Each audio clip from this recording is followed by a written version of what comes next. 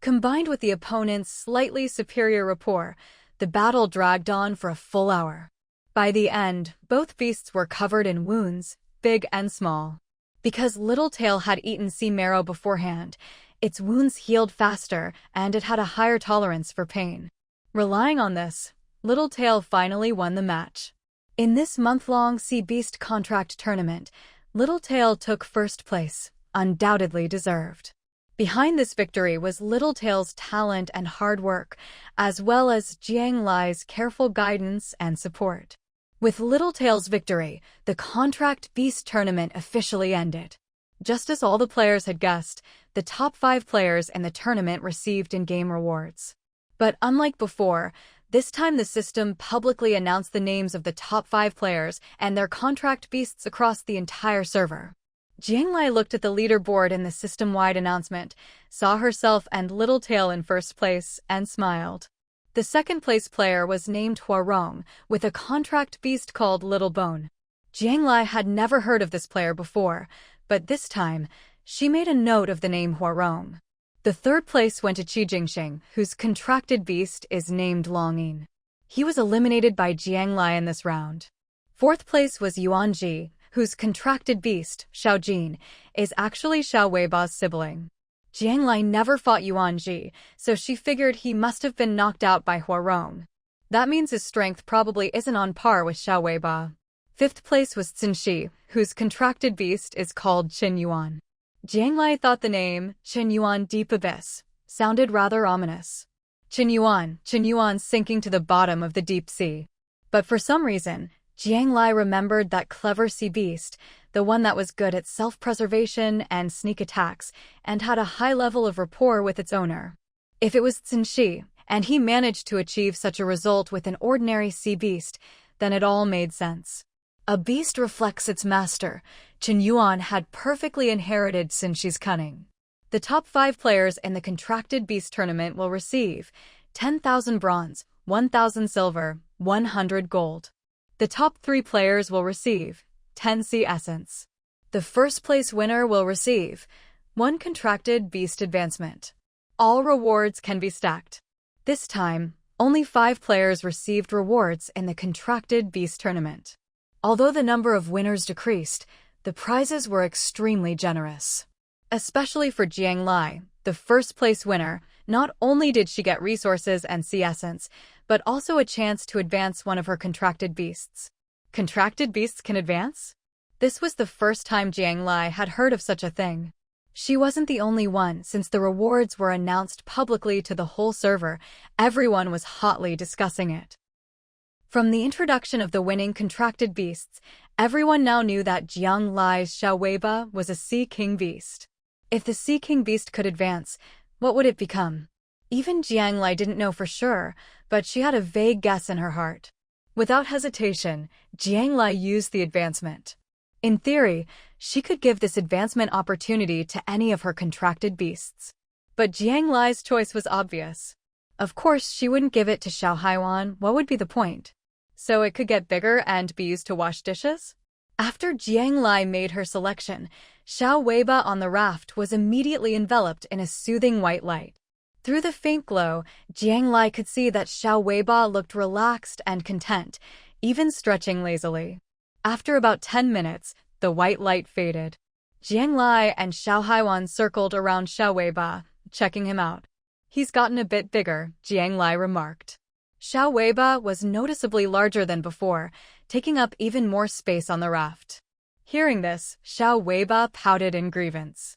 Then, in the next second, Xiao Weiba's body began to shrink, becoming about a meter long. Jiang Lai watched in surprise. "Wow, he can change size at will? Can you get even smaller?" Jiang Lai asked tentatively. Sure enough, Xiao Weiba shrank 2 more sizes.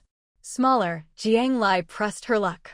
Finally, when Xiao Weiba was about the length of Jiang Lai's forearm, he stopped shrinking. "Looks like that's the limit."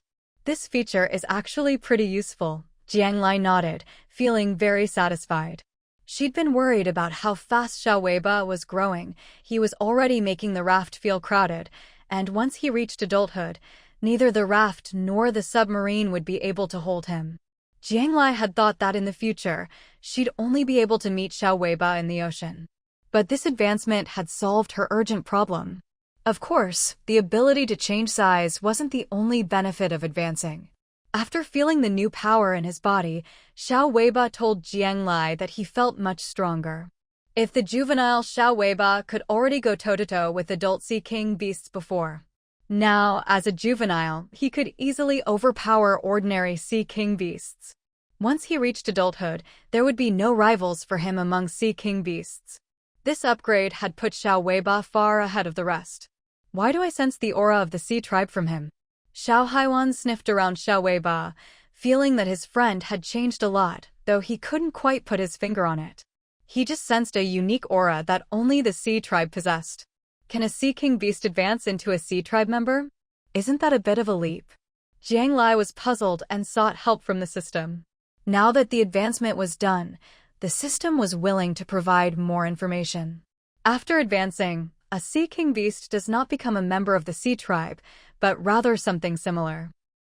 You can think of it as a level that exists between Sea King beasts and the sea tribe. The system's explanation was quite clear. So, if Xiao Weiba advances again, he could become part of the sea tribe? Jiang Lai quickly caught on. In theory, yes, but advancing isn't that simple. Jiang Lai always felt that this system was different from the emotionless AI programs on Earth. The in-game system seemed to have its own thoughts and even subtle emotions. The system's responses often carried a hint of personal opinion. Players picked up on these subtle cues to extract the information they needed. This kind of system made Jiang Lai even more curious about the game. Even though countless players were dying to know what Jiang Lai's Sea King beast would become after advancing, she never publicly responded. At least for now, she didn't want to reveal the existence of the sea tribe to the players in Zone 68. While Jiang Lai remained silent, the players' enthusiasm didn't die down, it just shifted to another topic. What exactly is Sea Essence? Sea Essence is something only level 7 players who are about to advance would know about. Most players had never even heard of it. Now, with Sea Essence entering the spotlight, it was a good thing. Everyone knew it was precious, so they'd be on the lookout for it, and maybe more people would find it in the future. With over 100,000 players in Zone 68, who knows what kind of adventures each person might have. Jiang Lai looked at Xinshi, who ranked 5th, and found it amusing. That guy had tried everything to get Sea Essence and advance to level 9, but this time he missed out by just 2 spots. As for the top 3 who got Sea Essence, Jiang Lai wasn't going to sell hers to him. Qi Jingxing definitely wouldn't sell his either. As for Hua Rong, judging from her contracted beast, Jiang Lai could tell she was smart too. Smart people would keep the Sea Essence for themselves to advance, no one would sell it. Looks like Xinshi's path to upgrading is still a long one. The Contract Beast tournament had officially ended, and District 68 had lost nearly 10,000 players.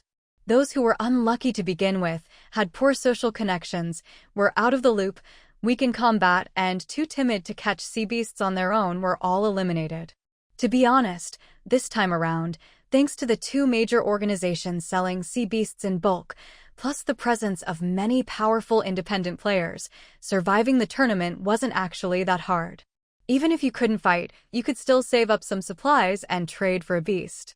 So, for adult players who still got eliminated under these circumstances, you could say they were truly the bottom of the barrel in District 68, neither lucky nor hardworking.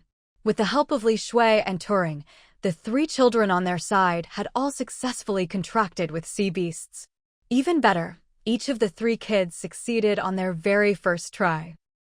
Turing quickly transferred the money for the remaining 2 beasts to Jiang Lai. Jiang Lai looked at the hundreds of thousands worth of supplies in her backpack and let out a long sigh. She wasn't trying to show off. She really wasn't lacking in supplies right now. What she needed was an island pass. Who knew when she'd find the next island pass? According to the usual pattern of this game, after surviving a major crisis, there would always be a brief period of peace for the surviving players to celebrate. This time was no exception. Soon, the game issued a server-wide announcement. The next mission would be released in 3 days. Players in the chat had mixed feelings. On the one hand, they were happy to have 3 days to relax without any pressure. On the other hand, They worried about what kind of hellish challenge the next mission would bring and whether they'd survive it. This survival game was a massive elimination tournament at sea. Each crisis would weed out the weakest. Only those who faced danger head-on, fought hard, and refused to give up could keep advancing, round after round. Jiang Lai had her own plans for these 3 days of peace.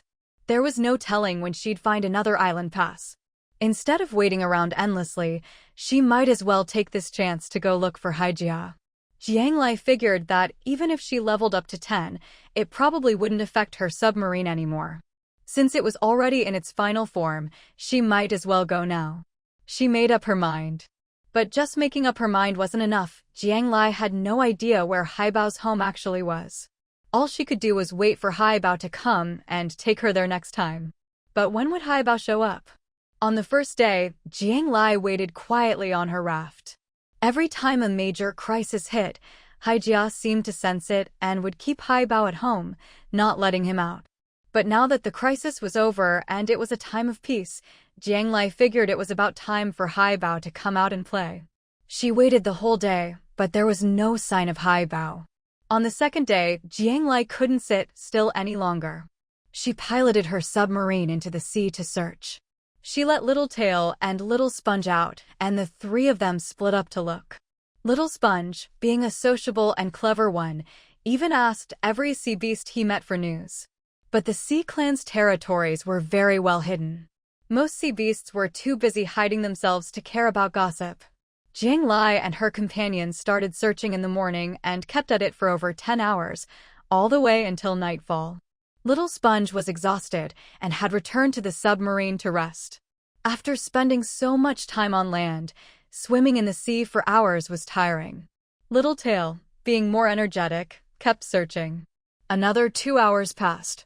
Just as Jiang Lai was about to give up and head to the surface to rest, Little Tail finally found something.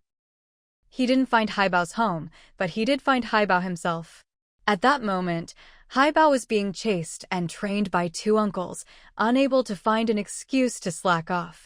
Suddenly, he spotted Little Tail circling in the distance. Wait. My friend's here," Haibao exclaimed with delight, immediately stopping to speak to his uncles. "What friend? You're always making friends with weak little sea beasts. What's the point? They might die any day," one of the uncles said. Haibao's good reputation among sea beasts was seen by his elders as a lack of ambition. He was the most talented child in the family, but instead of focusing on important matters, he just wanted to play all day, much to his elders' frustration. "Little Tail isn't some weak sea beast," Haibao argued. Just then, Little Tail spotted Haibao and swam over excitedly, but stopped short when he saw the 2 massive figures behind Haibao.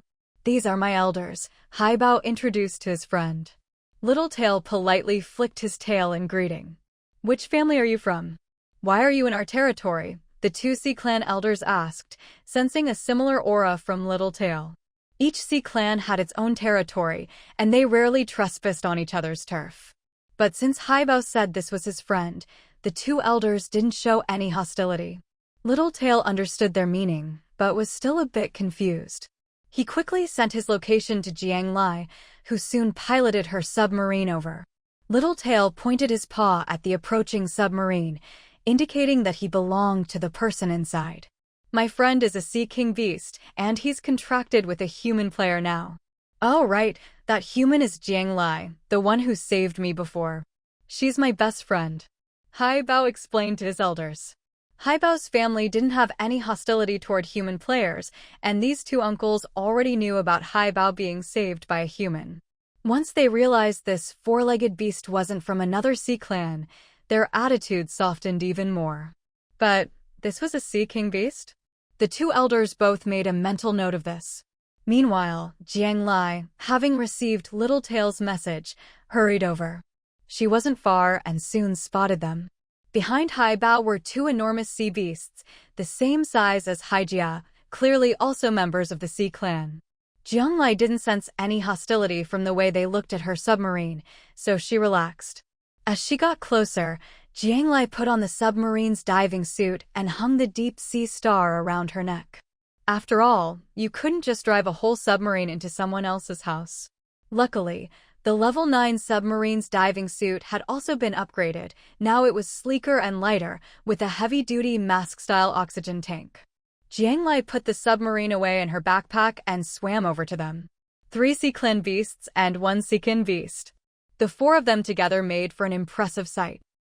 All the nearby sea beasts and sea king beasts gave them a wide berth, leaving the surrounding waters empty for hundreds of meters.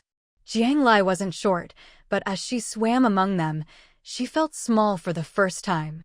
Jiang Lai wanted to speak, but because of the restrictions of her equipment, she couldn't open her mouth. So, she activated the deep sea star. A soft, airy bubble suddenly appeared around Jiang Lai, completely enveloping her. The bubble separated her from the seawater, allowing her to remove her breathing mask. She only had 4 hours. Within these 4 hours, she had to meet Hija and get answers to all her questions. Hello, sorry to bother you. I'd like to visit Haibao's mother. Is today convenient? Jiang Lai spoke politely. The 2 merfolk didn't seem at all surprised by the sudden appearance of the bubble around Jiang Lai, as if it was just an ordinary tool. We'll have to ask the chieftain. The 2 merfolk exchanged a glance, then opened their mouths and emitted a unique sound wave. This was a long-distance communication method unique to their kind. Although Jiang Lai wore a beast language translator, she still couldn't understand the meaning of these sound waves. What Jiang Lai hadn't expected was that Haibao's mother, Hija, was actually the merfolk chieftain. About 3 minutes later, Jiang Lai didn't hear any sound waves in return, but the 2 merfolk had already received a message and told Jiang Lai to follow them. Yay! Lai can finally come to my house. Haibao had been waiting for this day for a long time and excitedly led the way with the 2 merfolk elders. The merfolk moved quickly, while Jiang Lai was slow inside her bubble.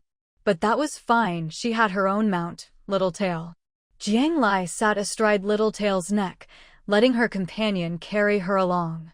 They swam for over half an hour, passing through several caves and coral fields, and finally through a transparent barrier before reaching their destination. This part of the sea seemed isolated, the water clearer and brighter than anywhere else. All around were beautiful sea corals, giant pearls, and transparent crystals.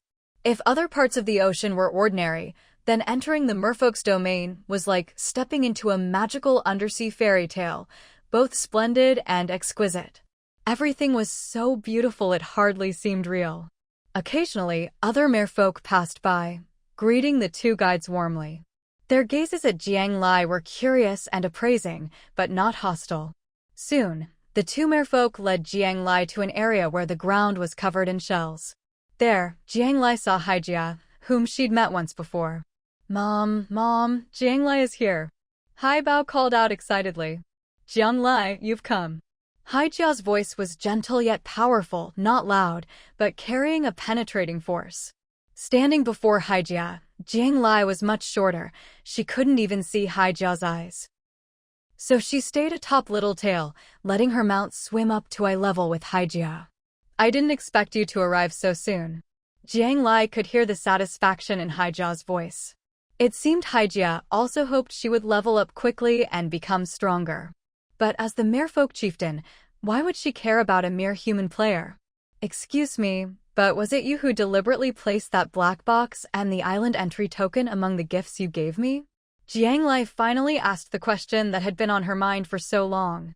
Now that she was a level 9 player, she understood that a low-level player who died early could never have both a mysterious box with such high authority that even the system couldn't explain it, and an island entry token.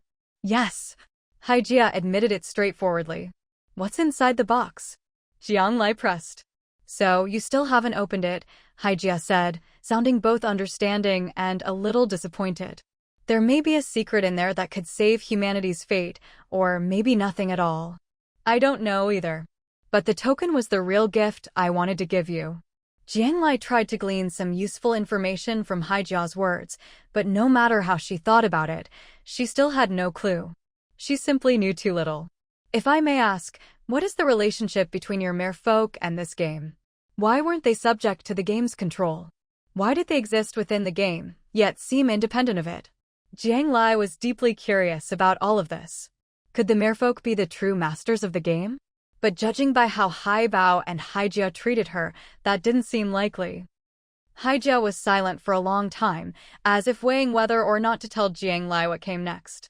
Could such a weak human really bear the truth? Jiang Lai understood Hija's hesitation. I know I might not be strong enough yet, but I'm already the strongest player in Zone 68. In the future, I'll become the strongest player in the entire game. You can trust me. Jiang Lai's tone was firm.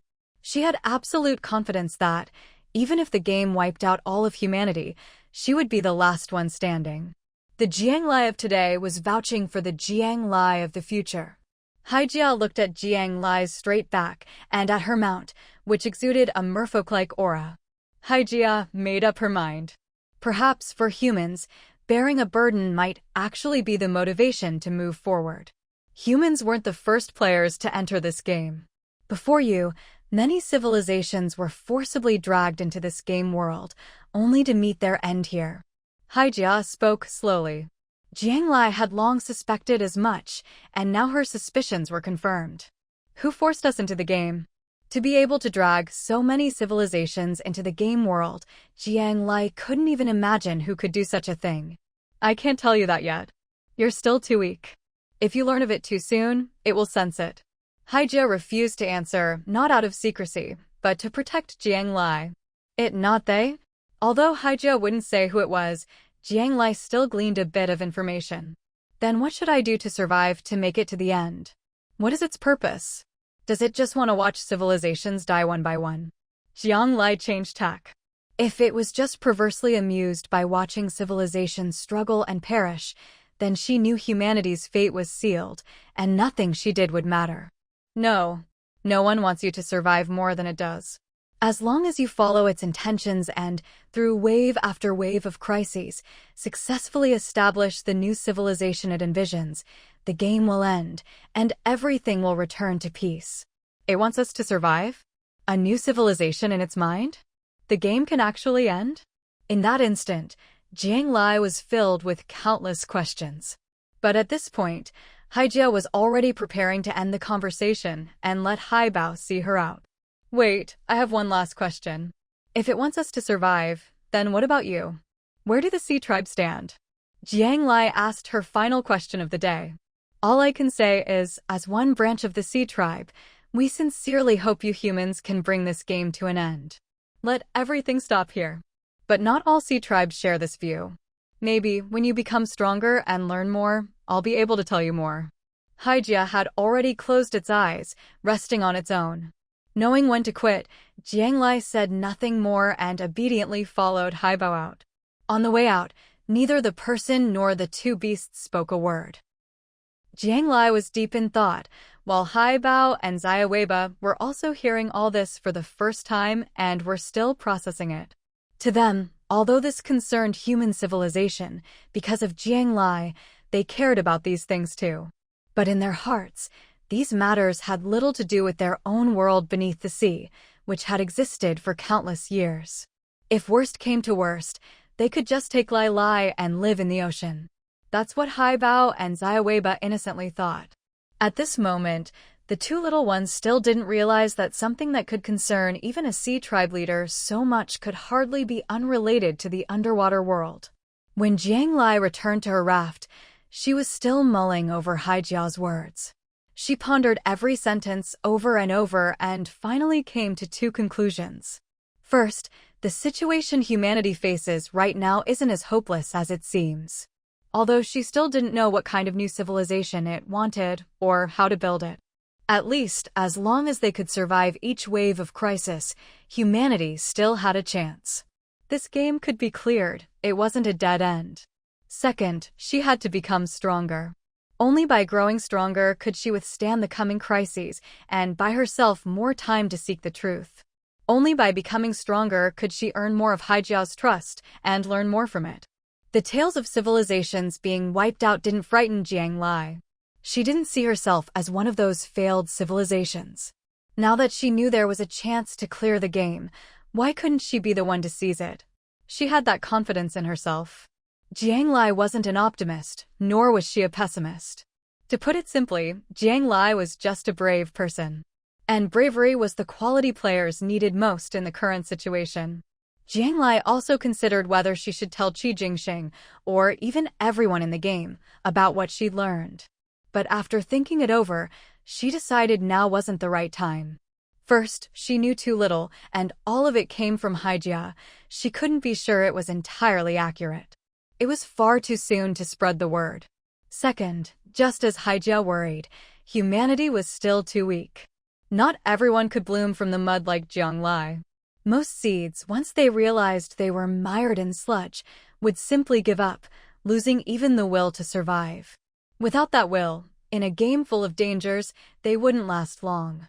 Jiang Lai couldn't bear to tell the players, while they were still so weak, that every civilization before humanity that entered this game had already perished.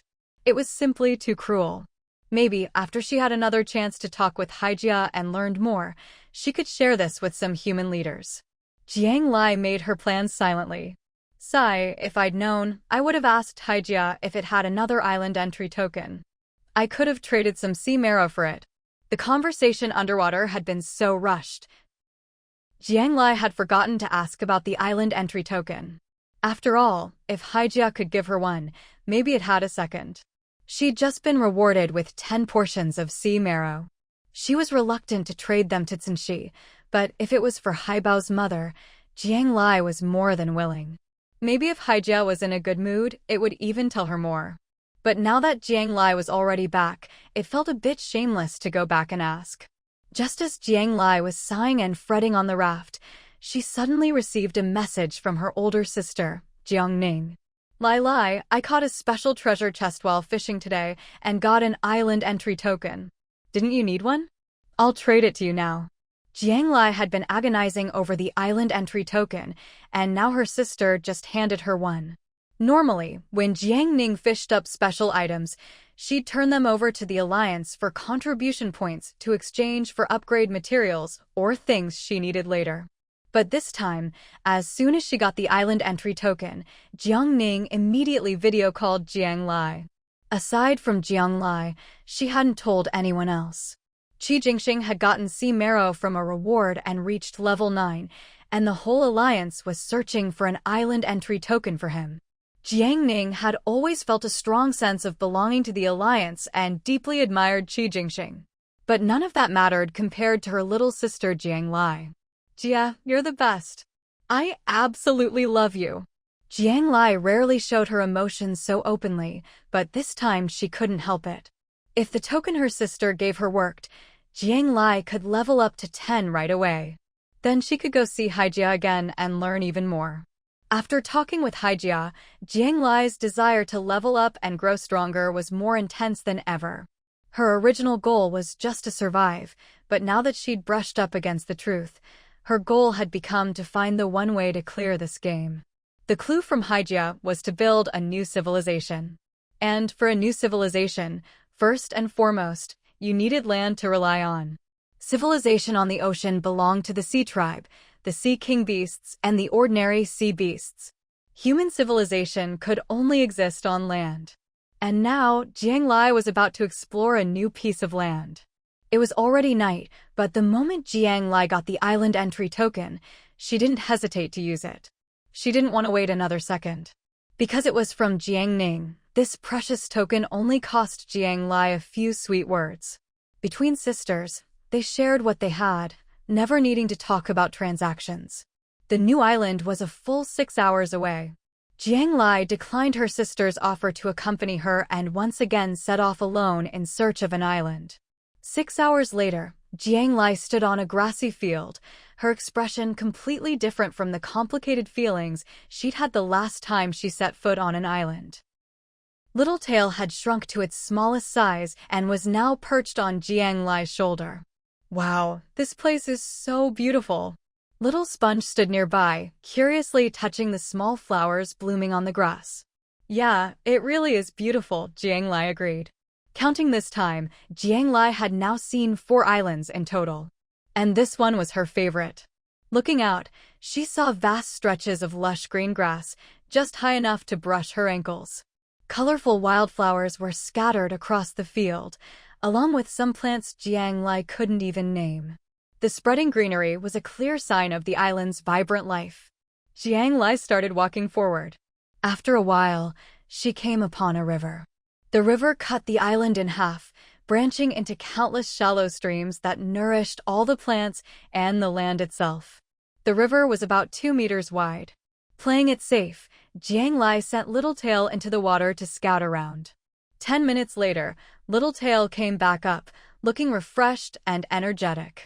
According to Littletail's exploration, the river ran through half the island. It wasn't very deep, just over a meter, and there were no sea beasts inside, only some small fish, shrimp, and crabs. To Littletail, these 10-centimeter-long fish, shrimp, and crabs weren't sea beasts at all. At most, they were cute pets. Of course, to Jiang Lai, they were delicious food. Jiang Lai rode across the river on Littletail's back. The grass on the other side was even lusher, almost reaching her calves. There were even more unfamiliar plants and beautiful flowers here. Xiaokui would definitely love this place, Jiang Lai thought immediately. And so would Teacher Lin. She bent down and touched the earth, just symbolically. She couldn't really tell what made soil good, but any soil that could grow such dense vegetation had to be excellent. A little further on, she came to a small forest. This forest was very different from the one she'd visited last time. First, it was smaller, located in the island's far west, taking up half of the western area and a quarter of the island overall. Jiang Lai took a rough stroll through the woods, spotting some wild chickens and rabbits. But there was no sign of any large animals. Not even a deer, let alone bears or tigers. However, the trees grew thick and strong, and flocks of birds circled above, filling the forest with lively chirping. At the western edge of the forest, she emerged to find herself still about 100 meters from the island's shore, the ground thick with wild grass. It took Jiang Lai most of the day to explore the island. Finally, she returned to the river, scooped up some clear water, and took a sip. It was icy and sweet, delicious. Jiang Lai loved it here. With grass, trees, flowers, and a river, this was exactly the kind of island she had dreamed of. Before coming, she'd thought, even though the island ascension token was rare, if she didn't like the island, even if it met the upgrade requirements, she'd give it up and keep searching. But she hadn't expected to fall in love with this place at first sight. Because of the river's path, the western land was more fertile, perfect for plants. The eastern land was drier, better suited for people to live on. Jiang Lai was already planning how she'd settle down here. The island was quite large, about 40 or 50 square kilometers, enough for many people to live on. Jiang Lai's heart surged with excitement. She thought of the new civilization Hija had mentioned. And this island would be the perfect birthplace for that new civilization. Little Sponge and Littletail clearly loved it here too. They'd long grown tired of the cramped raft. With the island by the sea, it would be easy to play both on land and in the water. Looking at the greenery before her, Jiang Lai didn't hesitate any longer. She opened the system and clicked Confirm Upgrade. Unclaimed land, no large predators or other threats. Area over 20 square kilometers. A water source. At least 1/3 vegetation coverage. Jiang Lai was sure this island met every requirement. System detected. Player has found land meeting upgrade conditions. Confirm upgrade and binding? System prompt. Once land is bound to the player, it can be upgraded but not changed. Please decide carefully. Confirm upgrade and binding. Jiang Lai chose without hesitation. So the land could be upgraded further? Hearing the system's words, Jiang Lai felt even happier. This upgrade will take 10 minutes. During this time, please do not leave the bound land. 10 minutes for this upgrade. Jiang Lai simply sat cross-legged on the grass and waited quietly. Littletail and Little Sponge were already off playing wildly somewhere. Jiang Lai was happy for the peace and quiet. She lay down on the grass, hands behind her head, gazing up at the sun. Back at sea, she'd liked sunbathing in a rocking chair. But the sun out at sea was harsh, and the wind was always damp and salty. Now, lying on the grass, the sunlight was warm, the breeze cool, and everything smelled of fresh grass. Jiang Lai closed her eyes in contentment. 10 minutes later, the system notified her that the upgrade was complete. Without even opening her eyes, Jiang Lai could already sense the difference. It felt as if her consciousness was now connected to the land itself. If she calmed her mind and focused, she could sense every movement on the island. She could feel a little flower slowly blooming in the eastern meadow. She could sense a mother rabbit grooming her babies in the western forest. She could feel the flow of the river and every one of its branches.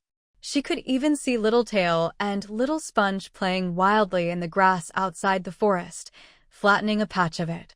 From the moment of binding, Jiang Lai knew clearly she was now the master of this land. She opened her eyes, pulled up the system, and checked her residence information. Residence, 4th form, final form Ginger Island. Island area, 46 square kilometers, upgradable. So this is the final form of the residence. In the end, humanity's true home is still the land. Looking at the system's information, Jiang Lai felt emotional. She remembered the thrill of stepping onto land for the first time. Who would have thought? In just a short time, she now owned an island like this. And not just any island, the best island of all.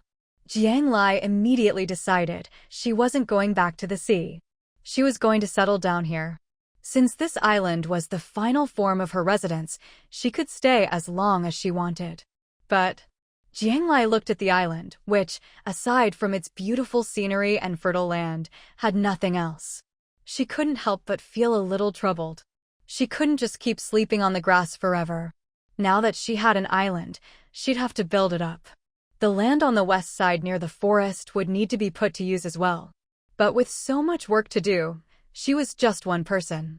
Living alone on a raft hadn't felt lonely, but living alone on such a big island might get a bit lonely. Thinking of this, Jiang Lai got up from the grass.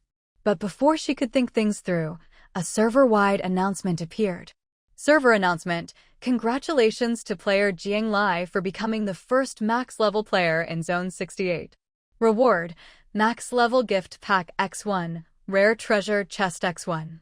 From now on, max-level players will no longer receive rare treasure chest rewards. The system sent this announcement 3 times before finally stopping. Jiang Lai was left dumbfounded.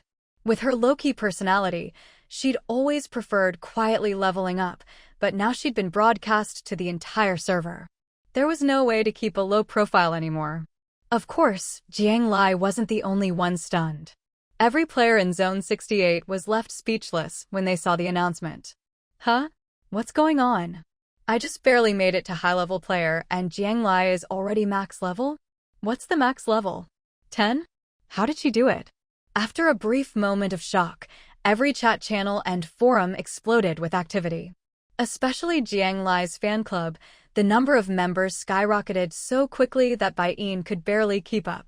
Fortunately, Baiyin also had the Sea Goldflower Alliance to help keep things in order. Jiang Lai's private messages and DMs from strangers were completely flooded.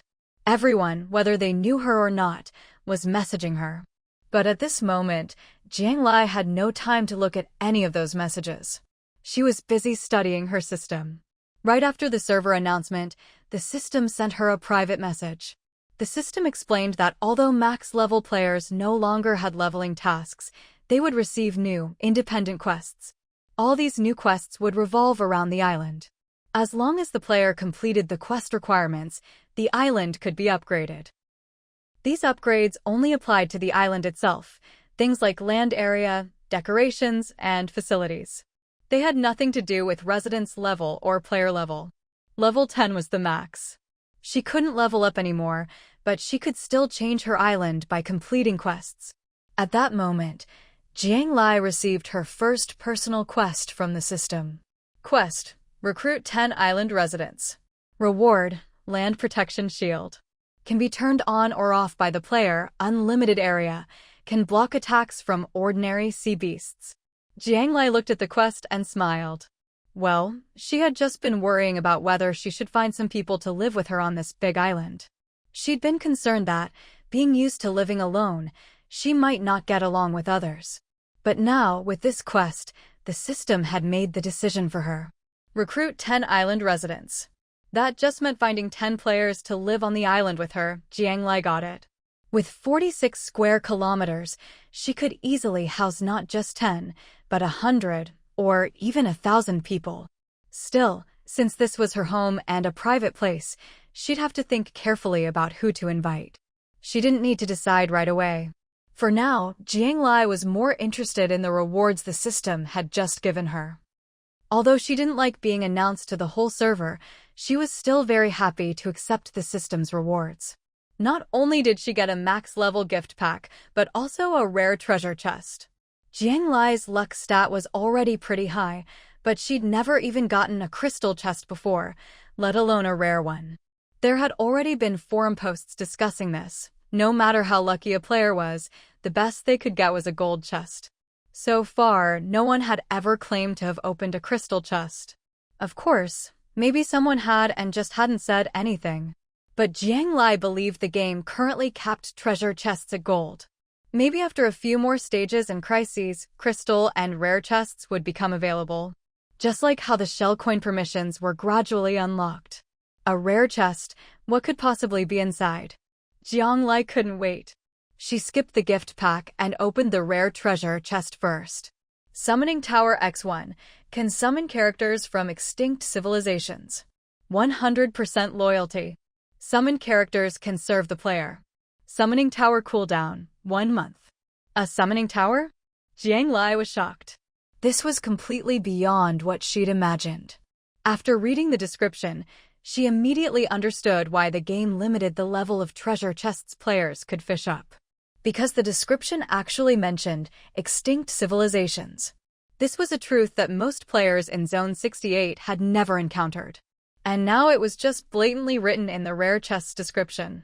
Jiang Lai suddenly realized that rare chests could contain items as powerful as artifacts. She quickly found a spot for the summoning tower, and soon, a beautifully crafted classical spire appeared in the eastern part of the island. Before summoning anyone, Jiang Lai opened her max-level gift pack.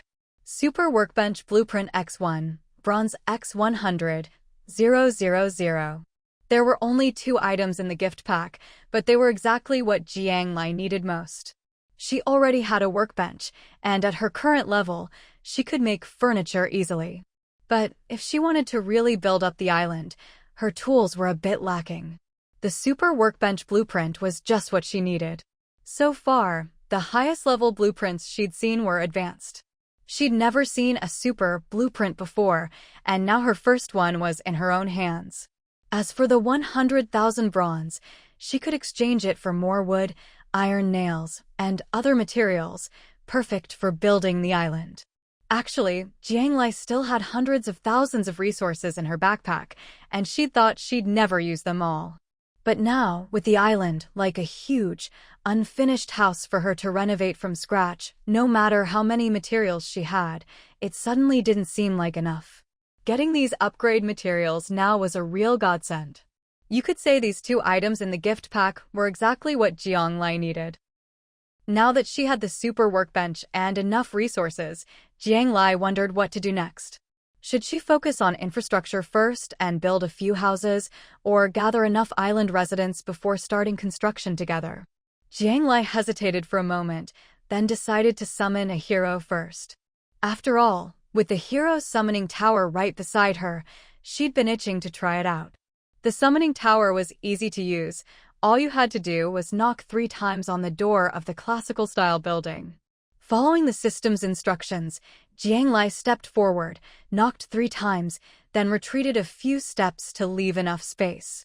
Soon, the 2 heavy-looking doors swung open from the inside, and a tall, muscular man stepped out. He looked to be in his 30s or 40s, in his prime, with a dark, rugged face and a long beard. He wore clothes made from some kind of animal hide. Though the materials were simple, the design looked intricate and refined. Jiang Lai studied the man carefully. She'd thought that beings from other civilizations might look strange or bizarre to human eyes. But to her surprise, he looked pretty much human.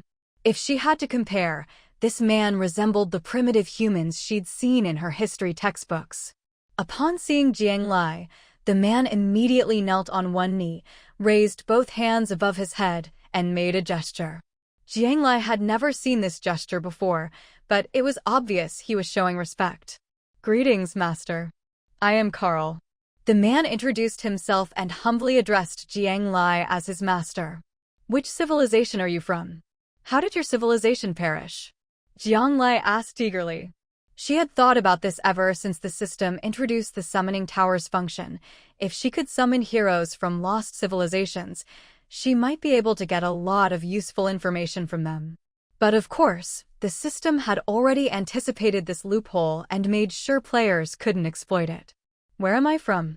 A trace of confusion flashed in Carl's eyes. "A perished civilization?" Carl tilted his head, thinking. "Yes, I remember my civilization was destroyed. I died at the very end. Then I found myself in the void, unable to sense time or anything else, until you, master, awakened me again." Carl told Jiang Lai everything he remembered. As for the rest, he couldn't recall anything, not his civilization, nor anything about this world. Jiang Lai wasn't too disappointed by his answer. She had expected this. These people had died long ago, and the ones appearing here might not be the real individuals. Perhaps they were just characters copied by the game, based on outstanding figures from previous civilizations. Such characters were meant to be tools and naturally wouldn't retain their original memories.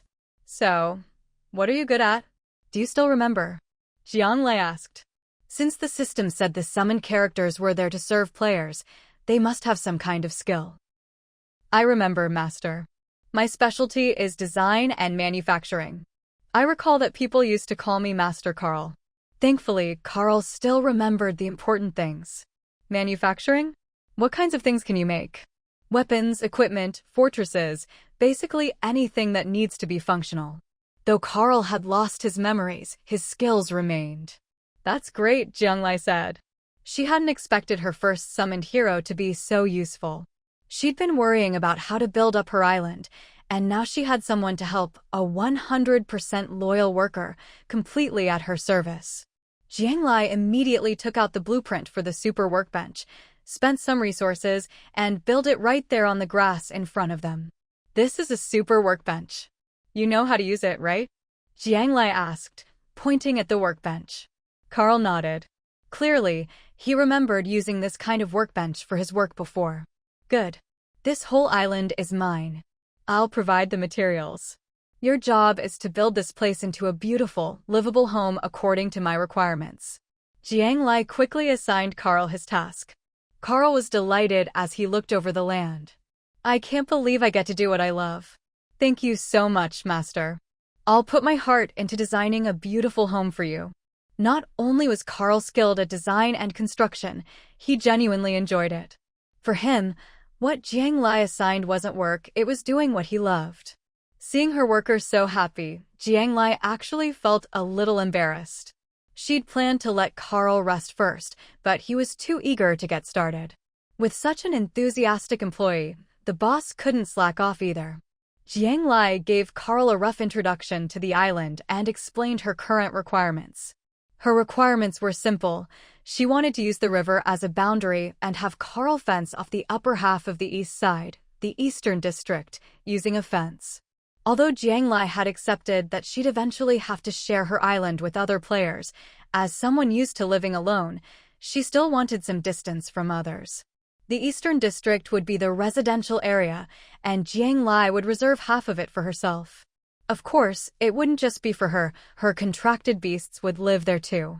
Important and private buildings, like the summoning tower, would also be within her own territory, inaccessible to others. Jiang Lai took out a piece of paper and drew a map, circling her own area and labeling it the Upper East District.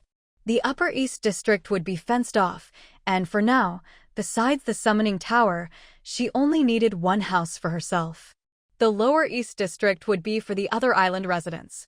Jiang Lai asked Carl to first build 10 houses in the Lower East District and to design their specific locations. There should be some distance between the Upper and Lower East Districts, and the 10 houses should be arranged in a staggered, aesthetically pleasing way. Each house should be fully functional for at least a family of 3, 2 bedrooms, and a living room at minimum. Jiang Lai also told Carl that in the future, the Upper East District would need to accommodate at least 100 households, so he should pay attention to the spacing between houses. She even made some special requests. The houses shouldn't all look the same, each should have its own unique details. Some houses could have 3 rooms, others 2. Most houses should have a small garden or pond out front, so the residents' contracted beasts would have space to move around. Since people would be living on this island for the long term, Jiang Lai wanted to make sure everything was designed as perfectly as possible right from the start. That way, there wouldn't need to be any major changes later on. As she spoke, Jiang Lai started to feel like maybe her standards were a bit too high. She glanced at Carl, but to her surprise, he was listening with great interest. Not only did he completely agree with her ideas, he even offered a few additional suggestions. Jiang Lai was very pleased with his attitude and competence. What about the Western District across the river? Do you have any plans for that? Carl asked, once the plans for the Upper and Lower Eastern Districts were settled. We'll keep the forest in the west. Later, we'll clear half the land for farming and plant various crops. The other half will stay as grassland, so we can raise some animals there. We'll also need to build some houses near the river for the workers to live in. Jiang Lai explained her vision to Carl in detail. Understood. So the Western District will be divided into 4 areas: forest, livestock, crops, and residential. We'll need to build more fences and sheds in the livestock area to accommodate different kinds of animals, Carl added as he listened. That's right. But there's no rush for the west side. Let's finish building the residential area in the east first, Jiang Lai said. She wasn't in a hurry, things needed to be done step by step. Do you have a backpack with you? Jiang Lai asked. I do, but it's empty right now, Carl replied honestly. Jiang Lai nodded, opened the system, navigated to the new Summon Hero interface, and pulled up Carl's profile.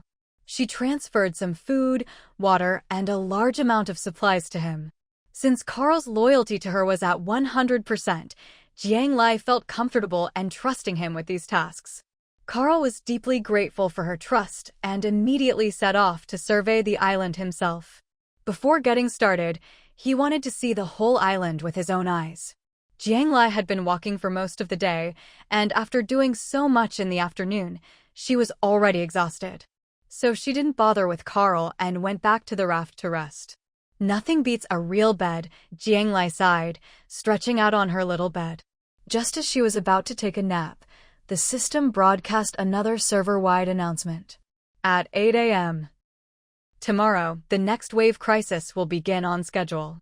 For the next 10 days, giant waves will sweep the seas, and sea beasts will become even more rampant. Be careful not to let your raft get smashed to pieces. Friendly reminder, players below level 5, tonight is your last chance to prepare. Hurry up and level up. This time, the announcement had a playful tone, but no one reading it could actually smile. A storm was coming, giant waves would hit, and the sea beast crisis would get even worse. Players below level 5 would have no chance of survival in this disaster. After so many crises, everyone understood what the announcement really meant. Giant waves at sea, Jiang Lai muttered. This game was all about surviving at sea. If giant waves really struck, there would be nowhere to hide. Except for players above level 8. Once a player's residence was upgraded to a submarine, they could dive underwater to avoid the waves. But as far as Jiang Lai knew, only Qi Jingxing and Xin Shi had reached level 8. Unfortunately, both of them had a lot of people to look after, so they couldn't just escape on their own. When it came down to it, Jiang Lai was actually in the best position for the coming crisis. As a max-level player, she not only had a submarine, but also an island. The giant waves couldn't reach her island. The only thing she worried about was whether the sea beasts would come ashore. Suddenly, Jiang Lai remembered the system's first quest. If she could gather 10 residents on her island, she'd be rewarded with a land protection shield, which could block ordinary sea beast attacks. A sense of urgency hit her. She needed to complete this quest as soon as possible. The island needed 10 residents. Jiang Lai had already asked the system, and she herself counted as one. In other words, she just needed to invite 9 more people to live there. She already had a few candidates in mind.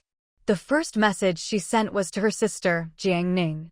Now that she had an island and a giant wave was about to hit, her top priority was to bring her sister and Shuangxi to safety. The second message went to teacher Lin Yuxiang. After the last island trip, teacher Lin had become completely loyal to her. Whether it was painkillers, purple leaf herbs, or delicious fruits and vegetables, teacher Lin always gave the best to Jiang Lai first. Teacher Lin was focused on farming, but her own residence wasn't very advanced, so inviting her to move in now was perfect. Besides, Jiang Lai had left a large area in the west specifically for teacher Lin to experiment with. The third message went to Li Shui and Turing. Both of them were good at gathering supplies and had high levels, but their combat abilities were weak, and they had 3 young children to care for. They desperately needed a safe and stable place, and Jiang Lai's island was the best option. With that, Jiang Lai had filled 8 spots. These 8 were all people she was close to in the game, and she felt at ease living with them on the island. Everyone replied quickly. Since Jiang Lai had been openly searching for island entry tokens, and just today the server-wide announcement had revealed she had an island, it was only natural for her to invite her friends and family to live with her now. Especially with the giant wave approaching, everyone was grateful that Jiang Lai was willing to take them in at this critical moment. Jiang Lai sent them the island's coordinates and told them to hurry over as fast as possible, aiming to have everyone arrive before 8 a.m. the next morning. With those 8 spots filled, only 1 was left. But who should she give it to? Jiang Lai couldn't decide. Technically, Qi Jingxing and Cheng Fa were both good friends.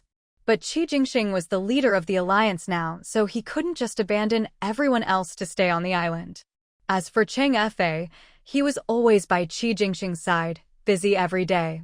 Besides, the island was mostly women and children, so it wouldn't be convenient for Cheng Fa to live there alone. Not to mention, his mother was still out at sea. She couldn't ask him to leave her behind. After thinking it over, Jiang Lai asked the system. Carl should count as an island resident too, right? The system didn't reject Jiang Lai's little scheme. After all, since Carl had already started taking on the task of building up the island, it would be a bit much to say he wasn't one of the island's people. As long as the summoned characters live on this island, they can be considered residents. With this definite answer from the system, Jiang Lai was finally at ease. Getting 10 people together was now a breeze, and they were all people Jiang Lai liked, no compromises at all. She was very satisfied. Since she wanted her friends and family to rush over overnight, she needed to speed up the island's construction. She couldn't have everyone arrive only to make them sleep on the grass. With that thought, Jiang Lai jumped off the raft and returned to her island. But this time, she discovered that in just a few hours away, the island had changed dramatically under Carl's management. First, the fence around Jiang Lai's eastern upper district was already finished, made from a mix of bronze and iron, extremely sturdy. It was 2 meters high and thick, so you couldn't see inside from outside at all. Jiang Lai walked a lap around the fence and found it was excellently built. Not only was it elegant and attractive, but there was also a 300-meter buffer between the fence and both the coast and the river. Calling it a fence was an understatement. It was more like a wall. There were 4 gates set at the east, west, south, and north for easy access. Jiang Lai could tell they were doors, but couldn't find any locks.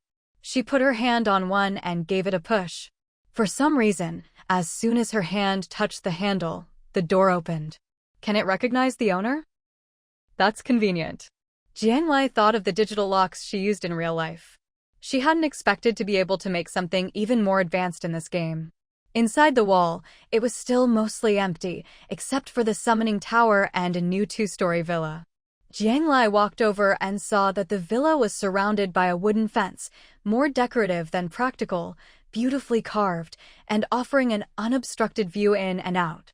After touring the villa, Jiang Lai instantly fell in love with it. 5 bedrooms, 2 bathrooms, a kitchen, a study, a reception room, and a huge, spacious living room. The interior leaned toward European classical style, but not overly ornate, simple and elegant. The furniture wasn't complete yet, probably because there hadn't been enough time.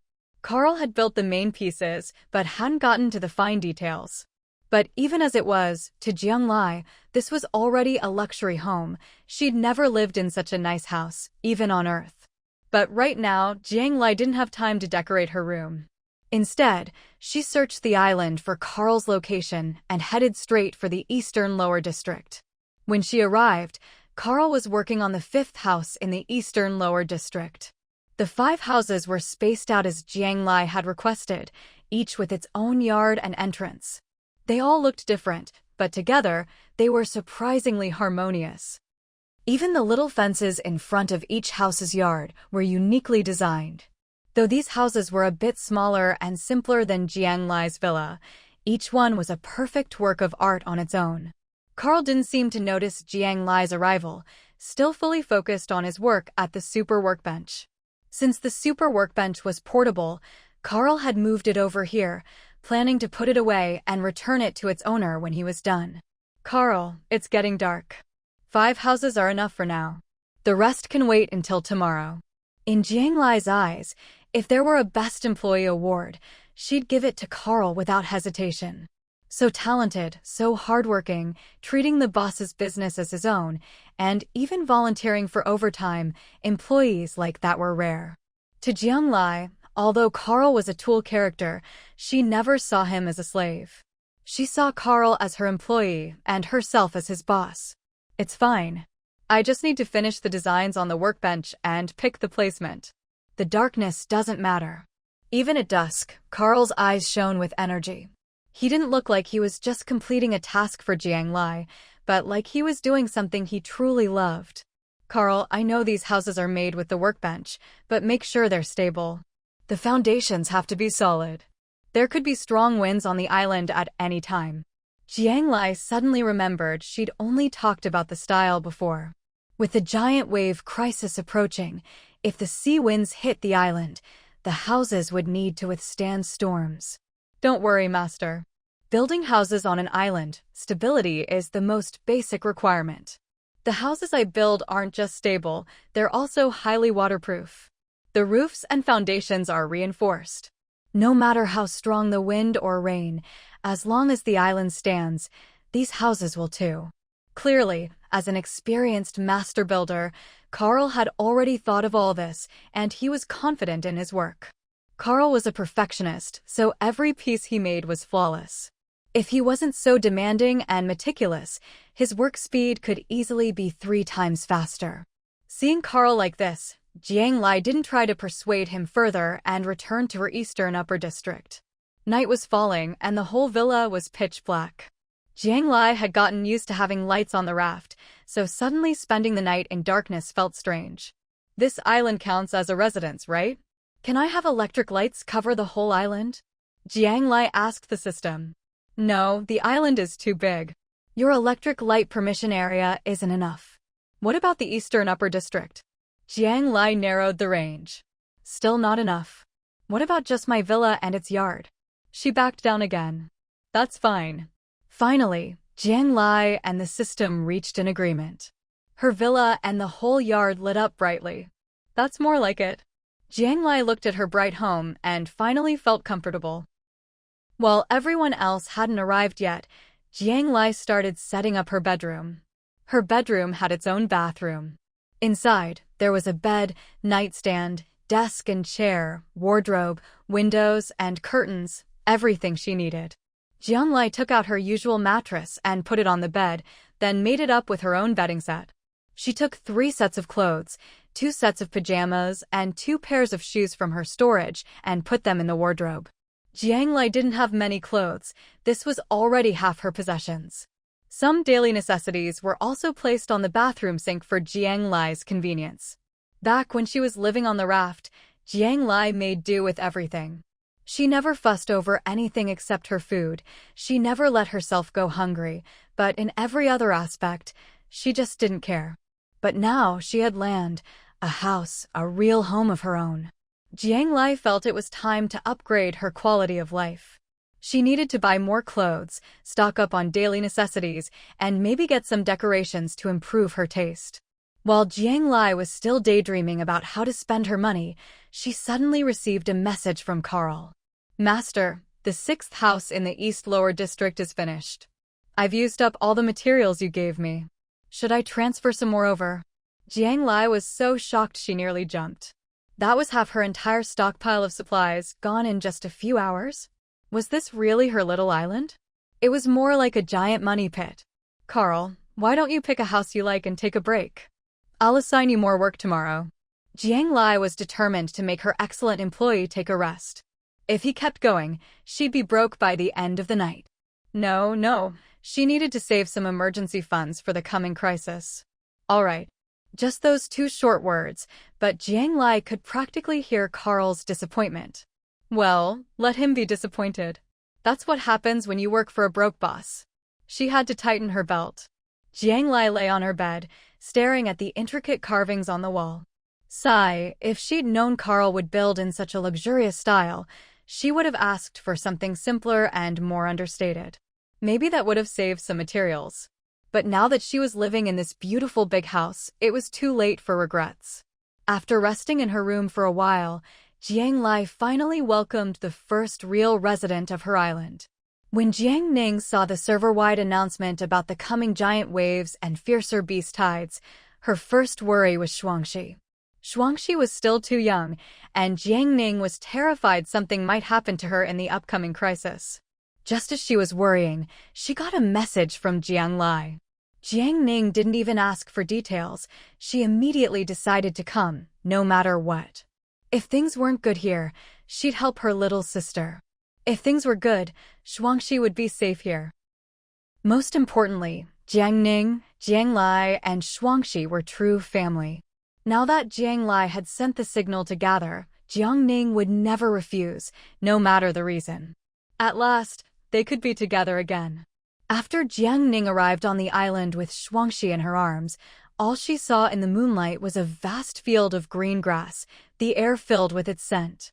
Her first thought was that she'd have to put up a simple shelter here. But then Jiang Lai led her sister to the East Lower District. The house on the far east is taken, but you can pick any of the other 5, sis. They all have basic furniture. You 2 can stay tonight, and if you need anything else, I'll get it for you tomorrow. Jiang Ning stared in awe at the beautiful houses. She'd thought she was coming to suffer alongside Lai Lai, but it turned out she was here to enjoy the good life. In the end, after some urging from Jiang Lai, she picked a small courtyard in a traditional Chinese style. Shuangxi was already asleep, and the sisters didn't rush to catch up. After saying goodnight, Jiang Ning took Shuangxi to bed. As for food and daily necessities, Jiang Lai wasn't worried. After all, once you're on the island, everyone's raft is stored in their backpack. If you need anything, you can just take it out. After settling Jiang Ning in, Jiang Lai welcomed her second guest, Lin Yuxiang. After reading Jiang Lai's message, Lin Yuxiang also came immediately, without asking any questions. To her, Jiang Lai was not only her boss, but her savior. Besides, Jiang Lai had mentioned in her message that there was a large plot of land reserved for her to farm. For Lin Yuxiang, that was irresistible. There was simply no reason to refuse. After arriving, Lin Yuxiang wanted to go see the farmland right away. But it was late, and she'd have to cross a river, which wasn't convenient. Jiang Lai managed to persuade her to wait until tomorrow, promising to go together. By the time Lin Yuxiang had settled in, it was completely dark. The wind had picked up over the sea, and soon it started to rain. The night was as thick as ink. It had rained at sea before, but never with such strong winds. It seemed like a warning for the giant waves coming tomorrow. Tonight's wind was already strong enough to make it hard to stand. Jiang Lai couldn't imagine what things would be like after the crisis started at 8 a.m. tomorrow. Standing in her room, Jiang Lai opened the window and reached out her hand. The fierce wind and heavy raindrops immediately lashed against her. This rain is getting heavier. Jiang Lai looked worried. Li Shui and Turing still hadn't arrived. She'd messaged them 10 minutes ago, but there was still no reply. With a heavy heart, Jiang Lai waited nearly another hour before finally receiving a message from Turing. We ran into some trouble on the way. We'll be there in 10 minutes. After reading the message, Jiang Lai bought a few raincoats from the shop, put one on, and ran out. She'd sent everyone not just the island's location, but also the landing point coordinates. The landing point was in the East Lower District, closer to their homes. To get there faster, Jiang Lai brought Littletail along and rode on its back. After a few trips with Littletail, Jiang Lai had come to appreciate how convenient it was to have such a mount. Whether on land or sea, it was efficient and reliable. She arrived so quickly that she could see their raft approaching from afar. Jiang Lai waved and welcomed them ashore. Li Shui was carrying Tuanzi, Turing was holding Shang Xiaoxi, and Xiaohe, pale-faced, brought up the rear. What happened? Jiang Lai hurriedly put raincoats on everyone and led them toward the residential area. We ran into a small beast hide on the way. We barely managed to fight them off with the cannon, but then a Sea King beast attacked us. We had to flee in a panic, and Xiaohe got hurt protecting me. The rain was coming down harder. Li Shui, clutching Tuanzi, stumbled forward, her eyes red with lingering fear. Shuijia, I'm fine. Xiaohe's lips were white, but she still tried to comfort the shaken Li Shui. Good boy. Jiang Lai pulled Xiaohe into a hug and led him forward. Now was not the time to ask for details, they were still making their way through the storm. Instead of letting them pick their own rooms, Jiang Lai chose the biggest one and brought everyone inside. Once in the main hall, Li Shui and Turing took the children to a room to change clothes and dry off. Jiang Lai, meanwhile, went to the kitchen to start a fire and boil some hot water for everyone.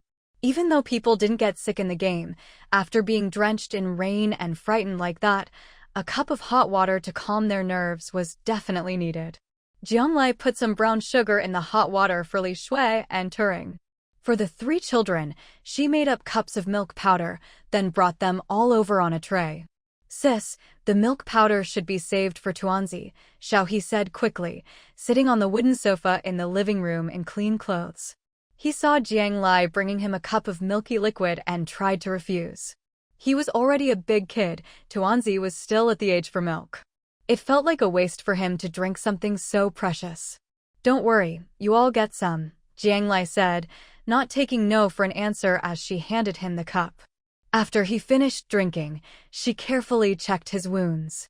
Turing had only managed a quick bandage while they were escaping. Now Jiang Lai slowly unwrapped the gauze, cleaned the wound with an alcohol swab, sprinkled on some pain relief powder, and rebandaged it. It must have hurt, but Xiaohe didn't make a sound the whole time. At the end, he just quietly thanked her. Xiaohe sat holding her cup, sipping slowly. She was only 3, but she could already do so much on her own. It was clear her parents and brother had taught her well. Tuanzi blinked her big eyes, staring at the cup of milk on the table and licking her lips. Jiang Lai took out a small wooden spoon she'd made herself and fed the little one spoonful by spoonful. Tuanzi had met Jiang Lai before, so she snuggled obediently in her arms and drank her milk. When Turing and Li Shui came out after changing, they saw this warm, cozy scene. Lai, I didn't expect you to be so good with kids. I thought you didn't like children, Li Shui said in surprise. The last time she'd seen Jiang Lai with kids, she'd thought Lai would find them a hassle.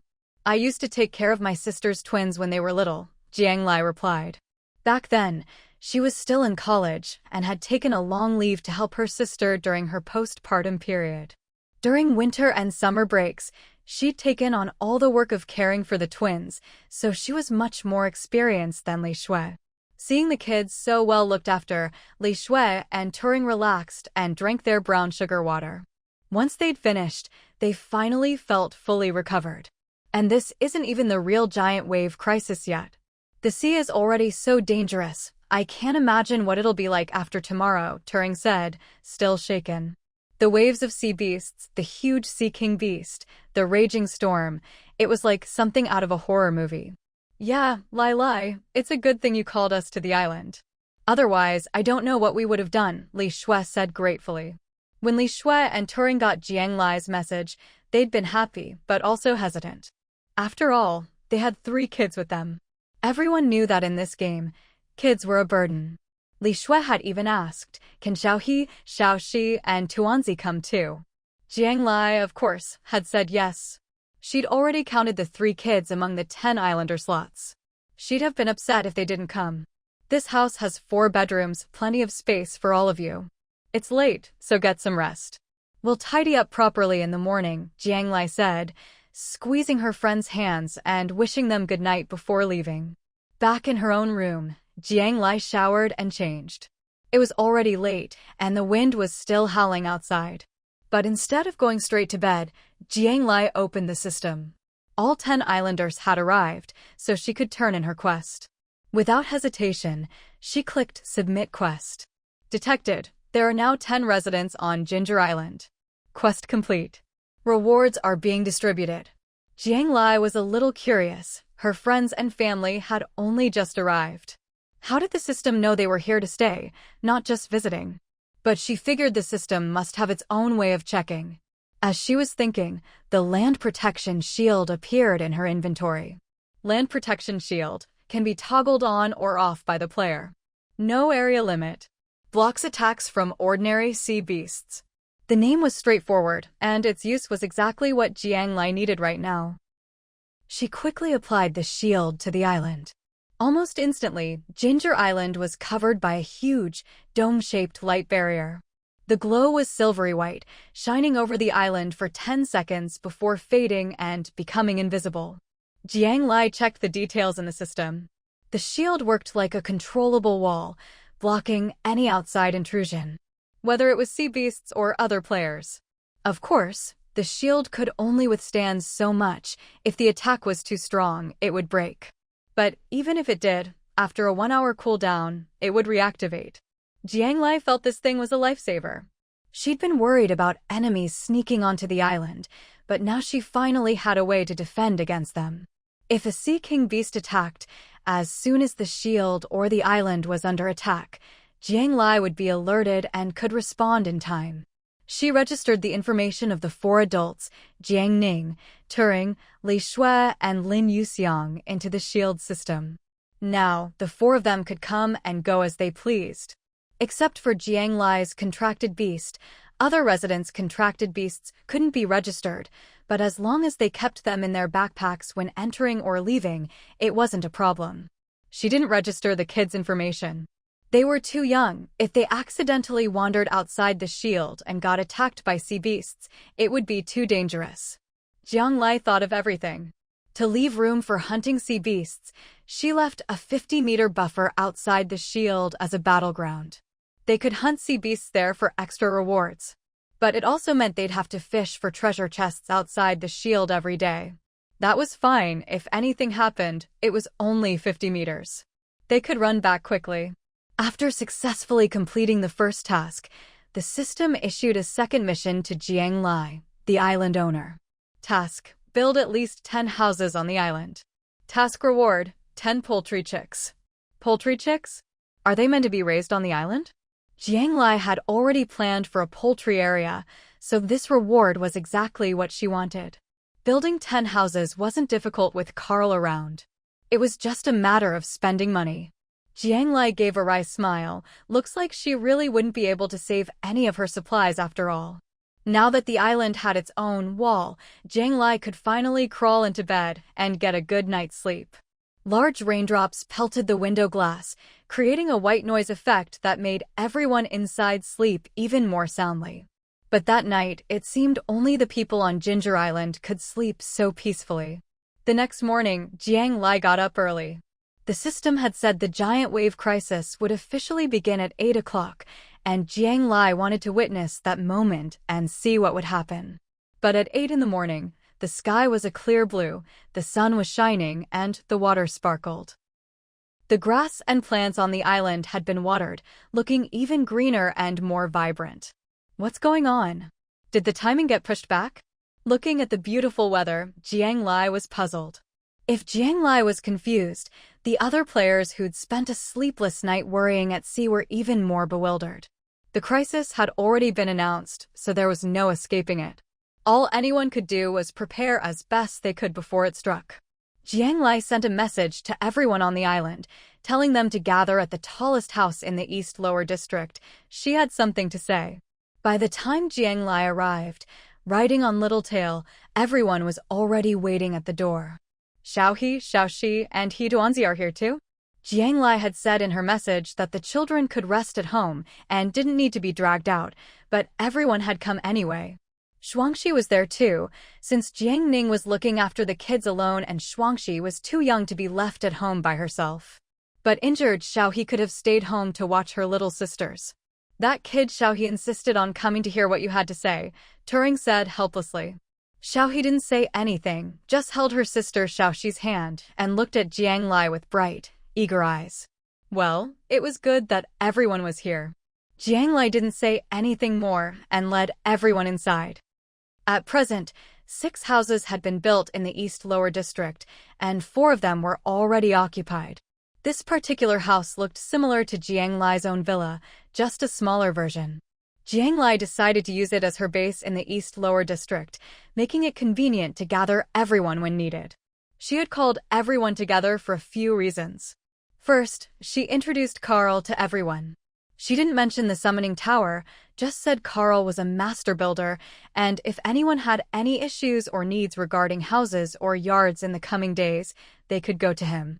Second, Jiang Lai explained about the protective shield and also mentioned that the outermost 50 meters weren't covered by it, so everyone should be careful when fishing for treasure chests and best go in pairs.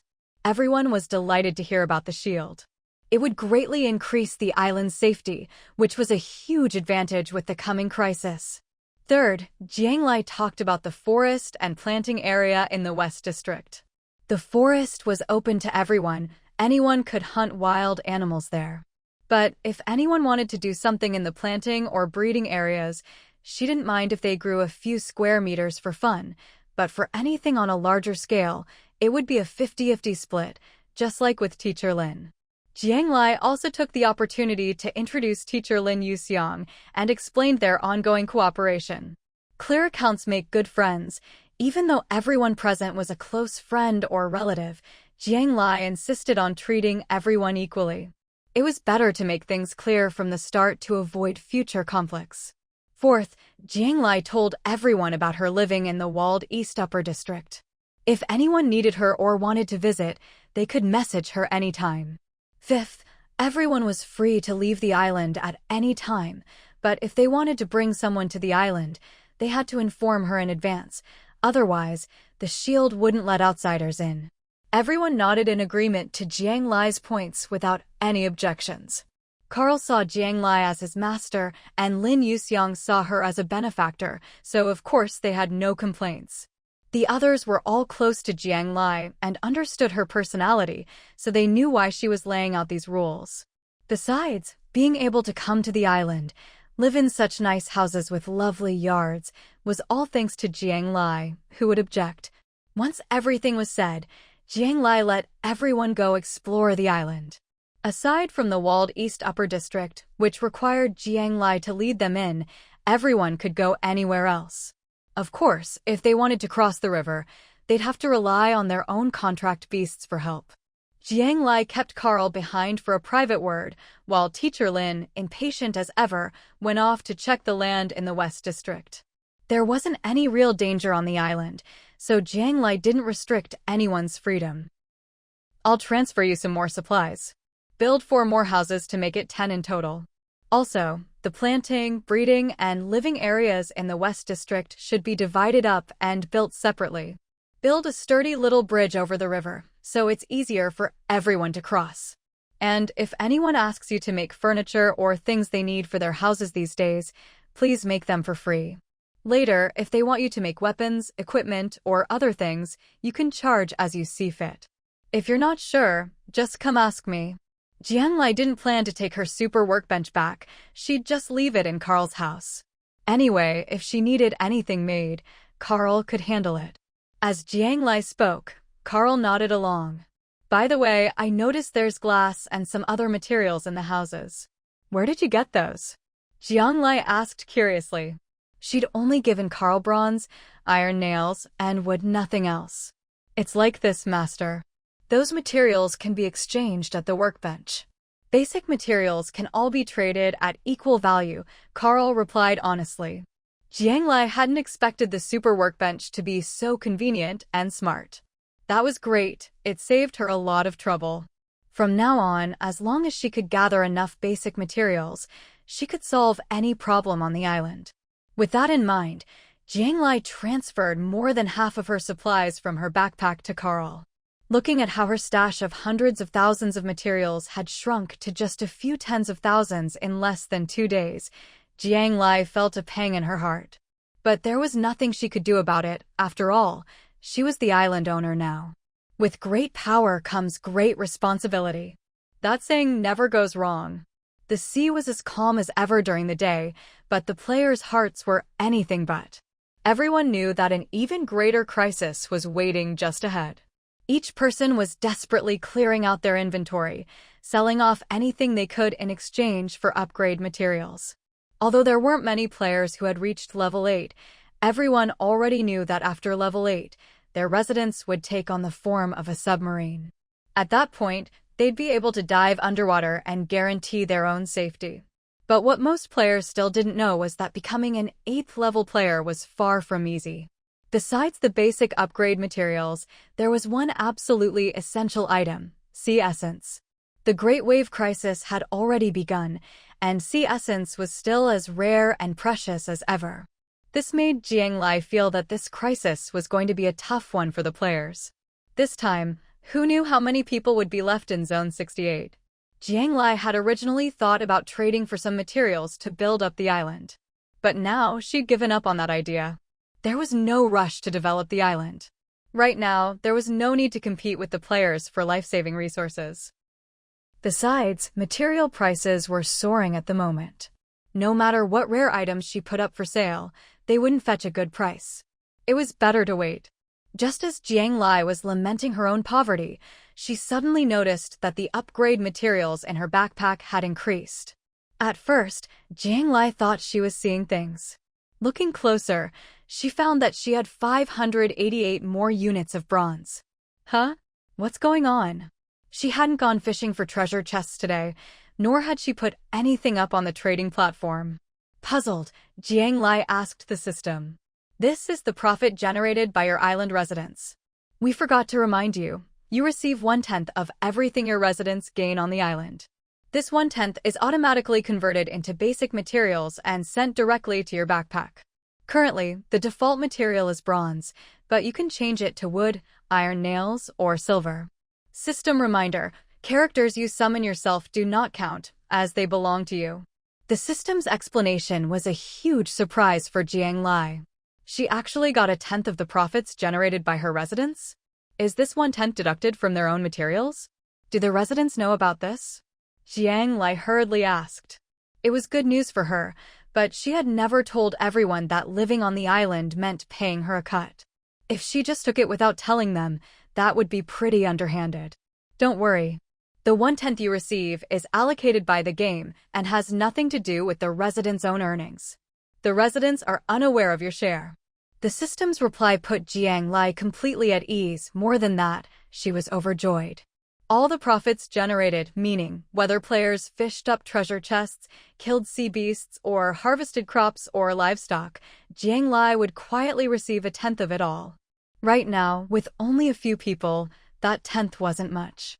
But if more people moved to the island in the future, wouldn't she be able to get rich just from this passive income? Yesterday, Jiang Lai had been hoping not too many people would move in.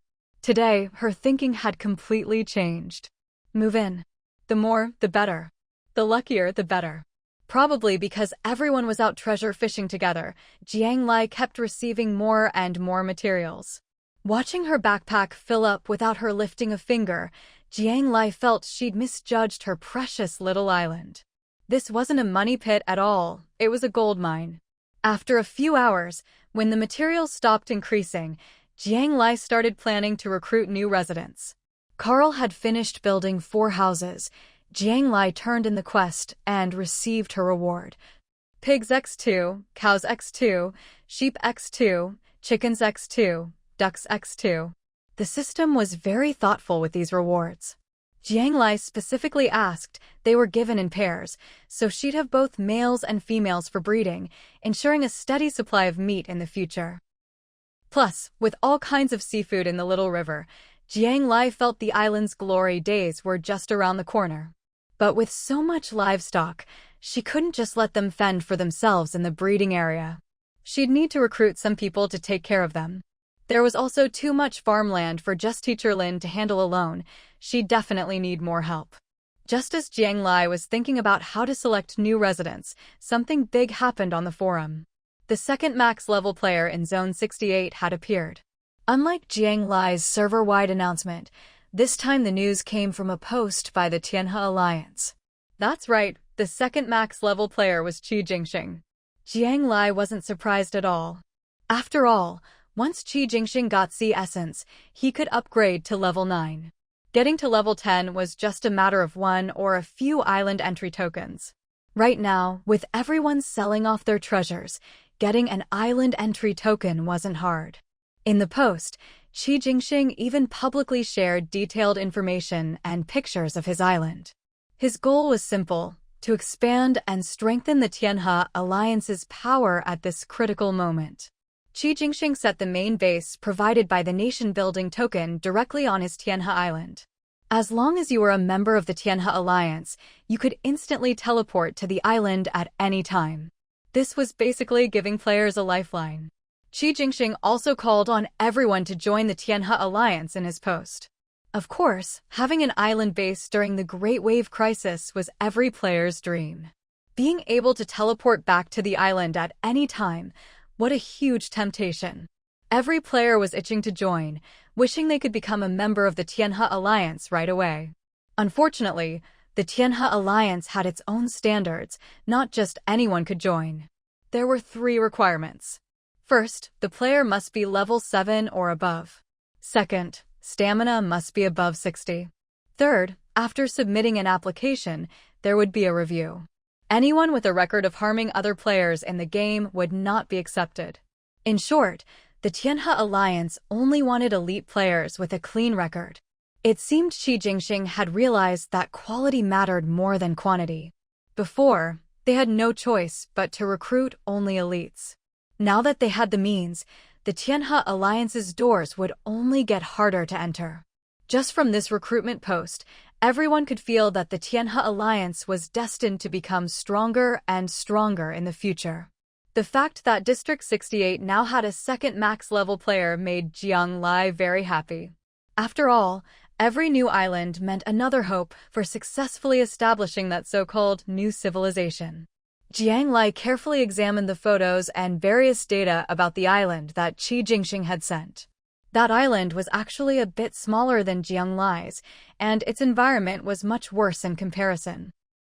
You could say it had just barely met the system's requirements. But Jiang Lai understood, at such a critical moment, with the giant wave crisis looming, Qi Jingxing couldn't afford to wait for the next island entry token. Previously, Jiang Lai had avoided trouble by not publicly announcing that she'd become an island owner after reaching max level. Now that Qi Jingxing had stepped up and made it public, Jiang Lai no longer needed to hide it. She glanced at the 3rd mission the system had issued her. Mission requirement: island residents reach 20 people. Mission reward: island-wide electricity coverage. Electricity coverage, her whole island would have power. Up until now, even in her own villa, she only had electric lights. With electricity, she could buy any appliance she wanted from the shop. The happiness of modern life was just around the corner. In the age of industrial civilization, the invention of electricity had propelled humanity forward by leaps and bounds. And now, this step could be achieved simply by recruiting more island residents. How could Jiang Lai not be excited? After all, recruiting islanders was the easiest thing to do right now. This mission reward was practically a freebie. Jiang Lai quickly posted a recruitment notice. Recruiting 10 island residents. Requirements as follows. 1. Skilled and passionate about crop cultivation or poultry farming, with at least 3 years of experience. Profits split 50/50. 2. Physical strength stat above 60. 3. Each player may bring 1 family member onto the island. Except for children under 16, family members must also work. 4. No negative records in the game. Family member details must also be truthfully listed in the application. For outstanding applicants, the number of accompanying family members may be increased. Please specify in your application.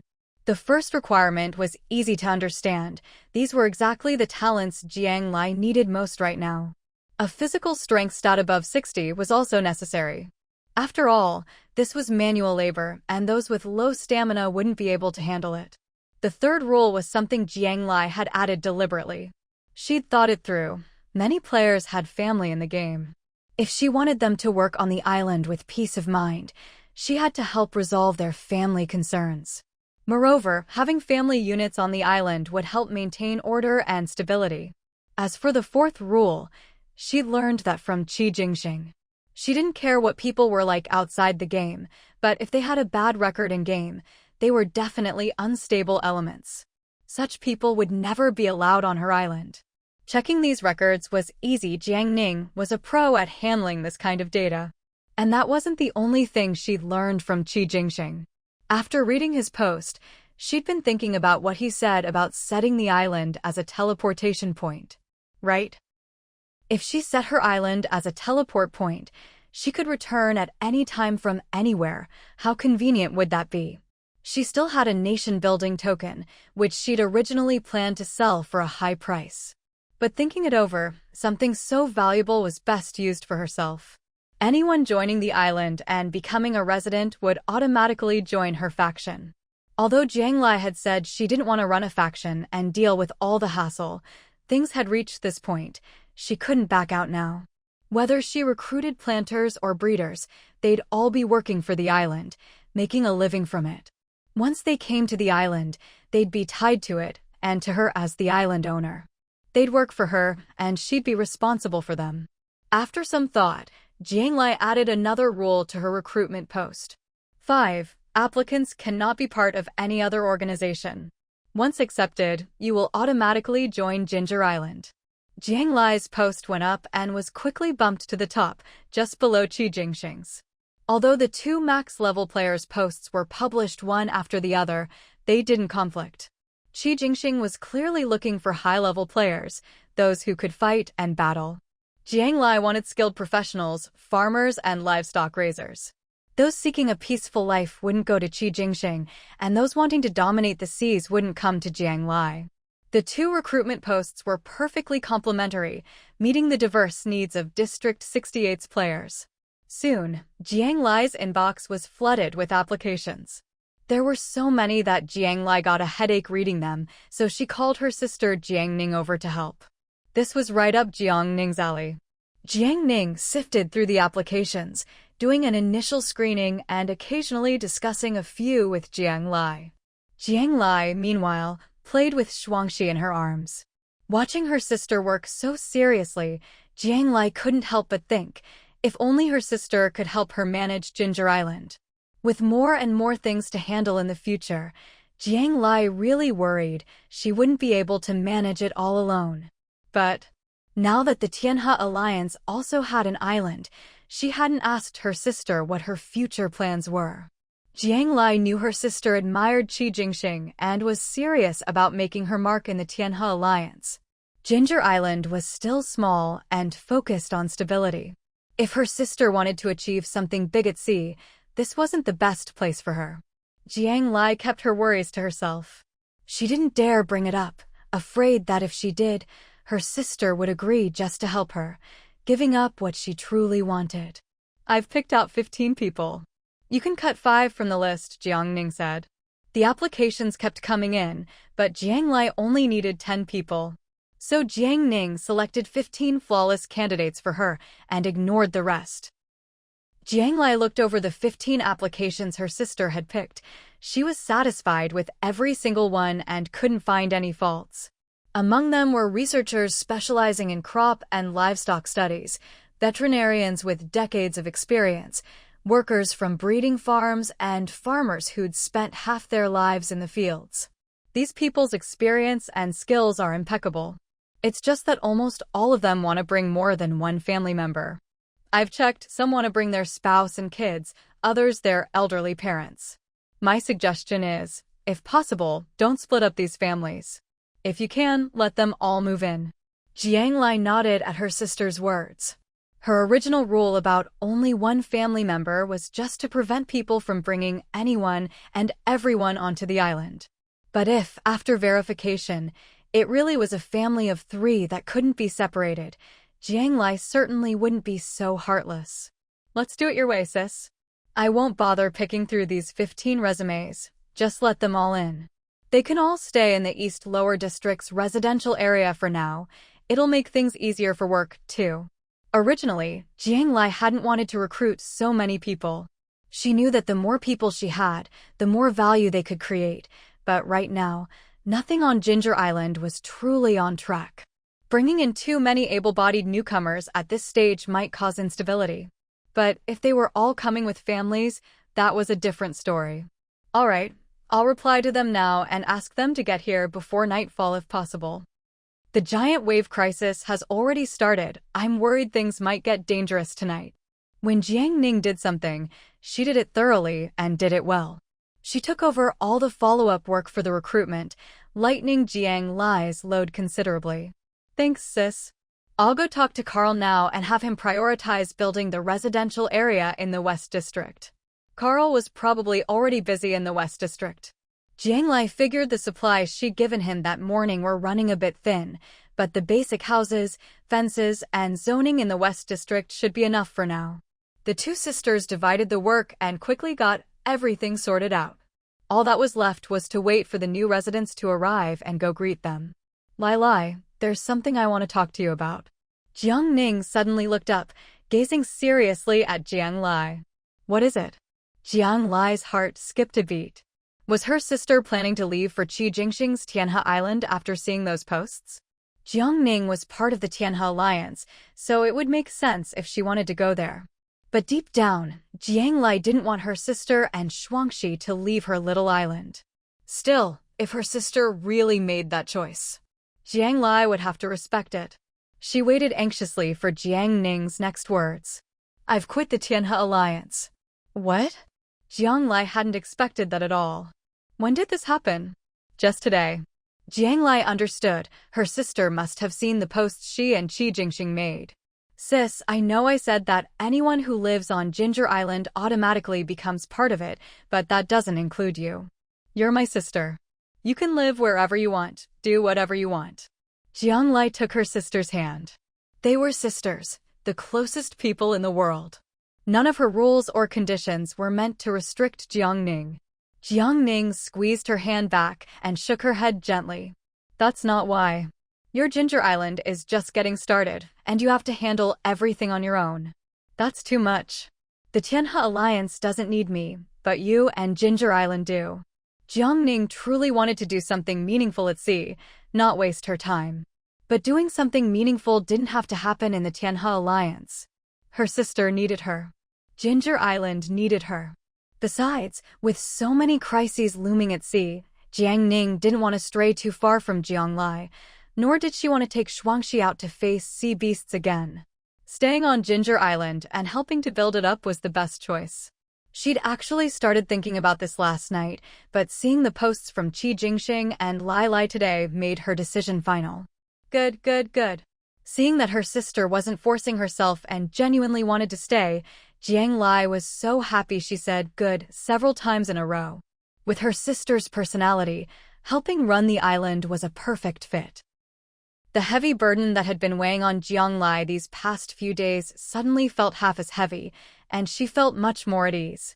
With someone to help manage things, she could finally free up her hands to really get things done. Before nightfall, all the new islanders who'd been approved had arrived. Jiang Lai and Jiang Ning waited for them by the sea while fishing for treasure chests, then led everyone together to the West District's residential area. Since this group was meant to live in the West District, Jiang Lai had chosen a landing spot closest to it. It wasn't a long walk before they arrived at the houses. The homes in the West District were simpler than those in the East, plain in style, with no front yards. But since Jiang Lai was providing them for free, everyone was more than satisfied. Even the game itself wouldn't give them free supplies, but Jiang Lai had given them a house at no cost. Everyone was deeply grateful to her. This time, 46 people came ashore. That was 4 times the 10 people Jiang Lai had originally expected. Luckily, since the houses were simple, Carl had managed to build over 20 in a single afternoon, enough for everyone to have a place to stay. Looking around, Jiang Lai counted 35 able-bodied men and women, her main workforce. There were also 8 children and 3 elderly people. The kids and elders instinctively stood behind the adults, afraid Jiang Lai would be displeased and drive them away. Jiang Lai could see their anxiety, but she simply handed out the island rules. These were the same rules she'd announced to everyone that morning, but to avoid repeating herself, she'd written them down and distributed copies to everyone. In addition to the original 5 rules, Jiang Lai had added a few more, including but not limited to: when fishing for treasure chests, go outside the protected area and be careful. Take good care of your contract beasts at all times. No fighting or brawling on the island. Violators will be expelled. You don't need to report when leaving the island for a short time, but if you plan to be gone for more than 3 days, you must inform us. If you leave for more than 3 days without reporting, your whole family will be expelled. Of course, if something happens and your avatar goes gray, this rule doesn't apply. Jiang Lai decided she'd update the island rules regularly and hand out new copies each time. From today on, you are all people of Ginger Island. Settle in and make yourselves at home. Here, the more you work, the more you earn. Everyone can create a better life through their own efforts. I'll provide land, equipment, tools, seeds, and poultry. If you have any good ideas, suggestions, or needs, you can talk to me or my sister, Jiang Ning. I hope everyone can live a peaceful and happy life here. Jiang Lai's words filled every new player's heart with longing. Could they really live a peaceful and happy life? Since entering the game, they hadn't even dared to dream of such a thing. Everyone resolved that, since they were lucky enough to have this chance, they would seize it, become useful members of the island, and hold on to this peace with both hands. Jiang Lai's speech was truly inspiring, instantly forging a precious sense of unity. But this wasn't just empty talk. Everything she said was real and achievable. And Jiang Lai believed that as long as she kept working hard, the future of Ginger Island would be far greater than this. Jia, from now on, you'll probably have to take on more responsibility for things on the island. If you need anything or run into any problems, just let me know anytime. As dusk fell, the temperature dropped sharply and the wind picked up over the sea. The fierce sea wind hit the small island, but the invisible protective barrier weakened it, cutting its force in half.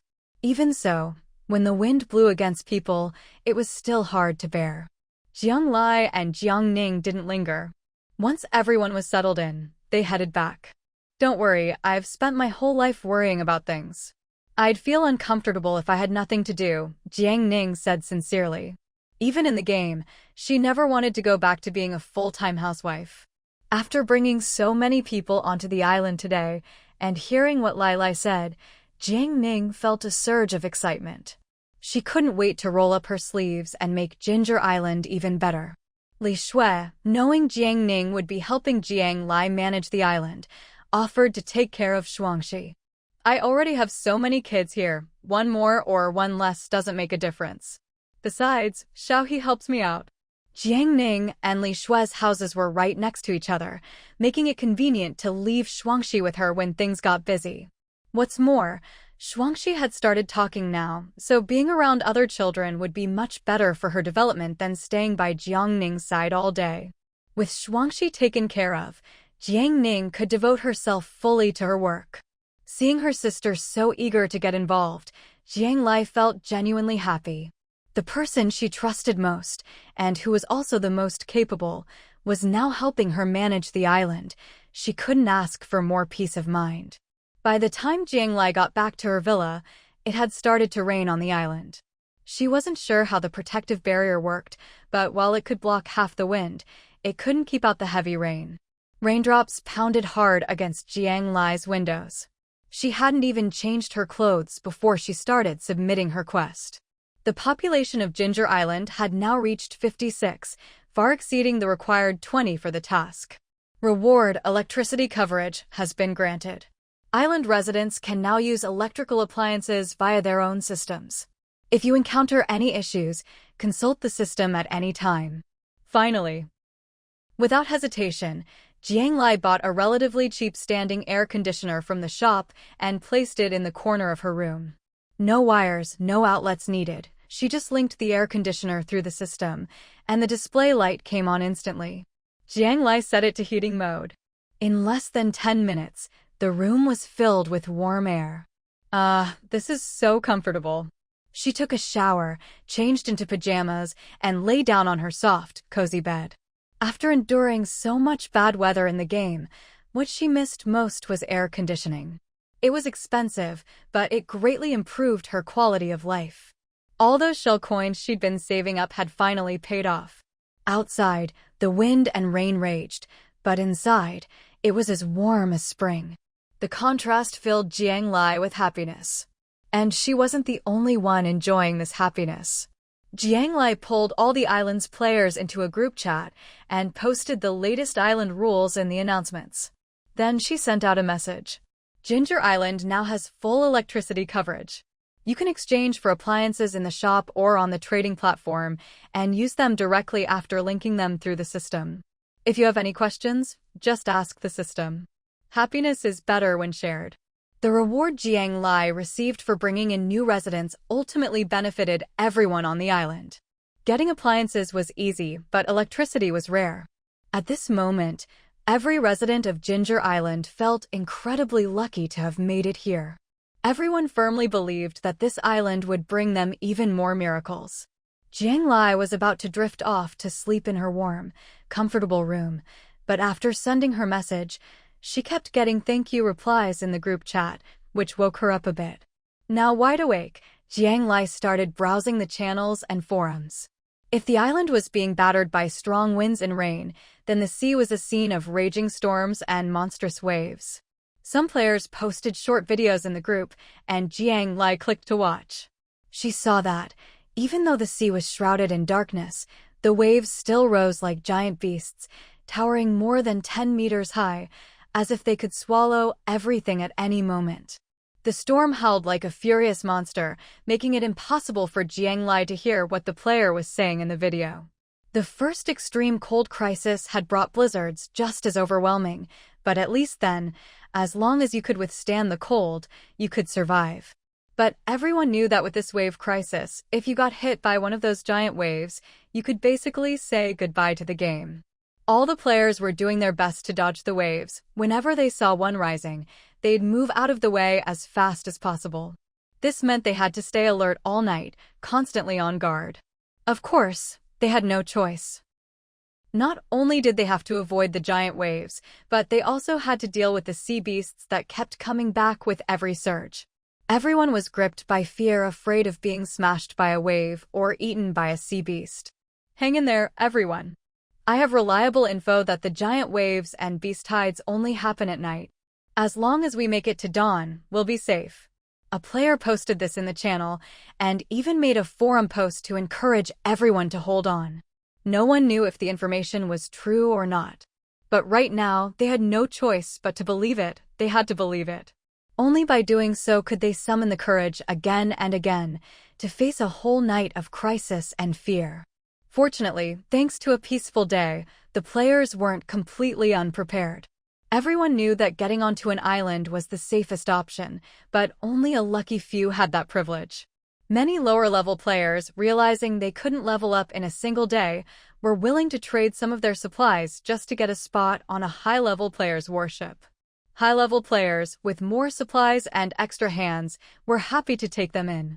So now, most of the ships at sea had a dozen or even 20 people gathered on board. This made it easier to work together against the sea beasts and take turns watching for waves. Besides getting on a high-level player's ship, most players also prepared for the worst in case they got knocked into the water. Those who could afford it exchanged for life jackets, swim rings, or even lifeboats from the shop. Those who couldn't made makeshift rafts out of floating planks. As for what to do if you actually got swept into the sea and had to escape from a swarm of sea beasts, That was another problem entirely. Jiang Lai was amazed at how, in just a single day, everyone had come up with such comprehensive countermeasures. She couldn't help but sigh, human wisdom truly is limitless. As Jiang Lai was reading the messages posted by everyone in the channel and on the forum, she suddenly received a private message from Qi Jingxing. Don't sleep too soundly tonight. My island has already been invaded by sea beasts. Stay alert. As a fellow island owner, Qi Jingxing had been attacked first and was busy dealing with the situation, but still took the time to warn Jiang Lai. Jiang Lai asked about his situation and learned that, because Qi Jingxing's island had a large population, they were facing a massive beast tide. Although the land's protective shield could serve as a defense against ordinary sea beasts, if a large-scale beast tide launched a sustained attack, even the shield would eventually fail. I understand. Thanks. You be careful too. As of now, Jiang Lai's Ginger Island hadn't been attacked by any sea beasts. Even so, Jiang Lai didn't let her guard down. She had Xiaoweiba and Little Sponge patrol the island all night. If they spotted any lone sea beasts, they were to deal with them immediately. If they saw a beast tide or a sea king beast, they were to report back to her at once. Whether the island itself was attacked or the protective shield was under assault, Jiang Lai would sense it immediately. What's more, with Little Sponge and Xiaoweiba patrolling, Jiang Lai was mentally prepared for anything, but physically, she still crawled into her warm bed and went to sleep.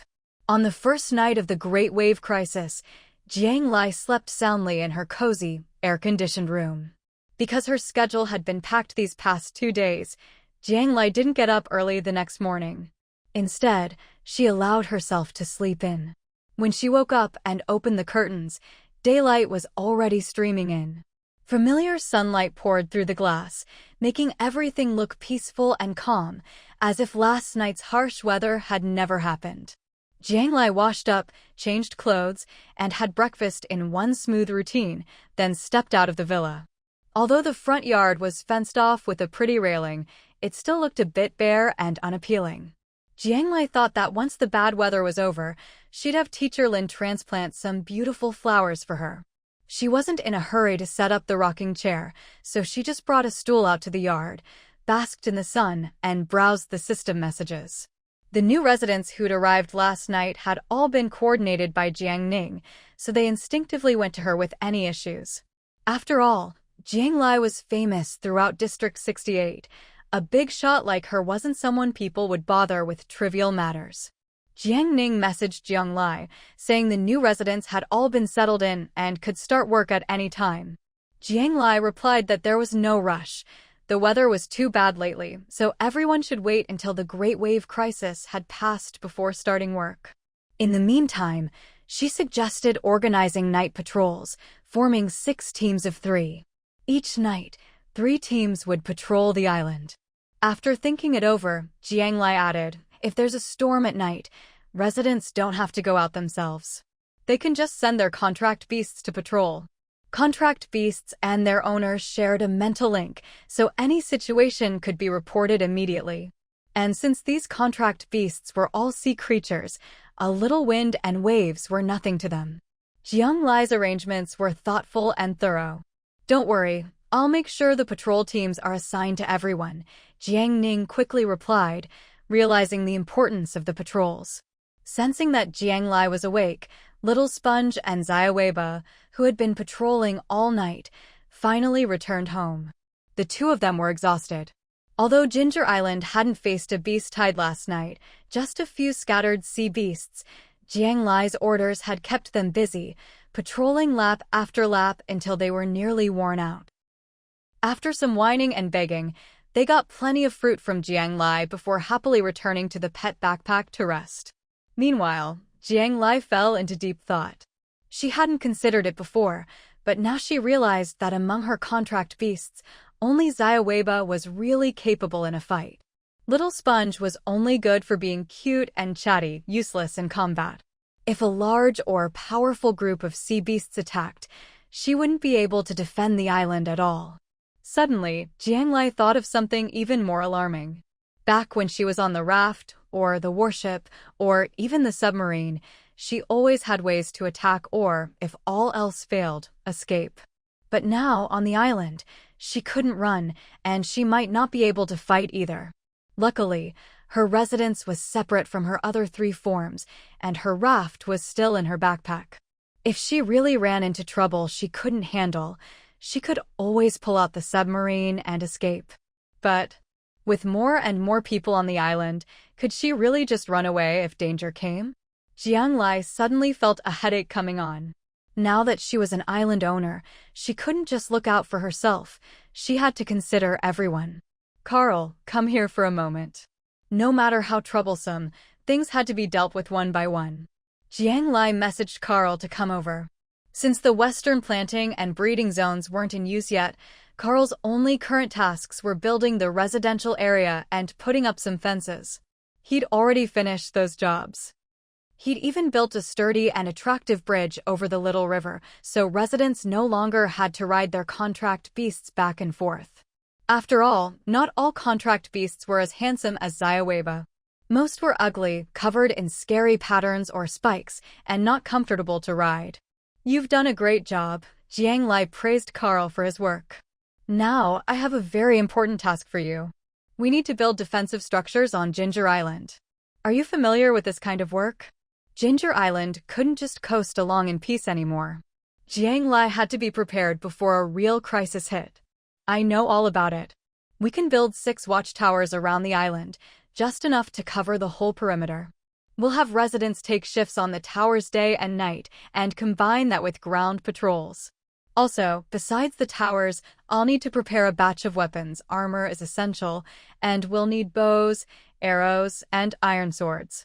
Cannons and signal guns for the towers are a must, and the patrol infantry should have simple rocket launchers." Clearly, Carl already had a plan for the island's defenses. As Carl spoke, he grew more and more animated, his words tumbling out faster and faster. But the more Jiang Lai listened, the more anxious and uneasy she became. All of this would cost resources. Jiang Lai was already sneaking glances at her backpack, checking how much she had left. 6 towers can barely cover the outer perimeter of the island. "But what if we don't want to just barely manage?" she asked, picking up on Carl's implication. 18 towers. If we have 18, we can wrap the entire island up tight, absolute security. 18. Jiang Lai thought about it. That was still a bit of a stretch for her. Mainly because she really didn't have the resources to be anything but stretched. Gritting her teeth, Jiang Lai transferred all her upgrade materials from her backpack to Carl, even the few hundred pieces of gold she'd been reluctant to use because they looked so pretty. "Here, take all of this and use it as you see fit. Prioritize the 6 towers and all the weapons and equipment." That was everything she had. She really couldn't spare any more. Having followed his master for a few days, Carl already understood Jiang Lai's predicament. He didn't say whether it was enough or not, just promised to do his best. "This won't do. I really need to make some money," Jiang Lai sighed deeply, slumping in her chair after Carl left. She rummaged through her backpack again and again, until her gaze finally landed on the sea marrow. If the system required sea marrow for late-stage upgrades, then it wouldn't make it impossible to obtain. It was coming soon, Jiang Lai could feel it. There were already 2 max-level players. Very soon, sea marrow would appear in the game. Maybe at the end of the giant wave crisis, or maybe right after. If she was right, the post-crisis rewards would definitely include sea marrow. Knowing Xin, he'd stop at nothing to get that reward. If Xin was destined to get sea marrow anyway, then selling it to him now shouldn't matter, right? Jiang Lai was trying to convince herself. She'd sworn she'd never sell sea marrow to Xin before, but things were different now. First, Shi Jingxing was already a max-level player, and the Tianhe Alliance had their own island. Even if Xin maxed out now, it wouldn't change the balance of power. After all, Tianhe Alliance still had a unique advantage, the Guild Order, something Xinhai Gang couldn't match. Second, the giant wave crisis had just begun, and already over 1,000 lives had been swept away overnight. If Xin leveled up and got his own island, more people in District 68 would survive, and the players in the Western Zone would have hope again. Third, and most importantly, Jiang Lai was broke. She desperately needed resources. Looking around, Shanghai Gang was definitely the buyer willing to pay the highest price for sea marrow in District 68. If she waited until she got his own sea marrow, she wouldn't be able to sell it for much. After thinking it over and over, Jiang Lai finally sent Shi a message. Hey, do you still want the sea marrow? Last time she'd flatly refused him, but now she was the one reaching out. Honestly, even with her thick skin, Jiang Lai felt a little embarrassed. Especially since her relationship with she was already awkward, somewhere between friends and not. But to her relief, she replied right away and got straight to the point, not making things difficult for her. I want 10. Name your price. 300,000 bronze. Jiang Lai steeled herself and quoted what she thought was an astronomical price. Start high and leave room for bargaining, that was her thinking.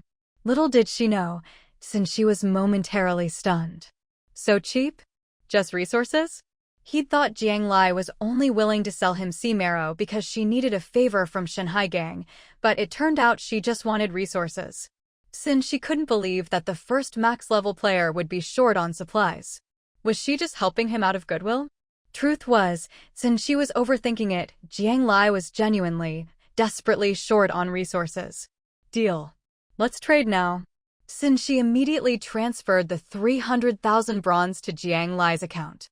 Now it was Jiang Lai's turn to be stunned. That easy? Did I ask for too little?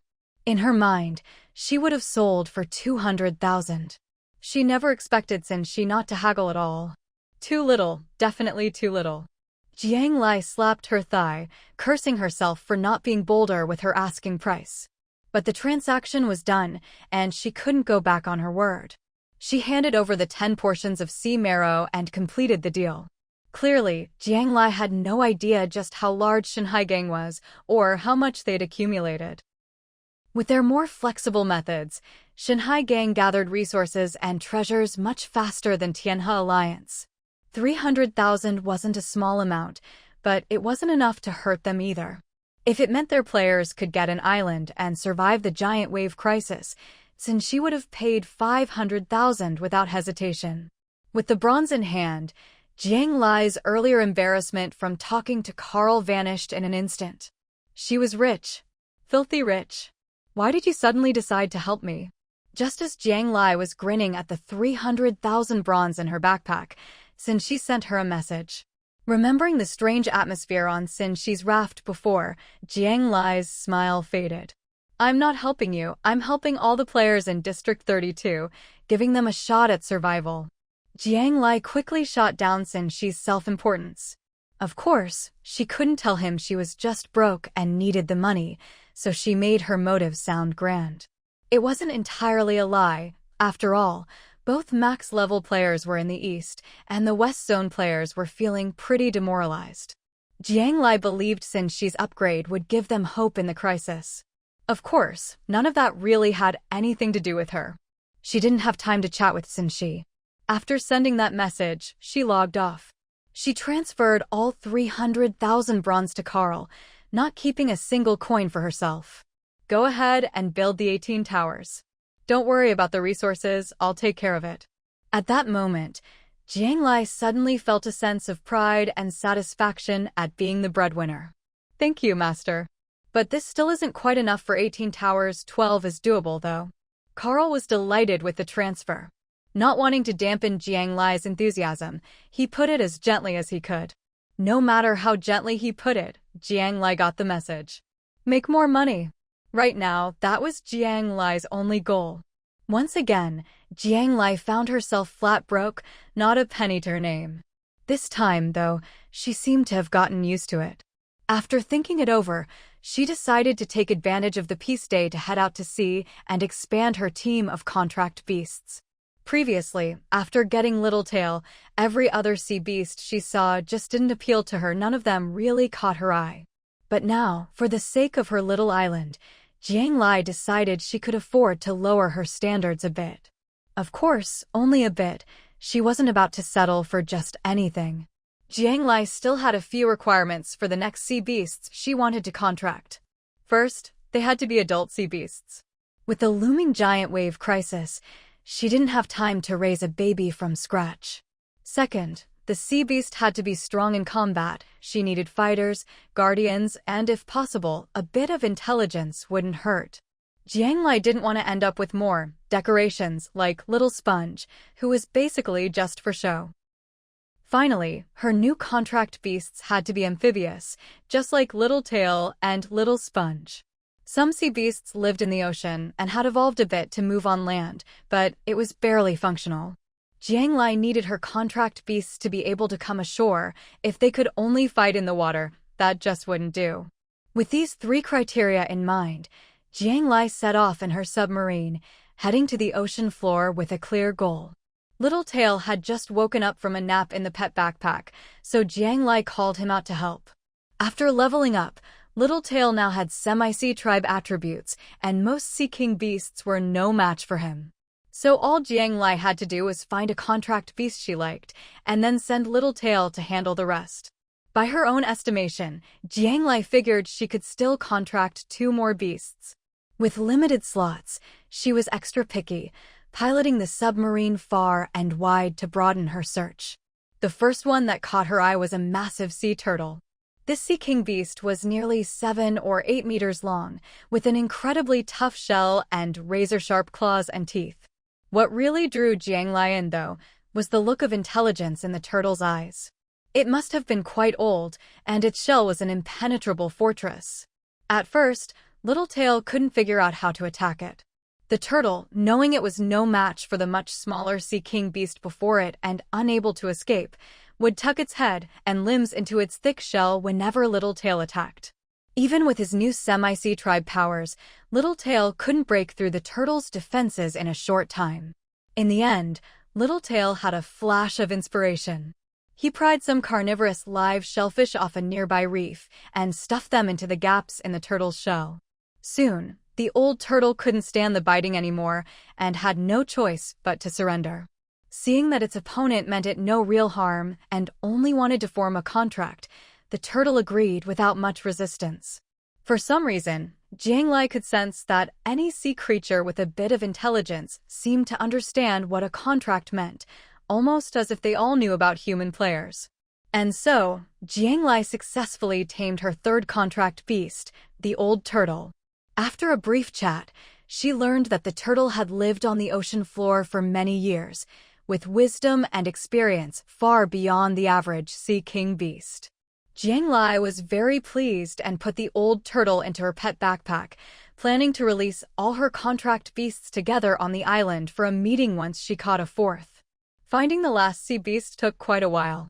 This one was too weak, no. That one was too ugly, no. This one couldn't come ashore, no. That one just didn't vibe with her, no. Jiang Lai quickly passed over many Sea King beasts. If the players in Zone 68 knew that the Sea King beasts they avoided at all costs were being rejected by Jiang Lai for such trivial reasons, they wouldn't know what to think. At first, Jiang Lai planned to just ignore the ones she didn't want, not wanting to waste time. But then, remembering her dire financial situation, she decided to catch them all alive. Rather than killing them for loot, it was better to put them up on the trading platform and let the lucky players try to contract them, much more cost-effective. After all, the prices those lucky players offered were much higher than what the system would give. Before she knew it, Jiang Lai had caught more than 20 Sea King beasts. That was when she encountered a sea serpent. The serpent was as thick as a tree that would take 5 people to encircle, its entire body a gleaming silver white, its scales shining brilliantly. It was stunningly beautiful. Jiang Lai was instantly captivated by the serpent's beauty. But it wasn't just pretty. The white serpent was also a fierce fighter, battling Little Tail for nearly half an hour before finally being subdued. To be honest, if Little Tail hadn't just leveled up and gained a half-level advantage over ordinary Sea King beasts, he might not have been able to win. But there are no what-ifs. Opportunity determines fate. Still, following Jiang Lai didn't seem like such a bad fate, did it? Jiang Lai tried everything to persuade the sea serpent to form a contract. Although it had been captured, the serpent was proud and unyielding, holding its head high in defiance. Jiang Lai wasn't in a hurry. She didn't lack contract beasts. If the serpent really refused, she could just sell it to someone else and let them try to tame it. Such a beautiful and powerful serpent would fetch a high price from someone like Qi Jingxing. Realizing she'd been out for quite a while, Jiang Lai decided to head back to the island. But just as she called Littletail back to the submarine, she noticed he had something in his mouth. It wasn't until they were inside the sub that Jiang Lai could see clearly. Littletail was holding a small, emerald green snake about a meter long. The little snake was wriggling in Littletail's mouth, clearly unhappy. In the real world, a snake this size would be considered big. But here on the ocean floor, compared to the white sea serpent Jiang Lai had just caught, it was tiny. It was probably a baby snake. In front of Littletail, the green snake's struggles were more like playful resistance. Littletail seemed to be playing with it, not even seeing it as an opponent. Baby? If Jiang Lai hadn't been wearing her beast language translator, which had never failed her before, she wouldn't have believed it. The word baby had come from the sea king beast in the cage behind her. She turned to look. The white sea serpent she'd just caught was gazing tearfully at the little green snake, calling out to it. You know it, Jiang Lai said, making it a statement, not a question.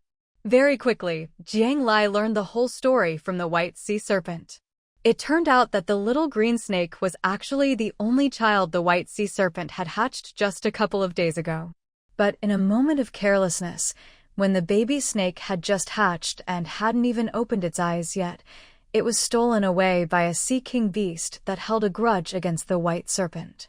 The white sea serpent had assumed her child was as good as dead, but to her surprise, she was reunited with her baby under these circumstances today. Jiang Lai's eyes lit up. With this connection, things would go much more smoothly from here.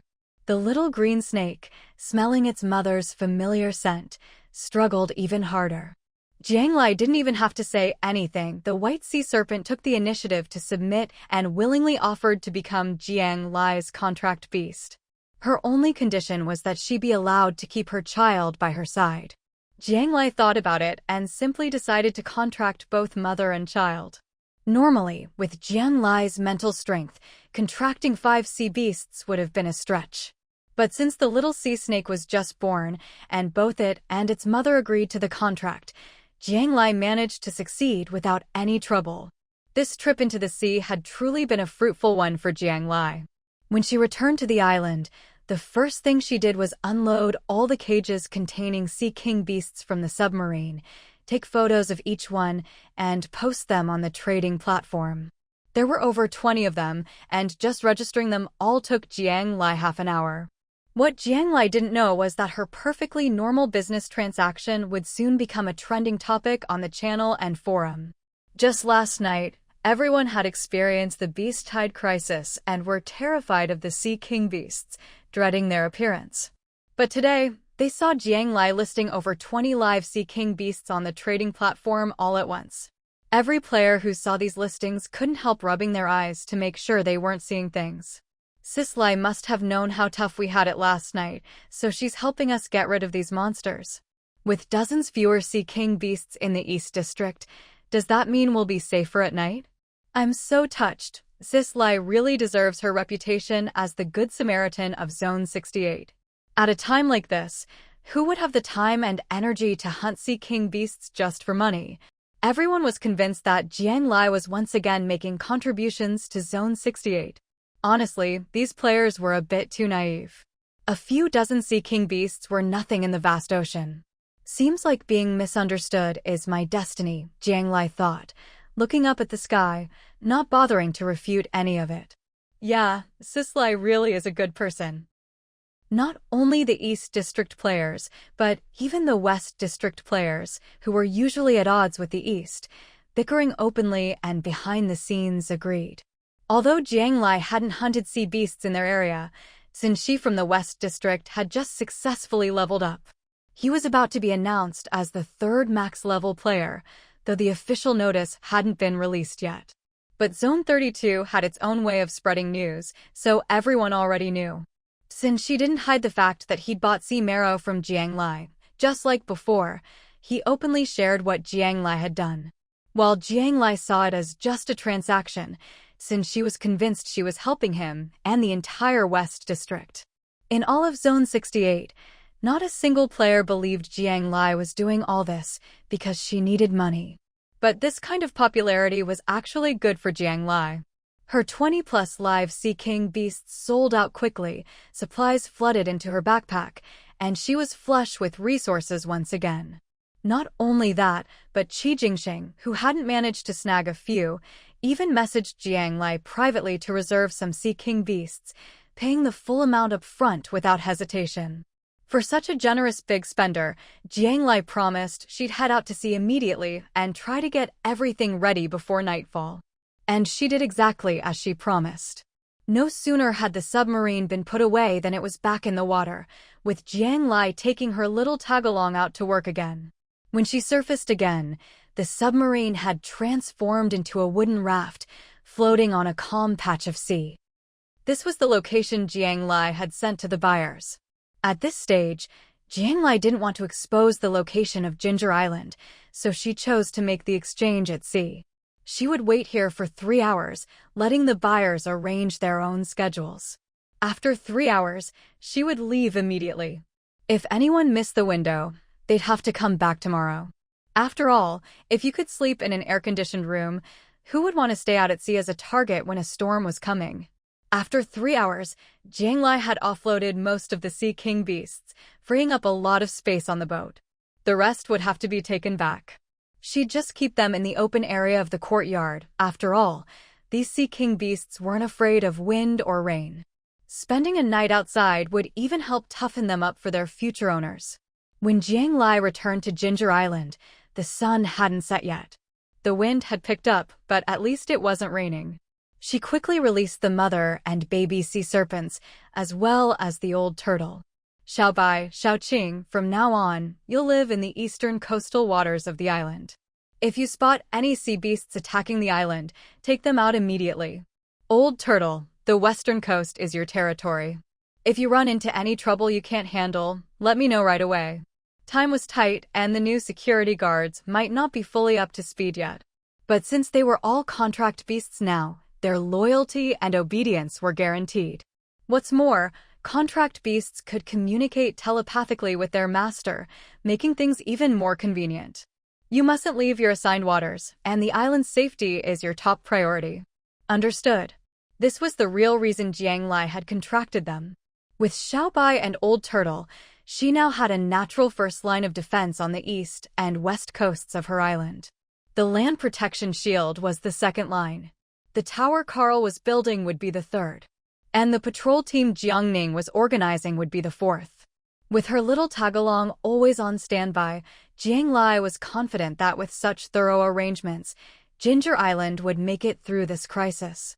Both the White Sea Serpent and the Old Turtle were highly intelligent. Hearing that Jiang Lai was letting them live in the sea, just in a different area and with some new responsibilities, made them happy.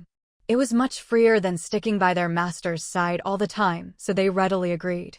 Only the newborn little green snake seemed a bit dazed and confused. But Jiang Lai hadn't expected much from it anyway, so she just let it stay with its mother and take it easy. By the time night fell, Carl had only managed to build 6 of the planned 12 watchtowers. It wasn't for lack of effort. If you counted it up, Carl had actually accomplished quite a lot that day. Not only did he fully equip every member of Jiangning's patrol squad with defensive armor and weapons, he even managed to arm some of them with firearms using gunpowder. Although Jiangning had worked in data analysis for the Sky Union, her true expertise was in combat. Now, as the captain of the patrol squad, she was right in her element. This was exactly what she loved to do. Jiangning also knew a lot about weapons and gear, and she gave Carl plenty of suggestions and requests. Carl found himself nodding in agreement, but also shaking his head in frustration. He agreed because Jiangning's ideas were spot on. Following her suggestions would definitely make the weapons more powerful and effective. But he had to shake his head too. He wanted to make the best equipment possible, but he simply didn't have the resources. Although Jiang Lai had given Carl plenty of supplies, the bulk of it was earmarked for building the towers.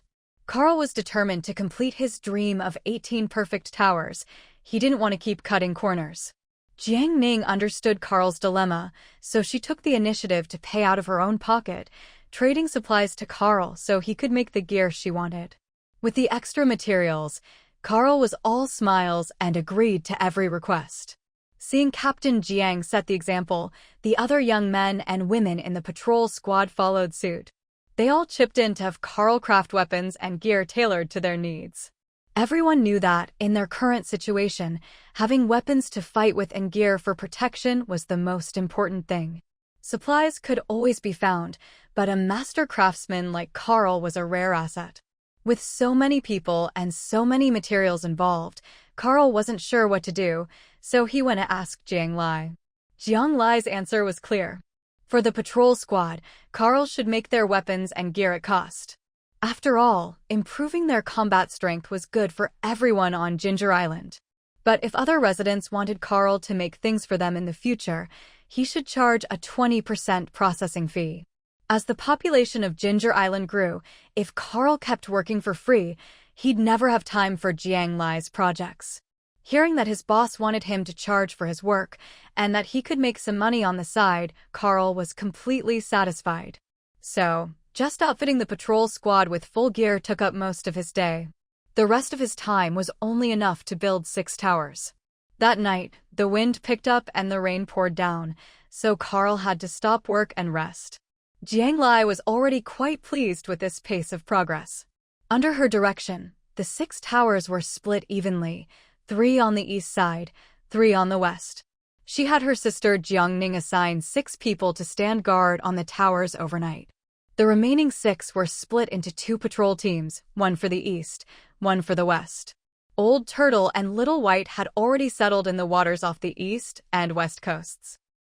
Meanwhile, Little Tail and Little Sponge, both well rested from sleeping all day, were out and about, ready to handle any emergencies.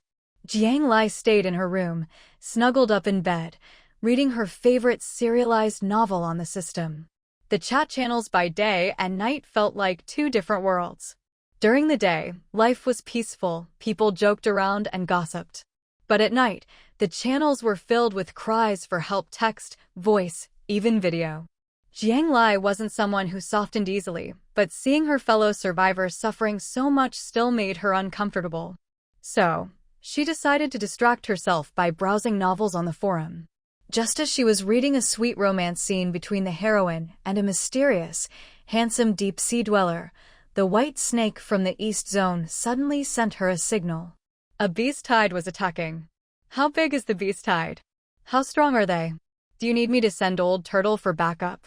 There was still no movement on the west side yet, but since the 2 zones were so close for sea beasts, support would be easy.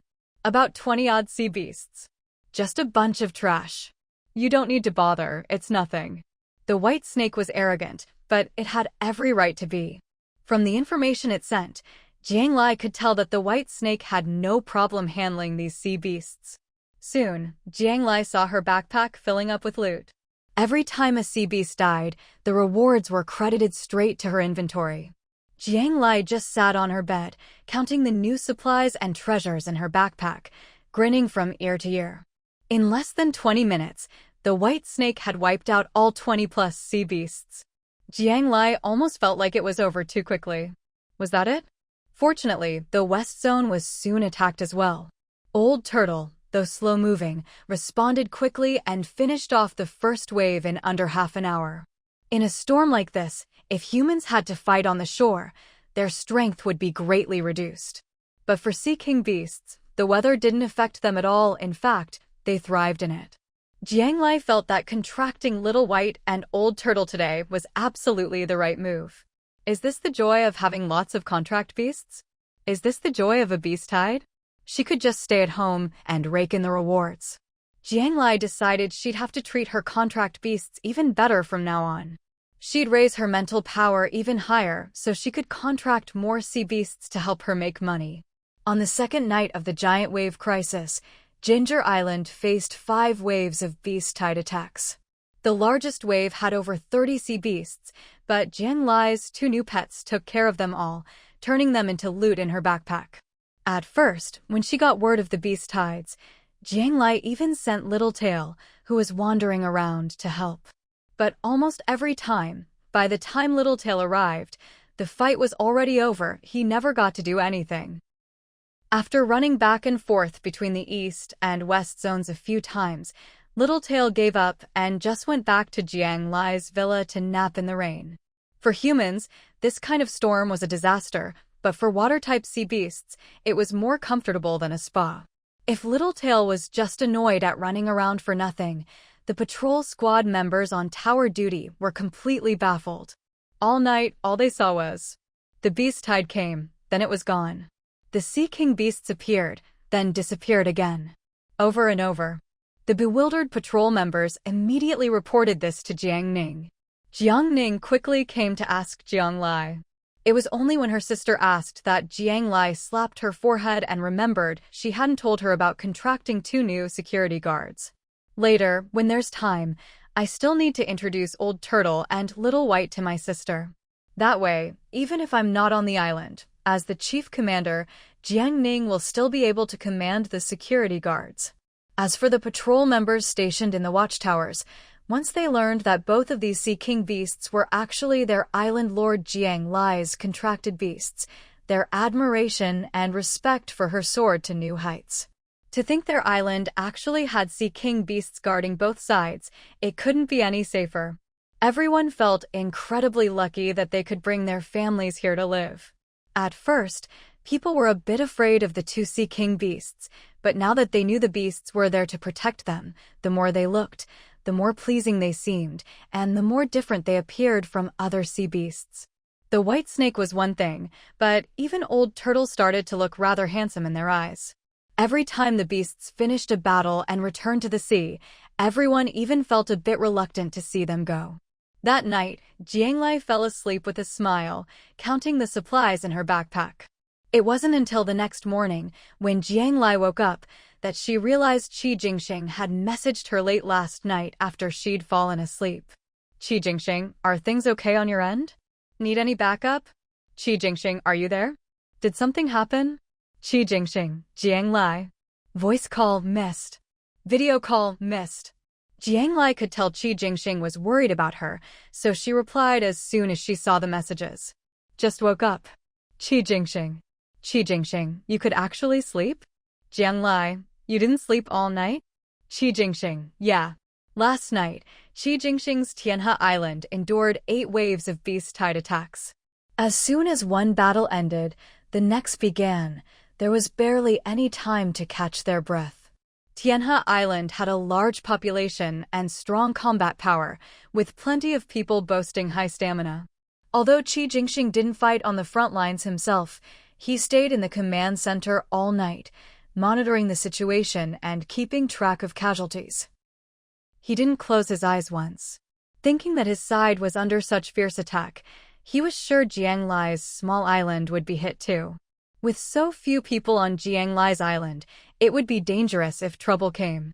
Since his island still had spare fighting power, Qi Jingxing reached out to check on Jiang Lai's situation. He hadn't expected that, after a whole night of chaos and worry, Jiang Lai hadn't replied because she'd been sleeping soundly and peacefully. He should have known. Qi Jingxing knew Jiang Lai would never let herself fall into danger or a tight spot. Jiang Lai could feel Qi Jingxing's concern. In a game where life and death could be on the line at any moment, having a friend who truly cares about you and is even willing to lend a hand is a rare thing. Are you guys okay over there? Staying up all night, Tianhe Island must have faced even more attacks. We're fine, all handled. After all, we have the numbers.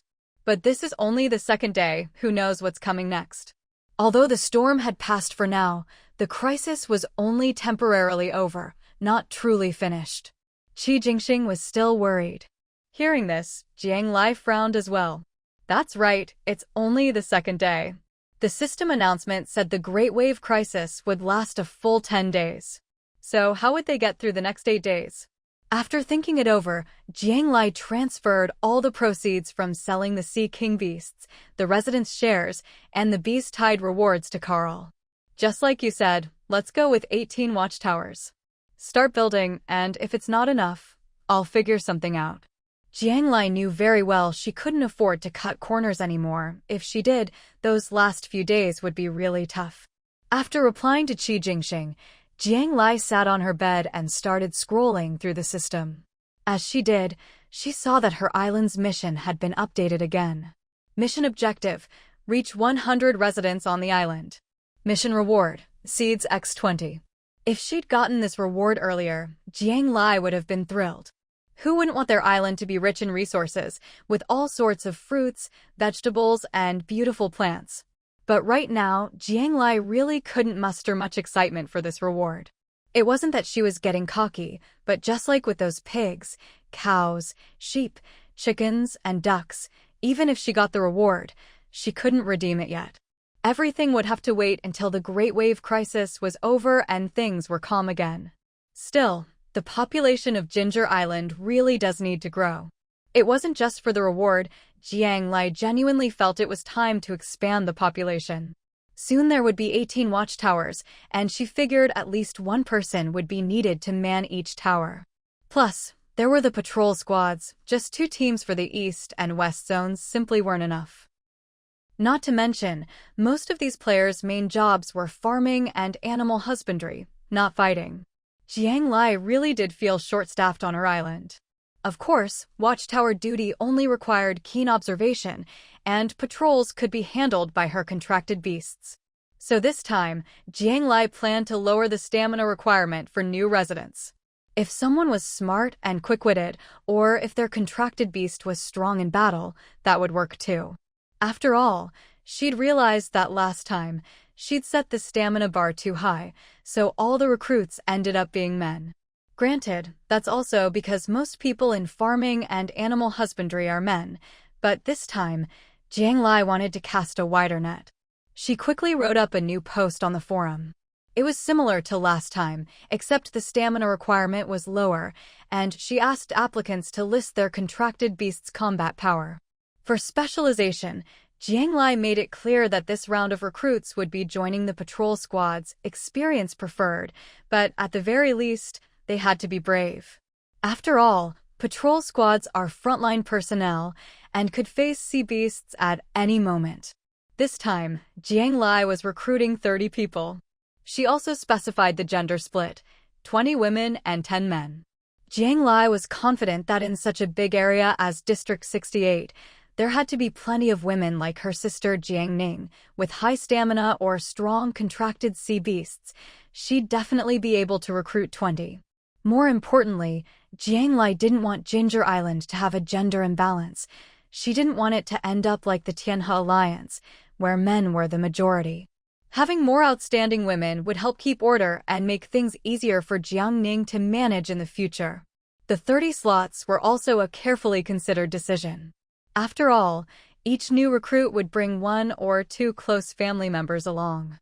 Recruit 30 people, and you'd end up with 70 or 80 newcomers. Add that to the 50-plus people already on Ginger Island, and the population would far exceed the system's mission requirement. Having more people is a good thing, but if the numbers jump too quickly, Jiang Lai worried things might get chaotic at such a critical time. Later on, I can have my sister select a few team leaders from among the residents to help manage things separately. That way, her workload will be lighter, Jiang Lai thought to herself. As soon as Jiang Lai posted her message, she was flooded with countless resumes in her private messages. After enduring 2 nights of massive waves and sea beast attacks, every player in Zone 68 was hoping to find solid ground during this crisis and make it through safely. When it came to reviewing resumes, Jiang Ning was the expert. Jiang Lai had already messaged her sister, and as soon as Jiang Ning finished the extra training for the patrol team, she'd come over to help Jiang Lai screen the applicants. While waiting for Jiang Ning, Jiang Lai began going through the resumes one by one. She hadn't expected it, but the talent on this sea was far greater than she'd imagined. Jiang Lai's original intention was to give more opportunities to women, but as she read through the resumes, she was amazed at just how many outstanding women there were. Now, Jiang Lai even felt that lowering the stamina requirements for women was actually disrespectful to them. Because in all of Zone 68, there were plenty of women with incredibly high stamina, just like Jiang Ning. Many of them were professionally trained soldiers, and some, like Jiang Ning, were martial arts experts or enthusiasts. Not only did they have high stamina, but each of them had their own unique skills. Jiang Lai even felt that putting them on the patrol team was almost a waste of their talents. Before Jiang Ning even arrived to help, Jiang Lai had already selected over 20 resumes herself. By the time Jiang Ning showed up, there were only 4 or 5 spots left out of the 30 available. Should I just go back then? Jiang Ning said. Daytime was the only peaceful time when players could catch their breath and prepare, and Jiang Ning was busy with everything happening on the island. She had squeezed out some time to come help Jiang Lai, only to find that the work was already done.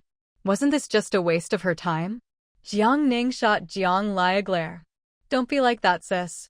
Come on, sit down and help me take a look at these people I picked, see if they're good choices.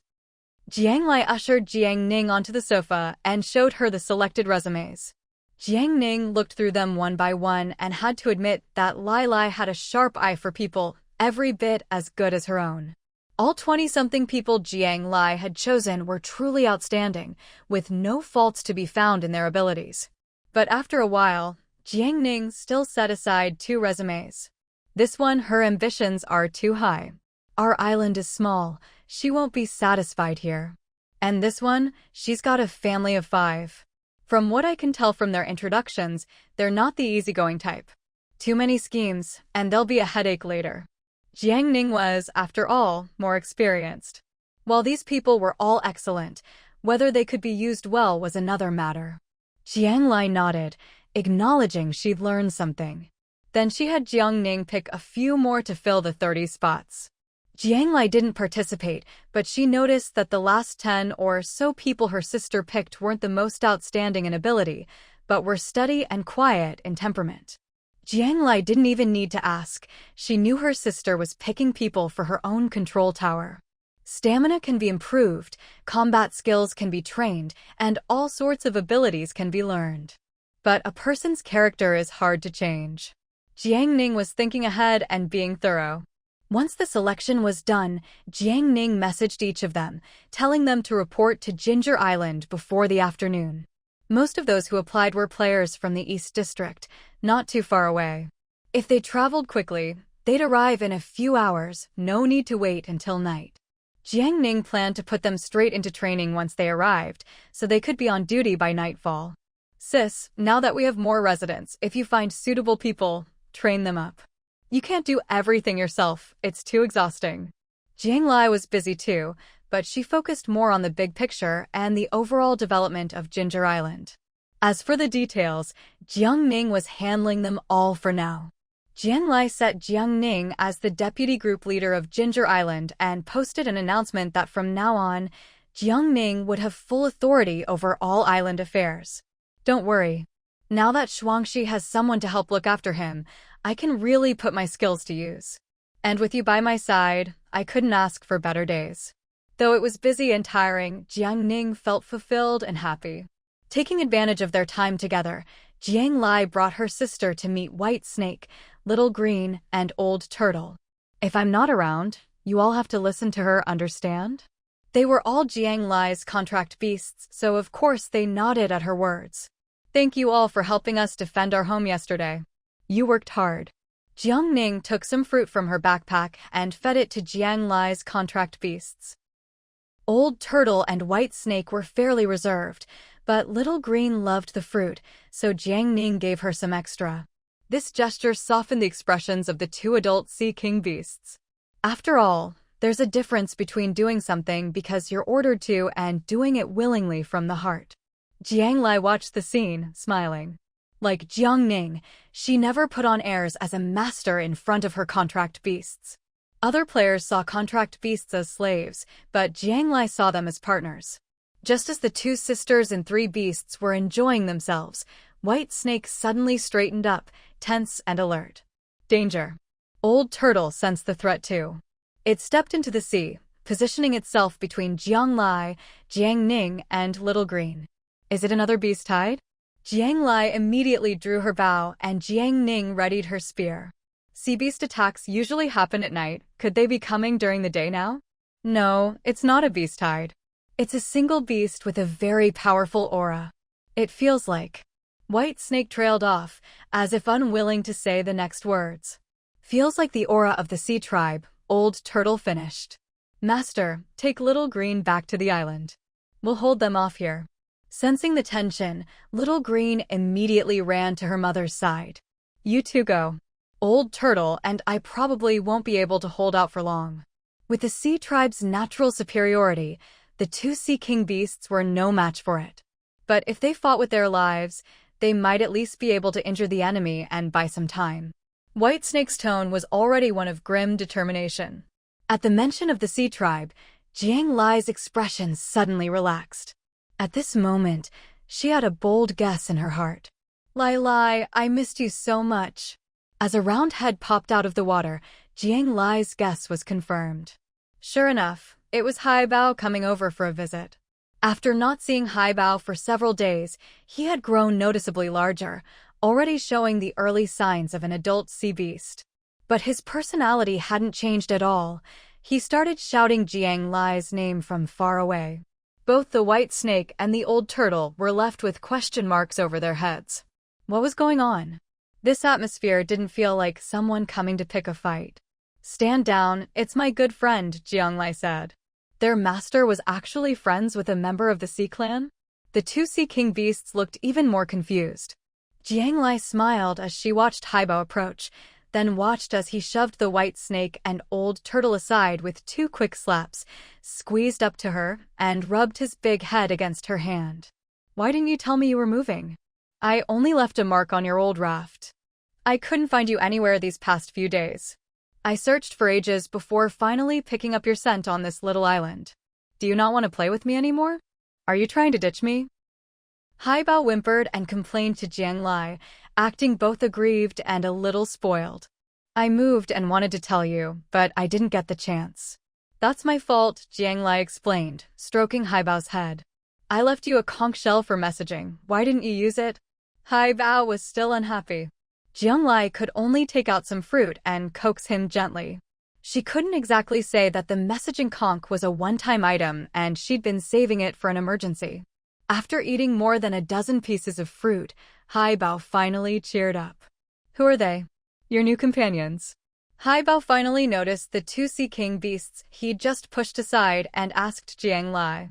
When Jiang Lai had introduced Xiaoweiba Littletail before, she'd called him a companion, so Haibao had that concept in mind. Yeah, they're new companions. They're too weak, not as good as Littletail, Haibao said, curling his lip, clearly unimpressed with Jiang Lai's new friends. The White Snake and Old Turtle weren't offended at all. They'd fought that half-Sea clan before and knew they weren't a match, so hearing this from a real Sea clan member, they could only accept it. But Jiang Lai knew that when Haibao first met Littletail had been even weaker. Haibao was clearly playing favorites. Still, she kept that thought to herself, no point upsetting the little guy she'd just managed to cheer up. In the end, Haibao didn't even ask to come ashore to play today. Instead, he started training the two Sea King beasts right there on the beach. He said they needed proper training so they could protect Jiang Lai better in the future. Don't be fooled by Haibao's age. His uncles and elders had taught him plenty of combat techniques and experience, all passed down through his family, things ordinary sea beasts could never learn on their own. With such a good opportunity, Jiang Lai called over Littletail and Little Sponge too, so Haibao could teach all 5 of them at once. Everyone was delighted. Except Little Sponge. Because Little Sponge had almost no combat ability at all, he survived purely on his wits. So Haibao's combat lessons were completely useless to him. But Jiang Lai wouldn't let him leave, so he could only sit there, head drooping, watching his 3 classmates eagerly soaking up the lessons. Meanwhile, Little Green was already dozing in the sea, completely oblivious to Haibao's lecture. Seeing that class was in session, Jiang Lai stopped worrying and dragged Jiang Ning back to the island. Jiang Ning went off to handle patrol team matters, while Jiang Lai sat in the courtyard and started scrolling through the system. Ever since she'd sold the sea marrow to Tsinshi, Jiang Lai had realized something. She couldn't just bury her head in her own work. she needed to keep up with what was happening out at sea. Otherwise, if she didn't even know her opponent's resources, how much money would she be missing out on? Compared to other players who spent all day on the channels and forums, Jiang Lai rarely checked them. She spent most of her time focused on improving herself. But now, Jiang Lai felt she needed to pay more attention to the outside world and keep up with the latest happenings whenever she had a chance. Just as she opened the system to check for new topics in the group, she immediately saw that Xin from the Western District had officially announced he'd reached max level and established an island. Jiang Lai wasn't surprised. She was the one who'd sold him the sea marrow. For gang leaders like Qi Jingxing and Xin, once they hit level 9, reaching level 10 was only a matter of time. As for the island entry permit, Xin had already had one for a while. But what did surprise Jiang Lai was that Xin announcement said all players from the Western District were welcome to take refuge on his island. Everyone from the Western District, all going to his island. Jiang Lai was taken aback, but then thought about it, a small island of 30 or 40 square kilometers. If you didn't worry about the inconvenience of high population density, then tens of thousands of people really could fit. Had Xin suddenly grown a conscience and started caring about the lives of all the players? Jiang Lai couldn't figure it out, but felt there was more to this than met the eye. Still, Xin's announcement was like a shot of adrenaline for the Western District players. Before, in the channels and forums, they didn't even dare argue with people from the Western District, afraid of being mocked for not having a max-level player. Now, with Xin's announcement, the whole Western District was standing tall. This wasn't just an island, it was practically a backbone for the entire Western District.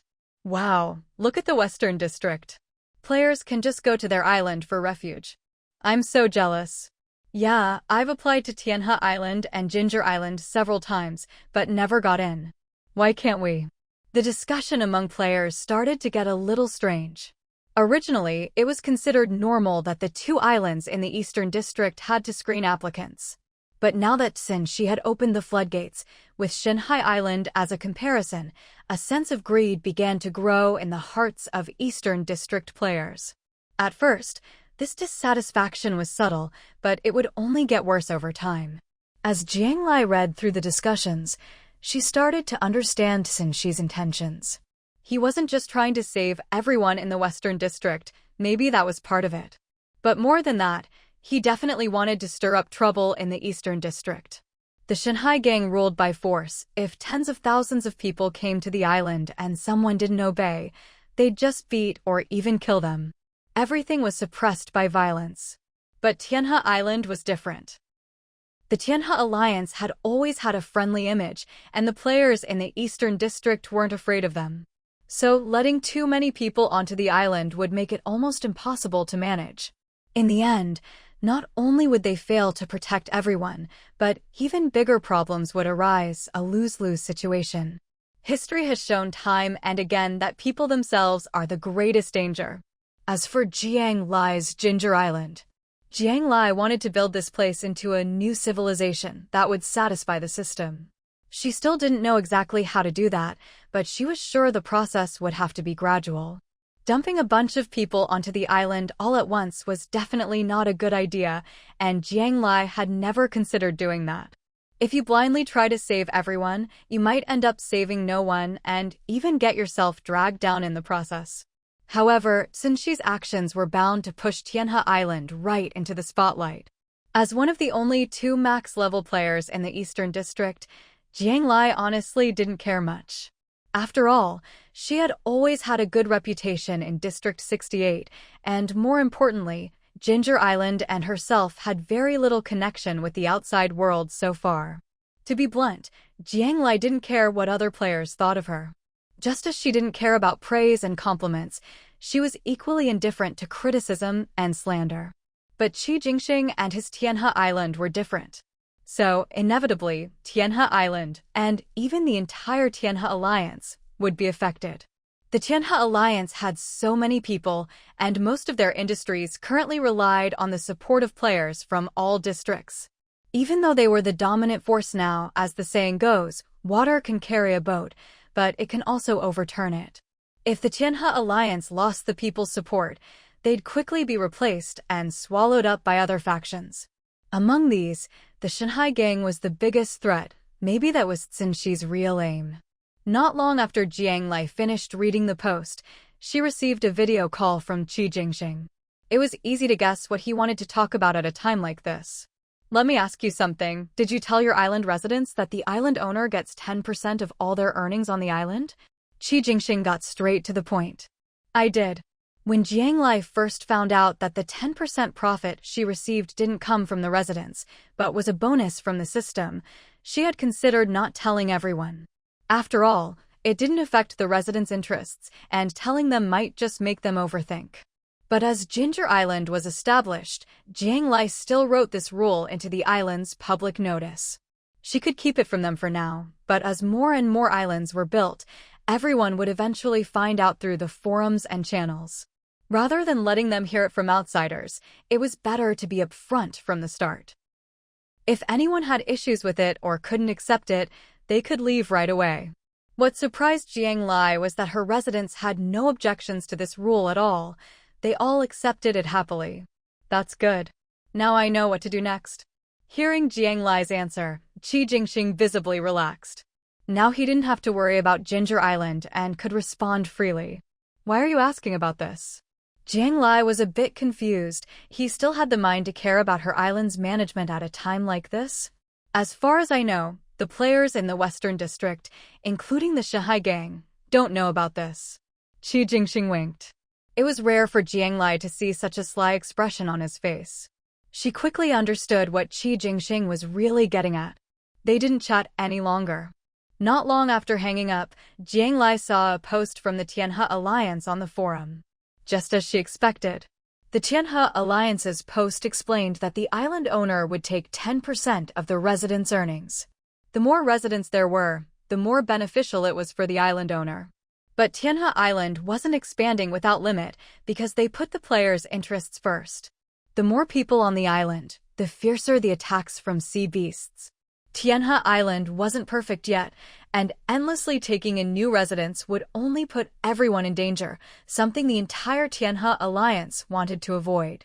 But there was no need to worry. In the future, Tianhe Island would open up more spots at the right time, so everyone could have a home.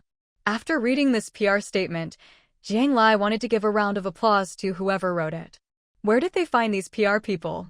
They must all be veteran media professionals. Not a single word mentioned the Shanghai gang, but every line was a counterattack. First, it implied that the Shanghai gang was letting everyone onto their island just to earn that 10% cut. Second, it pointed out the dangers of overcrowding. Finally, it emphasized that Tianhe Island really had everyone's safety in mind, and that they'd open up more spots in due time. Jiang Lai could just imagine Xin Shi's expression when she saw this post. The thought alone made her want to laugh. Lai, where do you want to settle this batch of new arrivals? Jiang Ning sent Jiang Lai a message.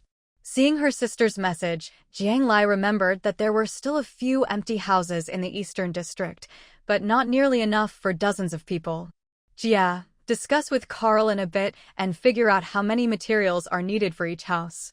Then, collect the materials from everyone, based on family units. If anyone has a workbench and wants to build their own house, that's fine too, but they need to have Carl inspect it after it's done. If the quality isn't up to standard, it might not withstand the storms at night. Jiang Lai thought for a moment and said, there would be more and more residents in the future, and she couldn't just give away free houses to everyone. The first batch of players were all her friends and family. The second batch lived in the Eastern District and worked for her, and those houses were simple and used fewer materials. From now on, people would have to buy houses themselves or build their own. There were expensive ways and cheap ways to build a house. Everyone could afford it. But it would mean more work for Carl. Thinking of this, Jiang Lai sent Carl another message. When you calculate the house price, include your labor fee. If you find suitable candidates, remember to take on 2 apprentices. After sending the message, Jiang Lai got up to take a walk around the island. The sun was shining, and she wanted to check on the progress of Carl's watchtower. If it wasn't close to completion, she'd have to go out to sea and earn more money. As Jiang Lai stepped out of the yard, She saw little Kuei drooping listlessly by the gate, not even basking in her favorite sunlight. "Little Kuei, what's wrong?" Jiang Lai gently patted little Kuei's leaves. Hearing her owner's voice, little Kuei finally lifted her big flower head. "Not happy. Little Kuei is not happy. Back on the raft, Little Tail, Little Sponge, and you, Master, were all with me. Now we're on the island, but you're all gone. Only little Kuei is left, all alone." Little Kuei said to Jiang Lai, sounding dejected. Back when they were on the raft, whether it was Jiang Lai or Little Tail or Little Sponge, they were always within little Kuei's sight. Even though she couldn't move, little Kuei always felt like everyone was together. But now that they were on the island, Jiang Lai was always busy with a million things. Little Tail and Little Sponge spent about half their time playing in the sea, the rest wandering around the island, and only came back to the yard to sleep. Only Little Sunflower was transplanted to the gate of Jiang Lai's villa courtyard, all alone, invisible to everyone. Hearing what Little Sunflower said, Jiang Lai reached out and patted its flower head. As her very first pet in the game, how could Jiang Lai not treasure Little Sunflower? She wanted Little Sunflower to be as free as Little Tail, so she'd asked the system about it for ages and searched all over the forums for information. "Be good, Little Sunflower. Just wait a bit longer. Once I find the shape-shifting potion, you'll finally be truly free. Then you can sunbathe wherever you like." "Really?" Little Sunflower's flower head perked up high. "Really? I never lie." And in her heart, Jiang Lai resolved that before she found the potion, she'd spend more time sunbathing in the yard, so Little Sunflower wouldn't be so lonely. Since she wanted to patrol the island, Jiang Lai didn't call Little Tail back to be her mount, but walked slowly by herself. All around the island, 18 watchtowers now stood tall and imposing. Jiang Lai climbed up one at random and found the top floor surprisingly spacious. There was a chair, 10 signal flares, a cannon that could be extended through a lookout port, and a crate of dozens of shells beside it. Jiang Lai hadn't expected that Carl was not only an expert in construction, but also so skilled at weapon making. This cannon, compared to the one on the warship, was just as good, maybe even more convenient. She just didn't know how powerful it was. It was broad daylight and the sea was calm, so Jiang Lai had no intention of testing it. She'd wait until nightfall. She calculated in her mind. With the supplies she'd given Carl, the 18 towers were finished, but if she wanted more weapons and equipment, she wasn't sure if there'd be enough left. She had already claimed her reward for the 100-person mission, 10 seeds of different varieties, now in her backpack. But the next mission wouldn't be so easy. 500 people. There were just over 100 people on the island now. The last batch of settlers had only just arrived. She wasn't mentally prepared to suddenly bring in another 300 people. Besides, the reward was an area expansion. Important, yes, but not urgently needed at this stage. So Jiang Lai didn't hesitate to put the mission aside for now. When she reached the residential area in the east, she saw Carl already building houses. With the templates ready, all he had to do was click and select locations. 20 houses wouldn't take much time or effort. Jiang Lai saw Carl busy at the workbench, with a teenage boy watching him eagerly. Maybe because the boy had such a cheerful, smiling face, Carl didn't find him annoying and even answered a few questions now and then. Probably a family member brought by one of the settlers, Jiang Lai thought. Looking at the child's big, curious eyes, Jiang Lai couldn't help but think, if the island really did reach 500 or even 1,000 people, children's education would become a big issue. Survival alone wasn't enough. If a civilization truly wanted to endure and thrive, education for its children was essential. Maybe, once the crisis passed, she could consider opening a school. But, thinking of the word civilization, Jiang Lai's heart sank. In such a crisis-ridden environment, even if players managed to survive, would there really be a next generation to educate? If there were no next generation, would civilization be doomed to extinction? What kind of new civilization did it want anyway? Jiang Lai suddenly felt lost. She'd done so much these days, but still felt like she hadn't found her true direction. Just as she was about to recall her last conversation with Hija, Jiang Ming called out to her from not far away. Island Master, could you come here a moment? All the residents now addressed Jiang Lai this way, and since there were outsiders present, Jiang Ning used the formal title too. Jiang Lai walked over and saw a whole squad of people lined up in formation in front of Jiang Ning.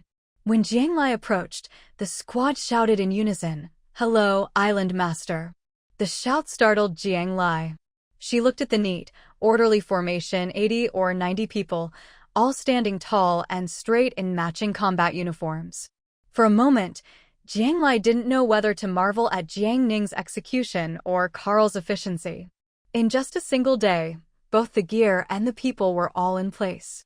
But she'd only recruited 30 patrol members today, and even counting the 20 laborers from the West District, that was just 50 people.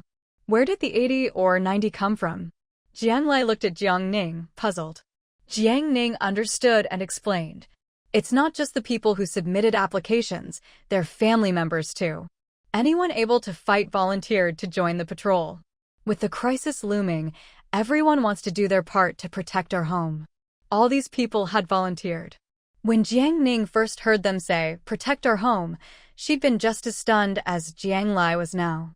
A place they'd only just arrived at could already be called home. This wasn't the power of Xinjiang Island, nor Jiang Lai's power, but the longing of people who'd drifted at sea for too long, yearning for land. Jiang Lai looked at the squad, and they looked back at her. In their eyes, she saw hope and fearless courage. "All right, sis, tell Xiaoxue that if anyone in the patrol has no one to look after their kids, they can send them to her for now."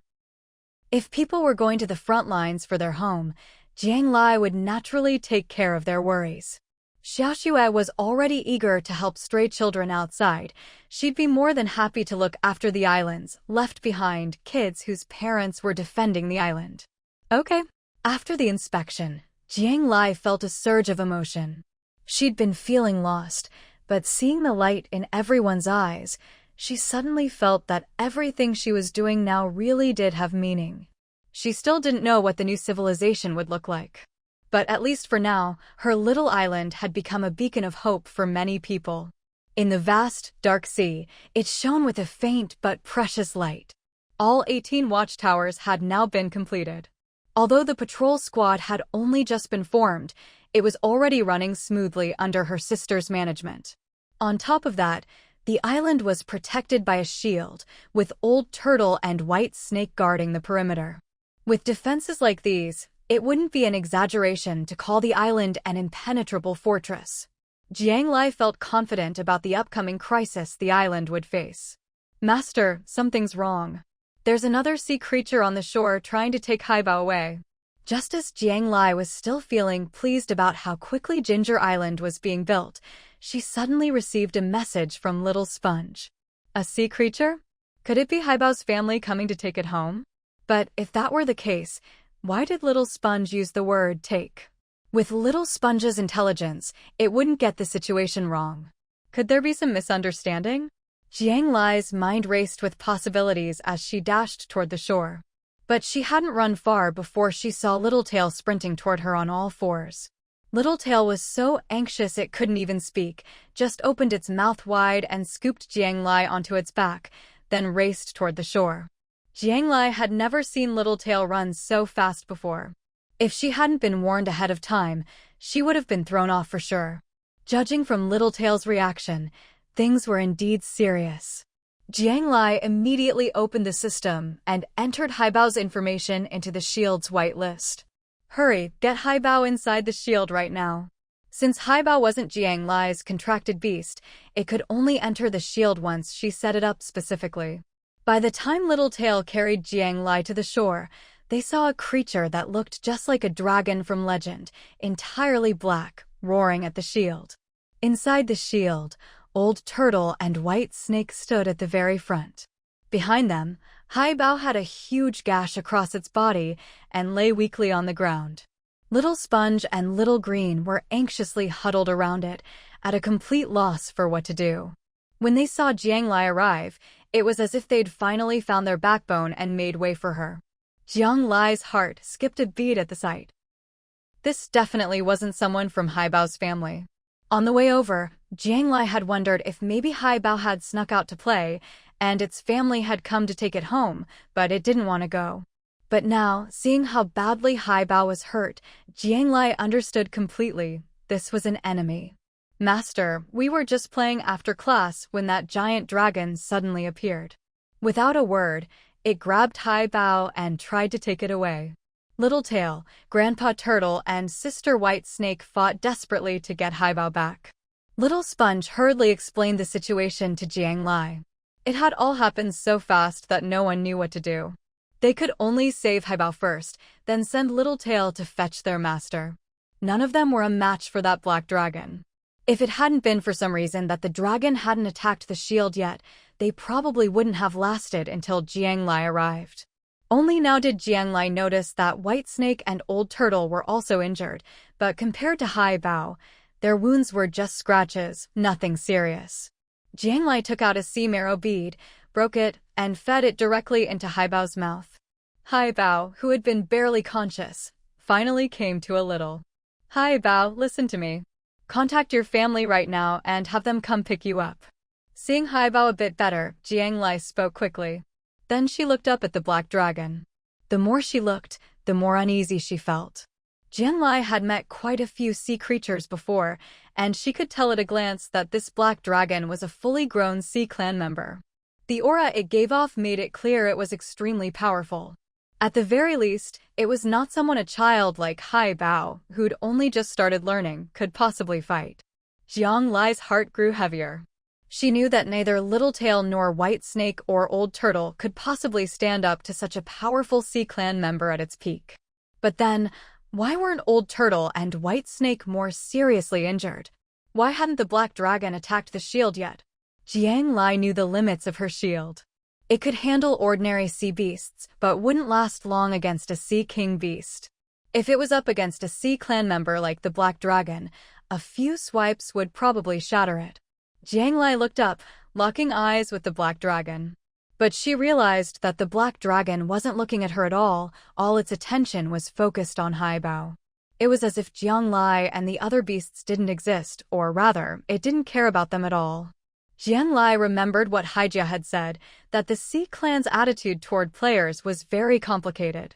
Could it be that the Sea Clan was restricted by some rule that prevented them from actively harming players or invading their territory? Little Sponge, did the black dragon attack any of you directly just now? It only attacked Haibao directly. Its goal was clear, it wanted to take Haibao away. When it couldn't, it attacked Haibao. When Littletail and the others tried to stop it, that's when the black dragon fought back. Judging by Littletail and the others' injuries, Jiang Lai could tell the black dragon hadn't used its full strength in those counterattacks. A bold idea suddenly occurred to Jiang Lai. She stepped forward, inch by inch, until she was one step outside the shield. Master, it's dangerous. Come back. Old Turtle and White Snake called out anxiously when they saw what Jiang Lai was doing. Littletail immediately followed her out of the shield, staying right by her side, keeping a close eye on the black dragon. Hey, black dragon. Seeing that the black dragon still didn't react after she left the shield, Jiang Lai called out, deliberately provoking it. She was tense all over, eyes locked on the black dragon, ready to retreat into the shield at the slightest movement. The black dragon cocked its head at her shout, glanced at her indifferently. Just one look, then turned its gaze away. As if it didn't care where Jiang Lai was, as if she was completely irrelevant. Jiang Lai took a few more steps forward, emboldened. When the black dragon still didn't react, she led Littletail back into the shield. Jiang Lai let out a sigh of relief. It seemed the black dragon was here for revenge, with Haibao as its sole target. It probably wouldn't attack a player or invade a player's territory. Haibao had already notified its family. Now they just had to wait for Hija and the others to arrive. But Jiang Lai had barely relaxed when, in the next instant, the shield was struck with a heavy blow. Jiang Lai looked up in alarm and saw the black dragon attacking the shield. Before she could react, the dragon's tail struck the shield again. This time, Jiang Lai could see cracks spreading across the shield's surface. Wait. I'm a player, you can't attack me. To be honest, when Jiang Lai shouted those words, she wasn't at all confident. After all, the rule that sea creatures can't attack players was just her own guess. She had no way of knowing if it was actually true. But to her surprise, when the black dragon heard her words, it really did stop its attack. Hand over that little sea creature. For the first time, the black dragon didn't ignore Jiang Lai. It spoke, trying to negotiate. She'd guessed right after all. The black dragon really did have some scruples. Jiang Lai felt a bit more at ease. Big brother black dragon, calm down. Surely we can talk this out, right? Haibao is just a child. Even if you have some kind of grudge with its family, you should go to the adults, go to the grown-up sea creatures to resolve it. Don't you think? Jiang Lai was just making things up as she went along. She didn't really think she could talk the black dragon around with a silver tongue. But as long as she could stall for time, maybe Hija and the others would arrive. It's the one I'm after. The black dragon was unmoved. Seeing that Jiang Lai had no intention of handing over Haibao, it lashed its tail hard against the protective shield. Jiang Lai frowned. This time, she could feel that the shield was even more badly damaged. If it took another hit like that, the shield would shatter completely, and it would take an hour before it could reappear. And during that hour, clearly, even if all her beasts inside the shield joined forces, they wouldn't be a match for the black dragon. Yet at this moment, none of Jiang Lai's contract beasts backed down. Even though they knew that handing over Haibao would keep them safe, they still stood firmly at the front. Even little Sponge stepped forward. Lai, don't worry about me. Let it take me. I'm the clan leader's only child, it won't dare kill me. My mom will come save me. Having eaten the sea marrow and regained some clarity, Haibao clearly understood the situation. It held Jiang Lai's hand, not wanting to drag its friends down with it. Jiang Lai didn't answer, just thought rapidly. Judging by Haibao's injuries, it didn't seem like the black dragon cared about not hurting Haibao for Hija's sake. But if Haibao stayed here, she wouldn't be able to protect it, and everyone else would die with it. What should she do? Jiang Lai looked at her Ginger Island. Only recently had so many islanders moved in, and the tall watchtower had just been built. Everyone was living with hope for the future. But if the black dragon broke through the shield and got onto Ginger Island, all that hope would be crushed in minutes. Maybe not even minutes. Jiang Lai's gaze shifted from the island to the endless, boundless sea. Do you still have the strength? Can you move? Jiang Lai asked Haibao. I can. Haibao's wounds were healing. It might not be up for a fight, but walking, running, or swimming was no problem. Good. Stick close to me in a moment. Jiang Lai had made up her mind. As the black dragon's next blow came, Jiang Lai seized the chance to deploy her raft in the dragon's blind spot. She got Haibao on board, instantly activated the engine, sped out to sea, then transformed the raft into a submarine and dove underwater. With Haibao guiding her, Jiang Lai sped toward Haibao's home as fast as she could. Since the black dragon only wanted Haibao, she'd take Haibao and run. That way, Ginger Island would be safe. If she was fast enough or lucky enough to run into the reinforcements Haibao's family sent, they'd be saved. Jiang Lai was gambling again, this time with her own safety. She didn't know if she could win, but compared to handing Haibao over and leaving its fate unknown, Jiang Lai was willing to take the risk. As Jiang Lai piloted the submarine forward, her sensors showed the black dragon hot on her heels. Seeing the dragon catch up so quickly actually put Jiang Lai at ease. To be honest, she'd worried the black dragon would vent its anger on the others after she escaped with Haibao. But clearly, the black dragon's goal had always been very clear. It didn't care about anyone else. Jiang Lai told everyone on shore to stay alert and not let their guard down until the shield recovered, to protect Ginger Island at all costs. Normally, there wouldn't be sea beast attacks during the day, but Jiang Lai still urged everyone to be cautious. The good news, Ginger Island was safe. The bad news, the black dragon was too fast and was about to catch up. Jiang Lai had always been proud of her submarine speed. But today, for the first time, she wished it could go even faster. There was nothing she could do. The sub was already at top speed, but she still couldn't shake the dragon. Jiang Lai could only unleash all the submarine's weapons. She activated everything, spiked electric nets, you name it. She even tossed out depth charges like they were free. The homing bombs reached the black dragon and exploded, but only managed to slightly slow it down. Against such a powerful sea creature, Jiang Lai's attacks were little more than scratches, nowhere near fatal. For the first time since entering the game, Jiang Lai felt so close to death. But all she could do was keep throwing depth charges. She had no better ideas left. Lai, I'm sorry. Haibao was crying beside her. It felt both grateful and guilty. Grateful that Jiang Lai was risking her life to save it. Guilty that its best friend might die in the ocean because of it. Hey, don't cry. Trust me, as long as I'm here, neither of us is dying today. Jiang Lai herself had no confidence, but she still comforted Haibao, giving it as much reassurance as she could. Ever since Jiang Lai entered the game, Haibao was the first one she met. This silly baby, give it a fruit, and it would help with any chore. It was at the top of the food chain, yet it chose to be friends with her when she was weak.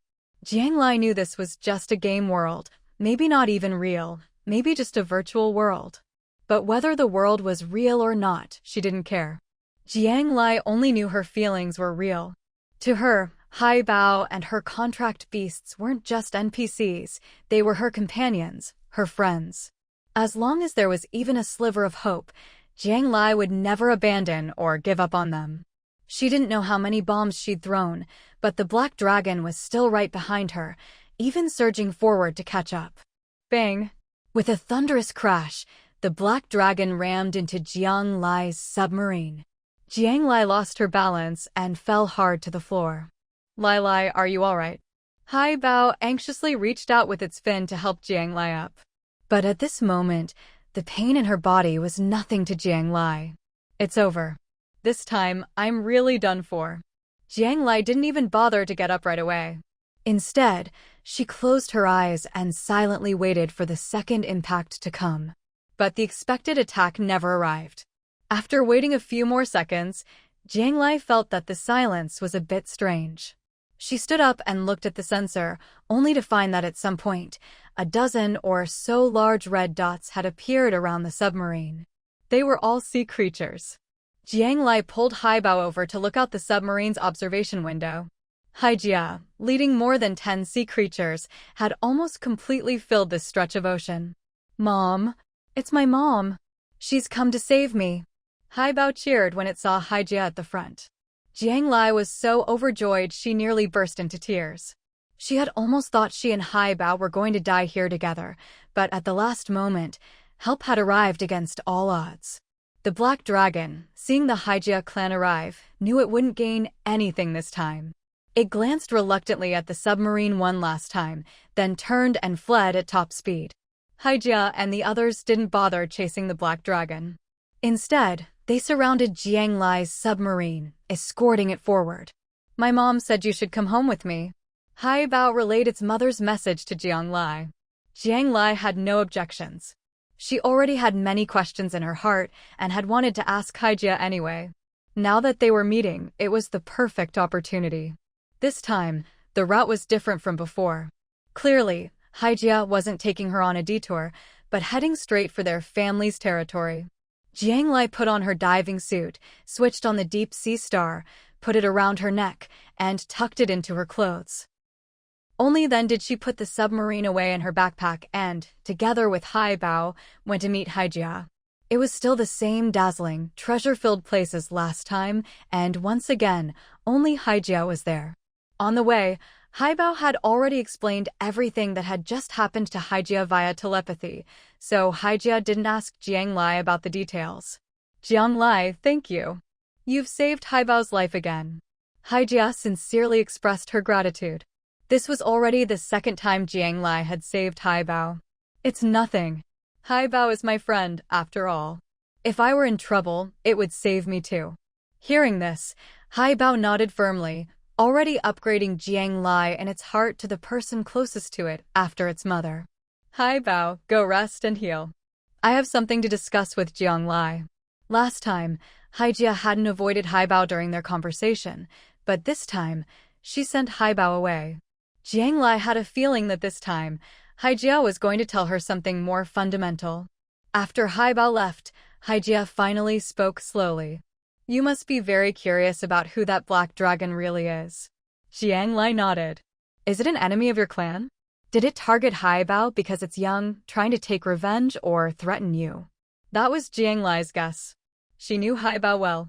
It might make small mistakes, but when it came to important matters, Haibao was a polite and well-behaved child. Jiang Lai didn't believe Haibao had offended the black dragon. No, that black dragon came specifically for Haibao. Hija shook her head. Let me tell you a story. Hija sighed, her eyes growing distant and sorrowful. Jiang Lai was full of confusion. She didn't understand why Hija was telling a story at this moment, but she listened patiently. A long time ago, this was a peaceful sea. The entire ocean was governed by the sea god, and the sea clans all lived peacefully in their own territories, with almost no conflict. The sea beasts below would sometimes fight over territory, but in our eyes, those were just harmless little squabbles. Back then, the whole sea was calm and harmonious. Until the sea god left temporarily to break through to a higher divinity, and peace was shattered. Not long after, the mother goddess arrived. Legend has it that the mother goddess was just one perfect civilization away from a complete breakthrough in her divinity, so she began one game after another in the ocean, starting cycle after cycle of reincarnation. Hija's words were full of information, even mentioning two gods Jiang Lai had never heard of. But Jiang Lai quickly understood. So, when you said before that it wanted a perfect civilization, that it was the mother goddess? Jiang Lai's heart was pounding, her hands trembling. She felt she was about to touch the deepest secret behind this game. Everything was within reach. Yes. The mother goddess brought wave after wave of you players, but none of you have ever managed to create the civilization she wants. And in the process, to create challenges for you players, the mother goddess used her divine power to manipulate the sea beasts to attack you again and again. All the resources in our ocean have become mere props in the mother goddess's game. When Hija said this, her eyes were filled with anger. As one of the rulers of this ocean, Hija naturally hated the one who destroyed their peace, stole their territory, and treated them as slaves. What about your sea clan? Are you also under the mother goddess's control? Jiang Lai asked. If even the sea clans could be controlled by the mother goddess, then the players would have no hope at all. No. We sea clans have long been blessed and protected by the sea god, so the mother goddess cannot control us. But over time, the sea clans split into three factions. One is the defenders, who firmly oppose the mother goddess's invasion and want her to leave. One is the neutral faction, who don't care who's in charge as long as it doesn't affect them. And the last is the submission faction, who believe the sea god will never return, so they want to submit to the mother goddess, hoping for protection and more resources. Our family is firmly in the defenders' camp. Jiang Lai wasn't surprised by Hija's words. So that's why you found me, gave me the island pass and that mysterious iron box as gifts, hoping I could build a new civilization, let the mother goddess achieve her breakthrough, and finally leave you in peace, right? Yes. And not just you. In fact, every time a new game cycle begins, we defenders closely watch for promising players and secretly offer help, hoping someone can complete the mother goddess's task. Unfortunately, up to now, no player has managed to build the perfect new civilization. There was no longer any disappointment on Hija's face.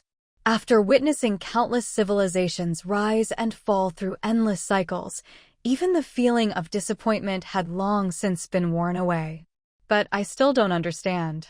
That black dragon is your enemy, so it must be from the submission faction, right?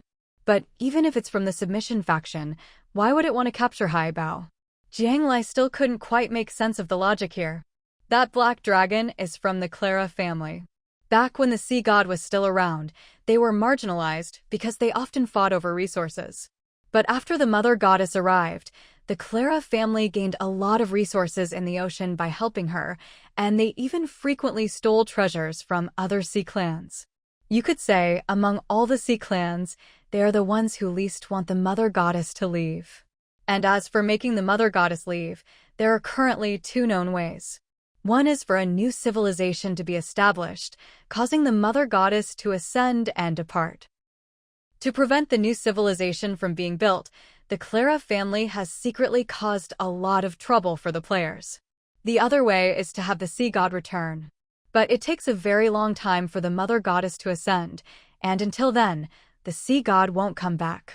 The only ones who can contact the sea god are those who share its bloodline. So, Haibao is the sea god's child. Jiang Lai felt her guess was a bit bold, but following Hija's explanation, there really wasn't any other possibility. Oh my god. Haibao is Hija's child, and if it's also the sea god's child, then doesn't that mean Hija and the sea god?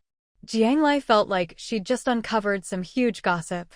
But in front of the involved sea clan, she had to manage her expression and not let any surprise show. That's right. Haibao is the child of me and the sea god. When the sea god left, Haibao hadn't been born yet. Even the other members of our clan don't know about this. I have no idea how the Clara family found out. Or maybe they're just guessing and aren't actually sure. But they'd rather kill an innocent than let one escape, so they want to get rid of Haibao. Then there would be no one left in the ocean who could contact the sea god. Hija's tone was full of disdain. She clearly thought the Clara family was a disgrace to the sea clans. If the Clara family knows about Haibao's true identity, why don't they just tell the Mother Goddess? With the Mother Goddess's power, it should be easier to get to the truth and deal with Haibao, right? Even though the Mother Goddess keeps running her so-called survival game in the ocean while the sea god is away. Once the sea god finishes ascending, he will eventually return. The Mother Goddess isn't willing to kill a true god's own child so easily. Borrowing territory to seek ascension and killing a god's child are two completely different things with very different consequences. From Haijiao's tone, Jiang Lai could sense that the Mother Goddess was at least somewhat rational, not a completely evil deity. If that was the case, then all the questions Jiang Lai had after entering the game suddenly made sense. She finally understood why, even though the game's challenges were cruel, they didn't actually force players to die. Jiang Lai had always felt that the game wanted more people to complete tasks and level up quickly. That was because the Mother Goddess didn't want all the players to die. She was filtering them, hoping the best would build a perfect civilization. So what exactly does the Mother Goddess want in a perfect civilization? I already have an island and islanders, but I don't know what kind of civilization counts as perfect. Jiang Lai voiced her doubts. But this time, Hija just shook her head. Of course, if Hija knew the answer, the game wouldn't keep repeating in endless cycles. Sorry, I really don't know what a perfect civilization is. But I do know that although the last civilization builder failed, they left behind some clues. Those clues are sealed by the game rules in the iron box I gave you. If you ever get the chance to open it, maybe you'll learn more. So there were clues inside that mysterious box. Jiang Lai silently made a note to herself to try opening that iron box as soon as she could. By the way, since Haibao is the sea god's child, can he contact the sea god now? Jiang Lai understood that, as a player, her interests naturally aligned with the defender faction of the sea clans. In fact, in this matter, the players were even more desperate than the defender faction. After all, the Mother Goddess only wanted the sea clan's homeland, but for the players, it was their lives at stake. Only by getting rid of the Mother Goddess could the players stop facing death over and over again. Not yet. The sea god once told me that when his child grows to a certain age, a sea god mark will appear on them, and then they'll be able to connect with him. But right now, Haibao doesn't have any such mark. Jiang Lai nodded in understanding. The sea god's life was long. Who knew how many years it would take for that mark to appear? Clearly, they couldn't pin all their hopes on Haibao. She still needed to go back and figure out what this perfect civilization was all about. The Mother Goddess has strictly forbidden all sea clans from interfering with her new civilization plan. This time, the Clara family's black dragon attacked your shield and even rammed your submarine. I don't know if the Mother Goddess will notice this, but in any case, don't worry, the Clara family shouldn't bother you again. And we won't let Haibao go out alone anymore. Now that you know where we are, if you ever want to see Haibao, just come find him at the bottom of the sea. Hija reassured Jiang Lai, telling her not to worry about revenge from the Clara family. But you should also get stronger as soon as possible. The more powerful a player is, the more likely they are to attract the Mother Goddess's attention, and the more cautious the submission faction will be around you.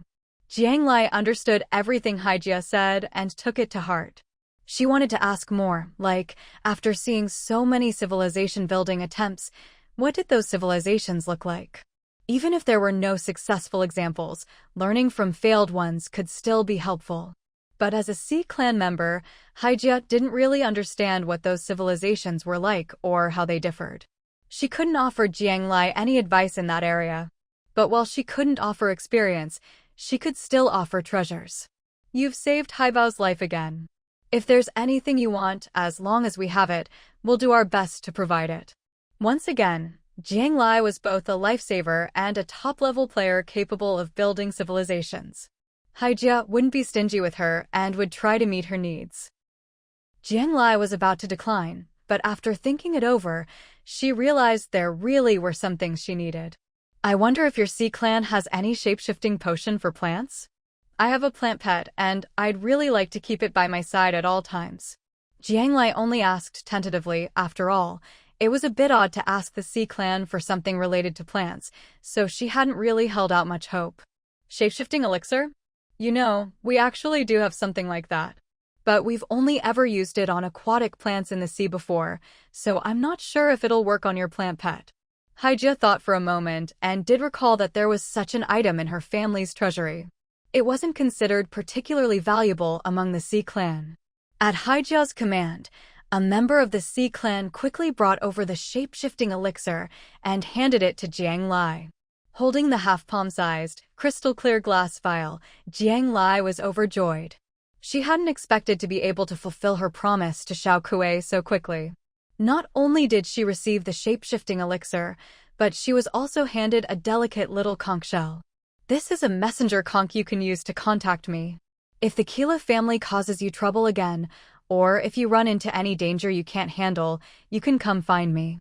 This conch was similar to the one Haibao had given Jiang Lai before, but even more exquisite, and its messaging function was more precise. Jiang Lai thanked Hija earnestly. She understood that Hija's gift of the conch was essentially a promise to protect her life.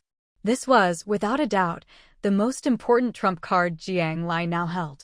In addition to the shape-shifting elixir and the messenger conch, I have one more thing for you. Hija personally handed Jiang Lai an unremarkable, patterned little seashell. This shell is a storage space. Inside, I've put some sand, stones, coral, and pearls from the seabed. I don't really understand what your player's civilization is like, but from generations of observation, I figure these things will come in handy for you. Jiang Lai gripped the shell tightly, not even knowing when Hija had prepared such a thoughtful gift for her. Such deep kindness filled Jiang Lai with gratitude. With everything said and all the gifts given, Hija called Haibao over to say goodbye to Jiang Lai. At this point, Haibao still didn't know it was about to be grounded, and cheerfully told Jiang Lai to make sure she supervised Xiaoweiba and the other studies, because Haibao would be checking up on them when it got back. And so, Jiang Lai left the Hija family with a full load of gifts, boarded the submarine, and returned to her little island. She hadn't spent long underwater, less than 2 hours in total. Since she'd already checked in while she was under the sea, Xiaoweiba and the others weren't too worried. When they saw Jiang Lai return, they just gathered around to look her over, and, seeing she was fine, relaxed. The protective shield's cooldown had ended, and it was up and running again. Meanwhile, on Ginger Island, Jiang Ning was leading the patrol team in a last-minute training session. Carl was busy as ever, building houses and equipment for the new islanders. Li Shui and Turing were in their room playing games with a group of children. Lin Yuxiang was in her room with her new students, studying seeds. Everyone was busy with their own tasks on the island, completely unaware that a great crisis had just descended and just as quickly been resolved. After coming ashore, Jiang Lai first checked on the condition of her contract beasts. Seeing that they were all fine and wouldn't miss the evening's battle, she was relieved. Then she went to find Carl and handed him the storage shell she'd gotten from Hija. "What's this?" Seeing the boss arrive, Carl paused his work and looked at the shell Jiang Lai handed him. It's filled with sand, stones, coral, and some pearls and shells. These should be useful for construction, right? Jiang Lai didn't know much about building, but she knew that sand and stone were basic construction materials. Useful? This is amazing! Once he realized what was inside, Carl's eyes lit up with excitement. He'd been reluctant to use up the last batch of sand and stone the boss had given him. Now, with such a large supply, it would last a long time and even help save on bronze usage. Seeing Carl's reaction, Jiang Lai knew Hija's gift had come at the perfect time. Back in her villa, Jiang Lai took out the shape-shifting elixir and, following the system's instructions, poured it at the base of Xiaokuei. Half an hour later, Xiaokuei's roots began to change, and its slender stem transformed into arms and legs. Xiaokuei pulled itself out of the soil, becoming a plant with hands and feet that could run and jump. Master, you're the best. Xiaokuei loves Master the most. Since coming to the island, this was the happiest Jiang Lai had ever seen Xiaokuei. Now that it had arms and legs, Xiaokuei looked even more human-like than the sea beasts. It stretched out its green arms and hugged Jiang Lai tightly. Seeing Xiaokuei able to run and jump and follow her around, Jiang Lai was delighted. After all, Xiaokuei was extremely skilled at long-range attacks and had formidable combat power. Having such a bodyguard at her side made Jiang Lai feel much safer. You've just transformed, so go play for a while, but be back before dark. Not wanting to spoil the fun, Jiang Lai gave Xiaokuei some time off to play around the island. It wasn't until Xiaokuei ran off that Jiang Lai remembered the other residents had never seen a plant pet before. She just hoped it wouldn't scare anyone too badly. Jiang Lai had been through a lot that day, and before she knew it, evening had arrived. As night fell, so did a new wave of danger. The waves at sea grew higher and more violent, and the sea beasts became even stronger. Every player drifting on the ocean was struggling to hold out, hoping to survive the long night and welcome a new dawn. That night, the beast horde attacking Ginger Island was clearly larger than the day before. But once again, the protective shield wasn't even breached. The old turtle, the white snake, and the ever-helpful Xiaoweiba took care of everything. The patrol team knew Jiang Lai's contract beasts were protecting everyone on the island's outskirts, and they were deeply moved. Everyone volunteered to send their own contract beasts into battle. More beasts meant more strength. Jiang Lai agreed. Although, in truth, they didn't really need help from the ordinary sea beasts just yet. But Jiang Lai was happy to see the islanders so eager to help. Getting everyone involved in defending the island would only strengthen their sense of belonging. Besides, the contract beasts needed regular combat to improve their strength. This was good training. Jiang Lai sent a mental message to her contract beasts, telling them to spare some attention to guide these little brothers. They would all be important protectors of Ginger Island in the future. That night, Jiang Lai once again slept soundly in her own big bed. She wasn't sure if it was because she'd been exhausted during the day or because she'd talked with Hija for too long, but Jiang Lai had a dream. She dreamed she was on a shabby little first-class boat, standing on deck and gazing down at the sea. A huge reflection appeared on the surface of the water, crystal clear. It looked like the real world, yet also like a country Jiang Lai had never seen before. Everyone in the scene was smiling happily, children running around, laughing and playing. Is this what a perfect civilization looks like? Jiang Lai wanted to see more clearly, but the ripples on the water kept disturbing her view, making it hard to see the image distinctly. She bent down, trying to get closer, a little closer. Splash! Before she knew it, she lost her balance and fell off the little boat into the sea. The icy cold water jolted Jiang Lai awake. The room was pitch black and a cold sweat had broken out all over her body. Shaken by the dream and unable to sleep, Jiang Lai decided to take a shower and change her clothes. She turned on the lights and lay in bed, scrolling through the channels on her device. It was already the early hours of the morning, with only 2 hours left until dawn. It should have been a time when everyone was deep in sleep, but the channels were bustling with activity. Compared to the chaos of the first 2 days, by the third day, everyone had become much more composed. Most players had found teammates to stick with, and they'd gotten more experienced at avoiding storms and waves. Although the Tianhe Alliance was still struggling to keep up, they had launched 20 paid rescue teams. As long as players had supplies or treasures to pay with, the nearest rescue team would do everything possible to keep them safe. The price wasn't cheap, but rumor had it the rescue success rate was as high as 70%.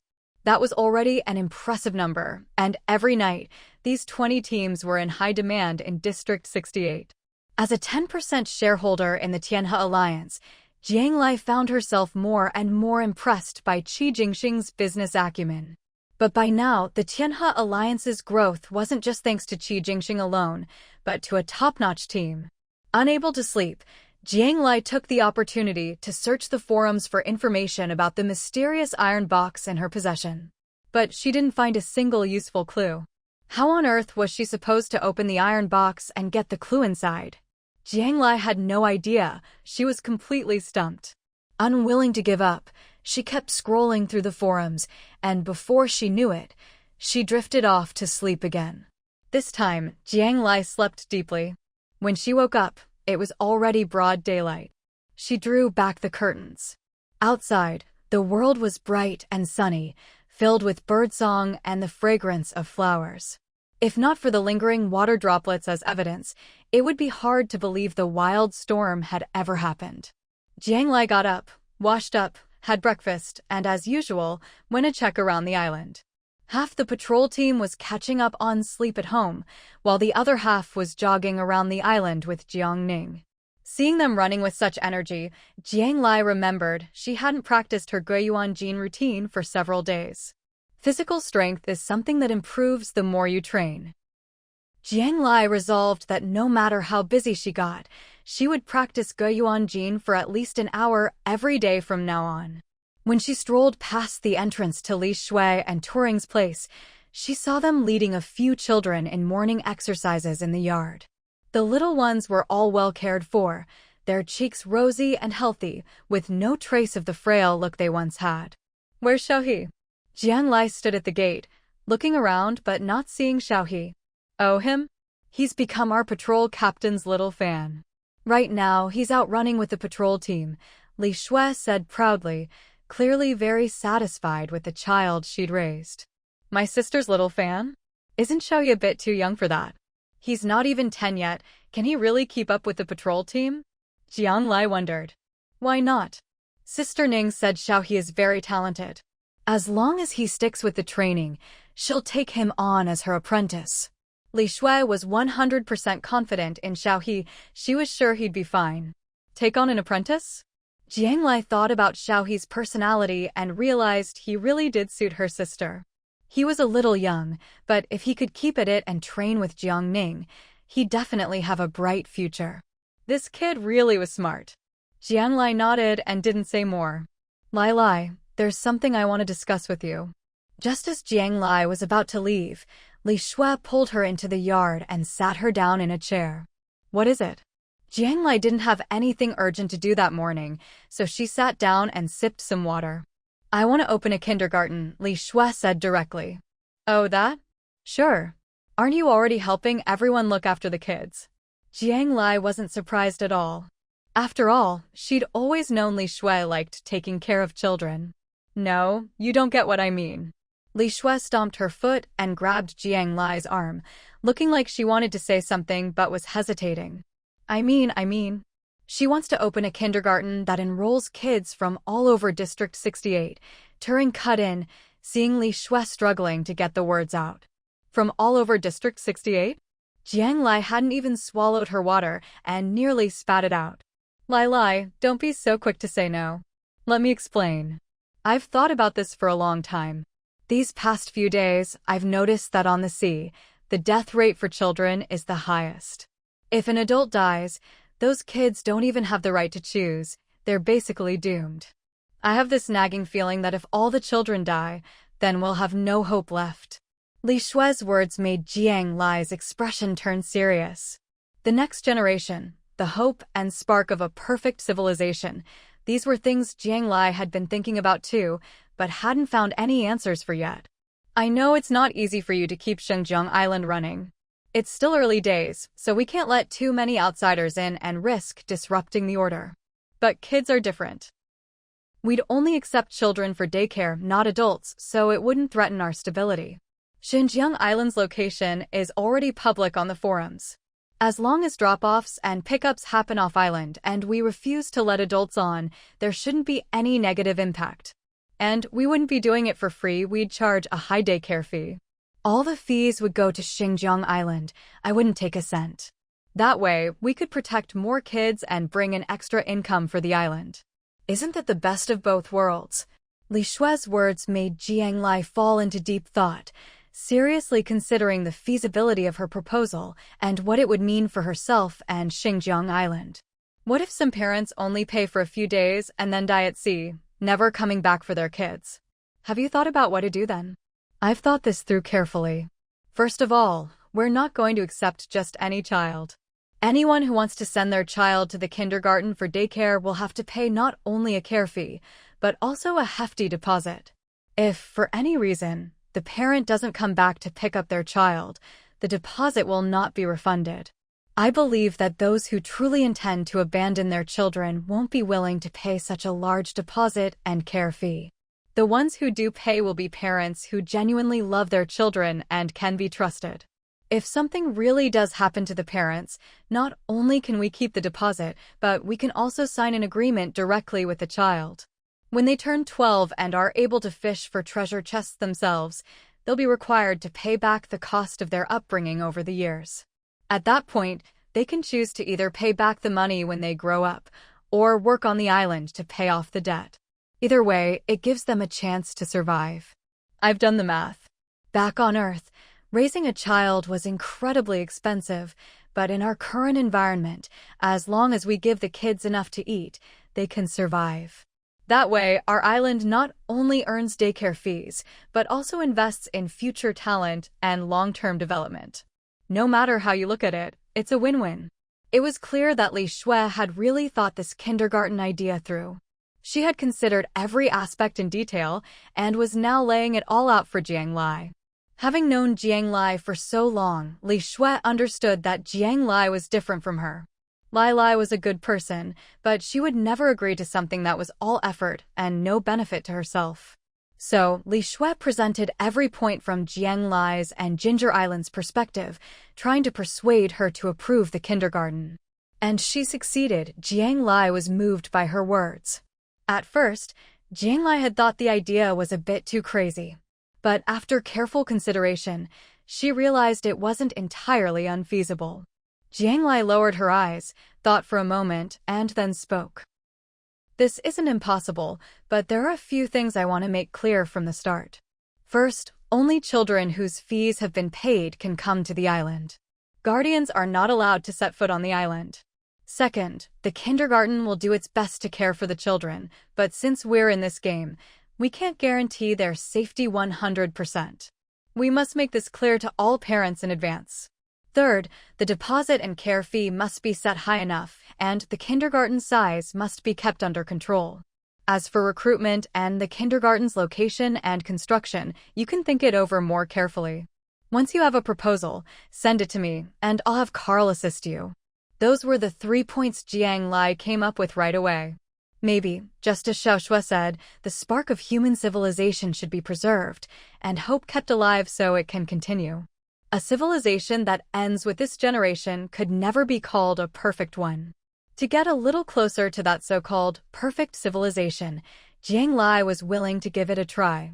With Jiang Lai's approval, Li Shui was overjoyed. She hurried back to her room, planning to write up the proposal immediately. The tidal wave crisis was still ongoing. The sooner they started recruiting, the more children they could save. Seeing Li Shui rush back inside, Jiang Lai also stood up, ready to leave. Lai. Just as Jiang Lai got up, Turing called out to her. The hesitant look on her face was exactly the same as Li Shui's earlier. Seeing Turing's expression, Jiang Lai paused, then quietly sat back down to wait for her to speak. I want to open a hospital on the island. After hearing the word hospital right after the kindergarten discussion, Jiang Lai's expression was much calmer. There was no need to ask. She knew Turing's hospital would definitely be aimed at all the players in Zone 68. Turing just said that one sentence and nothing more, simply looking at Jiang Lai quietly. She didn't need to say more. She knew Jiang Lai would understand why she wanted to do this. And Jiang Lai did understand. In this game, people might not get sick, but injuries from sea beast attacks were common. Even with miracle medicines like pain relief powder, if a wound was too large and not stitched up in time, there was always a risk of bleeding to death. There were a few traveling doctors like Turing in Zone 68, but compared to the number of people getting hurt every day, there were far too few. Many people couldn't find a doctor when they were injured or couldn't get help in time. If there were a hospital on Ginger Island, then injured people would know that as long as they could make it to the island, they'd have a chance to be saved. If players in Zone 68 could have that hope, maybe they wouldn't be so afraid when facing sea beasts, and their sense of security would greatly improve. A hospital on the island. Jiang Lai thought to herself, a perfect civilization really should have a hospital. This isn't impossible either. But we need to study it more carefully. First, only patients can come to the island, no companions allowed. Second, the fees must be set high enough so that those with non-life-threatening injuries that can heal on their own won't come. Whether it's the kindergarten or the hospital, I'll have Carl mark out 2 suitable areas in the East District near the coast and fence them off. They'll have to stay within those designated areas and can't wander around. Since they were already building a kindergarten, Jiang Lai didn't mind adding a hospital too. Great. I'll go write up a detailed plan and send it to you right away. Very soon. Hearing Jiang Lai's approval, Turing was overjoyed that her long-held wish could finally come true. Like Li Shui, she hurried back to her room to write up the plan.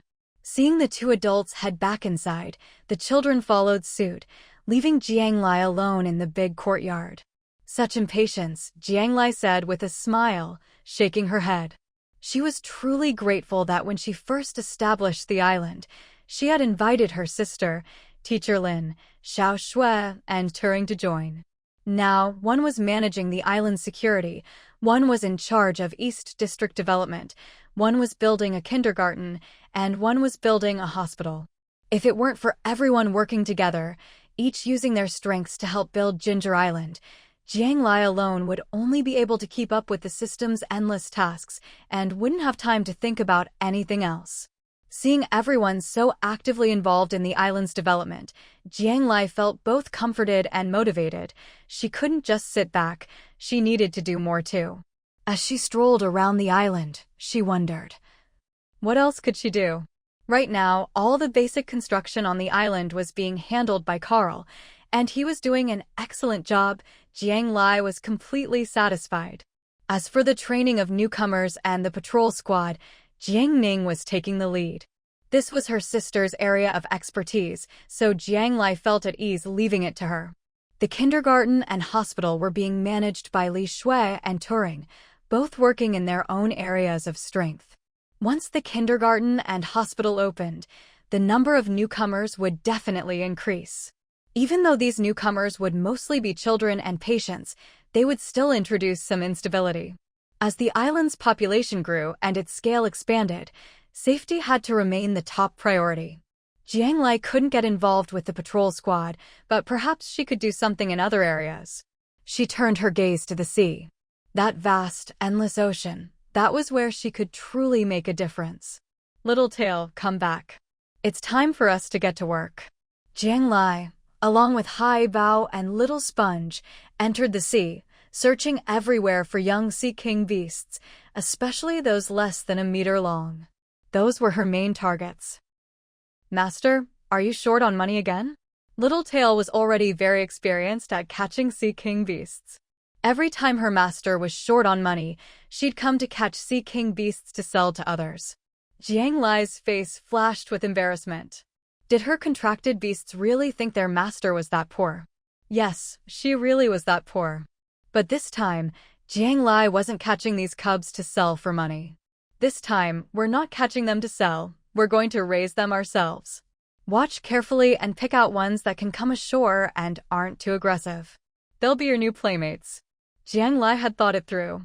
She had strong spiritual power, a beast language device, and Littletail, a half-sea tribe being that all Sea King beasts feared.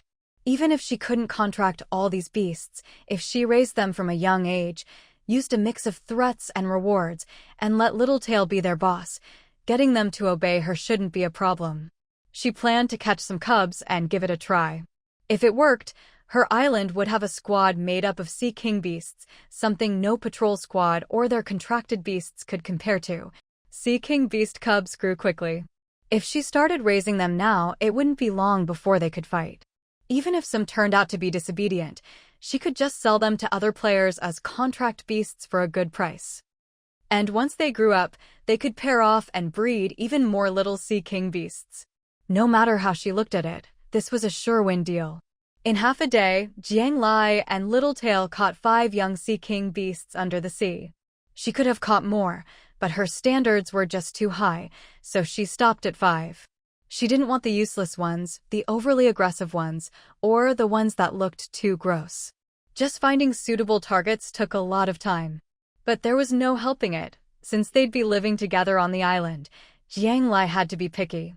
She brought the 5 cubs back to her yard, setting aside a special area just for them. Sea King beasts weren't very smart to begin with, and as cubs, they were even more clueless, like 1- or 2-year-old children. When first caught, they bared their teeth and acted fierce. But after a round of intimidation from Littletail, they huddled together, shivering in fear. Jiang Lai then gently fed them some fruit, and the little guys immediately treated her like family, becoming very affectionate. Since Jiang Lai hadn't shown herself when catching them in the submarine, the cubs didn't associate her with any threat. This trick worked pretty well. Jiang Lai decided that from now on, Littletail would play the bad cop and she'd be the good cop. Don't run off anymore. Stay in the yard and teach your little brothers well. Once they're fully obedient, take them to the beach for training. Jiang Lai instructed Littletail. She wasn't greedy. She'd let Littletail fully tame these 5 first, then gradually add more. As for herself, she'd just drop by to visit, bring some snacks, and play the role of a good mom. Naive Littletail didn't catch on to her master's intentions and happily agreed. Little Sponge, on the other hand, understood and rolled his eyes silently.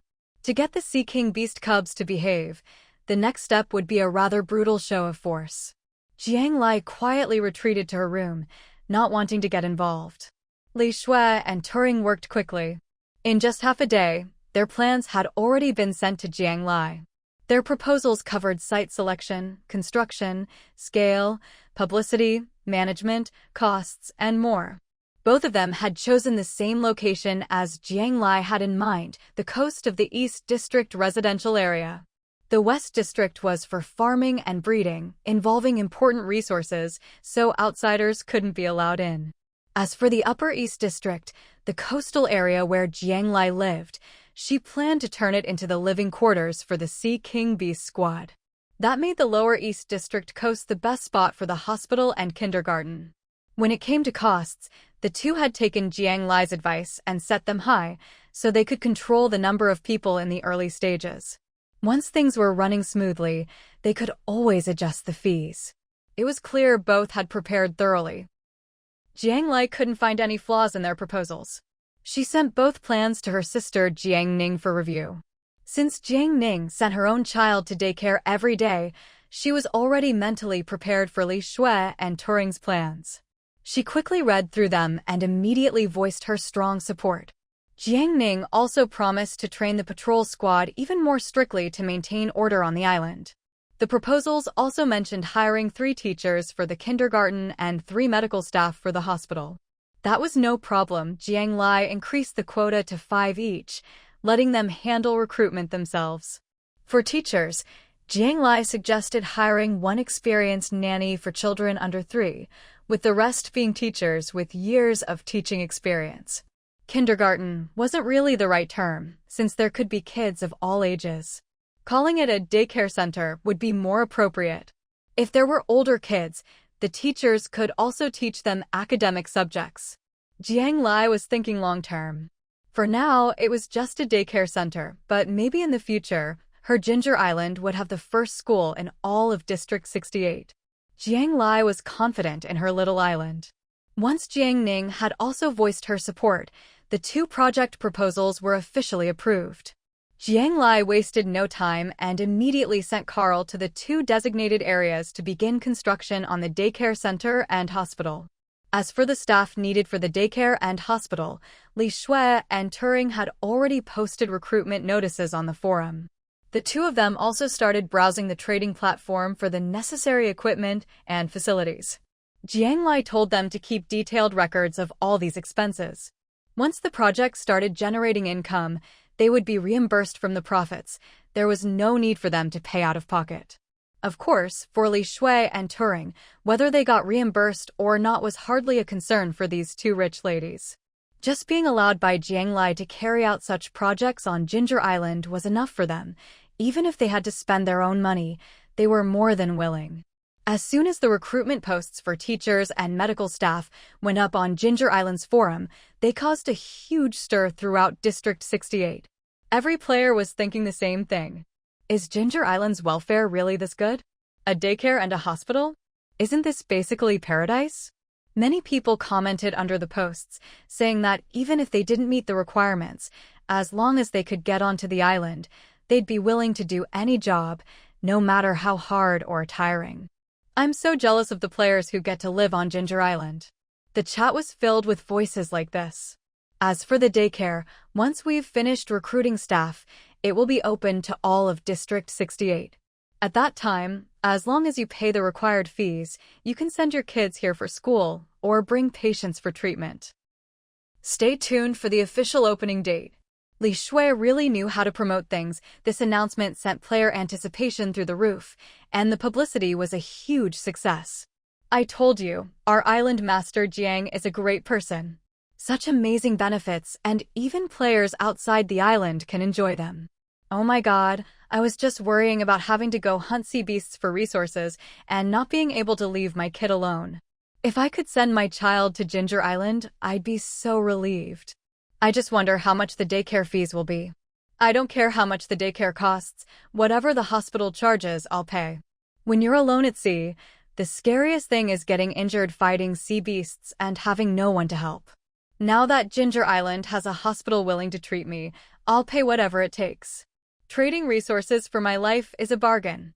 The vast majority of people were thrilled about the two new institutions on Ginger Island. Of course, there were also a few jealous naysayers. Don't kid yourselves, they're just trying to make a profit off our resources. You really think they're doing charity? If they were such good people, why not offer free daycare and medical care? It's all just for show, and you idiots actually believe it. Ridiculous. Seeing comments like this made Li Shui, who'd been actively promoting and replying, furious. What's wrong with charging fees? Even if there's a fee, they're still providing everyone with more options. It's not like anyone's being forced. How could someone smear them like this? Just as Li Shui was fuming and didn't know how to reply, the usually silent Jiang Lai spoke up in the chat. I've noted the player ID of the person above. Since you look down on Ginger Island so much, you're not welcome here in the future. Let's just avoid each other from now on. Jiang Lai couldn't be bothered to argue and simply added the player to Ginger Island's blacklist. I was just saying, why take it so seriously? Seeing Jiang Lai step in and say that, the player panicked. Sure, people talk trash, but like those other players said, if you really got injured one day, no matter how much they charged, you'd pay up. At this moment, the players still didn't realize that their casual venting had just completely cut off one of their lifelines. It's true, if you're too easygoing, people will take advantage of you. Jiang Lai's tough stance, on the other hand, made everyone think twice before commenting. Now that Ginger Island was opening up to the public, who knew what else they might do in the future? Whether it was opening up residency spots or trading with Ginger Island, both were very real possibilities.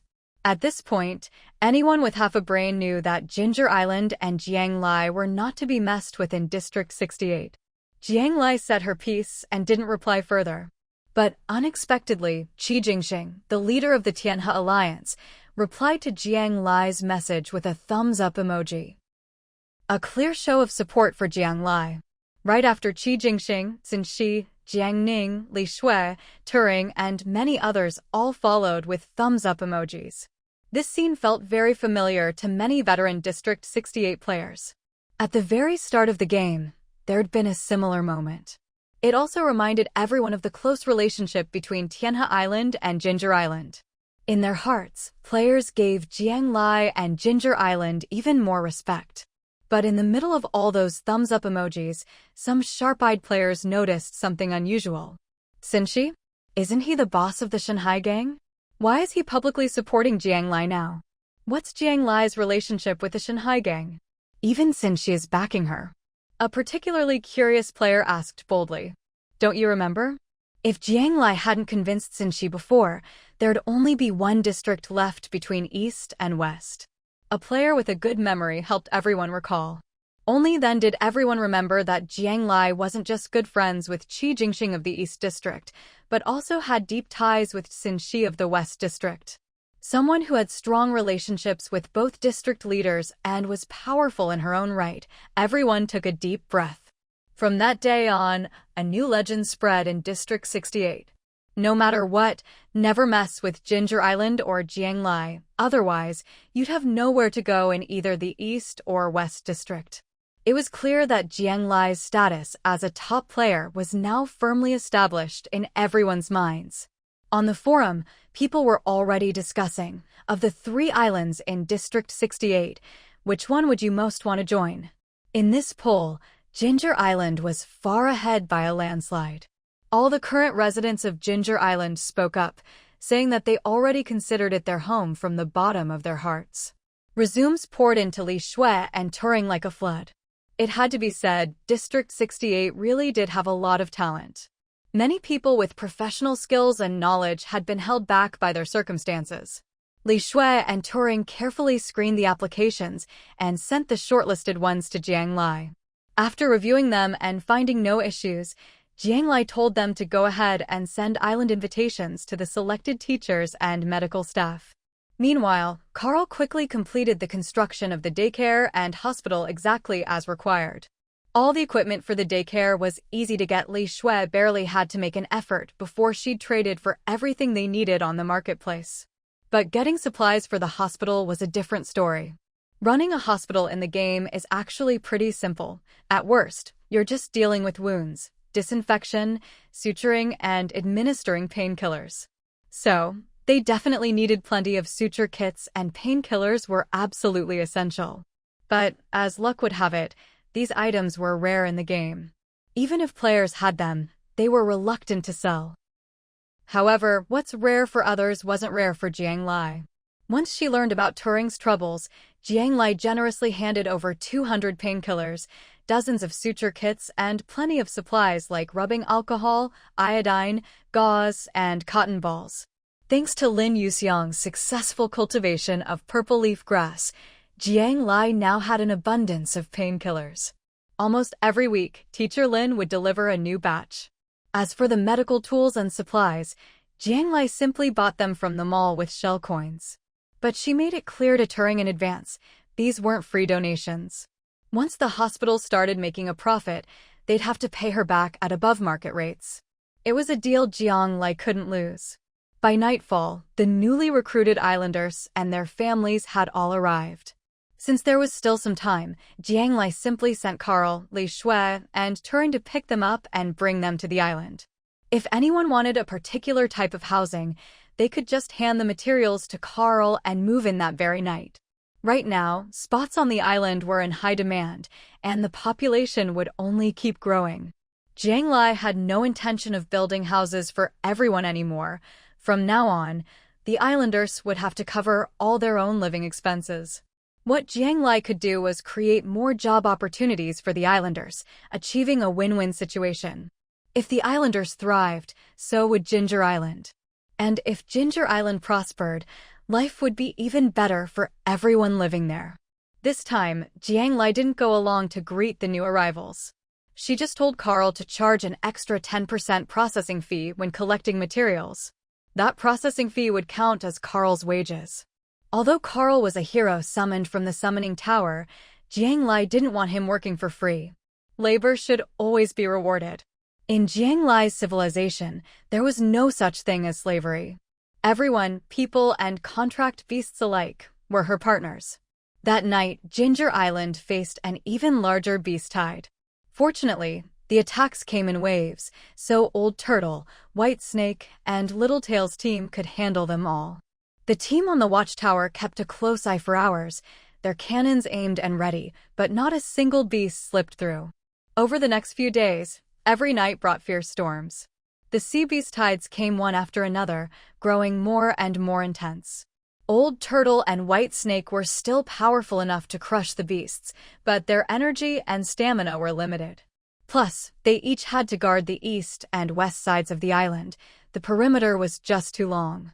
When the beast numbers swelled too much, it was inevitable that some would slip through and crash into the protective shield. But these ordinary sea beasts couldn't even scratch the shield before the soldiers on the towers blasted them to pieces. Jiang Ning was strict when training the patrol squad. She taught them that, unless it was an emergency, they had to aim precisely and conserve ammunition. If not for this rule, the firepower from the 18 towers could already cover the whole island. Even without Old Turtle, White Snake, and Littletail, they could have blasted all the sea beasts to death outside the shield. But if they did that, Jiang Lai's little treasury would be in danger.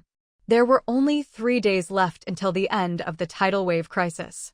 During these days, both the daycare and the hospital opened for business.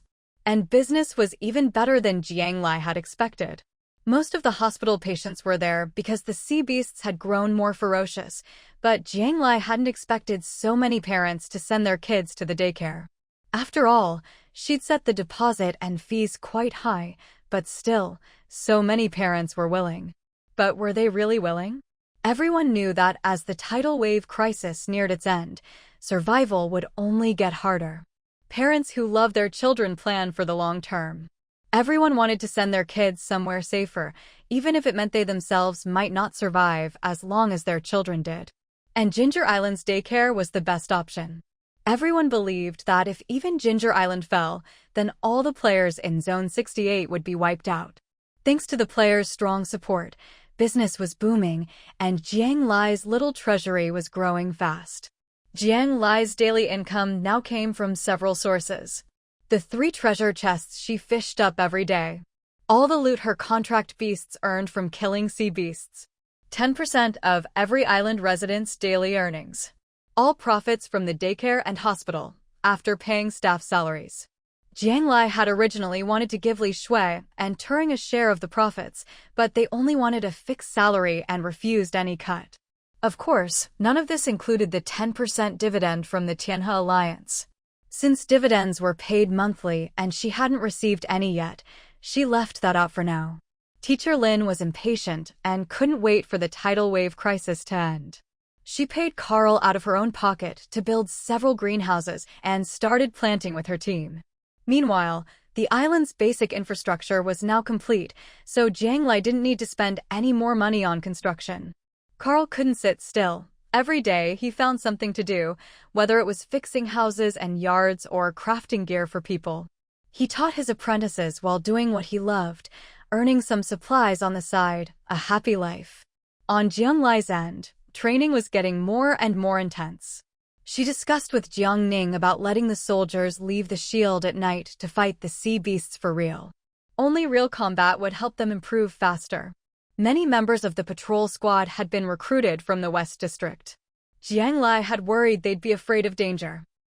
But to her surprise, everyone was eager for real combat, expressing their determination to fight on the island's group chat.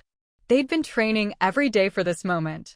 Not only could they hone their skills, but the rewards for killing sea beasts were also a big incentive. With the hospital nearby and the shield not far away, no one was afraid of getting hurt. Their only fear was missing out on the chance to fight. Seeing everyone so brave, Jiang Lai agreed. But just as the patrol squad was at its most valiant, Teacher Lin's greenhouses were up and running and needed more hands. After thinking it over, Jiang Lai decided to recruit another batch of islanders. She hadn't forgotten about that long-stalled quest. This time, Jiang Lai handed over the recruitment authority to Lin Yuxiang. Most of the people recruited for the West District last time were now in the patrol team. After a long period of training under Jiang Ning, many of them had developed a sense of purpose and desire to defend their home. They no longer wished to return to farming or animal husbandry. Jiang Lai didn't want to force anyone, so she simply decided to recruit another batch for the West District. She also gave her sister full authority over recruitment. Now that the kindergarten and hospital were running smoothly, more manpower was needed for everything from ferrying people at the shore to security in both districts. With Jiang Ning's outstanding military training skills, Jiang Lai wanted to give her sister more room to grow. As long as Jiang Ning found someone suitable, she could bring them into Ginger Island at any time. Jiang Lai carefully considered the long-term development of Ginger Island. She hoped her little island could steadily grow stronger amidst the vast ocean. On the third-to-last night before the giant wave crisis ended, in the midst of a storm, Ginger Island faced its first attack from a sea king beast. Although there was only one, combined with the ever-increasing army of sea beasts, it was still a challenge for the small island. That night, Jiang Lai didn't go to bed early as usual.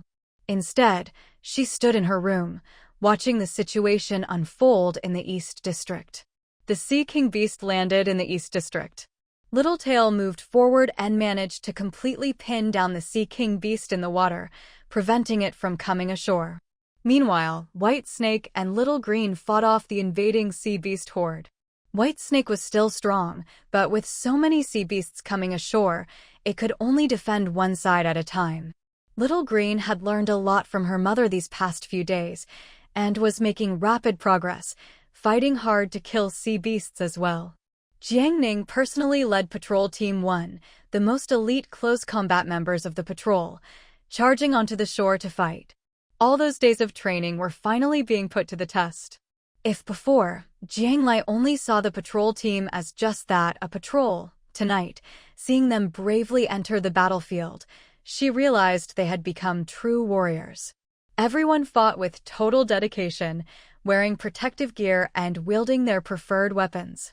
They all had one thought in their hearts: only by killing the sea beasts could they protect their hard-won home. Outside the shield, Team 1 was fighting fiercely. Inside the shield, Team 2 aimed bows and cannons at the battlefield. Team 2 was the ranged squad. They kept a close eye on the battle, delivering fatal blows to sea beasts at critical moments. They were also responsible for eliminating any sea beasts that slipped past the front lines and approached the shield. If any teammates were injured on the battlefield, Team 2 members would go out to drag them back, minimizing casualties. To avoid friendly fire, no one released their contract beasts to fight. Meanwhile, Team 3 was defending inside the West District shield, sending their contract beasts out to battle. Team 4 was patrolling the entire island. Team 5 was stationed at the tower, observing everything below and providing support when needed. During this period, Jiang Ning had trained a total of 5 squads, and now, every one of them was being put to use. The Sea King Beast that came tonight was strong, but compared to Littletail, who was half-sea tribe, it was still no match. After dealing with the Sea King Beast, Littletail joined the fight against the Sea Beast horde. Because Jiang Ning led 2 teams to support the East District battlefield tonight, the situation was quickly brought under control, and they didn't even need to use the tower's cannons. With the Sea King Beast defeated, the beast tide came in wave after wave. After each wave, the warriors could return to rest for a bit, keeping them in good shape. Although they were tired, everyone's face was beaming with joy. Of course they were happy, their training had paid off. Not only did they defend their home, but with their home at their backs, they killed so many sea beasts and earned so many rewards. How could they not be thrilled? This was exactly what Jiang Lai hoped to see. On her island, those who farmed or raised animals shared in the profits, and teachers and doctors received salaries. Only these warriors, who trained hard every day, didn't have any income. It wasn't because Jiang Lai was biased or didn't value them. It was because when these warriors were truly trained and began defending their home, that was when they started earning resources. For those who killed a lot, the rewards from just one night could equal a teacher's monthly salary. Of course, risk and reward go hand in hand. To earn this money, they they had to take on certain risks. After seeing the Sea King beast defeated and the warriors handle 2 more waves of sea beasts, Jiang Lai went to bed. She felt very at ease. With the scale of tonight's attack, Ginger Island was in no real danger. On the second-to-last day of the giant wave crisis, the sky cleared up once again as expected. When Jiang Lai went out for a walk today, she didn't see Jiang Ning leading everyone in training. After a hard night, everyone deserved a good rest. After all, there was still a tough battle ahead tonight. When Jiang Lai wandered over to the daycare and hospital area, she found both places crowded with outsiders. Business was booming. Attacks at sea had intensified everywhere last night, so it was only natural that there were more injured people. And many parents, afraid they wouldn't survive the last 2 nights, wanted to secure a future for their children in advance. Those loving parents were willing to scrape together every last cent to pay the deposit and daycare fees for their kids. Some, like Li Shui and the others, even noticed that most parents packed their children's bags with food and supplies, just in case they died at sea and wanted their kids to have a better life afterward. The number of children in the kindergarten had already surpassed 30 yesterday, and today it was nearly 50. Li Shui divided the children into 2 classes. She and an auntie took care of the younger group, while the older kids had already started learning with the teacher. No one knew what tomorrow would bring, but the knowledge learned today would always be theirs. Listening to the children's clear voices reciting lessons in the daycare, their little hands clasped behind their backs, carefree as they followed the teacher, Jiang Lai couldn't help but smile. Perhaps all the hard work adults put in was just so the next generation could live happily like this. Thinking this, Jiang Lai casually recorded a video of the children sitting neatly and reciting their lessons. She posted the video to the whole district channel. Jiang Lai's intention wasn't to advertise her daycare. She just wanted everyone to know that all their perseverance and hard work was meaningful. After Jiang Lai posted the video, the usually lively channel fell silent for quite a while. Many people watched the video over and over again. Even though their own children weren't in the video, for some reason, the heartwarming scene made it impossible to look away. I cried watching this. Is it really possible to see something so beautiful in this survival game? I've watched it 10 times without realizing it. I'm saving this video. Whenever I feel like I can't hold on anymore and want to give up, I'll watch it again. That's my daughter sitting in the middle of the 2nd row. I originally thought sending her to Ginger Island would just be a bit safer. I never imagined she'd actually get to learn things. This was money well spent. Even after the tidal wave crisis ends, I'll keep her there long term. I used to think it was too expensive and couldn't bring myself to send my kid. I'm going to contact them right now. Sigh, let's look at it this way. As parents, why do we work so hard killing sea beasts and struggling to survive? Isn't it all for our kids? I'm willing to spend anything for my child. Honestly, if it weren't for my kid, I'd have given up on this stupid game long ago. Jiang Lai had just wanted to spread a little hope, but unexpectedly, this video ended up being a huge advertisement for her Ginger Island daycare. Previously, Li Shui had posted on the forum recruiting teachers, and later posted the requirements for student enrollment. So, the players all knew Li Shui was the person in charge of the daycare, and flocked to her to sign up. For a while, Li Shui, who had been happily playing with the kids, was suddenly bombarded with private messages and was a bit stunned, not sure what was going on. It wasn't until the other teachers told her that she realized Jiang Lai had posted that video. Not only Li Shui, Jiang Lai's own inbox was flooded with messages too. One of them was from none other than Qi Jingxing. Because the island had been under heavy attack every night lately, Jiang Lai and Qi Jingxing had been in frequent contact to check on each other's safety. Jiang Lai's side was heavily fortified and very secure. Qi Jingxing's island had always operated in a military fashion, and with sheer numbers, they managed to get through each night safely. But this time, Qi Jingxing wasn't messaging about sea beasts. How many spots do you have left at your daycare? Qi Jingxing got straight to the point. Huh? I didn't know you had kids. Jiang Lai thought about it. She remembered Qi Jingxing was single. Wasn't he just voted the top bachelor in Zone 68 a few days ago? It's not for me. It's for the soldiers of the Tianhe Alliance. After seeing your daycare video, a lot of people came to me hoping Tianhe Island could set up a school too, so their kids could get an education. But as you know, Tianhe Island doesn't have any such plans right now. Jiang Lai did know. Unlike her own Ginger Island, which was developing in all directions, Tianhe Island was a purely military base. Qi Jingxing drilled his troops every day, and his training methods were even harsher than Jiangning's. They had to fight all night, and during the day, there were frequent live combat drills and strict regulations. Jiang Lai knew that almost all the Tianhe Alliance leadership, including Qi Jingxing, were military people. So Tianhe Island was run with strict military discipline. The families of the Tianhe Alliance soldiers were also on the island. But because there were so many people, Qi Jingxing hadn't allocated them much space. Their activity area was very limited, so their freedom and happiness couldn't compare to life on Jiang Lai's Ginger Island. Once things settle down, we'll build some basic infrastructure. But right now, we just can't spare the resources to build a school or hire teachers for the kids. Besides, everyone's saying Ginger Island is like a paradise, and they all hope their kids can live there. Jiang Lai wasn't an outsider, so Qi Jingxing spoke frankly. I get it. You have too many people. When there are too many people, it's hard to take care of everything. Yeah, we've already expanded the island several times, each time by 10 kilometers. But it's still not enough. We have over 5,000 people on Tianhe Island now, and we still need space for combat training and equipment. Zone 68 only had a little over 100,000 people in total, so Tianhe Island's 5,000 was an astonishing number. But thinking about it, it made sense. Even when Jiang Lai recruited just 20 people, they brought nearly 100 family members.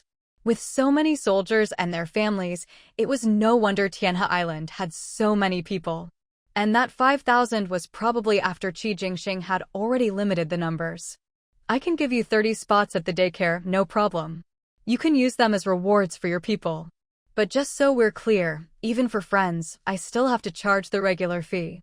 Jiang Lai thought about it. When they built the daycare, they made it big enough, so space wasn't an issue. 30 more kids just meant adding another class, and Li Shui's team could handle 3 classes. Great. I'll transfer the money now and send the kids over soon. Qi Jingxing was thrilled to get 30 spots and immediately logged off to make arrangements. Lai, after you posted that video, I got dozens more requests for kids to join. I'm worried there'll be even more soon, and we won't have enough teachers. Can I hire another teacher and another assistant? After being bombarded with messages, Li Shui realized the numbers were overwhelming, so she messaged Jiang Lai. Better hire 3 more teachers and 3 more assistants. Jiang Lai felt a bit guilty about promising 30 more spots, so she just told Li Shui to hire extra staff. Let's cap the daycare at 5 classes for now. We'll expand after the tidal wave crisis is over. Over 100 kids was already a lot. With the last 2 nights of the crisis still ahead, Jiang Lai didn't want to risk anything, so she told Li Shui to pause enrollment. Li Shui was already overwhelmed by the 100-plus kids, and without Jiang Lai saying anything, she had already posted on the forum that enrollment was full and temporarily closed. Once the tidal wave crisis ended, if there were still so many kids, they'd have to ask Carl to build a real school next to the daycare, separating the older and younger children. On the second-to-last night of the tidal wave crisis, Jiang Lai climbed up a tower in the Eastern District, overlooking all the dangers along the coast. That night, both the East and West districts each faced a Sea King beast. Jiangning was still leading teams 1 and 2 in the East.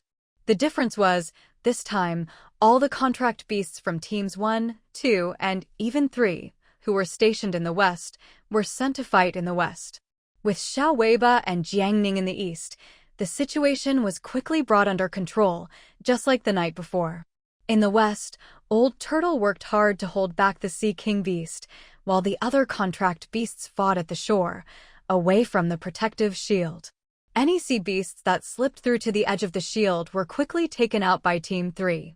And if there was ever a spot not covered by the teams, the archers and artillery on the towers would rain down fire without mercy.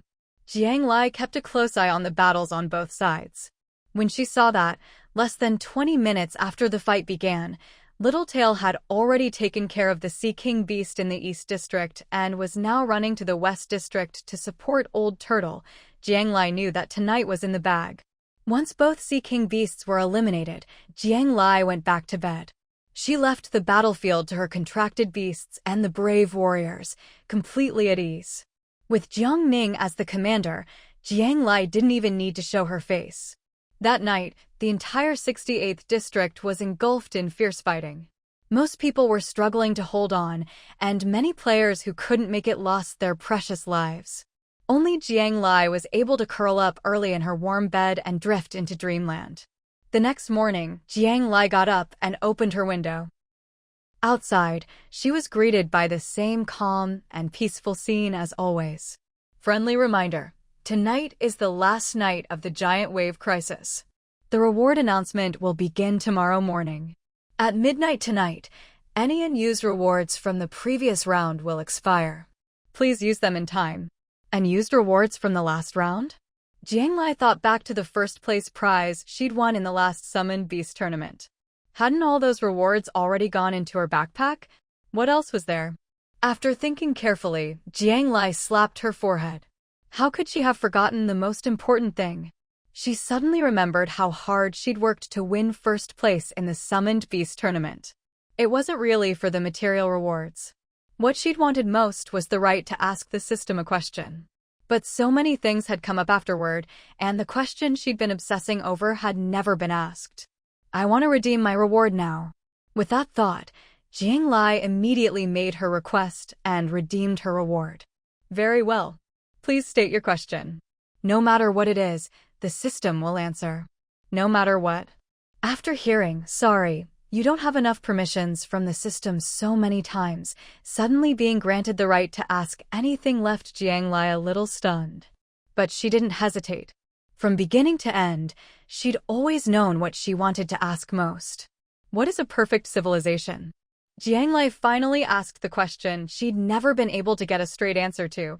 If what Hija said was true, and this game was created by the Mother Goddess, then the system was also created by her.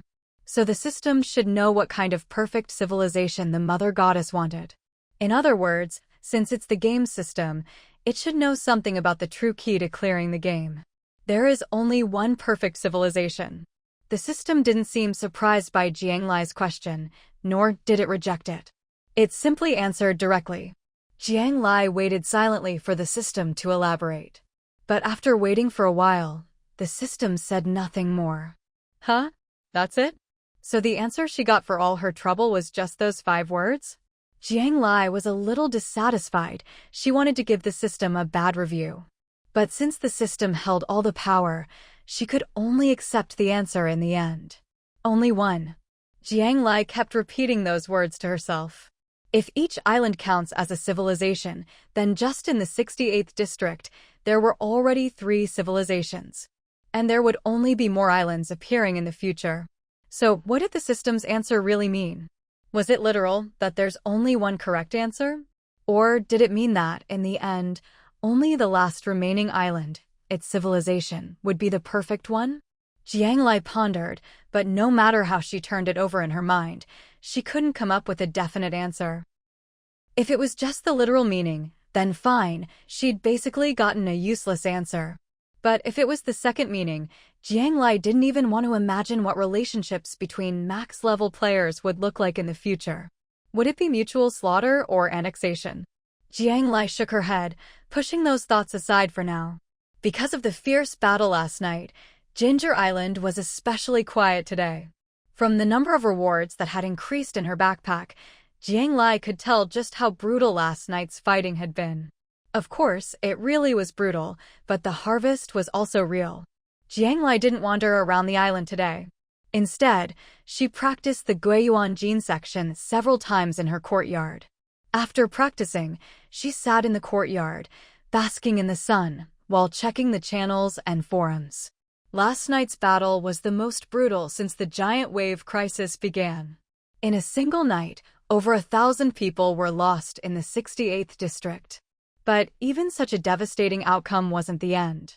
All the players knew that what awaited them tonight would be even more terrifying than last night. However, after so many life and death crises, the players' mindsets had changed.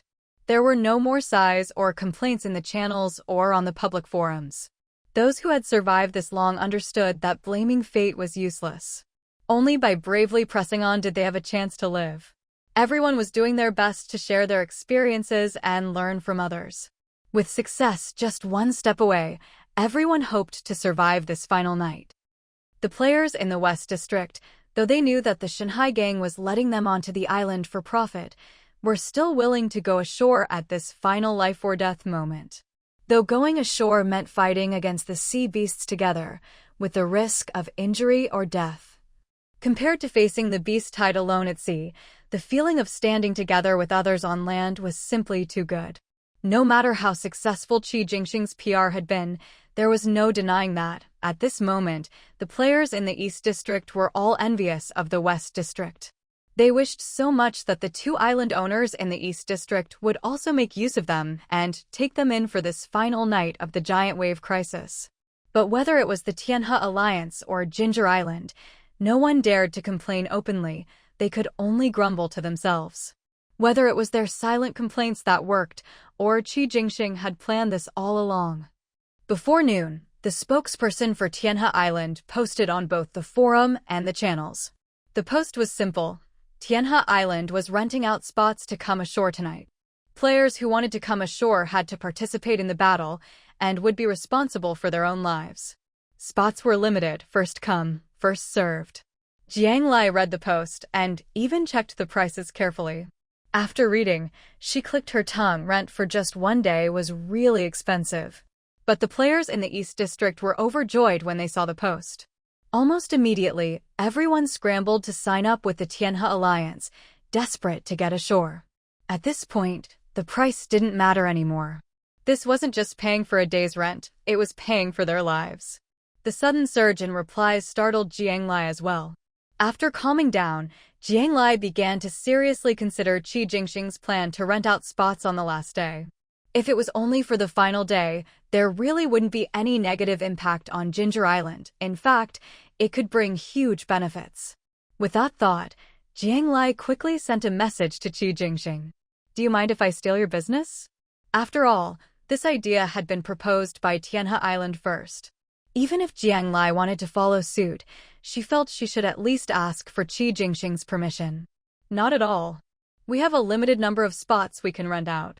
If you can take in some players on your side, that's even better. That way, more people in Zone 68 will survive." Qi Jingxing was actually delighted when he saw Jiang Lai's message, with not a trace of reluctance. You see, Qi Jingxing's real motivation for coming up with the rental plan wasn't to earn resources. He had a deeper purpose. He wanted to maintain stability among the people of the Eastern District, keep order between the East and West, and, most importantly, save as many players as possible on the final day of crisis. All right, once I estimate how many people we can take, I'll make an announcement too.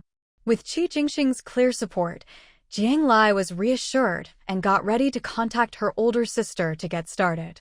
Oh, and Jiang Lai, I know what I'm about to say may sound harsh, but I have to say it. If you get too many applications and can only pick some people to come to the island, make sure you choose the ones with the best stats in every aspect. Jiang Lai paused when she saw Qi Jingxing's message. She didn't think what he said was out of line, it just didn't sound like something Qi Jingxing would normally say. He'd always been the type to sympathize with the weak. So what had changed? Did Qi Jingxing, like her, know something more? I understand. Since Qi Jingxing didn't elaborate, Jiang Lai didn't press further and simply agreed. There was still plenty of time, she'd figure things out eventually.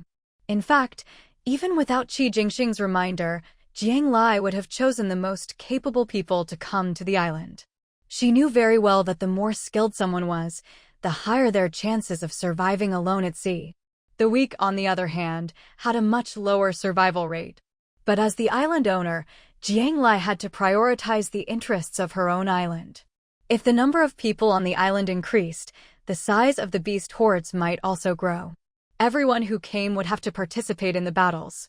If she let her compassion get the better of her and picked a bunch of weaklings, she'd just be dragging the whole island down with them. Jiang Lai wasn't self-sacrificing to that extent. Without hesitation, Jiang Lai went straight to her sister Jiang Ning's door and knocked. At that moment, Jiang Ning was fast asleep after pulling an all-nighter, and Jiang Lai had to drag her out of bed. Jiang Ning's face was thunderous. Jiang Lai could practically feel the chill radiating from her sister as she glared at her. To avoid getting scolded, Jiang Lai quickly explained the plan to rent out spots for a day like Tianhe Island and her own intentions. As soon as she heard they could make a big profit, Jiang Ning instantly perked up. She'd been wanting to equip everyone with all sorts of super practical weapons and gear, but had always been short on resources. After Jiang Lai promised that all the income from this rental would go to Jiang Ning as military funds, Jiang Ning was fully energized and threw herself into the task. Thanks to Jiang Ning's analysis, they determined that Ginger Island could safely take in up to 600 people for tonight's battle. Jiang Ning was very cautious in her calculations. She didn't even factor in the combat power of those 600 people. If they charged the same rental fee as Tianhe Island, it would be a fortune enough to cover all the basic resources needed to upgrade from level 7 to 8, and then to 9. Without delay, the Jiang sisters divided up the work. Jiang Ning was in charge of posting the announcement and selecting candidates. Jiang Lai immediately went to find Carl, asking him to set up a quarantine area on both the east and west sides of the island's protective barrier. Even though it was just for one night, Jiang Lai didn't want these newcomers wandering freely around Ginger Island. She also told her sister to prioritize candidates with strong overall stats and abilities. Not that Jiang Ning needed the reminder, she naturally preferred strong people. By the time Jiang Lai found Carl, she already had a plan in mind. After discussing it with Carl, they quickly decided to build a ring-shaped quarantine zone 1 kilometer inside the edge of the east and west protective barriers. The quarantine would be made of wood planks and stone. To be honest, the materials weren't particularly sturdy, but they'd serve as a warning and keep people from leaving the area. Of course, if the sea beast attack became too intense and people needed to take shelter, they could break through the wooden fence and enter the inner island. But Jiang Lai hoped it wouldn't come to that. There were children and warriors' families on Ginger Island. With so many newcomers, more than the number of patrol members, if she didn't set some boundaries, she worried trouble would arise. For the sake of her island and its residents, Jiang Lai had to be thorough in her preparations. Judging by the length, the quarantine zone was a massive project. Luckily, with the super processing station, all Carl had to do was design it on the machine and pick the location. The quarantine ring would be installed in no time. They even designed 10 entry gates around the ring, which only registered Ginger Island residents could freely pass through. Jiang Lai inspected the setup with Carl and was very satisfied. The quarantine wouldn't stop sea beasts, but it would be enough to keep people in check. Oh, boss, when those renters arrive, can I take my apprentices and do some business with them? I'm just sitting around anyway. If I make weapons and gear for them, I can earn some processing fees and boost their fighting power for tonight. Win-win. Carl rubbed his hands together, looking at Jiang Lai expectantly. He was hooked on making money now, and with so many new customers, he couldn't bear to miss out. Sure, but you have to charge at least a 30% processing fee. Use your judgment. Jiang Lai knew Carl and his apprentices loved inventing new gadgets, which burned through resources. Now that they could earn their own supplies, she didn't want him to waste anything. Island residents were charged a 20% processing fee, but these renters would have to pay even more. As soon as Jiang Ning posted the daily rental slots on the forum, they were an instant hit. 600 slots might not seem like a small number, but for District 68, which had over 100,000 players, it still felt a bit tight. At this point, all the rental spots on Tianhe Island had already sold out. These 600 spots on Ginger Island were the last chance for players to get on the island tonight. Jiang Ning was soon flooded with messages, so many that she could barely keep up. Many players even offered to pay extra in hopes of increasing their chances of being selected. Of course, Jiang Ning didn't accept these private bids. Just as Jiang Lai had said, Jiang Ning also preferred to select people who could provide real strength for Ginger Island, not just the wealthiest ones. Besides, as the captain of Ginger Island, Jiang Ning had a little selfish motive of her own. The patrol team still needed more members, and she hoped to observe how these people performed tonight, maybe even pick out some promising candidates for the team. There were simply too many private messages coming in, and time was running short. Jiang Ning really couldn't handle it all by herself, so she called over a few careful girls from the patrol team to help out. Jiang Lai wasn't idle either. After building the quarantine barrier with Carl, she headed with him to the hospital and orphanage areas. For convenience, the hospital and orphanage had originally been built near the coast, which now made them the most dangerous spots. The orphanage was full of children, and the hospital full of patients. Just in case, Jiang Lai thought it was necessary to reinforce the area, so she had Carl use sturdy materials to build a high wall around it, leaving only a small door for people to pass through. Carl ended up using a mix of bronze and iron for the wall, which took quite a lot of materials. But whether it was the quarantine barrier or this defensive wall, once tonight's crisis was over, the materials could be reclaimed, so it wasn't a real loss. Both inside and outside the wall, there were guards on duty. Besides the people Jiang Ning sent, there was also a small squad from Tianhe Island. There were 12 of them, all elites. This squad had originally come as escorts when Qi Jingxing sent the children over to the orphanage. They were all strong and reliable. After all, the 30 children sent over were all children of Tianhe Island's management and elite members. Qi Jingxing had to make sure nothing happened to them. With ready-made bodyguards who wouldn't leave the area and would even help guard the orphanage and hospital for free, Jiang Lai certainly didn't mind. After all, they were working for her, and she didn't even have to pay them. Opportunities like this didn't come often. With the walls built, Jiang Lai could finally relax. To be honest, Jiang Lai was very confident about tonight's crisis. The residents of Ginger Island were confident too, but that didn't stop everyone from feeling nervous. Many of the elderly, women, and children couldn't join the patrol team for health reasons, but they still came to Jiang Lai, offering to let their contract beasts help out at night. Jiang Lai was happy that everyone really saw Ginger Island as their home and wanted to protect it, but she politely refused. She told everyone to stay inside tonight, lock their doors and windows, and keep themselves safe. If anything happened or there was an emergency, they could always speak up in the group chat.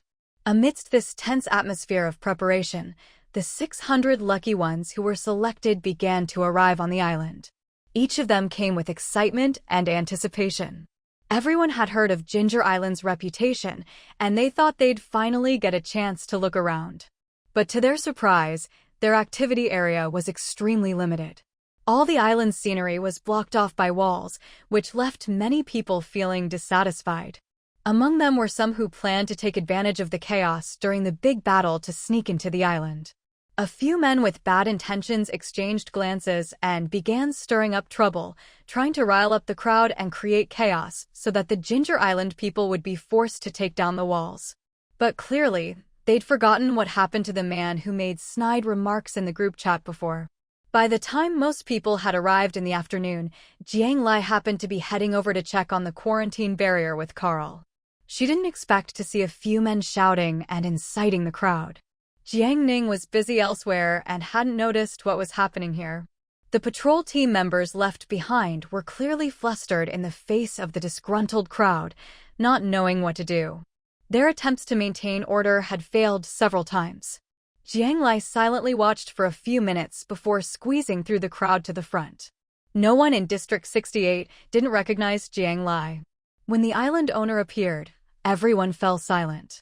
Island Master Jiang, we paid rent, but you're only giving us such a tiny area. Don't you owe us an explanation? The man who'd been shouting the loudest spoke up, sounding self-righteous. He was a customer, and the customer is always right. What was there to be afraid of? To his surprise, Jiang Lai actually nodded. You're right. This does deserve an explanation. The man's eyes lit up. He thought he'd have to argue more, but this legendary Jiang Lai seemed so easygoing, like a pushover. Looked like there was a lot to gain tonight. Jiang Lai swept her sharp gaze over the group in front of her. You, and you. With a wave of her hand, Jiang Lai picked out more than 20 people. Anyone paying attention could see that these were the very ones who'd been shouting the loudest. You can leave now. This small temple can't accommodate big Buddhas like you. Your rent will be fully refunded. Jiang Lai's face was expressionless, betraying no anger. In fact, when she decided to rent out 600 spots at once, she'd already anticipated this kind of thing. Wherever there are people, there's chaos. That's why she'd built the walls in the first place. And now, before the big battle, being able to weed out the most troublesome people and send them away suited Jiang Lai just fine. She'd already expected the uglier side of human nature, so she wasn't angry. To her, this was inevitable. You can't do this to us. The man panicked. He hadn't expected that after just a few words, Jiang Lai would kick him out without any room for negotiation. Who said Jiang Lai was a good person, easy to talk to, and soft-hearted? That was clearly not the case. The faces of the 20-some people she'd singled out turned ugly. Those with bad intentions were in the minority. Most just wanted to stir things up to vent their feelings. After all, these slots had been hard to get. They couldn't afford to be kicked out. I'm sorry. I didn't mean to. It was him. He was the one who egged me on. Realizing they were about to be kicked off the island, the players immediately panicked. Everyone started blaming each other, hoping to save themselves by dragging others down. But whether it was playing the victim or turning on each other, none of these tricks worked on Jiang Lai at all. I'll give you 3 minutes. If I still see you on the island after that, don't blame me for what happens next. Jiang Lai called out for Littletail in her mind, and soon, a massive figure came thundering over from not far away, roaring furiously at the group. The players instinctively shuddered. Those who had been singled out saw Littletail and instantly realized they had only one option left. They quickly launched their rafts and left Ginger Island as fast as they could. This time, everyone truly understood. Ginger Island and Jiang Lai weren't the pushovers the rumors made them out to be. They'd made it this far through real strength and means. A sense of awe settled in everyone's hearts. With the matter settled, Jiang Lai wandered off on her own, while Carl excitedly stayed behind to do business. By the time Jiang Ning finished her own tasks and arrived, she saw hundreds of people behaving obediently and harmoniously, which greatly pleased her. I thought it would be total chaos, but they're so well behaved. Guess I really do have an eye for picking people. Jiang Ning looked on in satisfaction until Jiang Lai messaged her, asking her to refund the deposits of the 20-some people she'd just kicked out. Everything on Ginger Island continued in an orderly fashion until night fell. Suddenly, fierce winds rose, and rain the size of soybeans pelted down on everyone. The quarantine area was outdoors, and after so many days in the wind and rain, everyone had their own ways to keep dry. They put on their protective suits, pulled on waterproof hoods, and let the rain beat down on them. At this point, the bad weather didn't affect anyone's mood. Everyone was focused on the sea, waiting for danger to arrive. Soon, a massive figure emerged from the ocean, rising like a 3-story building and slowly approaching the shore. It was a sea king beast. Everyone instantly recognized what this giant creature was. But there was no panic. With so many people gathered, they'd all mentally prepared for the possibility of facing a sea king beast. But as everyone watched nervously, a second massive figure leapt from the sea, then a third, a fourth, and a fifth. 5 sea king beasts in total, looming like mountains as they closed in on Ginger Island. The players' faces were filled with indescribable shock. They'd expected that coming to the island might mean facing a sea king beast, but 5 at once? That was just outrageous. Was this really something they could handle? Many of the temporary tenants immediately thought about fleeing by boat. When they'd first arrived, Jiang Lai had made things clear. They were only cooperating. Everyone would have to fight if it came to battle. But if anyone felt it was too dangerous, they could leave at any time. Jiang Lai didn't mind if people prioritized their own survival in a crisis. Still, Just as some people began to waver and consider abandoning the island, two massive figures appeared on their own side of the shore as well, plunging into the sea without hesitation to confront the sea beasts. Meanwhile, Jiang Ning was directing the tower gunners. As soon as any enemy Sea King beast came within range, open fire. Tonight, there was no limit on ammunition. Use as much as needed. Littletail entered the sea and immediately engaged two of the Sea King beasts. White Snake tightly entangled another. Three Sea King beasts were held up in the water, but the other two ignored their companions and continued advancing toward the shore. It was as if destroying the island was their sole purpose. Jiang Lai understood that the farther from the island they could wear down the enemy, the better. If the beasts made it ashore, even with a protective shield, Ginger Island would be at a disadvantage. Old Turtle, how's your side? At that moment, Jiang Lai was even more worried about the west side. If 5 Sea King beasts appeared there too, things would be dire. Just a regular beast hide, no Sea King beasts in sight. Fortunately, Old Turtle reported good news. If it was just a normal beast hide, Old Turtle and the patrol squads, plus the tower's firepower, could handle it easily. It seemed the Sea King beasts had gotten smarter, grouping up for their attack. But Jiang Lai had no intention of letting them succeed. Now fully armed, wearing her exoskeleton and protective suit, Jiang Lai stepped out from the crowd and launched her submarine. She climbed inside and entered the sea, proactively engaging the remaining 2 Sea King beasts. Jiang Lai knew that, as an individual, she was no match for a Sea King beast. But with the submarine, she was much stronger. The submarine's torpedoes were even more powerful than the tower's cannons. One after another, underwater bombs hit their marks, exploding on the Sea King beasts and leaving bloody, mangled wounds. But this only slowed their advance, it didn't stop them. Their bodies were simply too massive. After several attempts, Jiang Lai realized that trying to take on both at once meant she might not defeat either. So she focused all her firepower on the largest Sea King beast. Not only that, she extended the submarine's long, sharp spike and drove it toward the beast's vital spot. In truth, the creature was so huge that Jiang Lai didn't really know where its weak point was. She just stabbed as hard as she could at the softest-looking spot underwater. This time, the intense pain completely enraged the Sea King beast.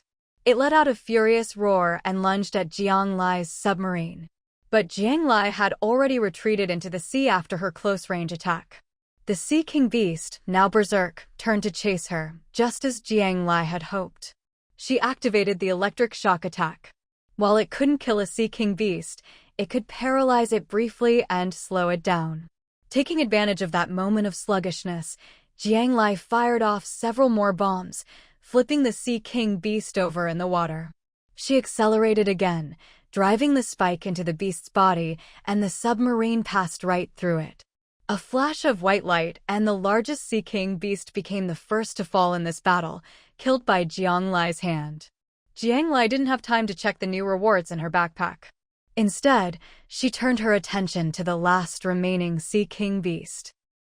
At this moment, the only Sea King beast that hadn't been restrained had already made its way onto the shore. The tower's cannons fired in unison, explosions blooming across the beast's massive body. Jiang Ning and her patrol squad stood ready, waiting for the Sea King beast to get a little closer before launching their attack. Now that the Sea King beast was on land, Jiang Lai knew that the aggressive submarines would have a hard time dealing any real damage to it. After a brief hesitation, Jiang Lai decided to leave the one on shore for now and instead piloted her submarine to support Littletail.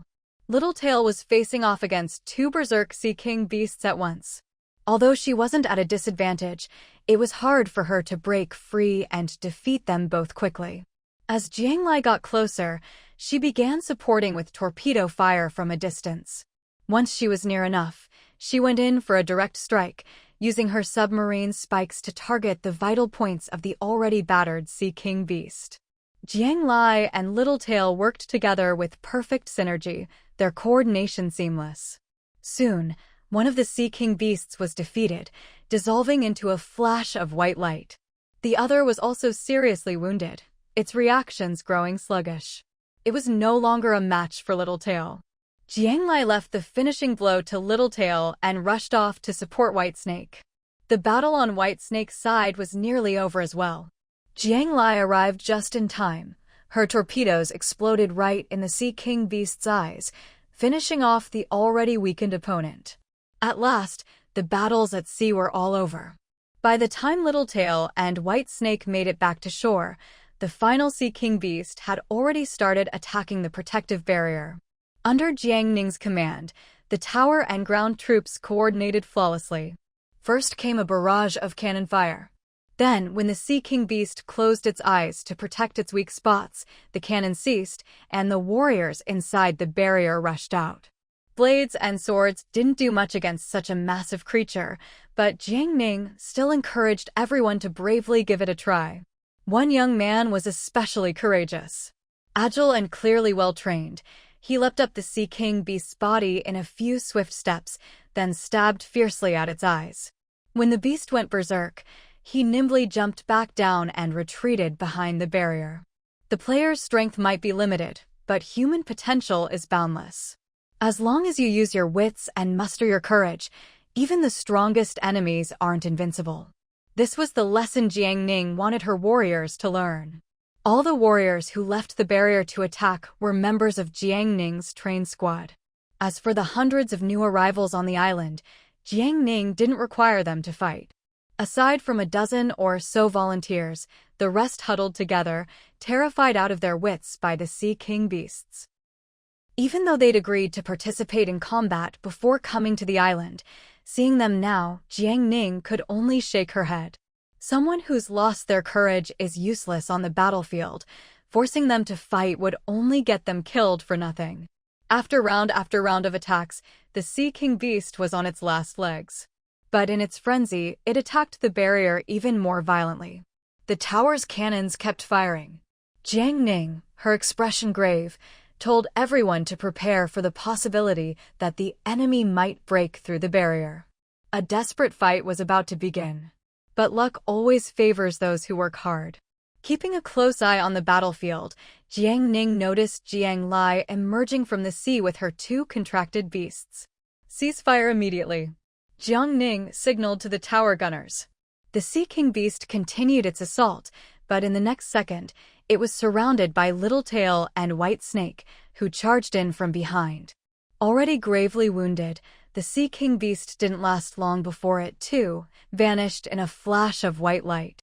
5 Sea King Beasts, defeated in less than half an hour. Jiang Ning and her warriors were delighted, though they managed to keep their composure. They had long since been convinced of Jiang Lai's abilities. But the expressions on the faces of the tenants were far more dramatic. When they saw the 5 Sea King Beasts, they thought they'd wasted their money and were doomed to die here. Who could have guessed that these 5 Sea King Beasts would be dealt with so easily? Disbelief was written all over their faces, which only slowly transformed into wild joy at having survived. After the 5 Sea King Beasts died, it was a while before a few ordinary sea beasts began to come ashore.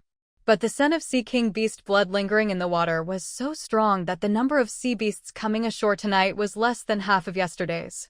Jiang Lai let Littletail and Whitesnake rest while leaving the remaining battles to the players. With so few sea beasts, there was no real threat. Jiang Ning didn't even bother using the tower cannons, planning to handle things herself with her warriors. But to her surprise, this time, the tenants showed unprecedented bravery. Hundreds of people, armed and shouting, charged out from behind the barrier. With so many of them, 10 or more would surround a single sea beast, leaving no room for Jiang Ning's regular troops to get involved. Jiang Ning was left speechless. Hadn't these people just been cowering like turtles? Now they'd suddenly changed? It wasn't hard to understand, though. The greatest threat had been eliminated, and all the players now knew that Ginger Island was strong and safe. The appearance of a few stray sea beasts was the perfect chance for them to prove themselves. If they performed well now, maybe Jiang Lai or Jiang Ning would take notice and invite them to stay on the island. Everyone had that thought in mind. Since they were eager to show off, Jiang Ning was happy to take it easy.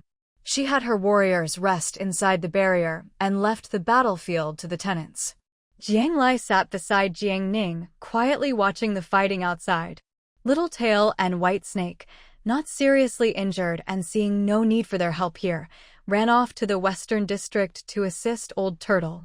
There were no Sea King beasts in the west, but the number of ordinary sea beasts was even higher than last night. Jiang Lai let them go without objection. The title crisis is almost over, Jiang Lai said, watching the distant battlefield where the sea beasts were being surrounded by players. The outcome of this battle was now beyond doubt. Yes, it's finally over, Jiang Ning let out a long sigh of relief.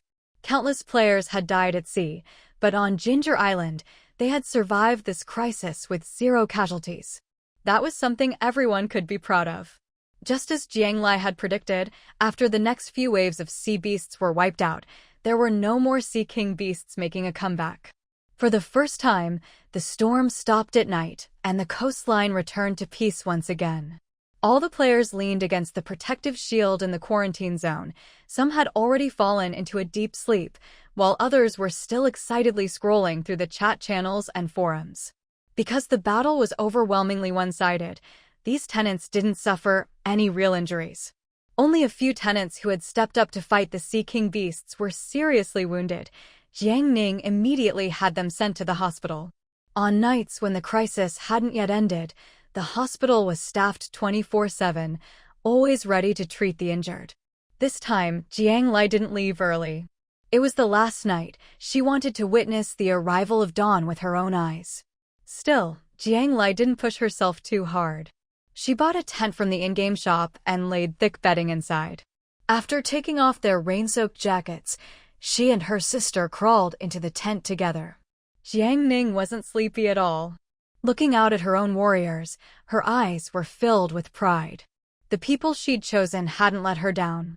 Excited, Jiang Ning was already planning the next round of training in her mind. Jiang Lai wasn't sleepy either. She opened the chat channel and watched everyone's conversations. The wind and rain over the sea had stopped, and everything was back to its usual calm. That night, the population of Zone 68 dropped by several thousand. Those who survived the ordeal expressed their gratitude and luck in the chat. Thank goodness I was lucky enough to get a spot on the island this time. That money was definitely well spent. Tonight, Tianhe Island was attacked by 5 Sea King beasts at once. But under the leadership of the Alliance's regular troops, we fought back together. Out of 1,000 people, less than 20 died. That kind of casualty rate would be unimaginable out at sea. A tenant taking shelter on Tianhe Island spoke up on voice chat. At first, the rent to get on the island seemed expensive, but with such a high survival rate, it turned out to be a great deal. But it was even better for those of us who got onto Ginger Island. We faced 5 Sea King beasts too. But the island owner handled all of them herself. We didn't even need to step in. 0 casualties. I seriously want to give Ginger Island a 5-star review. At that moment, tenants from Ginger Island were also excitedly speaking up in the channel. No way, Jiang Lai killed 5 Sea King beasts by herself? That can't be true. People in the channel were skeptical, questioning the claim. But the tenants from Ginger Island couldn't stand being doubted and all stepped up to confirm it was true. Island Master Jiang is the most amazing person I've ever seen. Not only is she strong, but her contract beasts are all powerful too. If I could live on Ginger Island for the rest of my life, I'd have no worries about food or clothing. I could die with no regrets. One person might lie, but so many people wouldn't.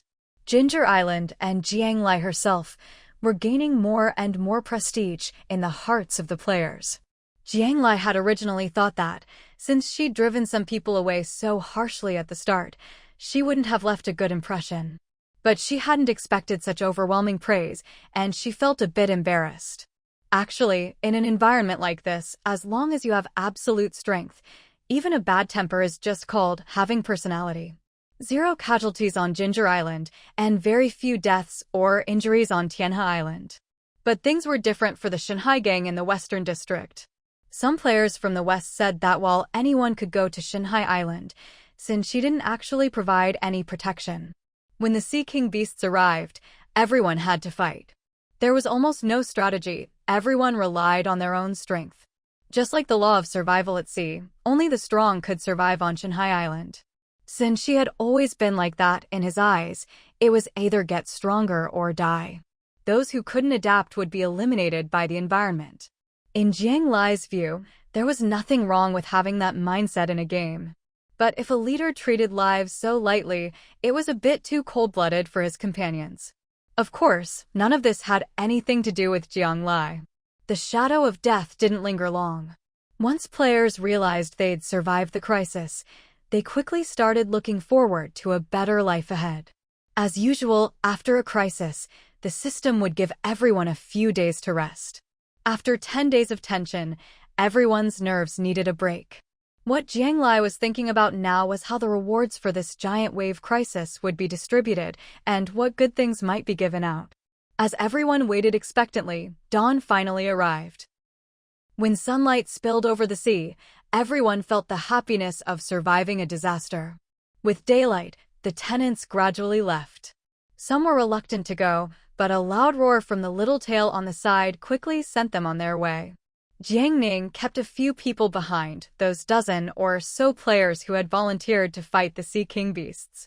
Not all of them were especially strong, but Jiang Ning valued their courage to face danger, seeing them as promising talents. She left White Snake and Old Turtle to guard the coast, assigned shifts at the tower, and sent everyone else to get some sleep. Jiang Lai returned to her room, showered, changed, ate and crawled into bed, but didn't close her eyes. She was exhausted, but she couldn't sleep yet. Jiang Lai glanced at the time. It was almost 8 o'clock. She had to wait for the 8 o'clock reward announcement. This time, the system hadn't said what the ranking would be based on. Jiang Lai had a lot of guesses, but she'd have to wait until 8 for the final answer. To keep herself awake, Jiang Lai opened up one of the melodramatic novels she'd bookmarked on the forum. Time ticked by, and right at 8 o'clock, Jiang Lai finally saw the familiar system announcement. Congratulations to all surviving players for making it through the giant wave crisis. From now on, rewards will no longer be ranked by individual players, but by island. The rankings for Zone 68 are as follows. First place, Ginger Island. Island reward, land expansion by 50 kilometers. Islanders reward, Bronze X10, 000. Second place, Tianhe Island. Island reward, land expansion by 30 kilometers. Islanders reward, Bronze X5, 000. Third place, Shanghai Island. Island reward, land expansion by 10 kilometers. Islanders reward, Bronze X1, 000. Jiang Lai didn't know what rules the rankings were based on, but she was very satisfied with the results. Whether it was the land expansion or the material rewards for every islander, it was a win. So the rankings are actually based on islands. At that moment, all the players saw the announcement. Some were overjoyed, while others were worried. Naturally, the happiest were the residents of Ginger Island. They were already thrilled just to have survived and kept their property, but now they could share in the island's glory and each receive generous rewards. The people of Ginger Island felt an even deeper love for their home, and their sense of unity was stronger than ever. Players from Tianhe Island and Shanghai Island were also quite pleased. After all, if they had relied solely on themselves, they would never have received any ranking rewards. Now, they were benefiting from their island's achievements. But not everyone was happy, especially the solo players. In District 68, despite the many groups and alliances, there were still plenty of players who preferred to go it alone, making their way on the vast ocean through their own efforts. They didn't want to get involved in conflicts between people, they just wanted to hide away and live quietly by themselves. But this time, the system's reward announcement was a heavy blow to these lone wolves. Anyone could see from the announcement that, as far as the system was concerned, owning an island or joining one was now the prevailing trend. No matter how hard you worked on your own, if you didn't even qualify for the rankings, what was the point of playing? At this stage, the game was no longer an individual competition, it had become a team battle. But the system didn't give everyone much time to process this before releasing the next announcement. In 1 month, the next server merge will begin. At that time, you will face brand new challenges. During this month, The first region to own 10 islands will receive an unexpected reward. Friendly reminder, each region can have a maximum of 10 islands. Prospective island owners, do your best. The second announcement was so packed with information that players quickly forgot about the previous reward announcement, which didn't really concern most of them. Server merges weren't new to players in District 68. Last time, they had survived thanks to Jiang Lai's cleverness and negotiation skills. But everyone understood that, with the game at this stage, the next server merge would definitely not be as peaceful as the last. Anyone with a bit of sense now had only one thought. Before the merge, they had to join an island. Only by joining an island would they truly have a team. Meanwhile, some high-level players were focused on the final line of the announcement. A region can only have 10 islands? Does that mean District 68 can only have 10 max-level players in total? With over 100,000 players left, that number was pitifully small, and those with ambition felt a surge of urgency. Jiang Lai sat on her bed, reading the new announcement, instantly wide awake. A server merge. This time, the merge would be far from simple. The system had made it clear, only 10 islands per region. So when 2 regions merged, 20 islands would become 10. 10 islands would have to disappear from the sea entirely. Islands could actually disappear, something Jiang Lai had never considered. System, how do islands disappear? Jiang Lai tentatively asked. Since the announcement was out, maybe the system would reveal more information. There are 2 ways, annexation or sinking. Larger islands can annex smaller ones by coming into contact. If 80% of an island's area is destroyed, or if fewer than 20% of its residents survive, the island will sink. This time, the system gave a clear answer. Contact? Does that mean islands can move? Jiang Lai, too surprised to be shocked, immediately caught the key point in the system's reply. Once a region has 10 islands, the movement function will be unlocked. The larger the island, the higher its level and the faster it can move. No wonder Jiang Lai hadn't known islands could move, the feature simply hadn't been unlocked yet. Her mind raced. That meant the existence of islands wasn't fixed, and the roster of 10 max-level players wasn't set in stone. When one island disappeared, the next max-level player's island could take its place. So, Jiang Lai thought of a possibility. Would some latecomers, hoping to become island owners, attack other islands to make them sink and then take their place? The more she thought about it, the more likely it seemed. This month might look like a period for growth, but beneath the surface, danger lurked everywhere. It was anything but peaceful. Becoming a max-level player and an island owner wasn't the end. You had to be able to defend your island, too. If I'd known island level was based on area, I would have picked the biggest starting island possible. Jiang Lai felt a bit of regret. She hadn't realized how important island size would be at the beginning.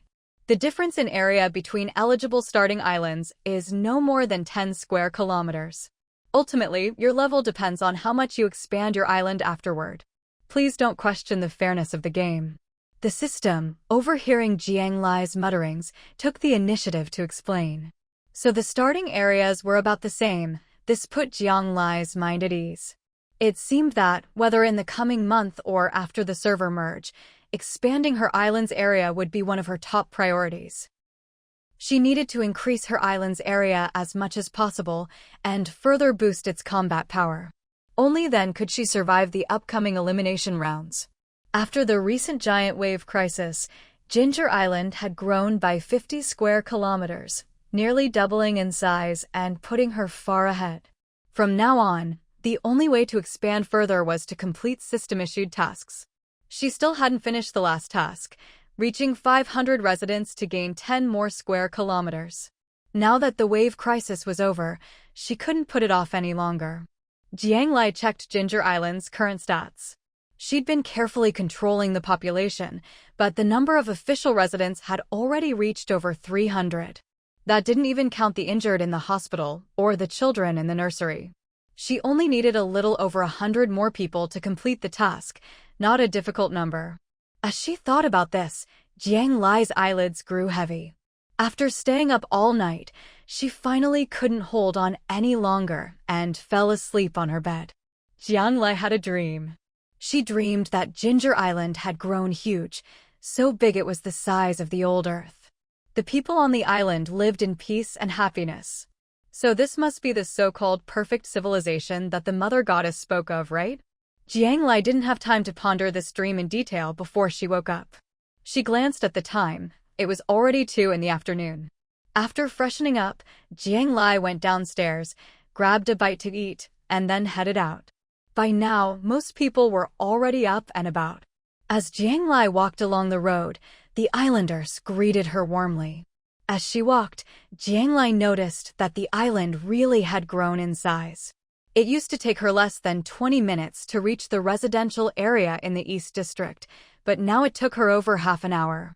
If the island was roughly circular before, then now the diameter of that circle had increased. Jiang Lai made her way to the shore and saw Carl busying himself under the watchtower.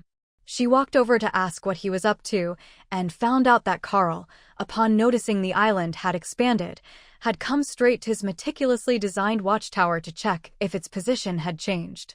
Luckily, the distance from the tower to the shoreline hasn't changed, only the spacing between towers has increased. It doesn't affect their use. Of course, if we could add another tower in between, that would be perfect. Carl looked at Jiang Lai with a big grin, his meaning obvious. Jiang Lai was actually quite happy to hear this. Since Ginger Island would keep expanding, just spacing out the towers more was no problem at all. Over the past few days, Jiang Lai had gone from being broke to being rich again. Most of the sea beasts that attacked the island had ended up in her pocket, and the daily tithe from so many players was a considerable income. Go ahead and keep building. There's plenty of supplies.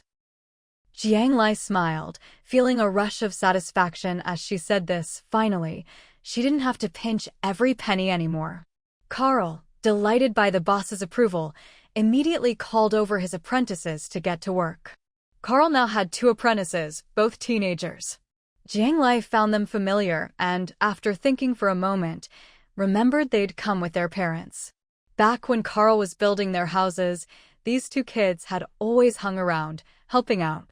Carl used the super workbench for his tasks, while his apprentices each had a high-level workbench, mimicking his actions as they learned. Watching from the side, Jiang Lai realized where all of Carl's earnings had gone. He'd spent it all on his apprentices. With things getting busy over there, Jiang Lai soon lost interest and wandered toward the shore. Maybe because the Great Wave Crisis was over, she saw many islanders fishing for treasure chests along the coast. Everyone squatted by the sea, fishing rods in hand, forming an almost unbroken line. Lai, come fish for treasure chests. Li Shui happened to be among them and quickly called Jiang Lai over. A few people nearby tactfully moved aside, leaving a spot for the island owner. Jiang Lai walked over and sat down. Urged on by Li Shui, she started fishing for treasure chests. She glanced around and noticed everyone looked extremely focused, their eyes full of anticipation. Jiang Lai felt even more curious. Li Shui, seeing Jiang Lai's expression, guessed she must have come straight out after waking up, without checking the channel forum. You don't know yet, do you? The whole channel is buzzing. This morning, a bunch of players fished up sea essence. That's sea essence. Even if you don't need it yourself, you can sell it for a fortune right now. Li Shui excitedly shared the latest news with Jiang Lai. Jiang Lai nodded in understanding. No wonder, the system must have increased the drop rate for sea essence. It made sense. After all, if they wanted to see max-level players again, it wouldn't be realistic not to give out any sea essence at all. Jiang Lai herself didn't care much about sea essence anymore. She was already max level and still had dozens of pieces in her inventory. But seeing the same excitement on Xiao Shue's face as on everyone else's, Jiang Lai suddenly thought of something. Among all the islanders on Ginger Island, could there be someone who wanted to become the island owner themselves? For most people it was fine, but if it were her sister Jiang Ning, Lin Yuxiang, Turing, or Li Shui who wanted to leave, Jiang Lai would honestly be reluctant. These people were not only her friends and family, but also the backbone of Ginger Island. Xiao Shui, do you want sea essence to level up? Jiang Lai absent-mindedly fished for treasure chests, asking as if in passing. Of course. Once I get to level 9, my submarine will have combat power. I watched the replay of your last battle. It was amazing. Li Shui replied without hesitation. A level 9 player was basically an underwater combat machine. Anyone who'd seen Jiang Lai fight dreamed of reaching level 9. What about level 10? Do you want your own island? Since they were good friends, Jiang Lai didn't beat around the bush. Nope. Level 9 is enough for me. Li Shui answered just as quickly. Ling Ling and I have talked about this. We're just not leadership material. Ginger Island is the best place for us. As long as you don't kick us out, we'll never leave. Li Shui meant every word. On Ginger Island, she didn't have to worry about anything, and the island owner was her good friend, supporting her in everything she wanted to do. Where else could she find a better life? Only a fool would leave. Hearing this, Jiang Lai felt reassured Li Shui and Turing probably wouldn't leave. She relaxed a lot. After fishing up a treasure chest, she'd have to talk to the others as well. As she was thinking this, Jiang Lai's first treasure chest came up. She opened it right away. Sea essence too. Lai, you actually fished up sea essence. Maybe the drop rate really had increased, or maybe Jiang Lai was just that lucky. Her very first chest contained sea essence. Amidst the envious looks of those around her, Jiang Lai quietly put the sea essence away, feeling pretty pleased. But before she knew it, Little Green suddenly appeared at her side, staring at her eagerly. Sea essence, wow. Drool dripped down, landing on Jiang Lai. Unlike White Snake and Old Turtle, who only came ashore when no one was around, Little Green didn't care about players at all, happily splashing around by the sea. All the players on Ginger Island knew the guardian beasts of the east and west coasts were the island owners' contract beasts. Far from being afraid of Little Green, they were quite fond of him. Some braver kids even played with Little Green, which made the little guy very happy. And now, seeing his owner fish up something good, Little Green was even happier. Jiang Lai looked at Xiao LV's pitiful, greedy expression and couldn't help but feel a little helpless. She had no choice but to take out a piece of sea marrow from her backpack, break it open, and feed it directly to Xiao LV. Jiang Lai had learned from Haibao that sea marrow was a precious treasure for all sea creatures. If it was so highly valued by the Sea Clan, then for a Sea King beast, it was even more coveted. After eating the sea marrow, Xiao LV was completely content, refreshed, and overjoyed. It squinted its eyes in pleasure and continued to nuzzle Jiang Lai's leg with its head, expressing its gratitude. Jiang Lai thought for a moment, then took out another piece of sea marrow from her backpack. Go on, take this to your mother. Jiang Lai had always been very caring towards her contract beasts. Surviving the giant wave crisis was largely thanks to White Snake and Old Turtle. Giving each of them a piece of sea marrow was her way of rewarding their outstanding performance. She'd let White Snake's daughter deliver its share. As for Old Turtle, Jiang Lai planned to bring it over when she strolled through the West District later. Jiang Lai did all this right in front of everyone. The nearby players fishing for treasure chests saw her take out the sea marrow and feed it to her contract beasts. Seeing this, the players were simply in disbelief. My God, the island master is so good to her contract beasts. If they were honest with themselves, if they ever got their hands on sea marrow, even if they weren't planning to use it for leveling up, they'd definitely sell it for a high price. Even knowing how beneficial sea marrow was for sea beasts, no one would be willing to let their own contract beast eat something so valuable. The residents of Ginger Island had always envied the island master for having such powerful and loyal contract beasts. But now, seeing how Jiang Lai treated her contract beasts, everything made sense. True hearts earn true loyalty. The island master truly deserves it. Soon, aside from Jiang Lai, other players who had gathered around also started fishing up sea marrow. With each exclamation of surprise, Jiang Lai could sense that new max-level players would soon emerge. Jiang Lai's haul from treasure chests today was bountiful. Besides sea marrow, she also fished up a complete set of soft bone armor and a cream cake.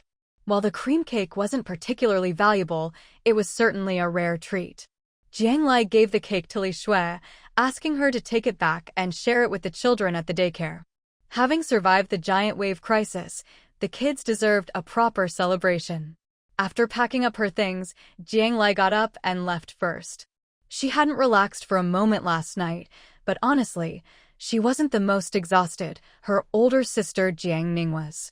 Jiang Lai knew just how much effort her sister had put in for this final battle. And today, for once, Jiang Ning wasn't at the training grounds, but resting at home. When Jiang Lai arrived, Jiang Ning went to the kitchen to prepare a nice meal for her little sister. Jia, how are you feeling? Have you recovered? Jiang Lai helped her sister in the kitchen. Of course. Now that the giant wave crisis is over, we have more time. I can finally let my guard down for a bit, Jiang Ning replied, her face relaxed. She never thought the crisis was truly over, but as long as she could buy more time, she was confident she could train the team even better and make Ginger Island's defenses stronger. Jia, let me ask you something. Answer me honestly. Do you want to become a max-level player and have your own island? If you do, I have enough sea marrow. Whatever you want to do, I'll support you. Jiang Lai had thought about this a long time on her way over. She really couldn't bear the thought of her sister leaving Ginger Island. But at the same time, Jiang Lai knew her sister was ambitious and driven. If her sister truly wanted to make her mark on the sea, Jiang Lai felt she couldn't selfishly hold her back. Lai, I know what you're trying to say. But honestly, since I entered this game, nothing has made me happier than my days on Ginger Island. Here, you and Shuangxi are by my side, and there's even someone to help me take care of Shuangxi. Here, I'm truly doing what I want to do. Every day is exhausting, but it's a fulfilling, purposeful, and happy kind of exhaustion. I know you're not someone who likes handling island affairs, and you trust me completely, willing to leave everything in my hands. I get to help my little sister and have the greatest freedom at the same time. Honestly, I already have everything I want here. From the moment Jiang Lai walked in, Jiang Ning had already guessed what she wanted to say. She'd just been waiting for her sister to bring it up. Now, Jiang Ning answered her seriously. Lai, you always say you're not cut out to be a leader. But you protect all of Ginger Island, you give ambitious people room to grow, and you let every talented person shine. You're the backbone of Ginger Island, giving everyone a sense of security and stability. You really are the best leader. Jiang Ning's words brought tears to Jiang Lai's eyes. She turned away and wiped her tears with the back of her hand. All this time, Jiang Lai had felt she hadn't done enough, that she'd done too little. This was the first time someone told her she'd already done so much, and that all the islanders saw it. Jia. Jiang Lai turned around and hugged Jiang Ning. She didn't know when it started, but she'd felt trapped by the idea of a so-called perfect civilization. It was like a stone weighing on her heart, making her feel lost. But today, Jiang Ning's words made her realize that even if she never found the perfect civilization, it didn't matter. Everything she was doing now, the happy life she'd worked so hard to create, was meaningful to everyone on Ginger Island. The outcome was important, but even if she never found it, the beauty she created along the way was priceless. Look at you, all grown up and still crying like a child. Jiang Ning's warm embrace made Jiang Lai feel completely at ease. She rarely showed her vulnerability, but in this moment, she was grateful that the person she could let her guard down with was right by her side. Once they'd calmed down, the sisters finished cooking and sat down to eat. There were 3 dishes and a soup. Besides rice and fish, there were fresh vegetables. These veggies are all from Teacher Lin. They're still grown indoors, but the yield is high.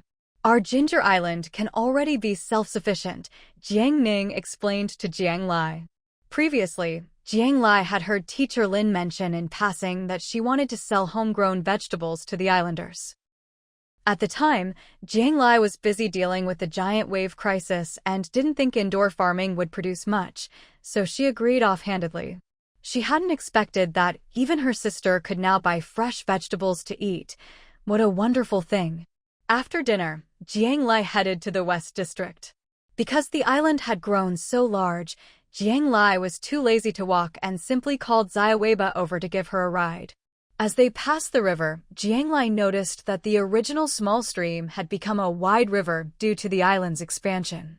Several contract beasts were playing in the water. When they saw Jiang Lai, they timidly hid but didn't attack. Jiang Lai knew these were the islanders' contract beasts.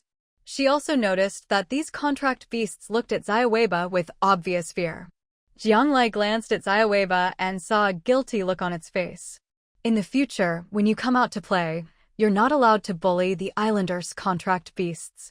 If I find out, you'll be punished, no more fruit for you. Jiang Lai said directly. Got it, master, Xiaoweiba replied, looking dejected and caught red-handed, not even trying to defend itself. The contract beasts in the river all looked at Jiang Lai with gratitude after hearing her words. From that day on, the island lord's good name spread among all the contract beasts of Ginger Island. Jiang Lai hadn't taken a good look at the West District in a long time. Last time she visited, it was still desolate. This time, she saw many players hard at work.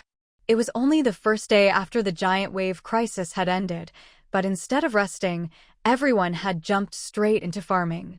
Not only that, but the pairs of poultry Jiang Lai had previously acquired were now being raised in enclosures, breathing fresh air in the great outdoors. When Jiang Lai found Lin Yuxiang, teacher Lin was crouched on the ground, digging in the soil. As she worked, she chatted with a few people nearby. This soil is fantastic. The growing period will definitely be even shorter than before. This is nothing short of a miracle. As Lin spoke, Jiang Lai could see the excitement shining on her face. Jiang Lai didn't interrupt, but sat quietly to the side, waiting until Lin finished her work and noticed her. Island Lord, you're here. Lin Yuxiang greeted her enthusiastically. These past few days, our vegetable sales have been a huge success. Give us just one more week, and our indoor-grown greens will basically meet all the island's needs. Now that outdoor planting is in full swing, I believe it won't be long before Ginger Island's vegetables can be sold throughout District 68. Jiang Lai hadn't expected Lin's ambitions to go beyond the island, to sell vegetables across the entire district and grow the business. Of course, Jiang Lai wholeheartedly approved and supported this. By the way, Island Lord, you came at just the right time. There are two things I haven't had a chance to report. First, the profits from our first batch of vegetables sold to the islanders. I used that money to buy more seeds and the nutrient solutions we need for experiments. Second, remember the experienced farming players you recruited? We agreed on a 50-50 profit split, but most of them ended up staying with the patrol team and didn't return. So, the new batch I hired is on a fixed salary with some free vegetables. That includes myself. I'll just take a fixed salary from now on. I plan to stay on Ginger Island forever, together with this land. We have more supplies than we can use, so it's better to use them to build up Ginger Island. All I want is for our home to last forever. As Lin spoke, the first batch of recruited players who had chosen to stay in the farming district came over. They all told Jiang Lai they only wanted a salary, not a share of the profits. Living on Ginger Island was happiness enough. They all hoped the island would thrive. Only if Ginger Island prospered would they prosper too. They were willing to give up their promised share of supplies, which truly moved Jiang Lai. Don't worry, everyone, Ginger Island will remember all your contributions. I promise you, I'll do everything I can to make our island even better. Cheers erupted across the land. Now that they had a home to rely on, everyone's hearts had found a place to rest.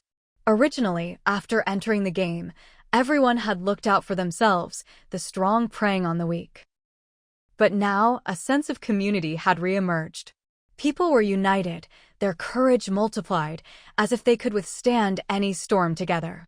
Jiang Lai handed all the reward seeds she'd received last time to teacher Lin. I don't even know what these seeds are.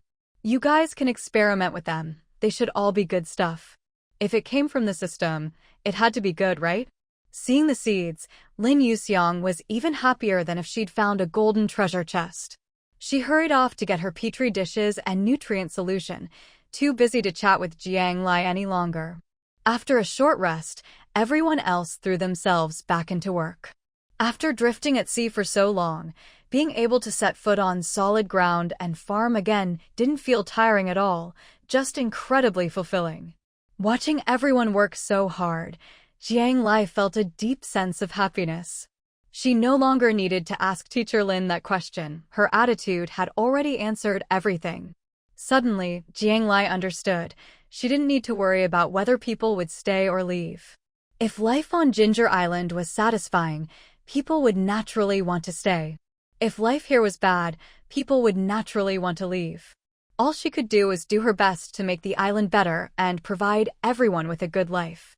As for everything else, she'd just let things take their course. With this realization, Jiang Lai climbed onto Xiaoweba's back and went to visit Old Turtle. She gave Old Turtle a piece of sea essence. The well-traveled Old Turtle knew how precious it was and trembled as he accepted it. He never thought he'd get to taste sea essence in his lifetime. The cultivation level he'd been stuck at for years might even improve thanks to this one piece. So this was the benefit of pledging loyalty to a master. Old Turtle felt incredibly lucky to have met Jiang Lai. Seeing the sea essence, Xiaoweiba drooled with envy. Jiang Lai couldn't play favorites, so she gave Xiaoweiba a piece too. Where's Little Sponge? Where did that guy go? Jiang Lai hadn't seen Little Sponge in either the East or West districts today, and asked curiously. I'd agreed to go look for sea treasures with Little Sponge today, but I hadn't gone far before you called me back, Master. That guy must have gone off to hunt for sea treasures on his own without waiting for me, Xiaoweiba replied, sounding aggrieved.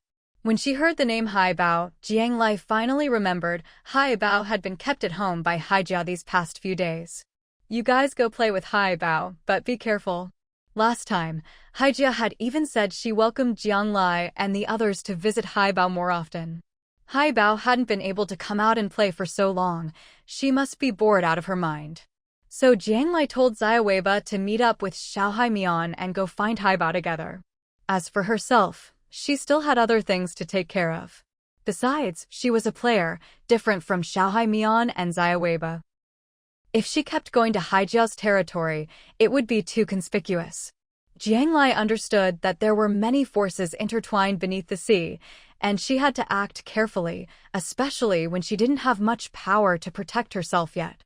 Xiaoweiba happily escorted Jiang Lai home, then ran off to play on her own. Taking advantage of the beautiful sunlight, Jiang Lai finally set up the rocking chair she'd been longing for in the yard. She also draped some beautiful vines around, decorating the courtyard nicely. Once everything was done, Jiang Lai sat on the rocking chair, basking in the sun. But what she was really thinking about was, who should she bring in to fill the manpower gap on Ginger Island? Currently, the patrol team was fully managed by Jiang Ning, while Lin Yuxiang was in charge of the planting and breeding areas in the West District. Both of them had the authority to recruit externally, and their teams were indeed growing. But even so, there still weren't enough people on Ginger Island. With 10 max-level players about to appear in District 68, the next step would be merging the districts. In the end, all players would have to join an island and fight for it. At this point, Jiang Lai was pondering, who did she want to invite to join her camp? After thinking for a while on the rocking chair, Jiang Lai suddenly remembered the perfect candidates. That was Bai Yin and the organization she'd founded, the Golden Flowers at Sea. There was a deep connection between Jiang Lai and the Golden Flowers. Most of these people were originally members of Jiang Lai's fan support group. Later, after Bai Yin awakened, she led these female players to awaken as well. They banded together and formed an organization based on female strength, participating in various humanitarian rescue efforts for female players at sea. Jiang Lai had kept an eye on this group, knowing that each member played to her strengths and that their vitality was truly thriving. When the Great Wave Crisis began, Jiang Lai had even told Bai Yin that if they ran into trouble and couldn't hold on, she could help them. Bai Yin had thanked her at the time. But in these 10 days, she'd never once asked Jiang Lai for help. Jiang Lai understood, based on past experience, Bai Yin always relied on herself and didn't want to depend on others. Jiang Lai admired the spirit of independence and self-reliance among these women, so she extended an olive branch to Bai Yin. If Ginger Island had to expand and welcome a new group of people, Jiang Lai would much rather it be these self-sufficient, independent, self-respecting, and self-loving women. Bai Yin could hardly believe it when she saw Jiang Lai's invitation. Who didn't know by now that Ginger Island in District 68 was like paradise? There was even a rumor in District 68, as long as you made it to Ginger Island, you could survive safely until the end of the game. Is the invitation for all the golden flowers at sea? There are more than 100 of us, mostly women and a few children. Baiyin still found it hard to believe. Could Jiang Lai really take in all 100 plus of them? No problem. As long as you're hardworking and brave, you're welcome on the island. Jiang Lai did a quick mental calculation. 100 or so people was exactly what she'd had in mind. With these 100 plus, she could complete her task. Great, great. I'll bring everyone over right away. Lai, thank you. Seeing Jiang Lai's definite answer, Baiyin was overjoyed. She'd been hesitating. Should she lead her sisters to establish their own island, or try to join someone else's later? It was a tough choice. After all, they didn't have the advantage in combat. Even if she managed to become one of the max-level players, could she really defend an island on her own? And since they were all women and children, if they joined someone else's island, they feared losing their freedom or even being bullied. But now, with Jiang Lai's invitation, the best option was right in front of her. How could she refuse? When she told the other golden flowers, everyone was over the moon. To join Ginger Island and live with their idol, this really felt like a dream. No one hesitated for even a second. Without wasting any time, they set off for Ginger Island immediately. That evening, Jiang Lai, together with Jiang Ning and Carl, welcomed the large group. Since the island's expansion, the East District was so spacious that not only could it accommodate 100 people, it could easily hold 1,000. Because it was so late, Jiang Lai led everyone to temporarily settle in the houses Carl had built in advance. They could decide in the morning whether to buy the ready-made houses, have Carl build new ones, or build their own. On Ginger Island, Jiang Lai gave her residents a lot of freedom. She'd thought of everything, so naturally no one had any objections. Excited, everyone settled in for the night, waiting for morning. Back in her room, Jiang Lai immediately submitted her task and received a reward of 10 square kilometers. Now, Ginger Island was nearly 110 square kilometers, and Jiang Lai was quite satisfied with the size. The new task hadn't refreshed yet, so Jiang Lai decided to keep an eye out to see if the next reward would also be an increase in the island's area. She slept soundly through the night until the next morning. Jiang Lai woke up early, but someone was up even earlier. As soon as she opened her eyes, she saw an unread message from the system, a note from Baiyin, saying she wanted to talk. Last night, it was Jiang Ning who had settled everyone in. Jiang Lai had left early. Could it be that they weren't satisfied with Ginger Island? Jiang Lai drew a question mark in her mind. Her first thought was, these permanent residents had already been recognized by the system, and she'd already received her reward. If these people left now, would the system take back those 10 square kilometers? Surely it wouldn't be that stingy? With this worry in mind, Jiang Lai barely ate breakfast before meeting Baiyin in the conference room in the Southeast District. We have over 100 people. Island Master, how would you like to arrange us? When in Rome, do as the Romans do. Now that they were on the island, Baiyin also called Jiang Lai Island Master, like everyone else. How to arrange them? Hearing that they weren't planning to leave, Jiang Lai's heart was instantly at ease. The patrol team, the farming area, the hospital, and the daycare, all of them need people. You can choose whichever job you want. Jiang Lai thought for a moment. Right now, these were pretty much the only places on Ginger Island where people could find work. But Baiyin shook her head after hearing this. I spoke with Captain Jiang yesterday about the actual situation on Ginger Island. The hospital and daycare don't have much of a staffing shortage, and as for the patrol team, Captain Zhang's requirements are pretty high. Most of us don't qualify. That just leaves the farming and livestock areas, which can take some people, but at least half of us would still have nothing to do. Baiyin had done her homework thoroughly. She'd already considered everything Jiang Lai mentioned. Jiang Lai agreed with her assessment. But on this island, players could earn money by fishing up treasure chests, or, if they wanted, they could go out to sea and hunt sea beasts at any time. So, having a job wasn't exactly a necessity. So, what do you all have in mind? Since Baiyin had clearly thought it through, Jiang Lai tossed the question back to her. We discussed it last night. The sisters who used to be teachers or doctors still want to go to the daycare or hospital. Some of the more introverted ones, especially those with kids, want to live in the East District. They're fine with either farming or animal husbandry. As for the remaining half, I plan to lead them in setting up a trading company here on Ginger Island. Bai-yin really had a plan. As soon as Jiang Lai asked, she laid it all out. A trading company? Jiang Lai didn't quite get it at first. Yes.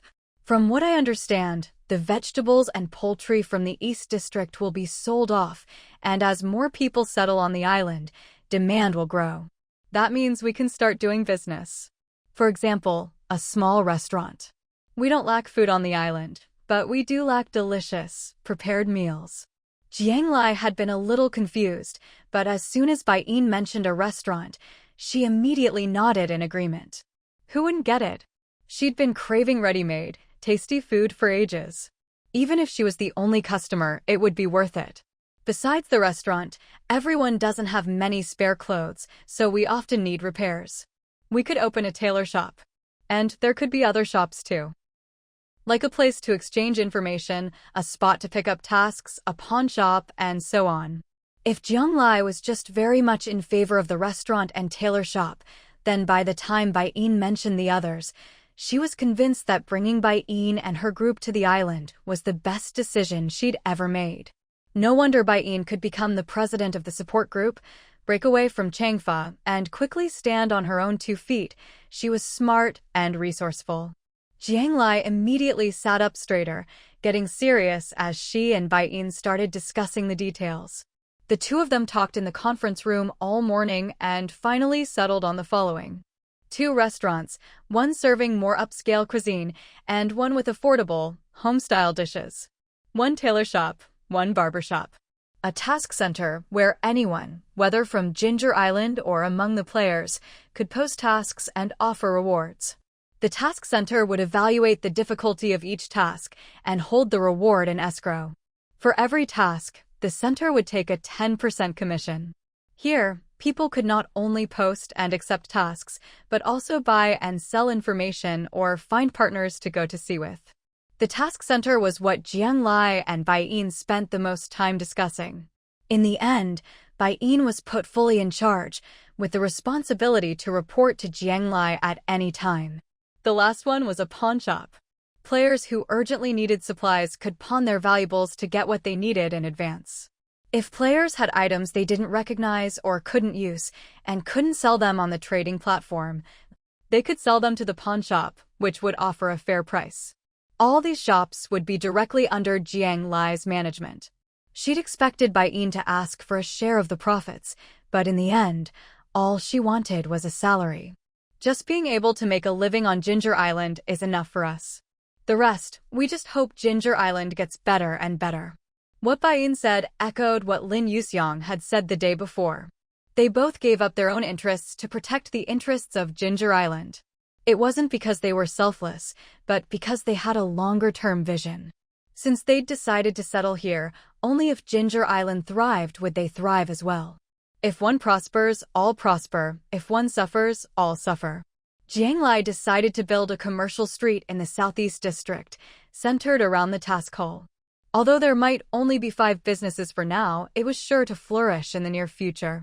Jiang Lai could already imagine the profits she'd make from this commercial street. The two of them were still excitedly discussing things after lunch, and in the afternoon, they arranged to meet Carl in the Southeast District to pick a site. Once Jiang Lai had made up her mind, she wanted to get started right away. Carl had spent the whole morning building houses for the new islanders, and now Jiang Lai was dragging him off to work again in the afternoon. But when he heard they were going to build a commercial street, he didn't show a trace of fatigue. He was absolutely thrilled. Especially when he heard about the multifunctional task hall, he immediately declared that it would become the landmark building of Ginger Island, and he'd make it grand and magnificent. Jiang Lai had confidence in Carl's abilities. She, Carl, and Bai-yin spent another whole afternoon in meetings. After picking the location and sketching out the designs, they planned to start construction the next day. Even though there were only 5 businesses for now, Carl wasn't about to just build 5 shops. In his opinion, he should at least build a whole street, 10 or more shops. It was a good idea and would save trouble later on. It was just a bit hard on the wallet. Carl gave Jiang Lai a final budget, and when she saw it, she gritted her teeth. She'd already taken a big hit yesterday when she had to add 18 new towers. Now, building the commercial street was going to cost her another fortune. She'd be lying if she said it didn't hurt. But looking at Carl's design for the 3-story multifunctional task hall and all the unique shops, Jiang Lai just couldn't help but love it. We sisters still have some savings. Why don't we chip in too? Bain offered considerately, seeing Jiang Lai's pained expression. The Golden Flowers of the Sea group might not be the best fighters, but when it came to making money, they were second to none on the ocean. No need. You're not even asking for a share of the profits. How could I let you pay? Jiang Lai immediately transferred the money to Carl. I'll earn it back. I'll earn it back. Looking at her once again empty coffers, Jiang Lai silently repeated this to herself. Just like that, the commercial street on Ginger Island officially broke ground and was completed smoothly within a week. Once Carl's designs were brought to life, they were even more impressive than they had looked on paper. Bain and her group of Golden Flowers fully integrated into Ginger Island, spreading out across the island and taking on their own roles. Ever since the restaurant opened, Jiang Lai's meals were finally settled for good. She became one of the first loyal customers of the little eatery, and her happiness index shot straight up. She even put on a bit of weight, and her face looked noticeably rosier. What made Jiang Lai even happier was how smoothly her plan to train a Sea King Beast squad was going. She never would have expected that little sponge, whose combat ability was nearly zero, would use its high intelligence and knack for bluffing to successfully tame a group of Sea King Beast cubs. All Littletail had to do was stand by as an intimidating presence. No one knew how Little Sponge managed to brainwash them, but through its psychic communication, the Sea King Beast cubs genuinely believed that Ginger Island was their home and Jiang Lai was the best master they could have. After all, there was plenty of good food and drink here, and once they got used to the place, Jiang Lai didn't restrict their freedom at all. In fact, she even let them go out to the sea to play. Jiang Lai wasn't worried about any of the Sea King Beasts running away. After all, if they still ran off after being tamed for so long, it would be hard to use them anyway. But to her surprise, even though she was mentally prepared for it, not a single one tried to escape. The White Snake became the combat instructor for the Sea King Beast cubs, while the old turtle taught them life lessons. It had to be said, education works wonders for any species. After spending more time on Ginger Island, the little beasts developed a sense of belonging and absolute trust in Jiang Lai. Seeing how successfully these 5 Sea King Beasts had been tamed, Jiang Lai began to gradually expand the squad, adding new Sea King Beasts 1 or 2 at a time. When the squad grew to 10, Jiang Lai was finally satisfied and paused the expansion. With a proper team in place, it became much easier to educate the newcomers. Given a bit more time to grow, Jiang Lai believed they would become her greatest asset in the game. Of course, throughout all this, Jiang Lai never forgot to keep training her own mental power. She was waiting for the right moment to form contracts with all the Sea King Beasts. After all, in battle, a player and their contract beasts can communicate telepathically, making command much easier. Ginger Island was developing better and better, and its population was steadily increasing. With more people, the commercial street started to thrive, new shops gradually opened, and Jiang Lai's daily income kept rising. However, even after waiting several days, no new missions had appeared, and Jiang Lai still hadn't found a way to further expand Ginger Island's territory. But since the missions didn't come one after another, Jiang Lai actually had a bit of breathing room. Otherwise, she really would have worried that the next step would be for the system to ask her to increase the island's population to 1,000, or even 10,000. She wasn't ready for that yet. During this time, new max-level players began to appear. The 4th island in Zone 68 was Flower Velvet Island. Jiang Lai still remembered the name Flower Velvet back in the Contract Beast tournament. Flower Velvet and her contract beast, Little Bone, had achieved great results. After Flower Velvet Island came Pirate Island. Just from the name, it was clear this was the island founded by Haibao and his pirate crew. Ever since the Tianhe alliance had grown stronger, Li Haibao's pirate crew had pretty much disappeared from the scene. They didn't dare cause trouble in the Eastern District anymore, but in international waters, Li Haibao and his group were as active as ever. Who would have thought they'd actually managed to create their own island now? Next came the 6th, 7th. 10 islands wasn't a lot for Zone 68, which had hundreds of thousands of people. Soon, all 10 max-level players had appeared. Once the 10th max-level player showed up, the system issued an announcement declaring the start of the island rankings. The 10 islands would be ranked based on combat power, defense, area, and other comprehensive stats. As expected, Jiang Lai's Ginger Island was ranked first. Tianhe Island was second, Shanghai Island third. Fourth was Flower Velvet Island, fifth was Beast Island. Sixth was Pirate Island. Jiang Lai didn't know the 7th, 8th, or 9th, but the 10th Golden Island was owned by an old acquaintance of hers, Yuanji. Ever since Yuanji had made inappropriate demands regarding Jiang Lai's little tail, she hadn't contacted him again. She hadn't expected that during this time, Yuanji had also developed well, becoming the 10th-ranked max-level player. But then again, with a Sea King beast as a contract beast, it was no surprise he'd do well. After all 10 islands appeared, the system announced that Zone 68 was the second region in the entire server to complete the 10 max-level player task, and the whole zone would be rewarded, fishing rod upgrade. Everyone was familiar with this. It meant you could fish up higher-level treasure chests. Not only that, but all 10 max-level players would receive a special reward. The special reward was sent directly to each player's inventory. According to the system, each player's reward was different. Some good, some bad, all up to luck. Jiang Lai had always trusted her luck. She opened her inventory to find her special reward, Island Acceleration. Jiang Lai clicked to confirm and quickly figured out how it worked. It was simple, just as the name implied, it made her island move faster. Jiang Lai was extremely satisfied with this reward. She knew that islands could annex each other and even start wars. With Island Acceleration, Jiang Lai would have much more control. Whether attacking or defending, she'd have more options. As for what rewards the others got, Jiang Lai had no idea. These special rewards were like each island's trump card. Anyone with sense wouldn't reveal them to the public. Thanks to Lin Yuxiang's constant experiments, Ginger Island's vegetable growing period had shortened. They'd even started selling vegetables off-island. With its large population, Tianhe Island was currently Ginger Island's biggest customer. Half a month had already passed, and as promised, Qi Jingxing had transferred 1/10 of the Tianhe Alliance's profits to Jiang Lai's account. Jiang Lai was shocked by the sheer amount of resources, but quickly and happily accepted it. After all, without her founding order back then, the Tianhe Alliance wouldn't have developed so quickly. They'd have taken many more detours.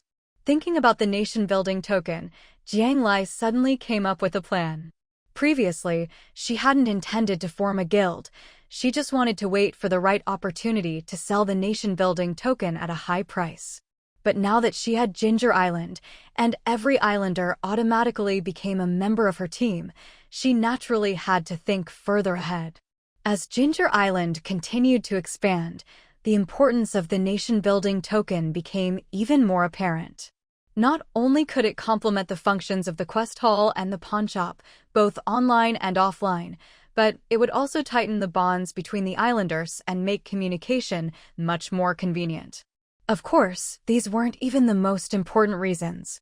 The key point was that once she established a guild, Jiang Lai could use Ginger Island as her base of operations. Any islander who left Ginger Island could instantly teleport back to the base if they encountered danger at sea. This would greatly increase the survival rate of Ginger Island's residents while they were out at sea. Jiang Lai discussed it with her sister, and after talking it over, they both felt that now was the perfect time to found a nation. After sending out a message to the island group, Jiang Lai immediately used the nation-building token and successfully established the guild. The initial guild could only accommodate 500 people, which was clearly not enough for the current population of Ginger Island. The simplest way to upgrade the guild was to pour in a huge amount of resources. It wasn't cheap. Jiang Lai did the math and realized she'd need to spend all the supplies Qi Jingxing had just given her, and then add in some of her own. She hadn't even had time to enjoy those resources before she had to spend them all, which made Jiang Lai's heart ache. But at such a critical juncture, Jiang Lai understood that some expenses simply couldn't be avoided. She had no choice but to grit her teeth and go all in on the upgrade. After upgrading, she brought all the permanent residents of Ginger Island into the guild. The islanders were absolutely thrilled about this. The guild greatly strengthened their sense of unity and belonging. And with the ability to teleport back to the island at any time, it was like having an extra life-saving talisman. No one could be unhappy about that.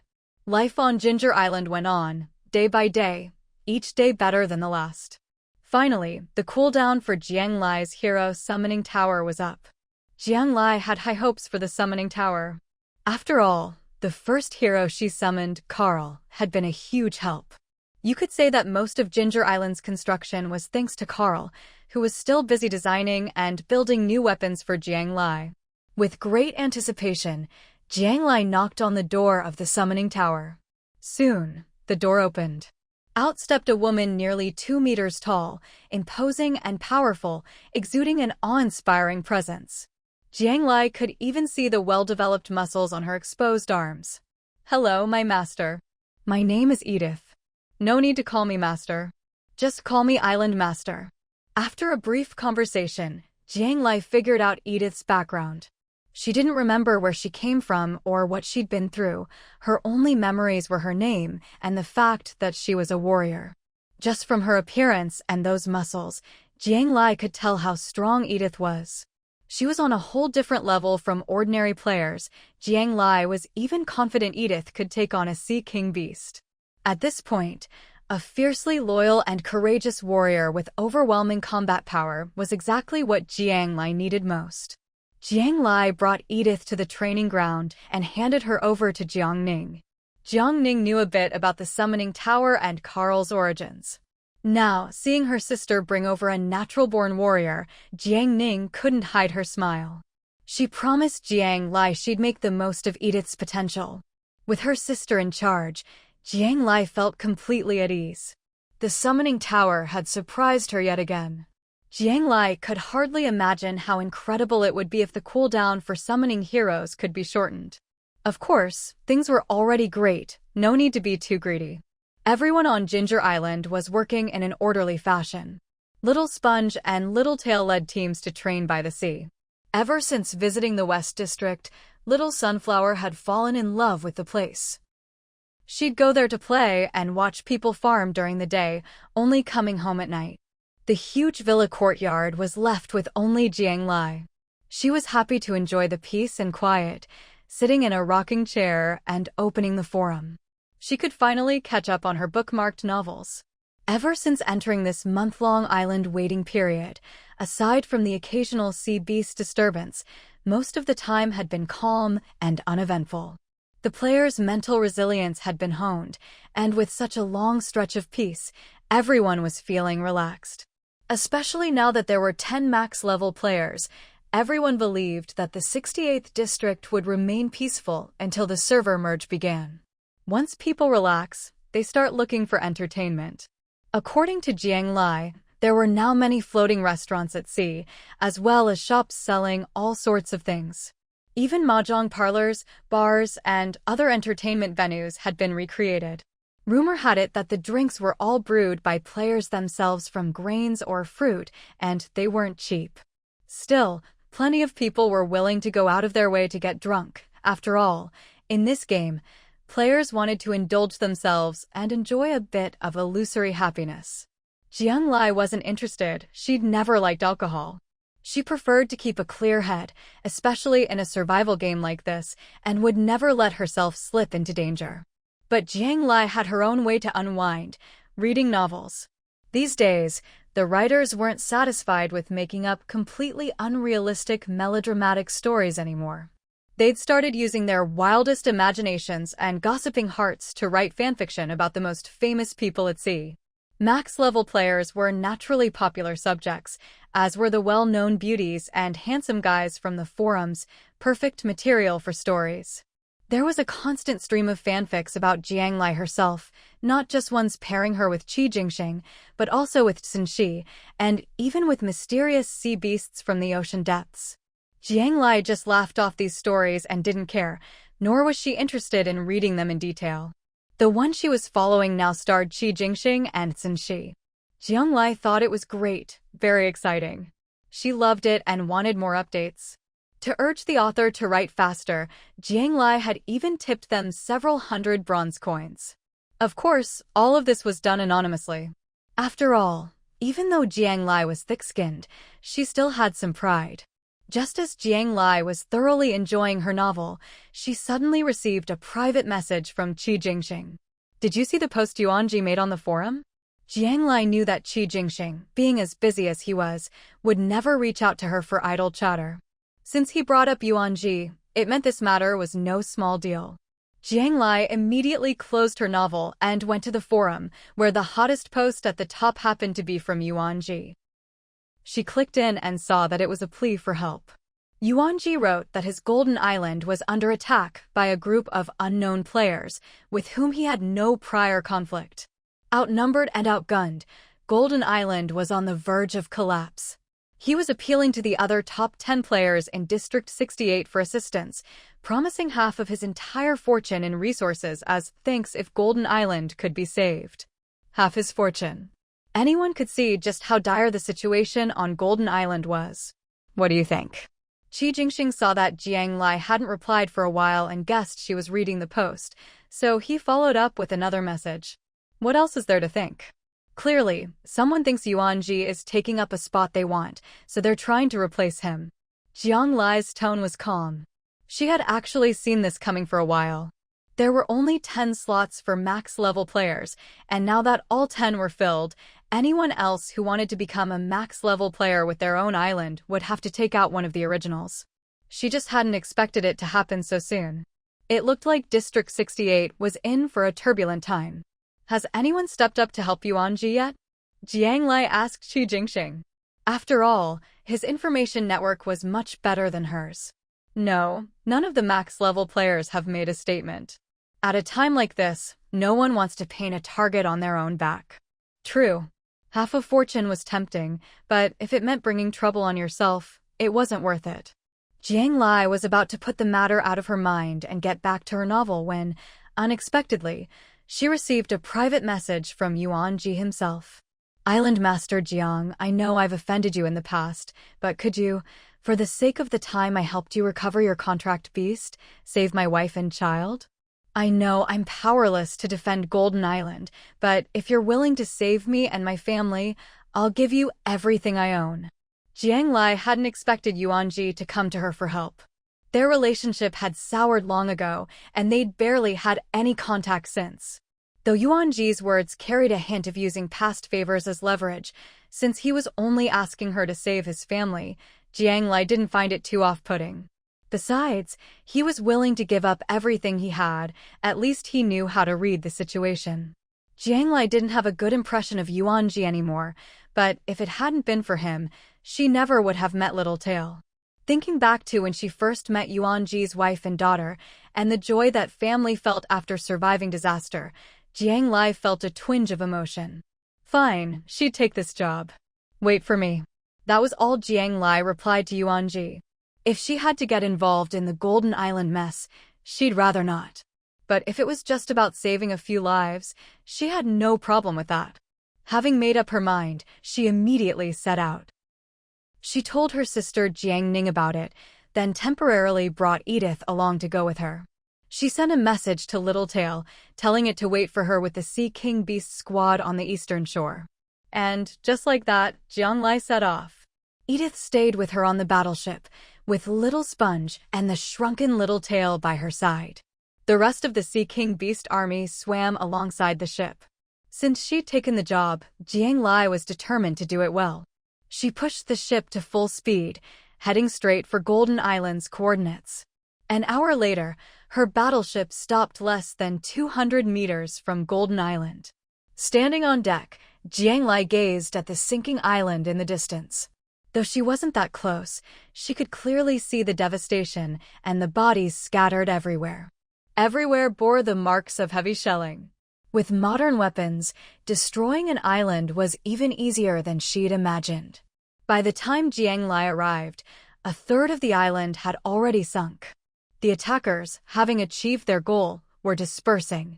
Now, only the remaining players from the island were left in the area. They were fleeing in all directions on makeshift rafts, each trying to save themselves. "Island Master, do you think the person we're looking for has already left?" Edith asked. She actually wanted to ask if he was already dead, but since she didn't know the relationship between the Island Master and Yuan Ji, she phrased it more tactfully. "No. You watch the ship. I'll go into the water and look around." Jiang Lai knew anyone else might run, but not Yuan Ji. This was the island he'd built with his own hands. Even if it sank, he'd go down with it. On the way, Jiang Lai had already shown photos of Yuan Ji and his wife and daughter to Edith and the Sea King beasts. Now, Jiang Lai disembarked, riding on Littletail's back toward Golden Island. The other Sea King beasts split up to search for their targets around the island. With the Sea King beasts appearing, the fleeing players ran even faster. Those who'd stayed behind to watch the spectacle realized the danger and left immediately, leaving the area around Golden Island much quieter. Jiang Lai checked her chat with Yuan Ji. His avatar hadn't gone gray. That meant he was still alive. But if he was alive, why wasn't he replying? Even if he'd escaped, he should have said something. Jiang Lai couldn't understand. Determined to finish the job she'd taken, Jiang Lai decided to go up onto Golden Island herself. By now, even less than half the island remained above water, and it was shrinking fast. Jiang Lai hadn't seen any sign of Yuan Ji or his contract beast around the island. So, Littletail carried Jiang Lai ashore. The bombed-out land was pitted and uneven, and Littletail was reluctant to set foot anywhere. Jiang Lai shrank it down to sit on her shoulder and began searching through the piles of corpses for Yuan Ji. It was clear that Golden Island's residents had put up a fierce resistance, but in the end, they were no match and were killed by the bombardment. Most had died horribly, many without even a complete body left, their faces frozen in terror. All the buildings on the island had been destroyed. No wonder those attackers hadn't bothered to come ashore and scavenge for supplies. With over 80% of the island in ruins, there was really nothing left worth salvaging. Jiang Lai looked over the corpses one by one, but didn't spot Yuan Ji among them. It wasn't until she reached the center of the island that she finally saw a man's back. He was kneeling on the ground, clutching something in his arms. As Jiang Lai drew closer, she saw that the man was indeed Yuan Ji, and what he held was the little girl Jiang Lai had seen before, Yuan Ji's daughter. Now, the girl's face was ashen, utterly lifeless. Lying beside Yuan Ji was his wife. Her body had been torn apart by explosions, clearly long dead. Yuan Ji's contracted beast lay nearby as well, covered in dust, its fate uncertain. Jiang Lai stood silently behind Yuan Ji for a long time, until the encroaching seawater flooded more and more of the remaining land, nearly reaching the very center of the island. "My condolences," Jiang Lai finally had to break the heavy silence. The island was about to be completely submerged. They had to leave. Yuan Ji slowly looked up at her, his face streaked with tears. "I once thought that after becoming a max-level player, after founding Golden Island, after gaining power and resources, I could finally give them a better life. But I was wrong. So wrong. My ambition outstripped my ability. My recklessness got everyone killed, got the people I loved most killed." It was unclear whether Yuan Ji was speaking to Jiang Lai or to himself. "Wana, I'm sorry. You told me not to rush, that it was enough for our family to live an ordinary life. But I lost my head. It was my fault. I killed you all." Tears streamed down Yuan Ji's face as he raised his hand and slapped himself hard. Jiang Lai didn't try to comfort him. Ambition isn't a bad thing, but aside from accurately assessing your own abilities, you also need a bit of luck. Some things aren't about right or wrong, only about winning or losing. If you lose, you have to accept it. Jiang Lai, take Xiao Jin with you. He's suffered a lot with me, always loyal. I can't let him follow me to death now. Yuanji stood up and handed the now-shrunken Xiaojin to Jiang Lai. She took him instinctively, but before she could ask anything, Yuanji continued. Thank you for coming today, despite everything between us. I'll transfer all the supplies and treasures I have left to you. If you ever get the chance, I hope you can kill a man named Luo Yang for me, to avenge my wife and daughter. Yuanji spoke, as if giving his last instructions, mumbling to himself as he opened the system and began transferring resources to Jiang Lai. Sometimes, you have to look forward. You could still avenge your family yourself, Jiang Lai said, sensing his intentions and reaching out to stop him. But Yuanji gently pushed her hand away and continued operating the system. My wife, my daughter, they're all gone. Even if I could make a comeback, even if I became the most powerful player or survived until the end of the game, what would be the point? Rather than spend every moment in pain, I'd rather reunite with my family sooner.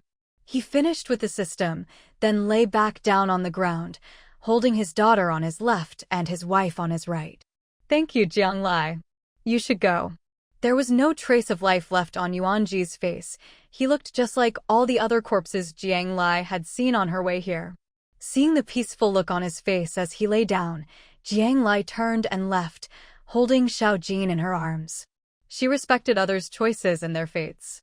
Littletail carried Jiang Lai back to the warship, leading the Sea King Beast army toward home. Xiaojin lay quietly in Jiang Lai's arms, not struggling, but whimpering softly, tears rolling from his eyes. As a contracted beast, Yuanji had naturally conveyed his final wishes to Xiaojin, hoping he could live a better life with Jiang Lai from now on. Golden Island gradually sank completely beneath the waves, all its ruins and corpses swallowed by the sea. Jiang Lai had killed many sea beasts before, but today was the first time she'd seen so many corpses, so many mangled, bloody bodies. Having held herself together on the island for so long, Jiang Lai finally couldn't take it anymore after watching Golden Island disappear. She rushed to the rail and threw up. Island Master, are you all right? Edith asked, concerned. I'm fine.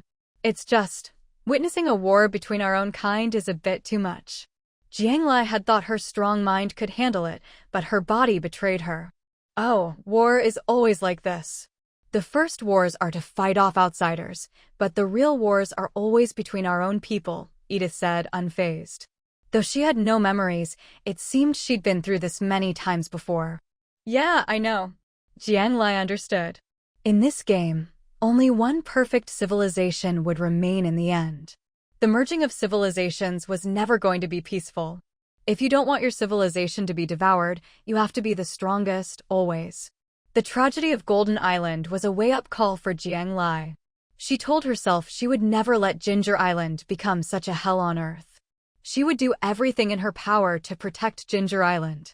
When Jiang Lai returned to the island and strolled through the Eastern District, she saw everyone's faces filled with smiles, the whole place thriving. Only then did her physical discomfort finally subside. She brought Xiaojin back to her villa and fed him a sea marrow pill. Xiaojin's injuries weren't serious. Before Yuanji died, he had willingly dissolved their contract. But Xiaojin was clearly depressed.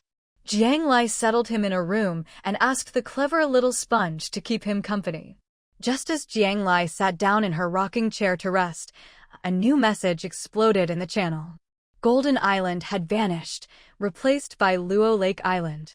Jiang Lai checked the island rankings, and sure enough, the 10th spot now read Luo Lake Island.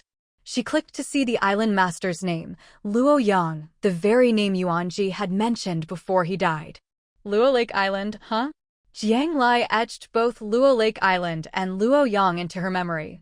The supplies and treasures Yuanji had given her were substantial, enough to buy Luo Yang's life. Take someone's money, solve their problems. Even though Yuanji was dead, Jiang Lai had no intention of reneging on this deal. She wasn't in a hurry to settle things. She was waiting for the right opportunity. The fall of Golden Island had left many players on edge. Only now did everyone realize that joining an island wasn't a guarantee of safety. If you joined an island that wasn't strong enough, your fate would be to die on land, no different from dying at sea. It wasn't until this point that someone in the forum finally summarized, in clearer terms, the threats facing the islands. Actually, Jiang Lai had already learned about all this from the system long ago. Since the system could tell her, it was only a matter of time before other players found out too. But it was only with the disappearance of Golden Island that this issue was truly brought to everyone's attention. Jiang Lai opened the post and found that the poster's understanding was even more detailed than hers, so she read it carefully. First, everyone knew that each zone could only have 10 islands, that is, only 10 max-level players. For anyone else who wanted to become a max-level player and have their own island, there was only one way: wait for an island to disappear and take its place. There are two ways an island can disappear: being annexed or sinking into the sea. Annexation happens between islands. As long as two islands come into contact, the larger one will automatically annex the smaller one. The area gained from annexation is usually 1/5 of the annexed island's area.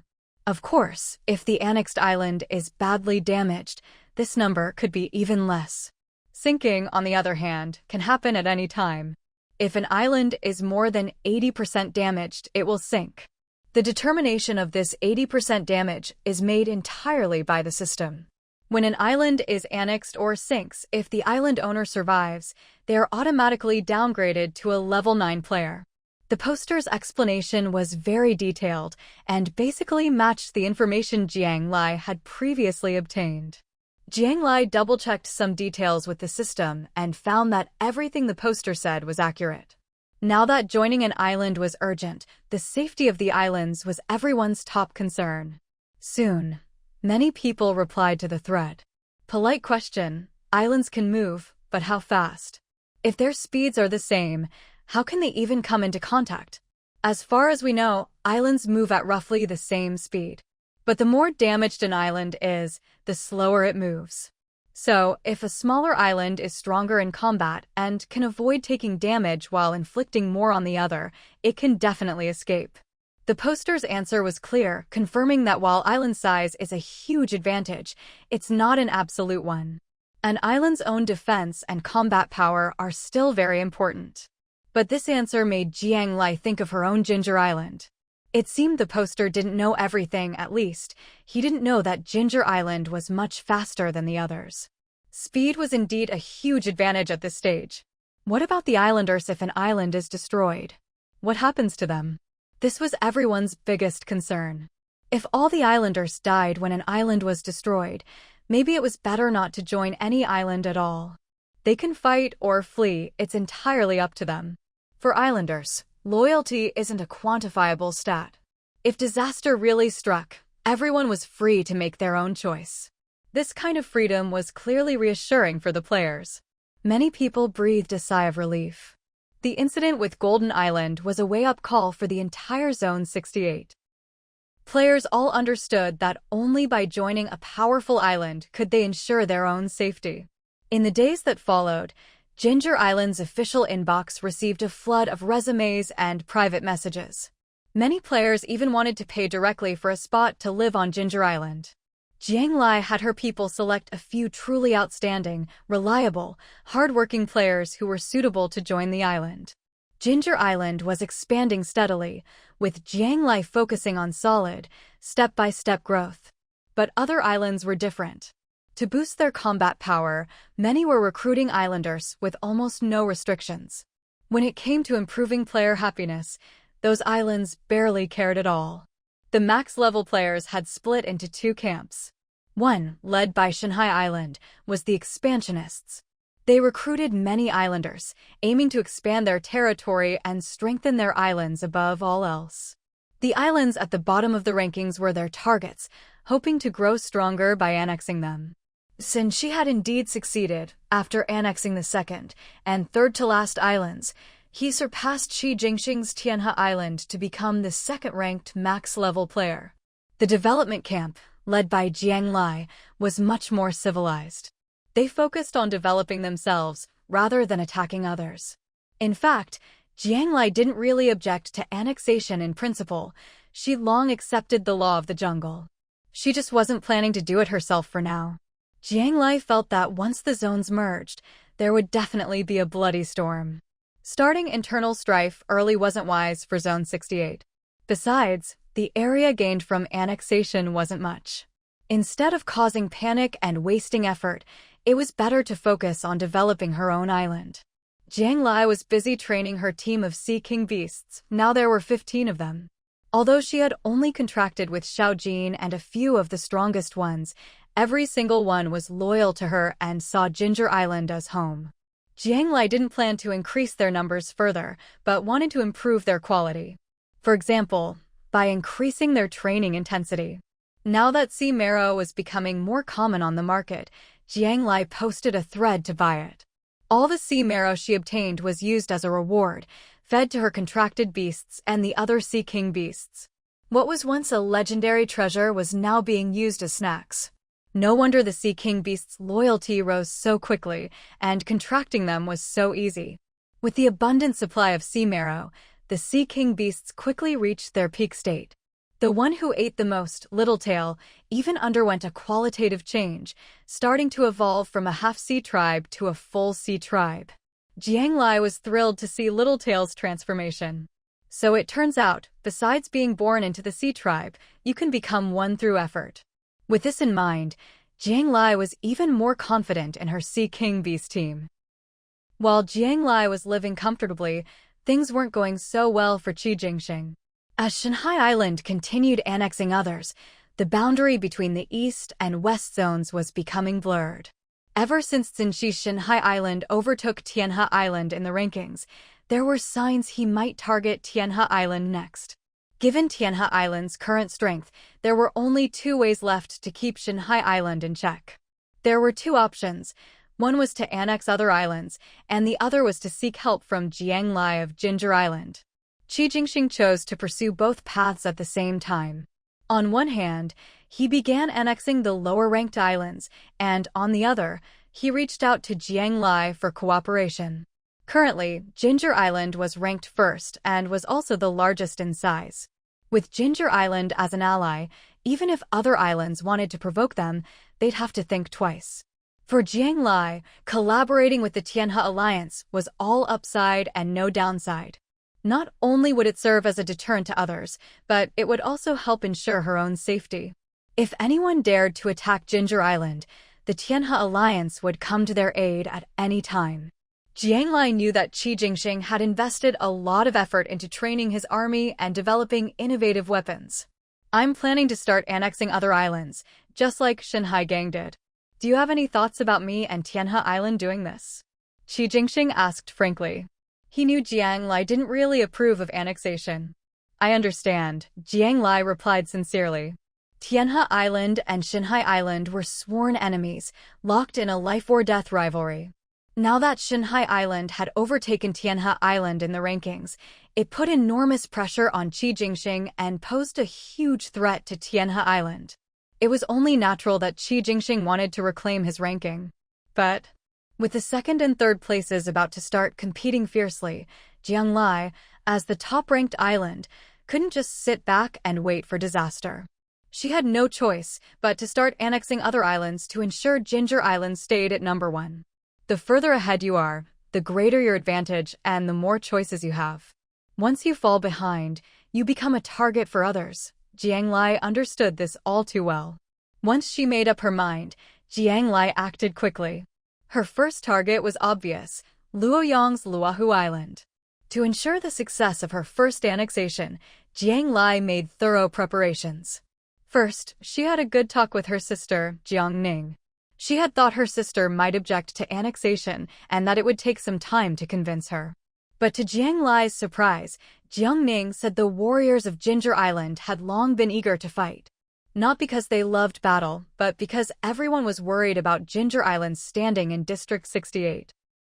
Everyone knew the islands behind them were eyeing them hungrily, and no one wanted Ginger Island to drop in the rankings and become prey for others. So Jiang Lai and her sister began to study tactics. During the meeting, Jiang Ning also invited Edith. Through working together, Jiang Ning had discovered that Edith was not only a formidable fighter, but also highly experienced and talented in leading troops. Jiang Ning was eager to learn from Edith in many areas. Currently, the warriors of Ginger Island were divided into 3 teams. Team 1, Flying Fish Squad, led by Jiang Lai. Team 2, Dragon Roar Squad, with Edith as captain. Team 3, Security Battalion, mainly responsible for defending Ginger Island. The 24-hour tower duty soldiers and patrol members were all part of the Security Battalion. As for annexation, Edith seemed quite used to it and enthusiastically offered strategies to Jiang Lai. It had to be said, Edith's strategies were all highly effective.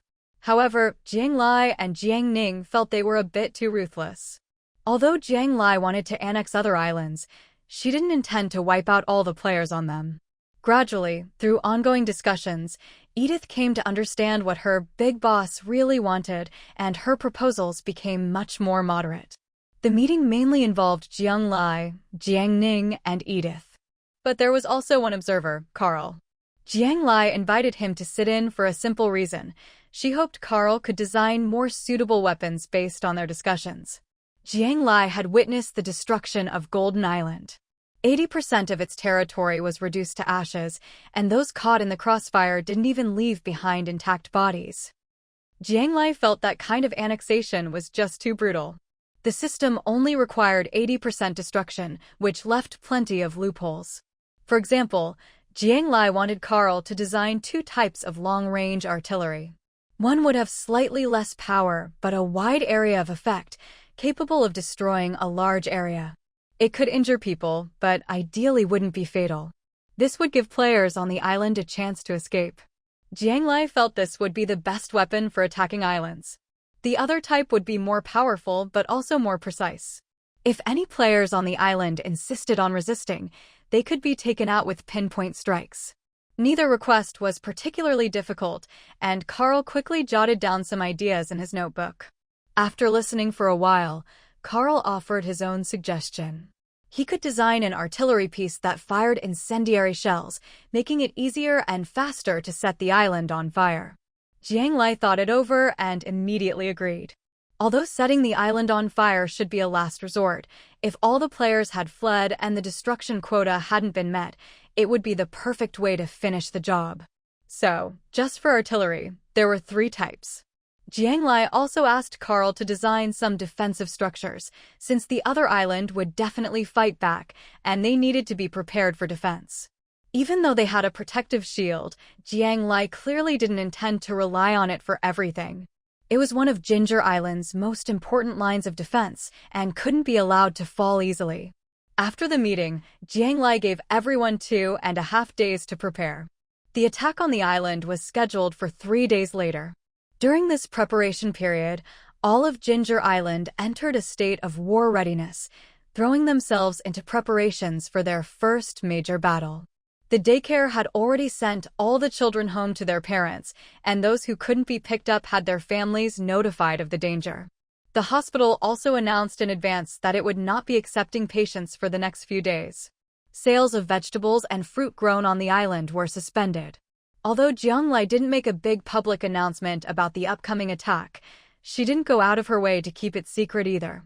Soon, everyone in District 68 could guess from these developments that Ginger Island was about to make a big move. There were already several forum posts speculating about which island Ginger Island would target.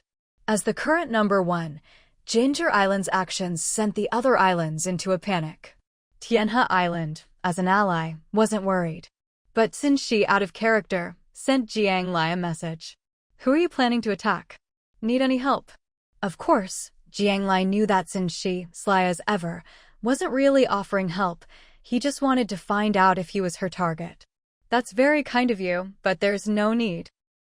Although she didn't know what Xin's intentions were, Jiang Lai had absolutely no desire to get involved in anything related to the Xinhai gang.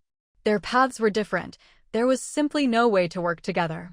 "If you ever need anything, feel free to contact me. Jiang Lai, I hope you understand, we are not enemies." Xin was unwilling to give up and added another line. This time, Jiang Lai didn't reply. They're not enemies now, but that doesn't mean they won't be in the future. When interests clash, Jiang Lai had every reason to believe that with Xin's ruthlessness, he wouldn't hesitate to strike. Xin was like a venomous snake. Jiang Lai wasn't afraid of him, but she had no intention of provoking him without reason. All preparations were complete. At Jiang Lai's command, the entire island entered a state of combat readiness. Xinjiang Island began to move, slowly heading toward a target in the vast ocean. Jiang Lai's objective was clear: Luoyang's Luohu Island. A mission accepted must be completed. The job she took on back then, it was finally time to settle it. After all that had happened, everyone knew exactly what it meant when an island started to move. The moment players in District 68 realized the largest island in the region was on the move, the chat channels exploded. Everyone was speculating which island was Jiang Lai targeting this time. It looked like someone was about to have a very bad day. That was the consensus. Across District 68, aside from Qi Jingxing and Xinxi, every other island owner was trembling in fear. They kept a close eye on Xinjiang Island's movements on the map, while also trying to get information from the residents of Xinjiang Island. Believing that heavy rewards would bring out the brave, the island owners offered high prices for any news. With so many people now living on Xinjiang Island, some were indeed tempted. But this information was destined not to be sold. Because aside from Jiang Ning, Edith, and Carl, Jiang Lai hadn't shared her plans with anyone. Success depends on secrecy. Jiang Lai firmly believed in this principle. Edith and Carl were heroes Jiang Lai had summoned herself. Their loyalty was absolute. As for Jiang Ning, she was Jiang Lai's biological older sister, the person Jiang Lai trusted most, and in fact, the only one she trusted in this game. With none of the 7 island owners or their residents able to get reliable information, panic spread. But at this point, no one dared to make a move. They were all afraid that any rash action would draw attention and make them the target. Meanwhile, Xinjiang Island continued to move at a normal speed. Jiang Lai didn't use any acceleration. But soon, Jiang Lai's direction became more and more obvious, and the number of possible target islands dwindled. At this point, Luoyang of Luohu Island could no longer sit still. "Boss, Jiang Lai isn't coming for us, is she?" Watching Xinjiang Island's increasingly clear trajectory, one of Luoyang's underlings couldn't help but speak up. Smack. A heavy slap landed on the man with the bushy eyebrows. "Nonsense. We're ranked 5th now, and we have no beef with Jiang Lai. Why would she come after us?" Luoyang had a bad temper. It was precisely because of his brutality that he had managed to conquer several small islands in quick succession and rise to 5th place. 5th place was already in the upper half of the rankings. Generally speaking, this was a safe position. After all, most people would target the weak, not go out of their way to attack a strong opponent. Unfortunately for him, Jiang Lai was not most people. As Xinjiang Island drew closer, residents of Luohu Island began to quietly flee. No one would stay loyal to a violent island owner. Living on Luohu Island was just a way to survive and put food on the table. When disaster strikes, everyone looks out for themselves. That's an eternal truth. At this point, escaping by boat was definitely the wise choice. If Jiang Lai attacked, they'd escape disaster. If Luohu Island wasn't the target, they could always come back once things settled down. Many of the islanders thought this way. In a short time, 1/5 of Luohu Island's population had already fled. When Luoyang found out, he slammed his fist on the table in fury. "Give the order immediately, seal off Luohu Island. Don't let anyone leave." People were the most important resource on the island. They were his fighting force. If everyone ran away, he'd be left alone, and he might as well just hand over the island. Having fought a few battles before, Luoyang reacted quickly. "Boss?" The man with the bushy eyebrows, still nursing his cheek, hesitated. Seeing Luoyang about to slap him again, he hurriedly spoke up. "We don't have enough people to seal off the island." Luoyang had always been on the offensive, never thinking about defense. There were no walls around the island. Even if there were checkpoints here and there, they couldn't possibly stop determined residents from escaping. Trying to block everyone by manpower alone would be too costly. They simply didn't have the numbers, especially after so many had just fled. Luoyang wasn't stupid. Though he'd been blinded by anger just now, he quickly realized that a physical lockdown was impossible. Watching Shangjiang Island draw ever closer on the map, Luo Yang's face twisted with rage, making him look terrifying. He opened the Luohu Island group chat and personally sent a message. From now on, anyone who leaves Luohu Island without permission will be executed on sight. If you somehow survive, you'll go straight onto my blacklist. Even if I have to search the entire ocean, I will never let a single deserter go. To be fair, this tactic was effective. The people of Luohu Island had long suffered under Luo Yang's tyranny and were deeply afraid of him. No one doubted his determination to settle scores. Faced with the choice between fleeing for safety and being hunted by a madman, most people hesitated, and in the end, the vast majority chose to stay put and wait.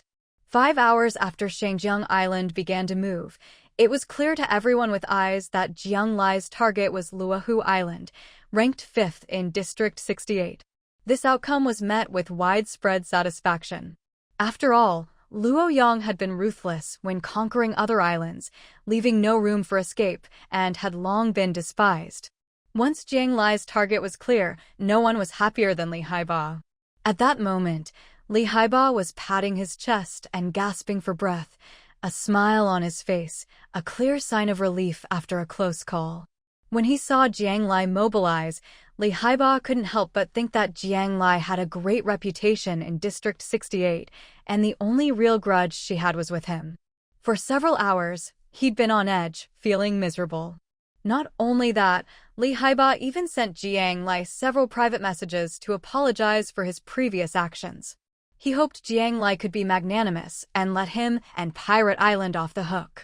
Looking at the string of pleading messages in the chat box, Li Haibao felt quite pleased with himself.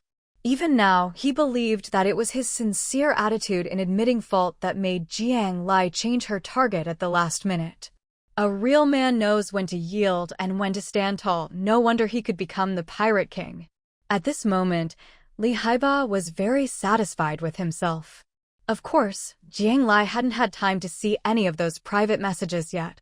She was less than 20 minutes away from Ginger Island, and she'd just noticed something on her minimap. Loha Island was on the move. Clearly, Luo Yang had confirmed that Jiang Lai's target was him, so he was steering Loha Island toward the Western District. Luo Yang was very confident about this defensive battle. Having experienced several invasion wars, he knew that all islands moved at the same speed. So, sneaking up in the dead of night, when people were relaxed and off guard, was always the smartest move. Someone like Jiang Lai, who made a big show of setting out in broad daylight, would never catch up if her target realized and started to run, even if Ginger Island was the top-ranked island in the district.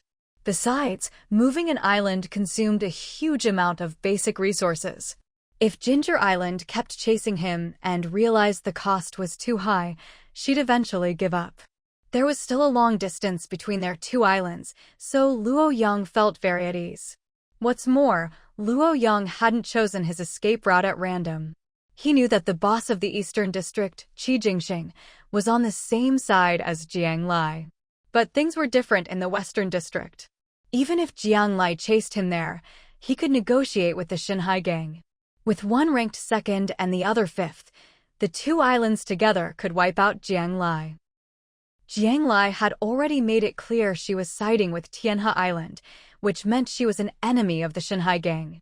Luo Yang smugly thought she would be eager to make this deal. Imagining the two of them splitting up Ginger Island, Luo Yang's nerves slowly relaxed and he even started to look forward to it. Meanwhile, the people of District 68 were starting to worry about Jiang Lai when they saw Loha Island fleeing early. Especially Jiang Lai's fans, they wished they could sail over themselves to help block Loha Island. But Jiang Lai herself wasn't the least bit flustered by her target's escape, because she was about to speed up. The island reward Jiang Lai had previously received was acceleration, and today was the first time she would officially use it. The moment Jiang Lai activated the boost, Ginger Island's movement speed visibly increased on the minimap. The residents of Ginger Island didn't feel much. There was nothing to compare to in the vast sea, so they could only see their island moving rapidly on the map. I didn't expect Jiang Lai's reward to be this. Qi Jingxing, who had been following Jiang Lai's progress, learned about her reward for the first time today. That's really something. As Jiang Lai's friend, Qi Jingxing couldn't help but smile. He was truly happy for her. "Boss, are you sure we don't need to bring the kids back from Ginger Island?" a trusted aide beside him asked. Even though no one doubted Jiang Lai's strength, you never knew what could happen in a real fight. The man's 8-year-old daughter attended school on Ginger Island, and as a father, he couldn't help but worry. "No need, don't worry. This is a one-sided annexation. Ginger Island won't be harmed," Qi Jingxing said lightly. "Children are everyone's hope, the future of humanity." Of course he cared. But Jiang Lai was a cautious person. If there were even the slightest hint of danger, she would never allow the kindergarten and nursery to remain. Although Qi Jingxing wasn't entirely sure of Jiang Lai's and Ginger Island's current strength, her attitude made it clear. In this annexation battle, Ginger Island would not be in any danger. All the players in District 68 were shocked when they saw Ginger Island's speed. With this kind of speed, plus her #1 ranking, if Jiang Lai had wanted to, she could have wiped out the entire top 10 islands several times over. In the Western District, since she finally understood that Jiang Lai's earlier refusal wasn't just being polite, with her strength, she truly didn't need any help. So she's already reached this level. Since she toyed with the ring on her finger, her expression a mix of admiration and complicated frustration. "Give me a little more time, and I won't lose to you." The excitement and amazement of District 68 stood in stark contrast to the despair on Loha Island. Everyone there had followed Luoyang in annexing several small islands. They'd seen with their own eyes how the conquered islands slowly sank, and those who didn't escape in time were buried at sea. Now, knowing that their own sins were about to come back to haunt them, everyone was silently mourning.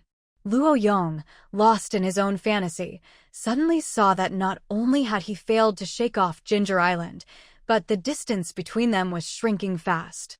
His eyes widened as he stared at the map. "No, this can't be.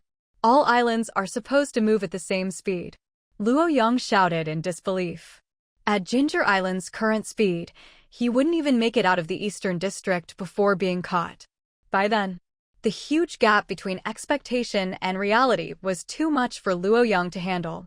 He immediately opened the channel, searched for Tsinshi, and sent him a message, hoping to discuss a partnership.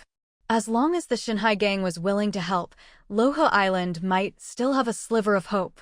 Whether Luoyang was truly naive or just panicking, he actually pinned his hopes on a faction that had nothing to do with him. Of course, his message would never be answered. Right now, since she wished she could help Jiang Lai finish the annexation herself, she couldn't care less about Luoyang and would be glad to see him gone. The atmosphere was eerily tense. It was as if everyone was silently counting down to their own destruction. "Boss, is it possible that the island reward Jiang Lai got back then was acceleration?" The man with the droopy eyebrows took a few steps back and asked cautiously. This wasn't just his own guess. He'd seen everyone saying the same thing in the chat channel. Right now, Luoyang felt as if hundreds of Sea King beasts were roaring through his heart all at once.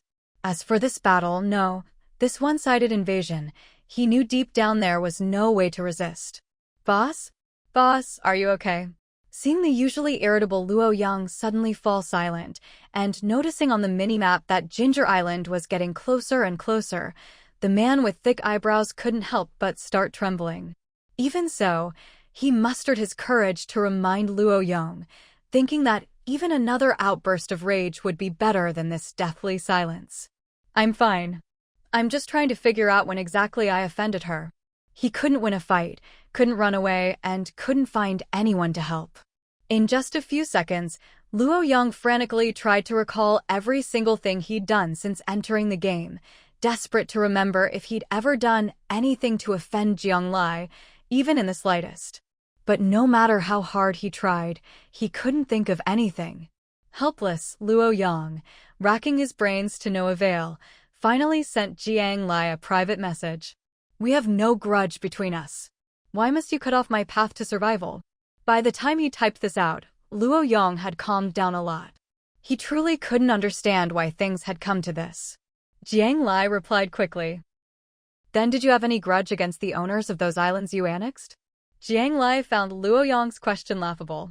Maybe people are just inherently selfish, always holding double standards. Or maybe, when faced with desperation, people can't help but become weak. Unfortunately, weakness is the most useless thing at a time like this. Jiang Lai's reply made Luo Yang feel as if he'd fallen into an abyss.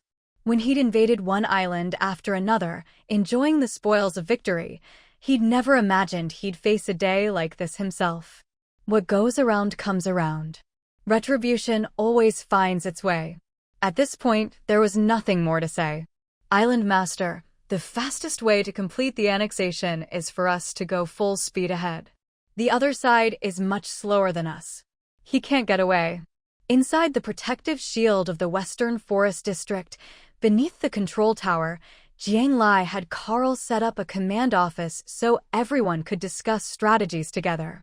Looking at the real-time map Jiang Lai projected onto the big screen, Edith offered her suggestion. Precision, speed, and decisiveness, winning as quickly as possible had always been Edith's principle. Jiang Lai agreed that Edith's suggestion was correct, but at this moment, she didn't want to do it that way. Keep a safe distance of 100 meters from Luohu Island. Don't accelerate for now. After thinking it over, Jiang Lai gave her order. Yes, ma'am.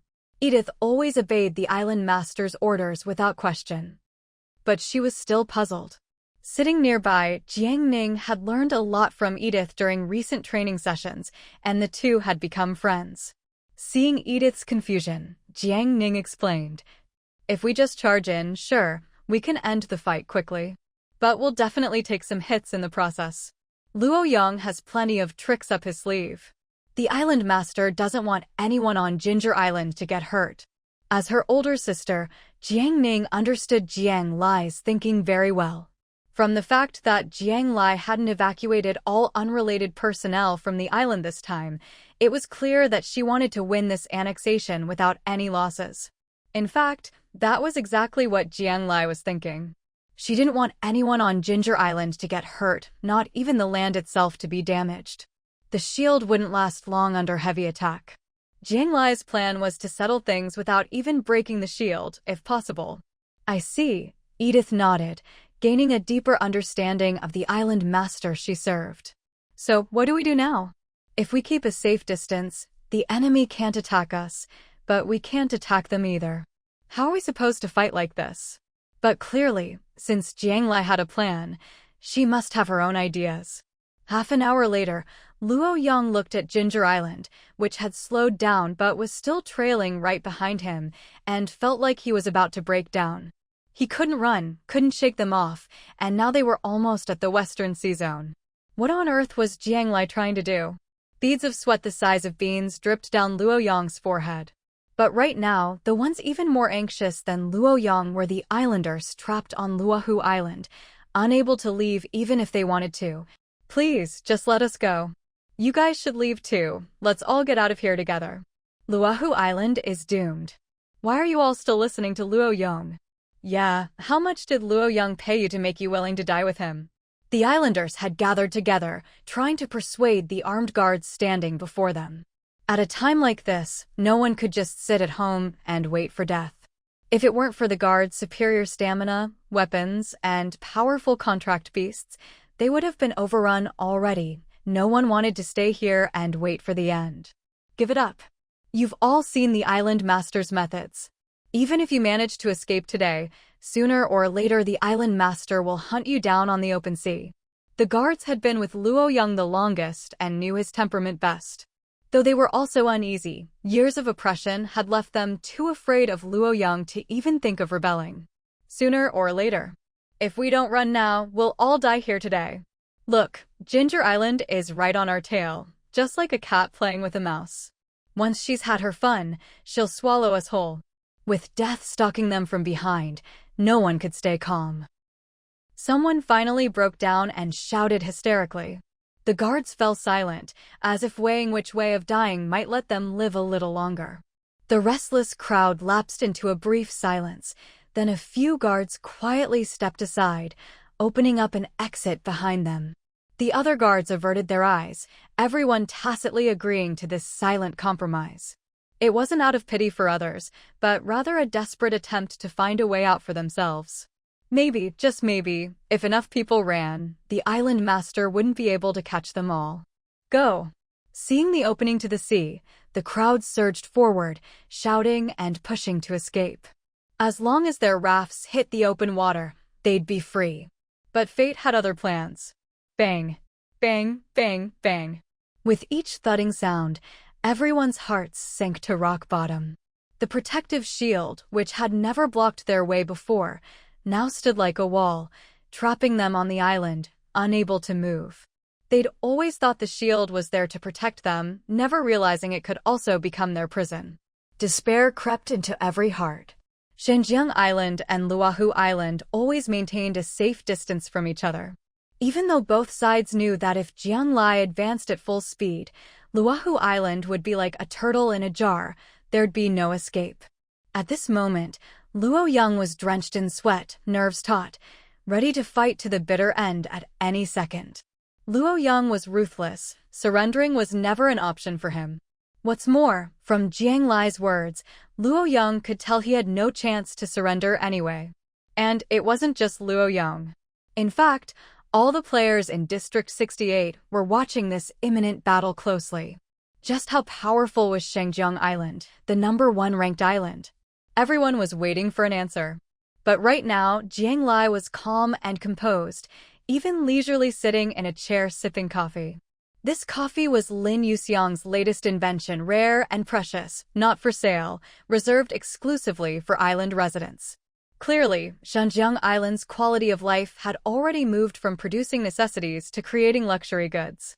Jiang Ning knew her sister's personality well, so she wasn't anxious either. Edith was anxious, but there was nothing she could do except stare at the minimap, waiting for Jiang Lai's orders. Island Master, the map shows that Xinhai Island has crossed the western border and is approaching us. Edith immediately reported this observation to Jiang Lai. Jiang Lai glanced at the map. Since she had indeed entered the eastern zone and was heading her way. She put down her coffee, opened the chat window, and sent Xin a message. Jiang Lai, ? Xin, I'm not getting involved, just here to watch the show. Jiang Lai, careful you don't get burned. Xin, stingy. After issuing her warning, Jiang Lai picked up her coffee again. She didn't care what Xin's real intentions were. Whether he just wanted to watch the fun or hoped to swoop in and reap the benefits, Jiang Lai wouldn't give him the slightest chance. At the very least, Xinjiang Island was still the largest island in District 68. Taking advantage of her wasn't going to be easy. Island Master, aren't we going to make a move? Seeing that a third party was about to get involved, Edith was getting restless. Don't worry, we already have. Just 10 minutes earlier, Jiang Lai had instructed White Snake and Old Turtle to lead 10 well-trained Sea King beasts to quietly dive into the sea and advance toward Luohu Island. Littletail was among them, but not as a leader. It had a special mission Jiang Lai had given it to complete on its own. Jiang Lai checked the time. Her Sea King Beast squad should be ready to land by now. Edith, take Team 1 and get everyone into the water. Don't approach Luohu Island, just spread out and guard around Xinjiang Island. If anyone tries to approach Xinjiang Island amid the chaos, kill them on sight. Sis, take Team 2 and keep everyone on high alert on the island, protecting our internal security. Activate the control tower fully and keep a close watch on the coastline at all times. Jiang Lai quickly issued a series of orders, all defensive, none offensive. But no one questioned her decisions. Edith and Jiang Ning immediately responded and went out to prepare for battle. With Xinjiang Island on the move, Luo Yang on the other side noticed as well. As the island master, he could feel the island's protective shield being attacked. Xinjiang Island is making a move? Did they sneak people onto the island? Feeling the shield under attack, Luo Yang was in disbelief. He'd been watching Xinjiang Island closely, and the two islands were still at a safe distance, unable to attack each other. He hadn't seen any ships approaching across the water, so how was Xinjiang Island attacking his shield? Could it be someone from inside the island was attacking the shield to escape? Luo Yang suddenly remembered that, To prevent anyone from fleeing, he'd activated double-sided protection on the shield. What the hell is going on? Luo Yang shouted into the voice chat with the security team. Island Master, a bunch of Sea King beasts suddenly crawled out of the sea and are attacking our shield. The shield is about to be breached. The guard's voice trembled. Standing inside the shield, he could clearly see several Sea King beasts gathered together, baring their fangs and claws, attacking the shield in every way possible. Sea King beasts? Are you sure they're not just regular sea beasts? Luo Yang frowned. Sea beast attacks on islands weren't unheard of. If it was just Sea King beasts, there'd usually be only one or two, and they could handle it if they went all out. I'm sure they're Sea King beasts, and there are more than a dozen of them. Island Master, the shield can't hold much longer. We need reinforcements. Just from the voice, Luo Yang could tell how panicked they were. It didn't sound fake. A dozen Sea King beasts. Even Luo Yang, who'd always been bold, felt his already shattered nerves crumble further. Heaven wants me dead. Luo Yang knew very well that even the security team's contracted beasts were just ordinary sea beasts with basic combat ability. If the shield fell, facing a dozen Sea King beasts, they wouldn't stand a chance. And the only Sea King beast contracted on the island was the one by his side. But right now, there was no way he'd send his own contracted beast to help. In a crisis like this, his beast couldn't leave his side for a moment. Protecting himself was the top priority. If necessary, he'd have his beast take him and flee the island. With danger closing in from both sides, Luo Yang felt any will to resist drain away. He didn't care about the lives of Luohu Island's residents, but the thought of Jiang Lai picking up such an easy win left him bitter. However, thinking of those dozen Sea King beasts, Luo Yang's expression suddenly brightened. Jiang Lai, you want my Luohu Island? Once you get close, Shanjiang Island will become the target of those Sea King beasts. Let's see how you handle that disaster. At the thought, Luo Yang even laughed. His own downfall was tragic, but if he could drag an even stronger enemy down with him, he wouldn't be so alone. If he could pull Jiang Lai into the mess, that would be wonderful. Up to this point, Luo Yang never suspected that those Sea King beasts were connected to Jiang Lai or Shanjiang Island.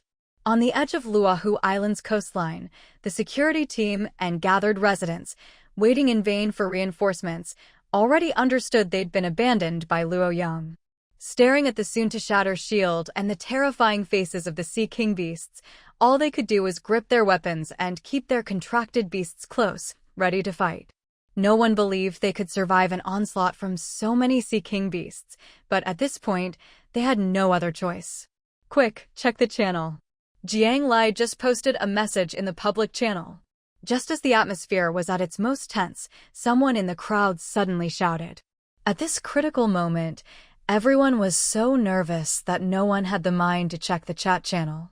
But someone, feeling that death was imminent, had opened the system page to say their final goodbyes to friends, and that's how they saw Jiang Lai's message in the forum.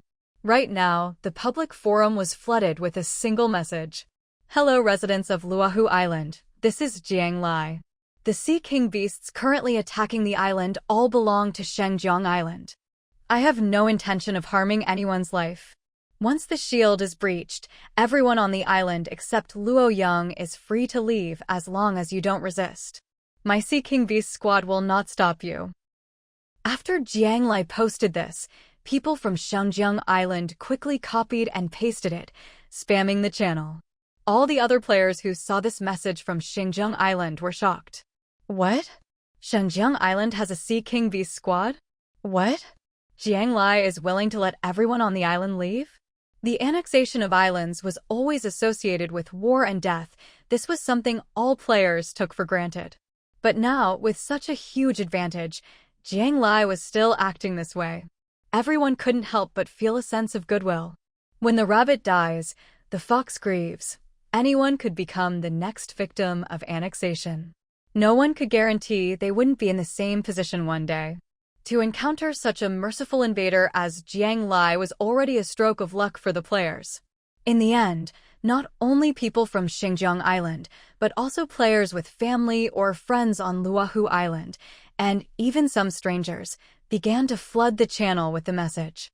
By now, everyone on Luohu Island had seen Jiang Lai's announcement, thanks to the reminders from those around them. We don't have to die after all. The residents of Luohu Island, who had already written their final words, were moved to tears. If you can keep living, who would choose to die? What's more, neither Luohu Island nor Luoyang himself had any real cohesion or leadership. If it weren't for the shield and the restrictions of the guard squad, everyone would have scattered and run for their lives long ago. And it wasn't just the ordinary residents. This time, even the guard squad put down their weapons. With so many Sea King beasts coming ashore, Luoyang couldn't even protect himself. Their previous worries now seemed pointless. Just as everyone put down their weapons, the light on the shield flickered a few times and then disappeared completely. A dozen or so Sea King beasts, dragging their massive bodies, all came ashore. Even with Jiang Lai's assurance, seeing those terrifying creatures up close made the players on the island uneasy. They couldn't help but grip their weapons tightly, but no one dared make a move. Everyone stood there, barely daring to breathe, watching as the Sea King beasts drew closer and closer, not even thinking of running away. They were terrified that if they moved, those giant beasts would rush over and tear them apart. The White Snake and Old Turtle had already received Jiang Lai's orders. After breaking through the shield, they didn't attack the players. Instead, they kept a safe distance and simply watched. Neither side made a move. Huh? Why aren't these people leaving? After waiting a while and seeing that no one moved, the White Snake grew impatient. Sensing her mother's impatience, Little Chui curiously swam over to sniff at the humans. The person Little Chui nearly bumped into was a young woman who didn't even dare to dodge, standing stiffly in place for fear of angering the little Sea King beast. Fortunately, Little Chui soon sensed the human's emotions and quietly backed away. Then she whispered a few words to her mother and Uncle Old Turtle. After hearing Little Chui's explanation, the White Snake and Old Turtle ordered the 10 Sea King beasts to move to the sides, leaving a wide path in the middle for people to head to the sea. The Sea King beasts, well trained, immediately moved aside, turning their heads and looking around, no longer staring at the weak humans so as not to frighten them into immobility. Seeing the Sea King beasts act this way, the players on the island immediately understood what it meant. These Sea King beasts are so well trained, Jiang Lai must be telling the truth. At this point, they had no time to be shocked by Jiang Lai and Xinjiang Island's strength. All they wanted was to leave as quickly as possible. A few brave ones took the lead, walking down the path the Sea King beasts had cleared, heading to the shore, releasing their rafts, and entering the sea without any obstruction. With a successful example, the rest felt reassured and quickly lined up to head for the shore. Seeing the humans finally get the message, Little Chui wagged her tail happily. See, Mom said not to bring her along, but look how useful she is. Once the crowd had dispersed, the White Snake and Old Turtle split up, each leading a team to search the island. Jiang Lai had given them 2 tasks. First, if they saw any survivors, kill those who resist, evacuate those who don't. Second, destroy any military equipment they found. After all, Jiang Lai only needed the materials for recycling. With Carl, the master builder and designer, on her side, she didn't need finished products. She just needed to maximize Xinjiang Island's safety. Unlike the White Snake and Old Turtle, Littletail had already found Luoyang and was facing off with him. A sea beast this small dares to come ashore and challenge me? By now, Luoyang had already seen Jiang Lai's message in the channel. He never imagined Jiang Lai could command a Sea King beast army.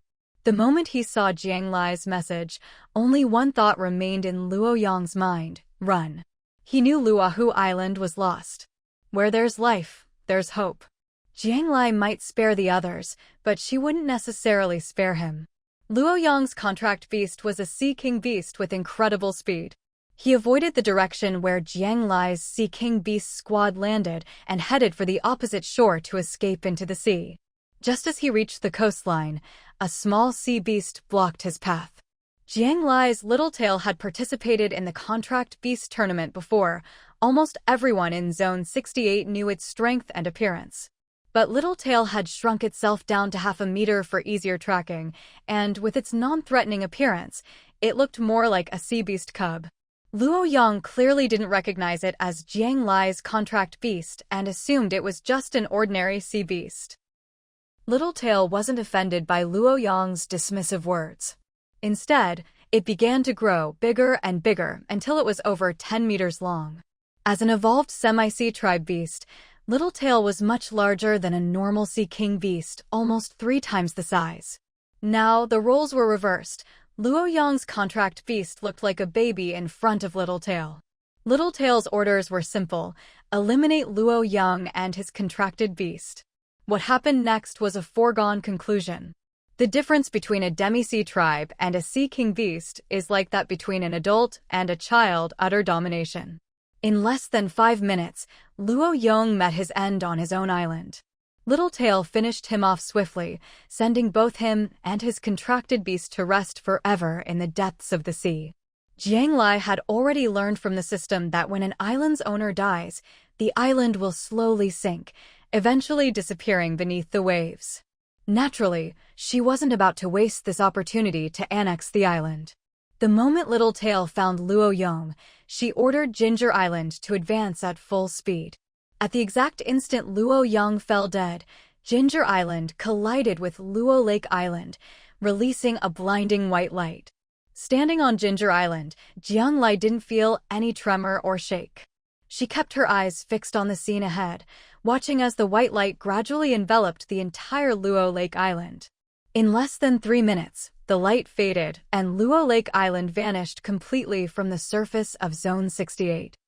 Those who hadn't yet left the island, humans and sea king beasts alike, suddenly found themselves without land beneath their feet and plunged into the sea. The islanders, as if reborn, quickly took out their rafts and left on their own. As for the sea king beasts raised by Jiang Lai, they happily swam back to her after falling into the water. After all, Jiang Lai had promised them a piece of sea marrow as a reward for completing the mission. Everyone was delighted.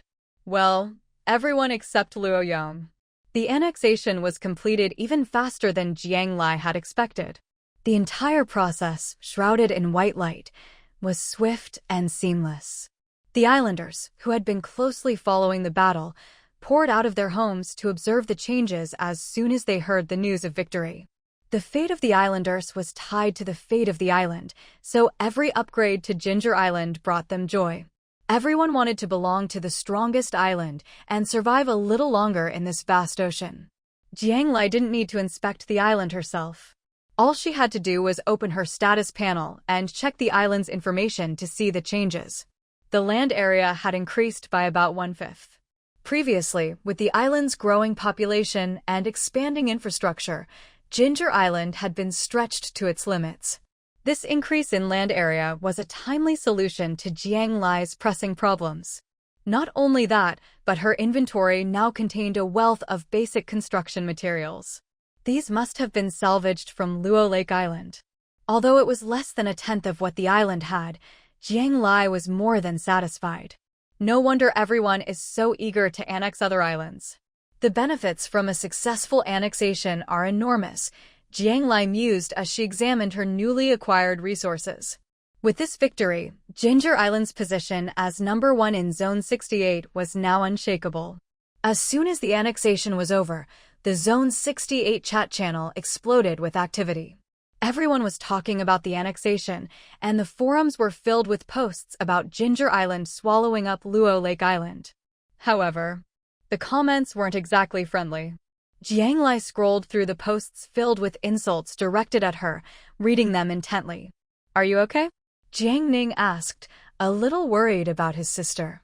Although Jiang Lai's annexation had been relatively peaceful, the death of Luo Yang, the annexed island's owner, had sparked heated debate.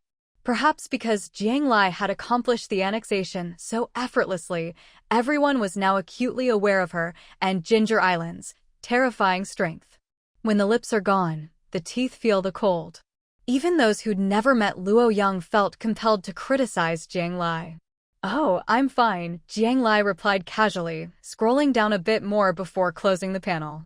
She'd always acted too kindly, leaving everyone with a good impression. That's why people now saw her actions as cruel.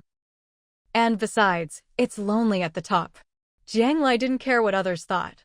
Whether those people would even survive until tomorrow was another question entirely. Seeing Jiang Lai's calm expression, Jiang Ning finally relaxed.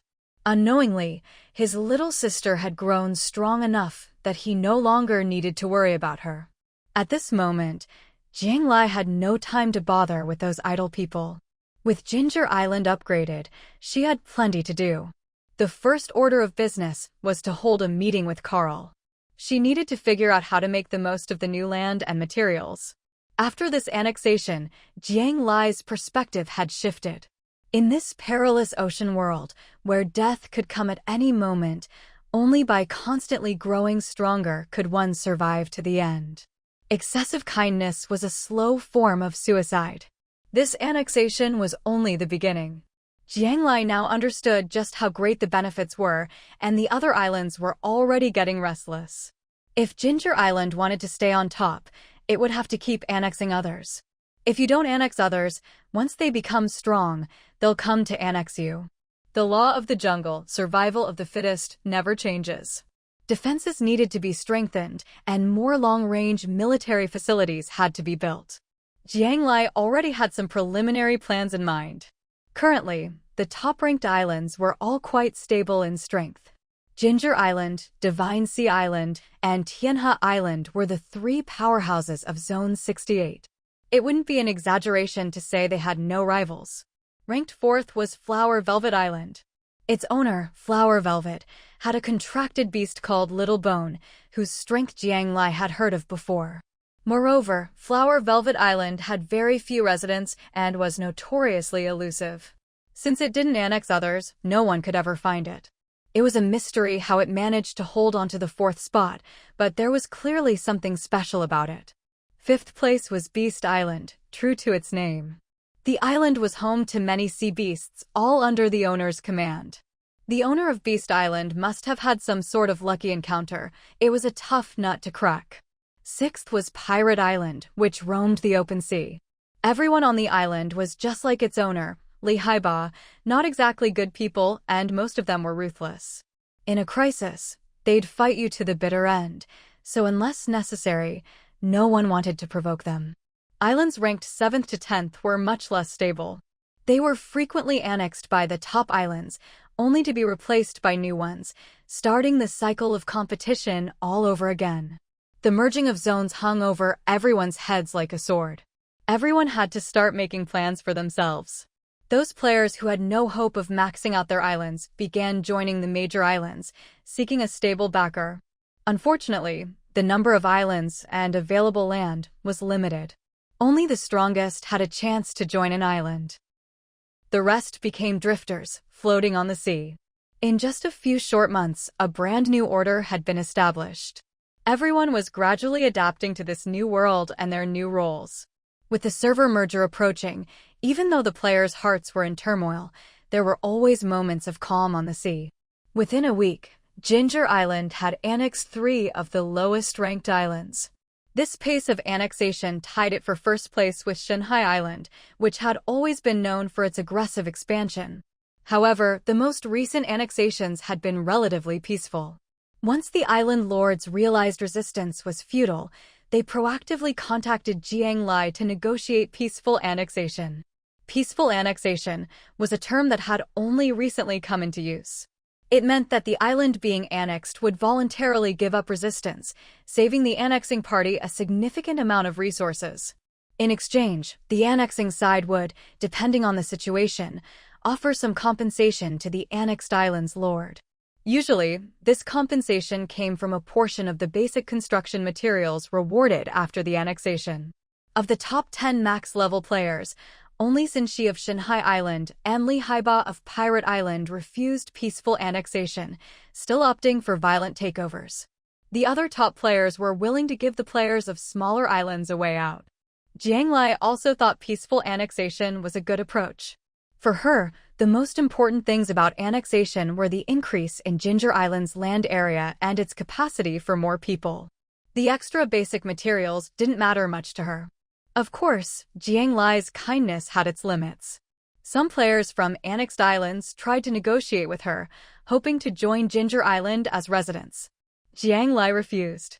Human nature is complicated. She didn't want to nurture potential threats. As the annexations became more efficient and smooth, life on Ginger Island once again fell into an orderly rhythm. Jiang Lai finally had time to sit on the island's viewing deck, bask in the sun, sip a drink, and let her mind wander as she gazed out at the sea. This viewing deck was something Jiang Lai had specifically asked Carl to build. At first, Carl didn't understand, thinking it was a waste of space and materials. But Jiang Lai simply told him, to make life better, you need places that might not be useful, but bring people joy. In this vast, endless sea, maintaining her mental and physical health was important too. Besides the server merger that all the players were worried about, Jiang Lai had even more concerns on her mind. The mother goddess that Hija had mentioned before, and the perfect civilization she wanted to create, lingered constantly in Jiang Lai's thoughts. Even as Ginger Island grew stronger, Jiang Lai had no confidence or clue about this so-called perfect civilization. What should she do? Was there another way to break the deadlock? The calm sea shimmered beautifully, but it couldn't give Jiang Lai any answers. Xiao Kuei loved sunbathing the most. Ever since the viewing deck was built, it had practically become its favorite hangout. At this moment, perhaps sensing Jiang Lai's mood, Xiao Kuei gently patted her arm with a leaf. "Don't worry, I'm fine," Jiang Lai said with a smile, reaching out to play with Xiao Kuei. She glanced toward the distant shore, where White Snake was training the Sea King Beast squad. Little Sponge and Little Green were causing trouble nearby, squealing as White Snake flicked them with its tail. Although there were still no clear answers, Jiang Lai was moving forward, step by step. As long as she kept going, she believed there would be a turning point ahead. Just as Jiang Lai was sunbathing, two huge figures slowly emerged from the sea. One was pale pink and a bit larger, the other was golden yellow and a bit smaller. It was Little Tail and Little Gold, returning from their outing. Ever since Little Gold had been entrusted to Jiang Lai, it had stuck closely to Little Tail. They were siblings, after all. After just a few days together, Little Gold became completely devoted to Little Tail, surpassing even Little Sponge to become Little Tail's most loyal follower. Because Little Gold was quite strong and could protect itself in the ocean, Little Tail was more willing to take it out to play, temporarily ignoring Little Sponge. This made Little Sponge so jealous that it came to Jiang Lai to complain about Little Gold, but to no avail. In the end, it could only go find Little Green as a playmate. After coming ashore, Little Tail headed straight for the viewing deck. "Master! Master! Master! Master!" Jiang Lai could hear Little Tail calling her from far away. "Shrink down! Shrink down, quick!" Jiang Lai shouted at the giant creature barreling toward her. Even though she trained her body every day and was getting stronger, there was no way she could withstand a loving hug from Little Tail's massive body. Of course, Little Tail knew the difference between its own size and its master's. Without needing a reminder, it always shrank itself down to about a meter long before approaching Jiang Lai. "Master, I just took Little Gold to play with Haibao." Haibao said we're invited to its coming-of-age ceremony tomorrow. Haibao hadn't visited Ginger Island much lately, but Little Tail often went to Haibao's place to play. After all, Haibao came from a wealthy family, and there were always treats like sea marrow to snack on, so Little Tail visited more and more often. Jiang Lai would pack some of Haibao's favorite fruit snacks for Little Tail, reminding it that friendship was a two-way street. "A coming-of-age ceremony, huh? I'll skip it. You take Little Gold and Little Sponge. Oh, and bring Little Green too, it loves a lively crowd." Jiang Lai smiled, already thinking about what birthday gift to prepare for Haibao. Now that Ginger Island was running smoothly, she had more free time.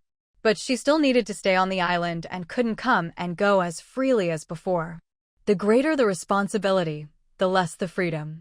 No. Haibao's mom said you have to come tomorrow, Master. It's a must." Little Tail leaned against Jiang Lai, wrapping its tail around her leg and acting cute. "I have to go? Did Haibao's mom say that herself?" Jiang Lai was puzzled.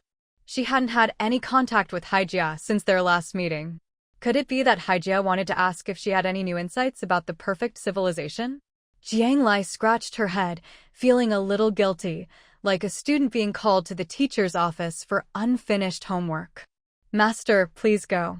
You haven't seen Haibao in so long, and Haibao says it misses you. Little Tail rubbed its tail tip against Jiang Lai's leg.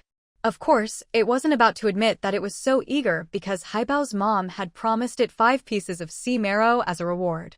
Little Gold, standing by, also looked at Jiang Lai with hopeful eyes. As Little Tail's sidekick, it had received 2 pieces of sea marrow. All right, we'll go together tomorrow, Jiang Lai agreed without much hesitation. The Sea Tribe was the most unique group in this ocean game. If Jiang Lai wanted to find the answers she was seeking, she needed to interact with them more. Jiang Lai put a lot of thought into preparing Haibao's coming-of-age ceremony. She specially asked Carl to carve a half-meter-tall wooden statue of Haibao. It was lifelike and utterly adorable. Even Xiaoweiba and the others, after seeing it, wanted their own miniature versions. In the end, they pestered Carl until he promised to make one for each of them in the future. When Jiang Lai was away, her older sister Jiang Ning temporarily managed all the affairs on the island. Jiang Lai felt completely at ease with Jiang Ning in charge. Their means of traveling underwater was a submarine. Jiang Lai had bought this from someone else on the trading platform. It was an 8th-level residence.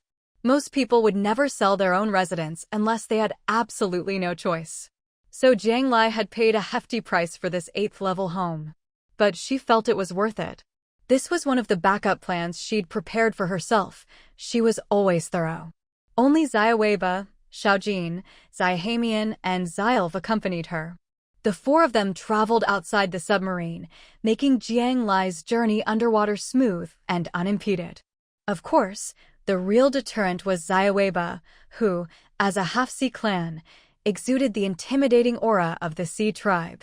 Xiaojin barely looked fierce enough to scare others, while Xiahamian and Xylv were just tagging along, borrowing the others' prestige. This time, they didn't need a member of the Hija clan to guide them. Since Xiaoweiba often visited, he simply led Jiang Lai straight into Hija territory. Whether it was because of Hija's orders, or simply that the Sea Clan members were already familiar with Xiaoweiba, Jiang Lai encountered almost no obstacles along the way and soon met Haibao. Lai, I missed you so much. Wearing the deep sea star, Jiang Lai stepped out of the submarine and was immediately swept into Haibao's embrace by its fins. Her ribs nearly got crushed. It was only thanks to the thoughtful Xiaoweiba, who pried Haibao off her, that Jiang Lai could finally breathe. Xiaobao, you can't do that. The imposing figure of Hija appeared beside Jiang Lai. From today on, you're an adult of the Sea Tribe. You have to start acting more mature. Hija spoke to Haibao in a stern tone. Yes, mother. Chastised, Haibao lowered its head, but its eyes kept sneaking glances at Jiang Lai, blinking brightly. That mischievous look was anything but adult, still like a little kid. Jiang Lai found it funny and took out the gift she'd prepared for Haibao. Besides the scale model statue, there was also a big gift pack of the Sea Tribe's favorite snacks. Haibao tried hard to hide its delight, struggling to keep the corners of its mouth from curling up as it accepted the gifts. Next, Jiang Lai and her group were led to the place where the coming-of-age ceremony would begin. The Sea Tribe's coming-of-age ceremony was a grand event. Sea Tribe offspring were not abundant, so every coming-of-age was presided over by the clan leader with a formal ceremony. It meant that from this day forward, the new adult would officially take on the responsibilities of a Sea Tribe member. The honor and future of the Sea Tribe would be guarded by every adult Sea Clan member. Naturally, Haibao's coming-of-age ceremony was presided over by Hija, the clan leader. The ceremony was solemn and dignified. Every family member stood on either side, watching as Haibao slowly swam toward the high platform. On the platform, Haibao and all the Sea Tribe members sang their clan's anthem together. To Jiang Lai's ears, it was a mysterious and ancient melody, one that made her feel as if she were being drawn into the depths of a mystical ocean vortex. It was only then that Jiang Lai realized that, apart from herself and the few sea beasts she'd brought, Everyone present was a member of the sea tribe. Why had she been invited to such a private ceremony? A suspicion began to form in Jiang Lai's mind. She felt that today, Hija was definitely going to tell her something important. The singing ended. Hija removed a golden stone from beneath her own jaw. The stone looked similar to sea marrow, but it was transparent and golden all over, clearly extraordinary. Even from a distance, one could sense the immense energy contained within. Hija then embedded the golden stone into Haibao's jaw. Huh? Why does only Haibao get that stone? Why don't you all have one? Weba, who had visited many times and made friends among the sea tribe, quietly nudged a nearby sea clan member and asked. The sea clan member, clearly familiar with Weba, rolled his eyes dramatically but still explained. That's gold marrow, the ancestor of sea marrow. Only our clan leader confused with it. From today on, Haibao is officially the next clan leader of our sea tribe. What? Haibao? He can be clan leader. Weba's words were a bit rude. But as Haibao's good friend, in his eyes, Haibao was still just a little kid. How could a little kid be clan leader? The sea clan member rolled his eyes even harder. From Jiang Lai's angle, she could only see the whites of his eyes. The next one. To truly become clan leader, there still needs to be a formal handover ceremony with the current leader. Haibao was Hija's only child. So, even though he was still young and had just come of age, as the designated successor, no one in the sea tribe objected. Say a little less, or they'll kick us out. Jiang Lai, sitting on Weba's back, tapped him in warning. The moment the gold marrow was embedded in Haibao, Jiang Lai saw golden light radiate from him. For a moment, bathed in that golden glow, Haibao looked even more noble and imposing than Hija. With that, the coming-of-age ceremony was officially complete. Clan leader. The Kila clan is attacking. Halong has brought a sea tribe squad and is about to enter our territory. Haibao hadn't even come down from the platform when a sea tribe guard rushed in to report. Mother. Though he was now an adult, Haibao instinctively looked to his mother Hija at this news.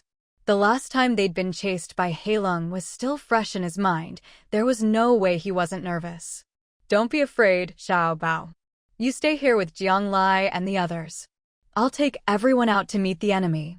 Hija's tone was calm as she arranged things, leaving a few sea tribe members to guard the place, then leading the rest out to battle.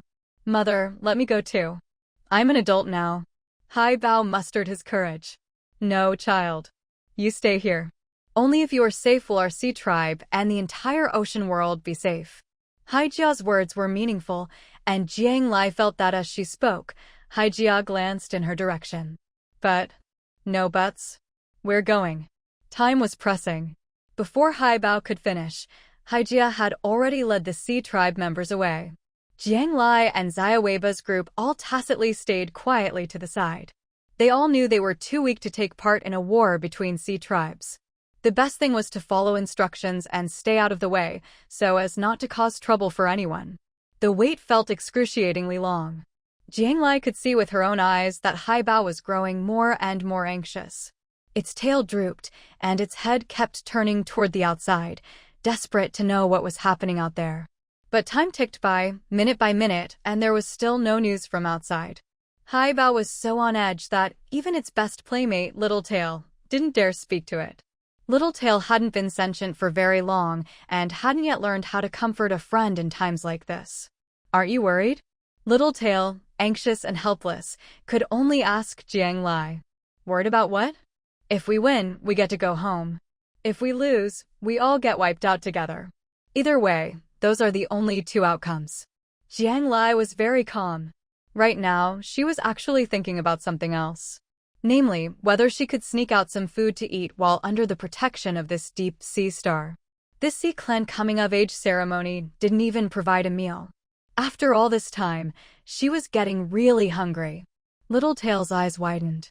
If Jiang Lai weren't sitting on its back, it would have turned around to see how its master could say such things so easily. Master, aren't you afraid of dying? Littletail's big head was full of big questions. Of course I'm afraid. But what's the use of being afraid? You just have to go with the flow. Ever since entering this ocean game, Jiang Lai had almost become desensitized to fear. Death was always one of the possible outcomes she'd considered. No, I'm going to find my mom. Haibao, who had been anxiously circling, finally couldn't sit still any longer. It blurted this out and rushed off, not giving Jiang Lai any chance to stop it. Haibao! Littletail called out and hurried after it. Jiang Lai, sitting on Littletail's back, had wanted to stop it, but after thinking for a moment, she decided she couldn't just let it go alone. She told Little Gold, Little Sponge, and Little Green to stay behind and wait. Normally, when they played together, the differences weren't obvious. But at a critical moment like this, Littletail, being only half Sea Clan, was much slower than Haibao. It could barely keep up with Haibao's silhouette in the distance, but couldn't catch up. The Hija family's territory was vast, so the battlefield with the Black Dragon was quite far away. By the time Jiang Lai could see the battlefield, Haibao was already at Hija's side. Jiang Lai had Littletail find a big sea anemone to hide themselves, watching from the sidelines. The seawater in this area was already tinged with gold. That was the color of Sea Clan blood. The Black Dragon was wounded, but the Sea Clan warriors behind it looked even more battered. Members of the Hija family were injured too, but clearly not as badly. With Hija herself still unscathed, Jiang Lai quickly judged that the Hija side was about to win this battle. Jiang Lai let out a sigh of relief. Looks like she wouldn't have to die this time, and could go home for a meal. Haibao, what are you doing here? Didn't I tell you to stay put? Hija's voice was tinged with anger when she saw Haibao appear. Mom, I'm an adult now. I want to stand with everyone. Haibao shouted loudly. So that's where this little brat has been hiding. I've been searching everywhere for it, and it turns out you've been keeping it at home all along. The Black Dragon, still oozing golden liquid, grew excited when it saw Haibao emerge. Like a hunter finally spotting its prey after a long chase, its eyes gleamed with excitement. Go back. Hija's voice was urgent. Go back? This time, it's not up to you. The Black Dragon let out a few low, rumbling calls. The sound was similar to the chant Jiang Lai had heard during Haibao's coming-of-age ceremony, but not quite the same. The Sea Clan warriors behind the Black Dragon all visibly perked up at the sound.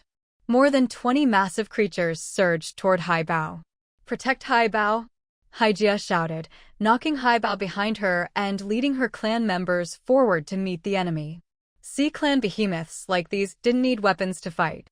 They relied on their massive bodies to ram and their sharp teeth to tear. Jiang Lai felt the entire sea tremble. Huge waves rippled out, and the impact nearly knocked her off Littletail's back. For miles around, not a single sea beast remained. They were all afraid of being caught in the crossfire. Even though Littletail was half Sea Clan, if not for worrying about its best friend, it would have wanted to run away too. For ordinary sea beasts and humans, this kind of battle was nothing short of apocalyptic. The fight broke out so quickly that Haibao was stunned. Before coming, it had naively thought its abilities were strong enough to help its mother and clan. But seeing the battle with its own eyes, it realized that adulthood was just the beginning. There was still a long way to go. At least for now, it was nowhere near strong enough to take part in a fight of this scale. What's more, Haibao could tell that the Black Dragon and its followers were targeting it specifically. If it couldn't help, at least it shouldn't drag everyone down. Haibao wasn't stupid. After a brief daze, it started looking for a chance to retreat. While it was looking around, Jiang Lai had Littletail poke its head out and wave. Slipping away through this huge sea anemone field was the safest route. From the Black Dragon's reaction the first time they met, Jiang Lai could tell that Haibao shouldn't have come. Haibao spotted Jiang Lai and felt relieved, preparing to slip away in her direction. Hija's side had many more Sea Clan members than the Black Dragons. In theory, even if they couldn't win quickly, they could at least hold out for a long time. But just as Haibao was turning to leave, the Black Dragon noticed it. This time, the Black Dragon's only goal was Haibao. Now that Haibao had finally appeared, it wasn't about to let it escape. At that moment, Hija swept her huge tail at the Black Dragon, but the Black Dragon's eyes flashed and it didn't dodge. Instead, it twisted slightly, taking the blow and using the force to propel itself straight toward Haibao, blocking its path in just a few powerful strokes. Not good. Hija realized something was wrong as soon as the black dragon charged and rushed after it right away. But she was a step too late. The black dragon's massive jaws were already snapping toward Haibao. With its enormous size, one bite could take off half of Haibao's head. Haibao had never faced anything like this before. It was too late to retreat, and it couldn't dodge the black dragon's speed and agility. Just as it squeezed its eyes shut in despair, bracing for pain, a familiar scent appeared in front of it. It was its mother's scent. But the expected pain didn't come.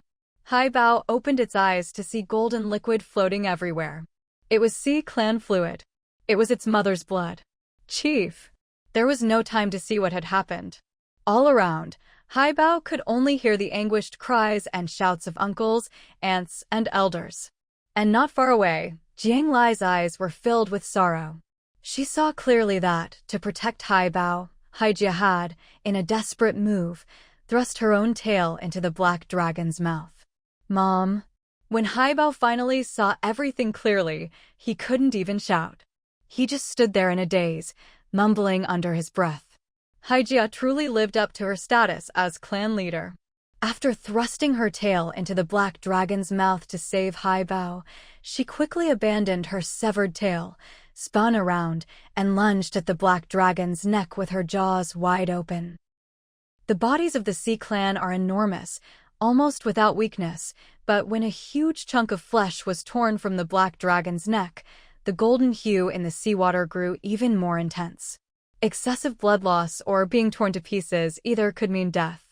At that moment, the black dragon still had the tip of Hija's tail in his mouth. Just as he spat it out and prepared to counterattack, Hija struck again, her next bite following immediately. The black dragon tried to open his jaws, but as he did, blood poured out of his mouth. As the clan leader, Hija's fighting ability was formidable. Even badly injured, she was still able to inflict serious wounds on the black dragon. While the black dragon was temporarily incapacitated, Hija shielded Haibao and quickly retreated, then commanded the rest of the clan to seize the moment and drive out the entire Kila Sea clan, who had lost their leader. Before retreating, the black dragon cast a resentful glare at Haibao, his eyes full of hatred. The sight made Jiang Lai's heart skip a beat. Haibao had only just come of age. What kind of deep-seated grudge could he possibly have with the Kila clan? Jiang Lai couldn't help but draw a question mark in her mind. Let's go home. Blood continued to pour from Hija's tail, but her expression remained unchanged as she gave the order to lead everyone back. They had won this battle, but none of the clan members looked excited. Instead, their faces were heavy with worry. Haibao was swept along with the group, his mind drifting somewhere far away. It was his first time experiencing something like this. The little one was terrified. He looked at the uncle who usually watched over him and asked, "Mom will be okay, right?" Hija's calm demeanor made Haibao feel like his mother was still that all-powerful figure. But this time, the uncle who always joked with him had no smile on his face. On his back, he carried Hija's severed tail, retrieved from the sea. As sea folk, our teeth and our bodies are our greatest weapons. The clan leader. Though he looked stern, seeing how Haibao was trembling with fear, the uncle didn't say much more. He just sighed softly. Just surviving is already a blessing. Haibao, you really shouldn't have disobeyed your mother this time. Hidden among the group, Jiang Lai heard everything clearly. She understood the uncle's unspoken meaning. Hija would likely survive, but without her tail, her combat strength would be greatly diminished. This was a deadly threat to the whole clan. If, at this moment, the Black Dragon brought news of Hija's serious injury back to the Kila clan, and they launched a large-scale attack, her clan would be at a huge disadvantage. Jiang Lai saw the fear on Haibao's face and, of course, didn't say anything to make him feel worse. This coming-of-age ceremony would surely be something Haibao would never forget. Jiang Lai let her little tail swim over, then gently patted Haibao on the back. "It's going to be okay. Everything will be okay." Though the words seemed light, coming from Jiang Lai, they brought Haibao great comfort. All the other clan members wore heavy expressions, but only Jiang Lai thought to care about the feelings of Haibao, who had just come of age and already gotten into such trouble. When they returned to the site of the coming-of-age ceremony, everyone's mood was completely different. Sea folk don't need bandages for their wounds. Just lying on a giant shell bed lined with sea marrow would stop the bleeding. But that was all it could do. Reattaching a tail was beyond their ability. Hija ordered everyone to leave, even Haibao. The little tails were sent away as well. Hija kept only Jiang Lai behind. Jiang Lai knew that, at such an important moment, whatever Hija wanted to say must be extremely important. She just didn't know if, given the current situation, what Hija wanted to say was the same as what she'd intended when she first invited her here. Jiang Lai, time is short, so I'll get straight to the point. I originally invited you here because I found the key to that mysterious iron box and wanted to help you achieve the perfect civilization. But now I've changed my mind. I want you to summon the sea god back to his rightful place. Hija spoke bluntly, every word carrying weight. The key to the mysterious iron box. The sea god's return. As expected, Hija held clues to both ways of ending this game. How can the sea god be brought back? Jiang Lai asked directly. She'd never even seen the sea god. How could she possibly summon a legendary deity back? She doubted she had that kind of ability. Before, there was no way. But after today, there is. Today? Haibao's coming-of-age ceremony? So the answer lies with Haibao? Thinking back on how the Kila clan, who served the mother goddess, had targeted Haibao so fiercely, Jiang Lai suddenly understood. No wonder. A look of surprise appeared on Hija's face. You're even smarter than I thought. Maybe I really did find the right person this time. Jiang Lai quietly listened to the praise, saying nothing, waiting for the crucial next part. That's right. Now that Haibao has come of age, he can form a connection with the sea god and summon him. Because he is the child of the sea god in me. I believe I told you this before. At this point, Hija's emotions wavered, but she steadied herself and continued. The sea god and I were once very close. I was so happy when I found out I was having Haibao. But before I could tell him, he decided to ascend to a higher godhood, leaving the sea and me behind. I was resentful, so I didn't want anything more to do with him. That's why I never hoped to contact the sea god to drive out the mother goddess. I'd rather see you humans build that perfect civilization. But now, things are different. I can no longer protect Haibao. Only by bringing the sea god back can I keep my child safe. Jiang Lai was silent for a long moment after hearing this. So the sea god doesn't know he has a son? No. Since he decided to leave, I saw no reason to tell him. Does the mother goddess know? The Kila clan told her, didn't they? This was especially crucial for Jiang Lai. She remembered Hija had mentioned something before, but she wanted to confirm. She knows. That's why she doesn't allow the Kila clan to openly harm Haibao, but she turns a blind eye to what they do in secret. Of course. As long as she isn't openly accused of harming the child of a higher god, the mother goddess doesn't care what happens in the shadows. She might even be hoping for Haibao's early death, then the sea god would never return, and she'd have more time to experiment with her perfect civilization. Jiang Lai nodded, indicating she understood. Even a public ban on harming Haibao was already a significant advantage for their side. So, what are the requirements for summoning the sea god? What do I need to do? Jiang Lai understood perfectly well that even though Haibao was the sea god's own son, and even though he was now an adult, establishing this connection wouldn't be so easy. If it were, Hija wouldn't have needed to come to her and explain all this. She could have just told Haibao to call his father back directly. Clearly, it wasn't that simple. What Jiang Lai didn't know was what role Hija wanted her to play in all this. Even though Haibao is an adult now, the connection can't be established just any time. It has to be in the Shell Bay zone, only there do we have a chance of success. As the Sea Clan's chief, Hija knew all about what it took to establish the connection. Shell Bay zone? Where's that? The term Shell Bay zone was completely unfamiliar to Jiang Lai. Where this place was what she cared about most. If possible, she wanted to return to her peaceful old world right away. It's where the shellfish grow. It was the sea god's favorite place to stay when he was still here. Ever since the sea god left, the Shell Bay zone disappeared. I searched for a long time and finally discovered that it only appears after each major upheaval in the sea region. I've found it twice before, but back then Haibao wasn't an adult yet, so it didn't matter. When Hija had searched for the Shell Bay zone, it wasn't to help Haibao contact the sea god. She simply wanted to visit the place her beloved had once cherished, to sit quietly there for a while, nothing more. Major upheaval in the sea region. Jiang Lai's mind was working quickly. Maybe every time the regions merge, it causes a big upheaval in the sea. The next merge isn't far off. When that happens, we might be able to find it. Jiang Lai did the math. There were only a few days left until the next region merge. She was getting closer and closer to going home. You're too optimistic. I've found the Shell Bay zone twice, yes. But do you know how many upheavals I've lived through? Hundreds. Hundreds of times, and I only found it twice. Who can guarantee we'll find it this time? Hija was clearly not as cheerful as Jiang Lai. She knew all too well how difficult this was. If not this time, then next time. If not next time, then the time after that. Sooner or later, I'll find it. Jiang Lai wasn't discouraged. She knew there were many, many regions in this ocean world, and region merges would keep happening in the future. As long as she was alive, she'd find it one day.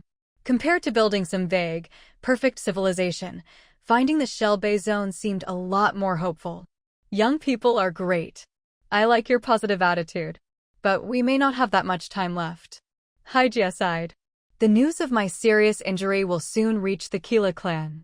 When it does, they'll attack us under the pretense of war at sea, but their real target is still Haibao. Maybe this time, if I fight with everything I have, I can hold them off for the clan one more time. But next time, or the time after that, we may not be so lucky. Haibao is still young and inexperienced. He can't shoulder the responsibility of clan chief yet. If only I could stay with him a little longer. Hija's eyes softened, but soon grew resolute again. I know the region merge is coming, so this is our only chance. After I die, the Kila clan won't give you much time. And Haibao is too young. He doesn't have enough prestige in the clan. When the time comes, finding the Shell Bay zone might be up to you. To Jiang Lai, Hija sounded like she was giving her last instructions, as if she was determined to die in battle. Hija wasn't just a powerful fighter, she was the glue and the spirit of the whole clan. If Hija died and Haibao couldn't take charge, to Jiang Lai, Hija sounded like she was giving her last instructions, as if she was determined to die in battle. Hija wasn't just a powerful fighter, she was the glue. To Jiang Lai, Hija sounded like she was giving her last instructions, as if she was determined to die in battle. Hija wasn't just a powerful fighter, she was the glue and the spirit of the whole clan. If Hija died and Haibao couldn't take charge, the clan might fall apart and be quickly destroyed by the Kila clan. Jiang Lai understood all this. She was silent for a moment. So as long as you don't die, our chances of success double, right? Jiang Lai felt she'd found the key to the problem. But Hija thought this human was too naive. She didn't reply, just turned to look at her severed tail. The bleeding now stopped. The meaning was obvious. Maybe I have a way. Wait here for me, I'll go back to the island and be right back. Jiang Lai had an idea. She was a woman of action and immediately turned to leave. Hey, wait. Hija called after her. I really can't bear to see such a naive human die. Here, take this. Hija pulled out a small wooden stick from somewhere and tossed it to Jiang Lai. It was called a stick, but when Jiang Lai caught it in the current, she realized it looked more like a tiny piece of coral, only as long as her palm. This is the key to that iron box. If you can't contact the sea god, I hope you can still leave the sea alive. You're the most special human I've ever met. Thank you. Jiang Lai took the key and put it away carefully. She didn't say anything more, just turned and hurried off. Little Tail and the others had been driven out, but they were waiting nearby. When they saw Jiang Lai, they rushed over. Let's go, this is urgent, we're going home. Before the Black Dragon could spread the news, before the Kila clan could send their forces, Jiang Lai wanted to find a way to help Hija. Now, time was life. Little Tail and the others didn't know what had happened, but they obeyed Jiang Lai without question. They immediately carried her and sped toward the sea surface, swimming as fast as they could. "Master? Are the black dragons attacking again?" Littletail asked as it swam desperately, thinking they were fleeing for their lives. They were moving so fast the others couldn't keep up, so Littletail just put Little Green and Little Sponge on its back too. As for Little Gold, it was too big, so it had to swim even harder behind them, afraid of being left behind. "No, we're trying to get back before the black dragons arrive." Jiang Lai's words confused Littletail even more. Hija's tail had been cut off. From her uncle, Jiang Lai had learned that although the Sea clan was powerful, they couldn't regenerate lost limbs. Bringing Hija's tail back would just mean leaving it there. It couldn't be reattached. But just because the Sea clan couldn't do it, didn't mean humans couldn't. Jiang Lai remembered when she first entered the game and met Turing and the others. Back then, thanks to the medical kit she'd obtained, Turing had reattached many arms and legs bitten off by sea beasts, earning the nickname Miracle Doctor of the Sea. With Lin Yuxiang's enhanced purple leaf grass and the Sea clan's powerful healing abilities, Jiang Lai felt there might still be hope. How would she know if it would fail unless she tried? Just as Hija thought, Jiang Lai was blindly optimistic and positive by nature. Her motto had always been, "Never give up until you hit a dead end." Jiang Lai returned to Ginger Island without wasting a single minute and headed straight for the hospital. Turing was in the hospital office, compiling information on incoming patients. When she saw Jiang Lai rush in, she thought something major had happened. "Hurry up, grab the suturing tools, we've got a big job." As Turing started gathering her things, Jiang Lai messaged Lin Yuxiang, telling her to immediately send over a large batch of the potion made from purple leaf grass. She had an extremely important critical patient with a severed limb who needed a massive amount of the medicine. Although the hospital had some reserves, Jiang Lai needed so much that it was better to have it delivered directly from the cultivation and research base. Turing didn't know why Jiang Lai was in such a hurry, but she obediently began packing up her tools and medicine. "What's the patient's condition?" As a doctor, Turing instinctively asked. Strictly speaking, it's not a patient. It's a sea beast with a severed limb. Actually, not even a sea beast, but a member of the sea tribe. A rank above Littletail, to be precise.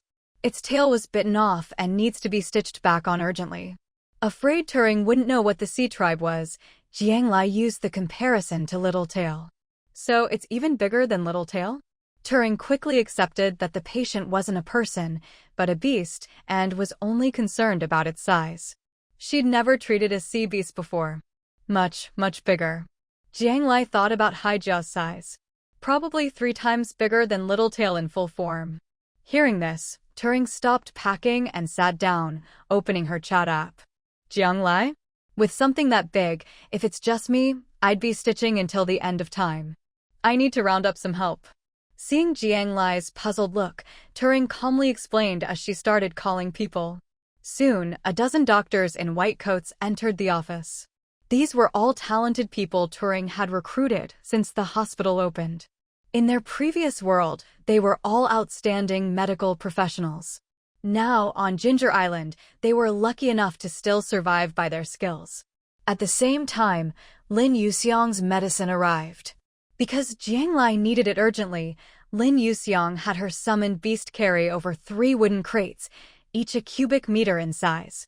Jiang Lai opened the crates to find bottles of purple, gold-flecked liquid that looked extraordinary. "This is the latest purple gold leaf potion Lin Jia made from purple leaf grass.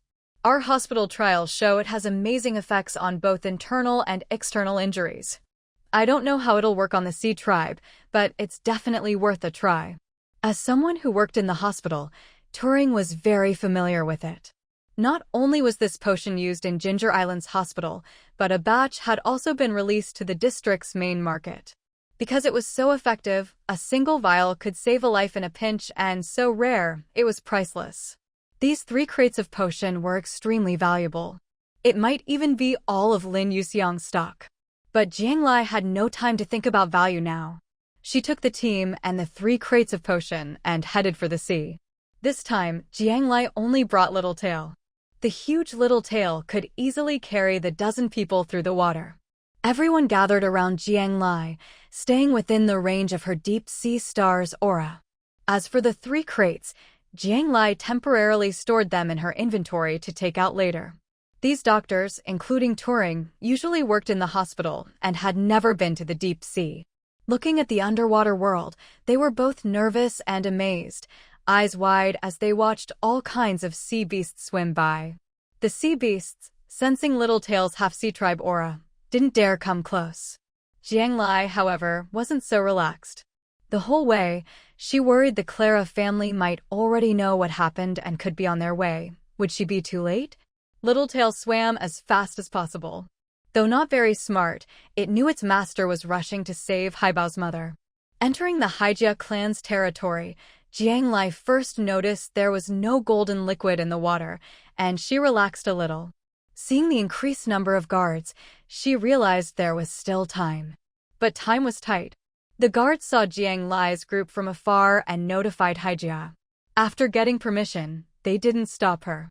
Not only did they not stop her, they even gave each person a bubble so they could breathe underwater on their own, no longer needing to huddle close to Jiang Lai, which made things much easier. Jiang Lai led the group to the place where she'd just spoken with Hija. Hija was lying in a giant shell filled with essence, looking much weaker than before. Even though Jiang Lai wasn't a doctor, she could see with the naked eye how much Hija had deteriorated. Oddly, seeing this, Jiang Lai let out a breath of relief. Hija saw Jiang Lai come in and noticed her expression relax from a state of tension, feeling confused. Maybe we still have some time. The Clara family won't attack too soon. They'll wait for you to get weaker, so it'll be easier to win. Jiang Lai said this lightly, but to Hija, it sounded even more bitter. Yes, after losing her tail, she would only get weaker. She might not even have the chance to fight to the death and make her last stand. Don't be discouraged yet. Why don't we try to reattach your tail first? Jiang Lai said directly. How confident are you? Hija knew humans could reattach limbs, but she doubted it would work on her massive sea tribe body. Jiang Lai looked at Turing. She was more experienced in this. Do you have the severed tail? In front of the huge sea tribe, the other doctors shrank back in fear. Only Turing stepped forward to examine Hija's wound. We have it. Hija didn't resist the tiny humans approaching and signaled her clan to bring out the severed tail. Turing carefully examined it. The cut is pretty clean. Luckily, the creature that bit off your tail had huge, sharp teeth and didn't tear it up. Hearing the word luckily, Hija almost wanted to laugh bitterly. We can definitely reattach this tail, no problem. But as for how much function it will recover, that's hard to say. At minimum, 30%. At best, 70%. The reason Turing left such a wide margin was because she still didn't know exactly how effective the purple gold water would be for the sea tribe, nor how strong their natural healing abilities were. But don't lose heart. As long as you stick with your rehabilitation, your function will keep improving, she added, worried that the big fellow in front of her might be feeling down. Really? You can reattach it? Then let's get started. The moment Hija heard her tail could be reattached, she could no longer keep calm. As for how well it would recover, that wasn't even on her mind. Even if it didn't regain any function, it didn't matter after all. Who would want to spend the rest of their life dragging around a broken tail? Since Hija agreed so readily, Turing didn't waste any more words. She had already examined the muscle tissue at the severed end, and after thinking it over, quickly assigned tasks to the doctors she'd brought with her. Suturing was the most common procedure everyone had performed lately. They were all very familiar with it by now. It was hardly difficult. In fact, the larger the patient, the clearer the blood vessels and nerves, making suturing more precise and the operation simpler. Still, facing such a massive creature for the first time, it would be impossible not to feel at least a little pressure. Fortunately, Hija was very friendly, and everyone could see she was on good terms with Jiang Lai. Since they were already here, no matter how nervous they felt, they could only steel themselves and take out their tools. Soon, under Turing's guidance, the doctors found their positions around the severed tail. Two of Hija's sea tribe companions held up her tail, aligning it with the wound to make suturing easier for Turing and the others. Wait a moment. Just as the tail was about to be joined to the wound, Turing stopped them. The tissue at your wound has already healed. For a better recovery, we'll need to scrape open the newly healed flesh. This was a conclusion Turing had just reached. If they could peel back the healed area and connect fresh tissue, the functionality of the reattached tail would be greatly improved. But this will be very painful. Are you sure you want to go through with it? Scraping open freshly healed flesh was nothing short of torture. Go ahead. Time is of the essence. If there's a chance for a better recovery, do whatever you need. You're here with Jiang Lai, so I trust you. Hija's expression didn't change at all, as if she wasn't the one about to endure pain. Or perhaps, at this moment, she was placing her complete trust in Jiang Lai. All right. With Hija's consent, Turing and her team quickly got to work. They took their scalpels and, as fast as possible, scraped away a layer of Hija's newly healed flesh. Then they began suturing the tail. Jiang Lai watched the entire process from the side, deeply impressed. No wonder Hija could be the sea tribe's chief, her endurance was astonishing. Even as the surrounding seawater turned red with blood, she didn't flinch. Compared to the pre-op procedure, the suturing itself was much gentler for Hija. The largest surgical needles threaded in and out of her body. Because of her size and strength, the sensation was more of a tingling numbness than pain. Soon, the tail was reattached, and the stitches at the joint were barely visible. But that wasn't the end. Turing had Jiang Lai bring out all the purple gold water and pour it into a giant shell filled with sea marrow. Then Hija lay back down in it. 3 whole crates of purple gold water seemed pitifully small for someone as large as Hija. But both Jiang Lai and Turing knew how much effort and rare materials Lin Yufeng had poured into developing the purple gold water. Its effects were extremely potent. As for how it would work on the sea tribe, only time would tell. Mom, are you feeling any better? Just 10 minutes after lying down, Haibao couldn't help but ask. Hija moved her tail slightly, her face lighting up in surprise. My tail can move. Being able to control her reattached tail meant the surgery was a success, a huge relief. Let's wait a bit longer, Turing said calmly. Being able to move it was just the bare minimum. If the reattached tail couldn't move, all their efforts would have been for nothing.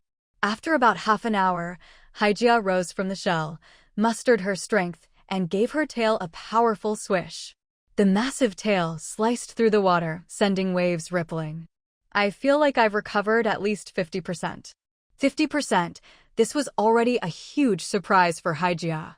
As the tribe's top warrior, even 50% of her former strength was formidable enough to protect Haibao in a crisis. The number even startled Turing. She hadn't expected the sea tribe's natural healing ability to be so formidable. Her previous estimate of 30 to 70% was supposed to be the final recovery rate. But now, after just half an hour, Hija had already regained 50%. Unbelievable. I'm revising my estimate. Your tail's function should recover to at least 90%. It might even fully recover. Turing was thrilled by the success of this operation. Venturing into a new field of medicine always made her happy. She was already planning to catch some sea beasts for experiments when she got back. Who knows, maybe her future patients wouldn't be limited to humans. Thank you all, Hija said sincerely. At first, she'd only wanted to use Jiang Lai, this human player. She never expected that, in the end, this human would help her so much. Thank you for saving my mom, Haibao choked out, finally breaking down in tears now that Hija had recovered so much. The sight was heartbreaking. To face something like this on the very first day of adulthood would be a huge blow to anyone, no matter the species. No need to thank us, we're friends, Jiang Lai replied. She had always truly considered Haibao a friend. Even if Hija weren't so important, just for being her friend's mother, Jiang Lai would have done everything she could to save her. As for the sea tribe's gratitude, Turing and the other doctors didn't react much. After all, they were only here because of Jiang Lai.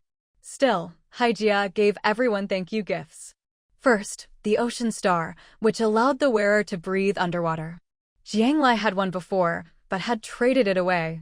Though it wasn't as powerful as her own deep sea star, it was still a valuable treasure.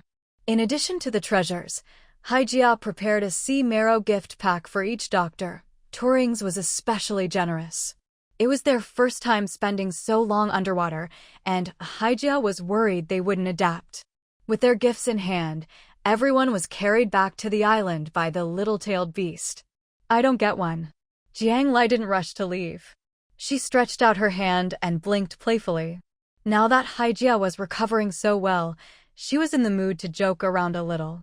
Of course you do. Your gift is the most special one.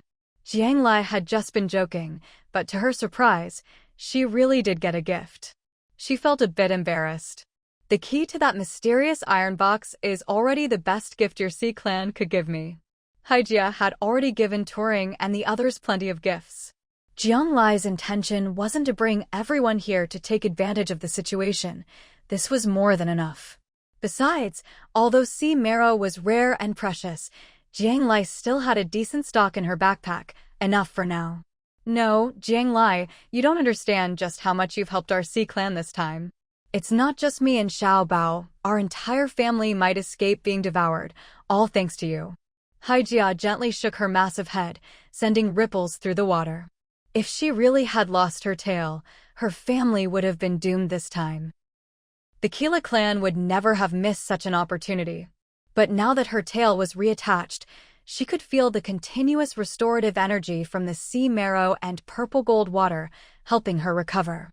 She believed that, given another day or so, her tail's function would be restored to at least 80 or 90%. That would be enough, whether it was to intimidate the Kila clan or to fight them head-on if it came to that. Hija opened her mouth, and a conch shell half as tall as a person slowly floated toward Jiang Lai. Jiang Lai reached out and touched the conch. Its intricate, exquisite patterns were so masterfully crafted that it didn't look like something naturally formed in the ocean. It was more like a work of art. Haibao had given Jiang Lai a small communication conch before, but compared to this one, that was just a super basic version. This is our family's communication conch. There are only 3 in total. This one is for you.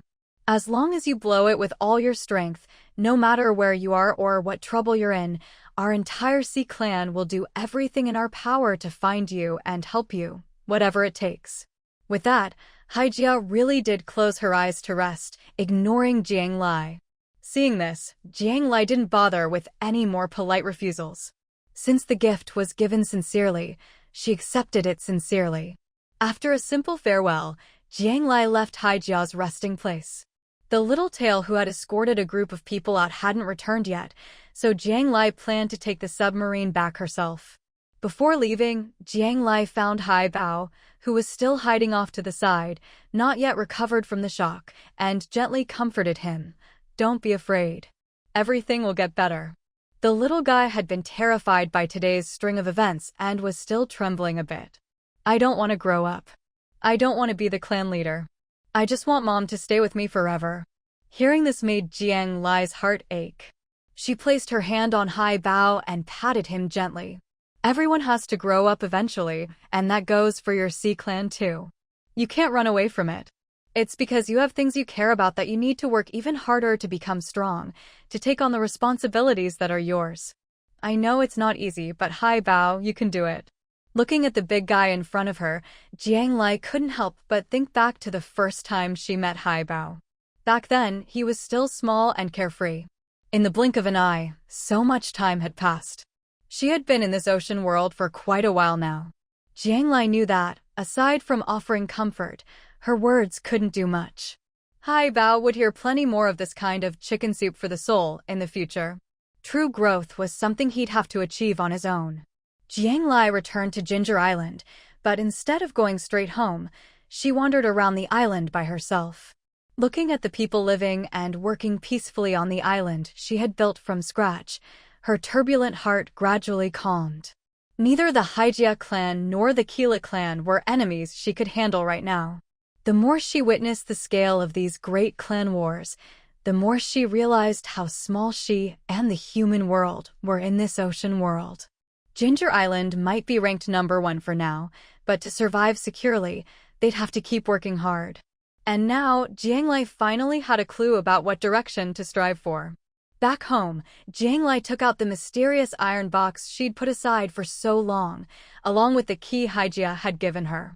The coral key was originally quite large, but as soon as it touched the box, a tiny tendril extended from its tip and slipped into the keyhole. Click. In just a few seconds, the box, which couldn't be opened by knife or fire, popped open. The box was small, and inside was only a tiny rolled-up slip of paper. Jiang Lai took it out and gently unrolled it. The material felt like bark or something similar, but for some reason, it was incredibly tough and flexible. At least, Jiang Lai had never seen anything like it in the market or in any shops. On the slip were a few neat, elegant lines of writing. Mountains and rivers, forests and wilds. Birds and beasts, flowers and insects, fish and bugs. Paradise on earth. Just 3 short lines, but Jiang Lai read them over and over. Ding! Congratulations, player Jiang Lai, you have triggered the ultimate quest. Create a perfect civilization. Current progress, 0/9.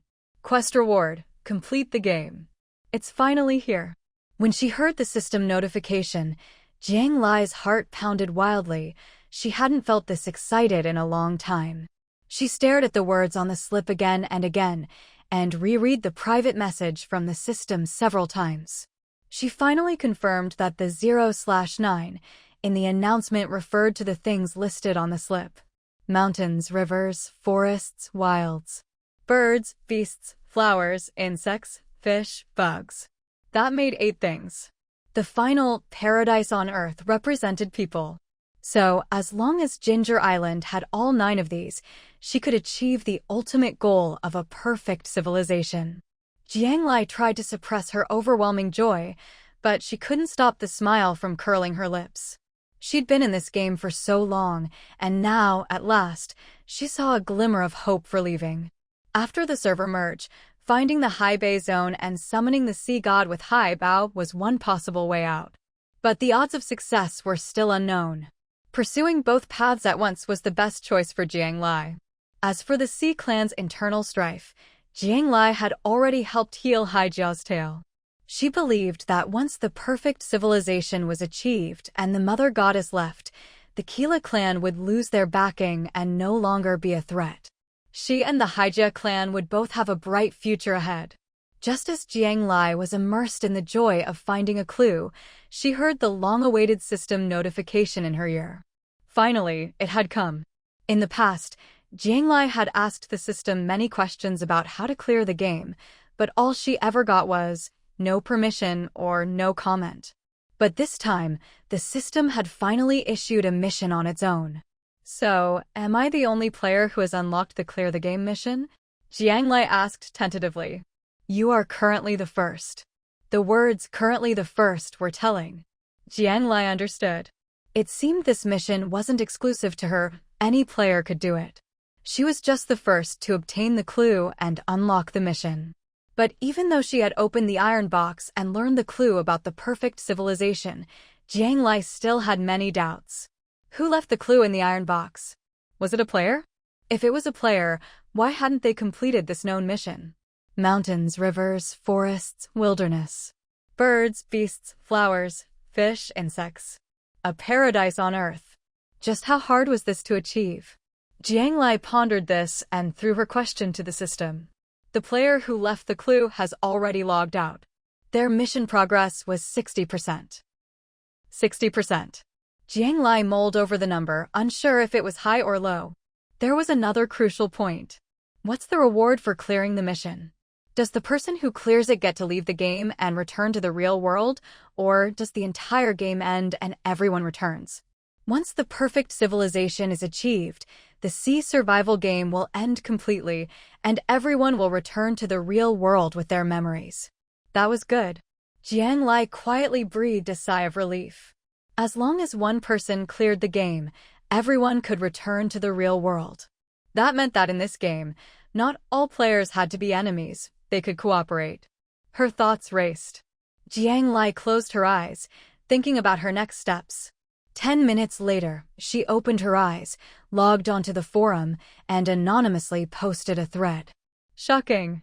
The key to returning to the real world is actually this.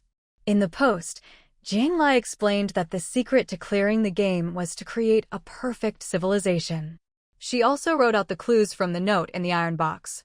Mountains, rivers, forests, wilderness. Birds, beasts, flowers, fish, insects. A paradise on earth. The clue Jiang Lai had worked so hard to obtain, she now shared with everyone without reservation. It was the day before the server merge, and many players were idly browsing the forum. Every player who clicked on the post and read its contents was notified by the system that the Create a Perfect Civilization mission had been unlocked.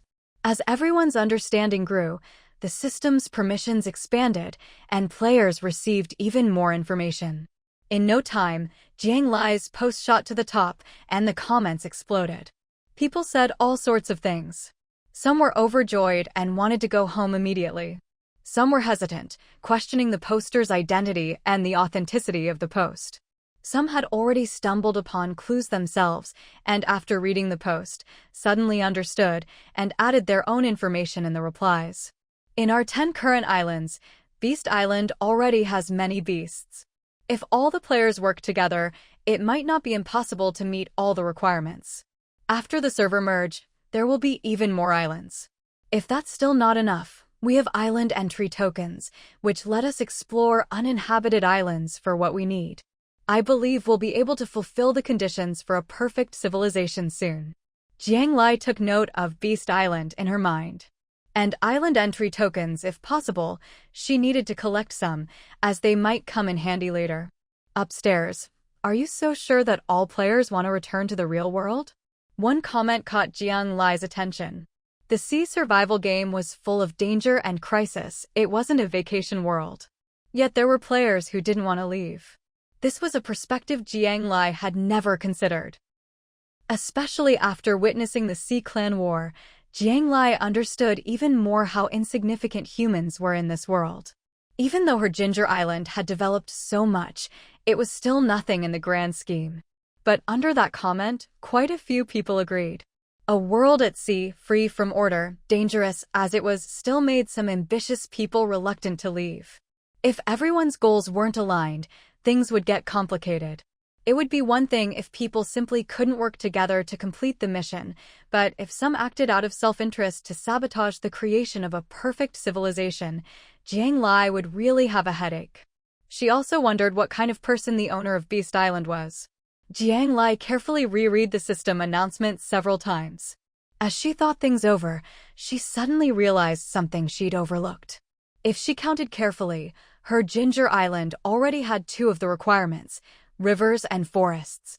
But since her mission progress was still at 0%, it was clear that her small river and little forest didn't meet the requirements for a perfect civilization.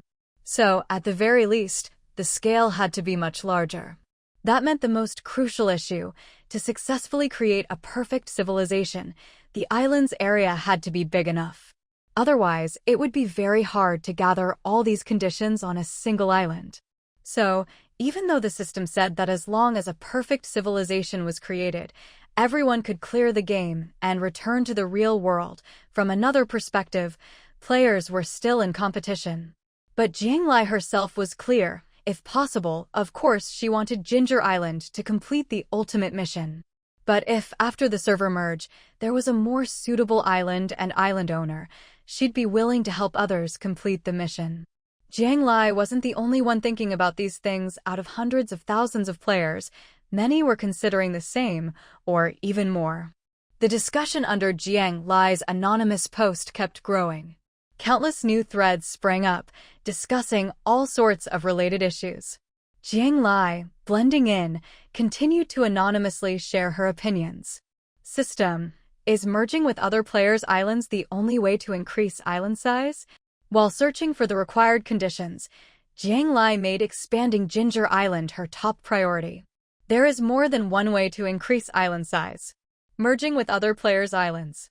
Merging with uninhabited islands. Absorbing low-level shelters. After the next server merge, there will be new ways to increase island size. Please stay tuned. Ever since this ultimate quest began, Jiang Lai could clearly feel that her system was becoming more and more human-like, or perhaps it was just that her own permissions had increased, allowing her to access more answers from the system. The vessel of a perfect civilization, is it the island? Jiang Lai decided to strike while the iron was hot and ask more questions. Yes and no. This answer was obviously unsatisfying, but Jiang Lai didn't dwell on it and moved on to her next question. If I find something on another island that meets the requirements for a perfect civilization, can I move it to my own island? Mountains, rivers, forests, and wilderness. If you find them on an uninhabited island, or with the consent of the other island's administrator, you can use the system to transfer them with one click. This time, the system gave a very clear answer. However, the system said island administrator, not island owner. This caught Jiang Lai's attention. Is the island administrator the same as the island owner? Not necessarily. The concept of administrator will be officially revealed after the next server merge. Players need not worry for now. Again with the after the server merge. These days, there were many things Jiang Lai could only learn after the server merge. Unconsciously, she found herself looking forward to it even more. In the last few leisurely days, Jiang Lai spent her time fishing for treasure chests by the sea, working out to improve her physique, and occasionally teasing her army of sea beasts for fun. When she was bored, she'd wander around the island, experiment with new recipes, and invite her sister and friends over for gatherings. It was as if she'd completely forgotten what awaited her ahead, and was simply enjoying life to the fullest. Soon enough, the day of the server merge arrived. After another period of peace, all the players tensed up once more. No one had forgotten how many challenges they'd faced after the last server merge. On the day of the merge, Jiang Lai got up early, washed up, ate breakfast, and sat in the living room, opening her system panel to wait. At 8 a.m., the system panel suddenly went black. Jiang Lai glanced out the window, but didn't notice anything different outside, so she continued to wait quietly. About 5 minutes later, the panel finished updating and lit up again. Jiang Lai eagerly opened the panel, wanting to see what major changes the game had undergone after the merge. The first thing she saw was still the main modules: inventory, shop, trading platform, chat channel, and forum. She opened her inventory, no changes. Her stockpile was intact, no sudden windfall. Opening the shop, Jiang Lai immediately noticed a huge difference. In addition to the basic supplies found in the real world, the shop now offered items that could be used in the game. Level 1 shelter, 10,000 shell coins. Island entry permit, 100,000 shell coins. Guild creation token, 1 million shell coins. Heavy weapons, diamond treasure chests, treasures like the deep sea star, and more. Things Jiang Lai had seen before, things she hadn't, and even things she couldn't have imagined, all seemed to be available in the shop. She recognized the items, but the long strings of zeros left her dizzy. So expensive? Are they seriously selling these? Of course, there were also cheaper items. Basic wood, iron nails, bronze, silver, gold, and other materials were all available for purchase. Jiang Lai had never wasted a single chance to fish for treasure chests, diligently completing her daily tasks. She'd accumulated quite a bit of basic materials. But with Ginger Island's recent upgrades and expansions, she no longer needed these materials. So once she'd saved up a batch, she'd transfer them all to Carl for use in the island's construction. Of course, with such a large island, Jiang Lai fishing for treasure chests alone was nowhere near enough to sustain it. Fortunately, Ginger Island had long since achieved self-sufficiency. Whether it was schools, hospitals, farming, exports, or even Teacher Lin's miraculous purple gold potion, all brought in huge profits for the island. These affairs, aside from their basic managers, were all overseen by Jiang Ning, who regularly reported to Jiang Lai. Jiang Ning was excellent at management and coordination, saving Jiang Lai a lot of trouble. All Jiang Lai had to do was steer the big picture and collect dividends. She was basically free of worries. With the shop's inventory growing, shell coins are only going to become more valuable. I'd better save up more. Jiang Lai had already started consciously collecting shell coins. She'd managed to save up over 100,000. But compared to the shop's prices, it was just a drop in the bucket. A single island entry permit would nearly bankrupt her. Closing the shop, which she both loved and hated, Jiang Lai checked the other functions. The trading platform and forum hadn't changed much. Probably because the merge had just happened, there weren't many new posts or trades yet. The biggest change was in the chat channels. What used to be a single chat channel was now 5. Jiang Lai studied them carefully and found herself in Channel 1. She could enter channels 2, 3, 4, and 5 at any time to view their chats. In her own channel, each person could send 3 messages per day. But if she wanted to speak in other channels, it would cost 10 shell coins per message. That was basically daylight robbery. Jiang Lai did the math and realized it was way more expensive than SMS fees in the real world. Black-hearted game, humph. Channel 1, where Jiang Lai was, had 10,000 people. Channel 2 had 100,000 players. Channels 3, 4, and 5 each had over 1 million players. There's actually such a difference?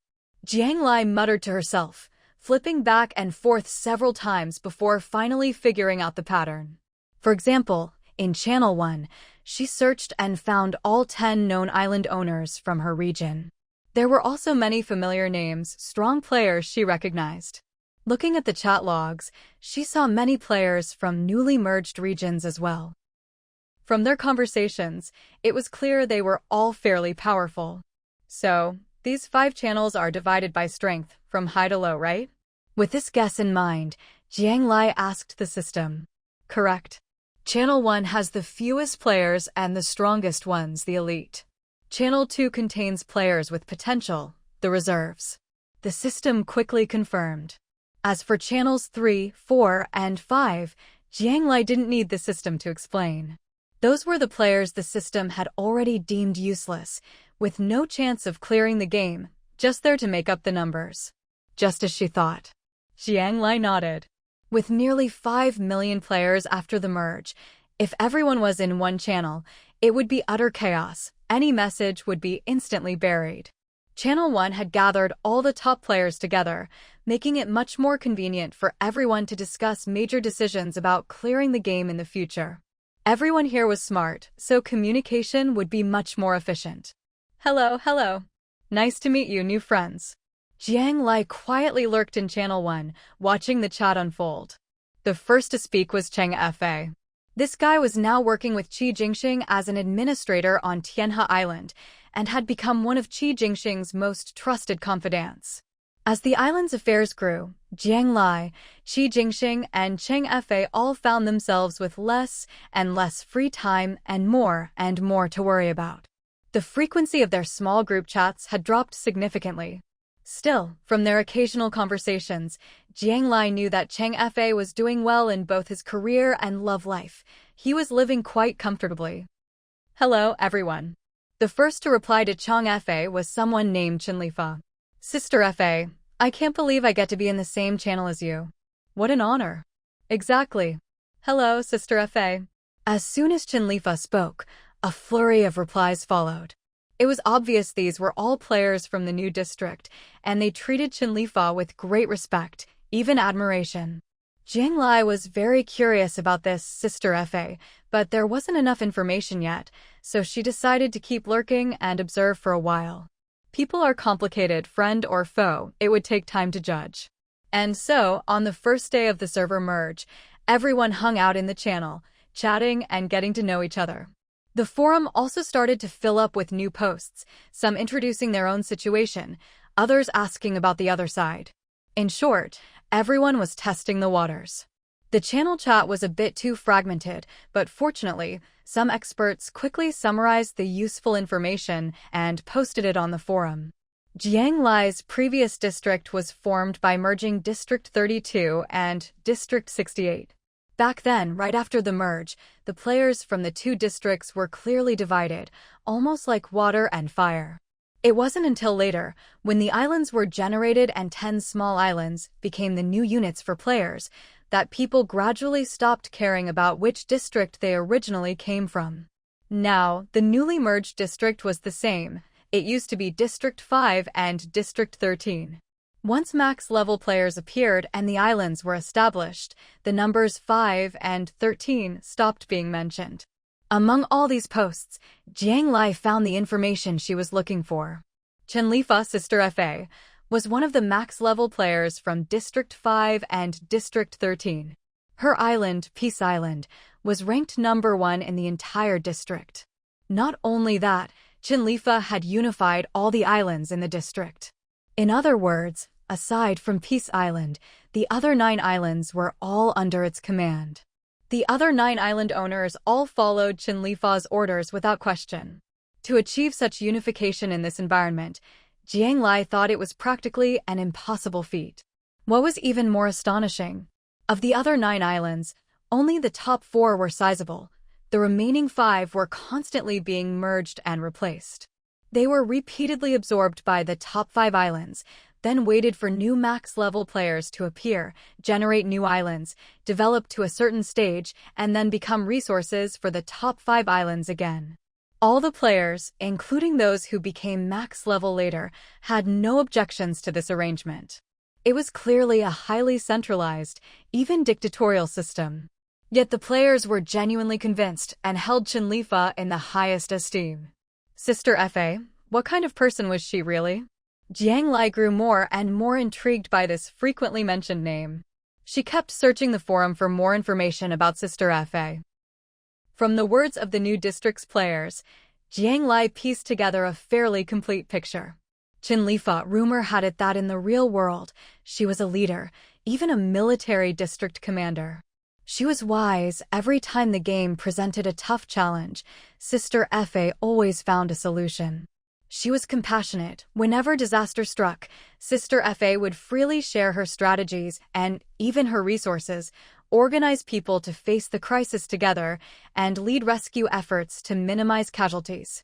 Anyone truly in trouble who sought her help would always be taken care of. She was egalitarian, though she was the first and strongest max-level player and had countless followers. Sister Fa never put on airs.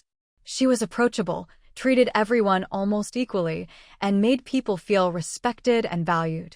She was highly capable. Sister Fa had discovered the secret to clearing the game early on in the new district and, like Jiang Lai, announced it to everyone. But Sister Fa did so under her real name.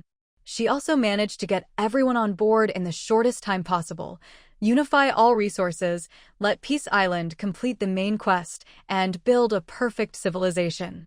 Sister Fa said she would bring everyone home. Sister Fa was truly special. The more Jiang Lai read, the more fascinated she became. She herself had been the first max-level player in her original district, and her island was ranked number 1. But in terms of ability, vision, and leadership, Jiang Lai felt she fell short. Sister Fa exuded a unique charisma, strong yet gentle, making people irresistibly drawn to her. Jiang Lai was no exception. But what impressed Jiang Lai most was learning from the new district's players that Chenlifa's ultimate quest progress had already reached 70%. She didn't know exactly which conditions had been fulfilled, but 70% was an astonishing figure. Jiang Lai's side had only just gotten the clue and started the quest. Meanwhile, Sister Fa had already outpaced even the player who'd given Jiang Lai the quest clue before logging off. For a moment, Jiang Lai found herself rethinking the road ahead. Server-wide announcement. In 3 days, only the top 10 islands in this district will remain. The 10 lowest-ranked islands will sink to the bottom of the sea. Island owners, dear best. Additionally, the game is now activating Merge Mode and Administrator Mode. Merge Mode. Islands may voluntarily merge. After merging, the new islands area will be the sum of both islands. The higher-ranked island owner will become the new island owner. Administrator Mode. Each island, in addition to the owner, may appoint 2 administrators. Administrators have the same permissions as the owner, but with lower priority. The sudden server-wide announcement interrupted Jiang Lai's thoughts. She read it carefully several times. She realized that merge mode was the system's new way of increasing island size after the server merge. Unilateral annexation could only add about 1/5 of the annexed island's area. But if both sides agreed to merge, the entire area of the other island could be added, an incredible deal. The new administrator system was clearly designed to facilitate merging. However, getting max-level players to voluntarily give up their islands, at least in her previous district, Jiang Lai thought, no one would be willing. She herself couldn't do it either. System: what's the current ranking of Ginger Island in this zone? 20 islands would compete over 3 days, with only the top 10 advancing. A 50% elimination rate. Even Jiang Lai, who was currently ranked first, couldn't afford to take it lightly. After all, just from the information on the forums, it was clear that the opposing zone was much more advanced and developed than theirs. Her previous first place probably wouldn't mean much over there. 3 days was an incredibly tight time frame. The system has updated the real-time island rankings for your zone. Please click the ranking icon at the top right of the channel homepage to view.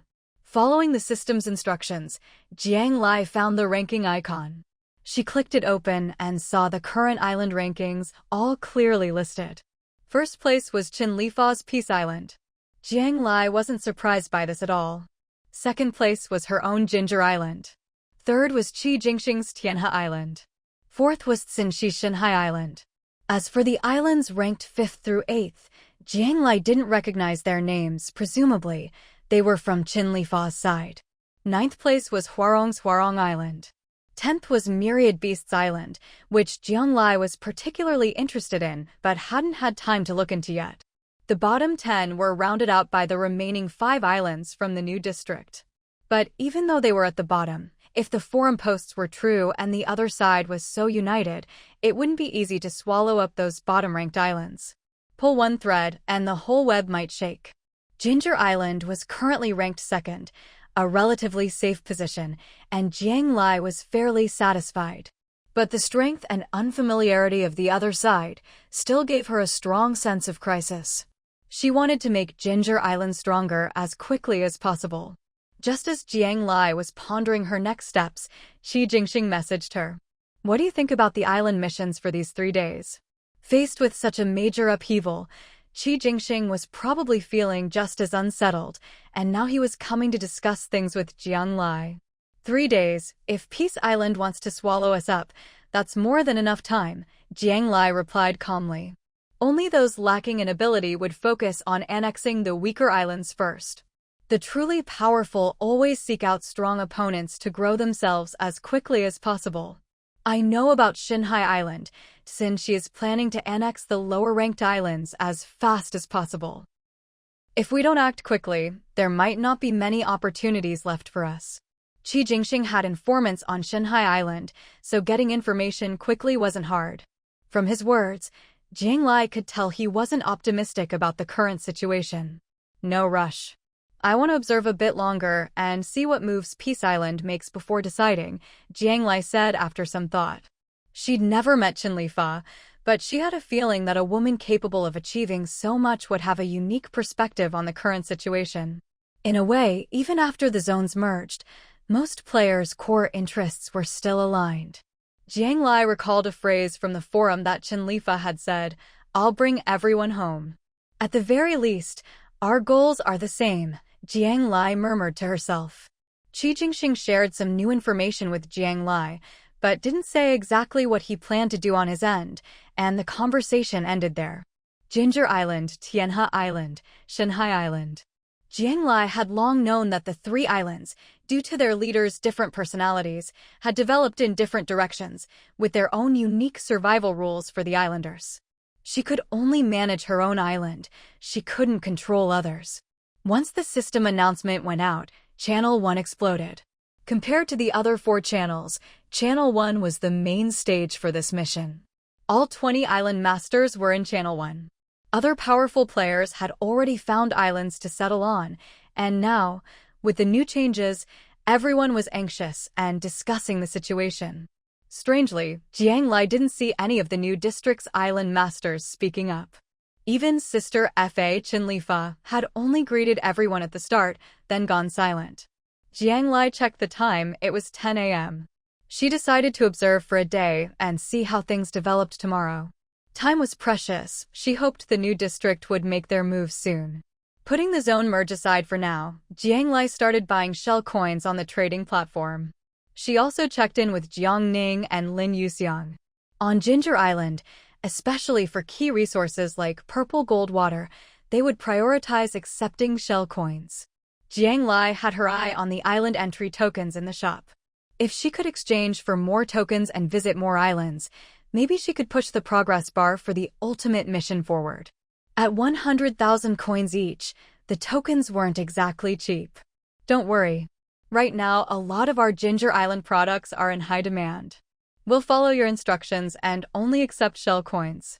We'll have plenty saved up in no time, Jiang Ning assured her, quickly discussing a new operating plan with Bai Yin and promising Jiang Lai she didn't need to worry about the coins.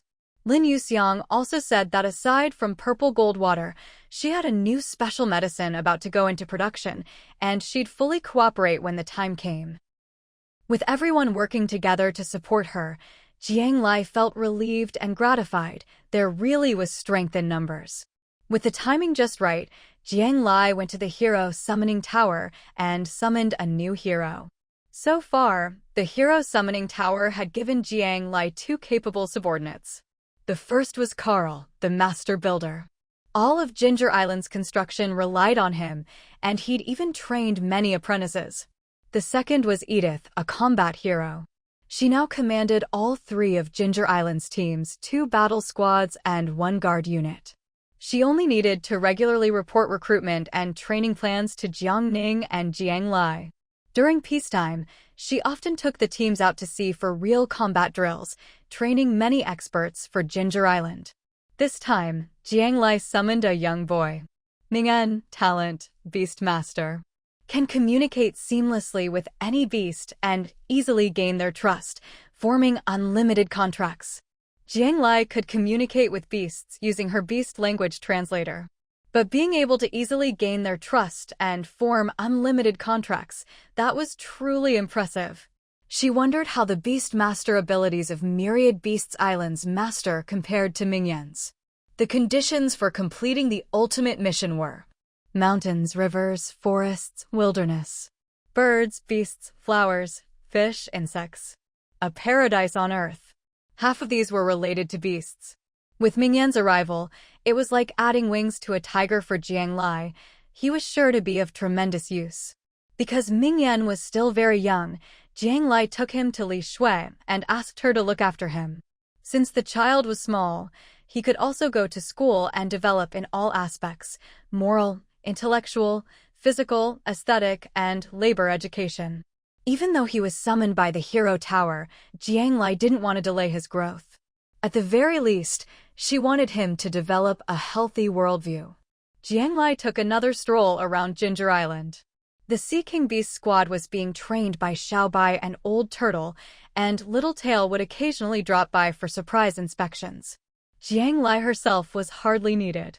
All the affairs of Ginger Island were managed in an orderly fashion by Jiang Ning. The islanders each had their own roles, living and working in peace and contentment. The commercial street was managed by Bai Yin. The hospital was overseen by Turing. The school and kindergarten were where Li Shui devoted all her energy.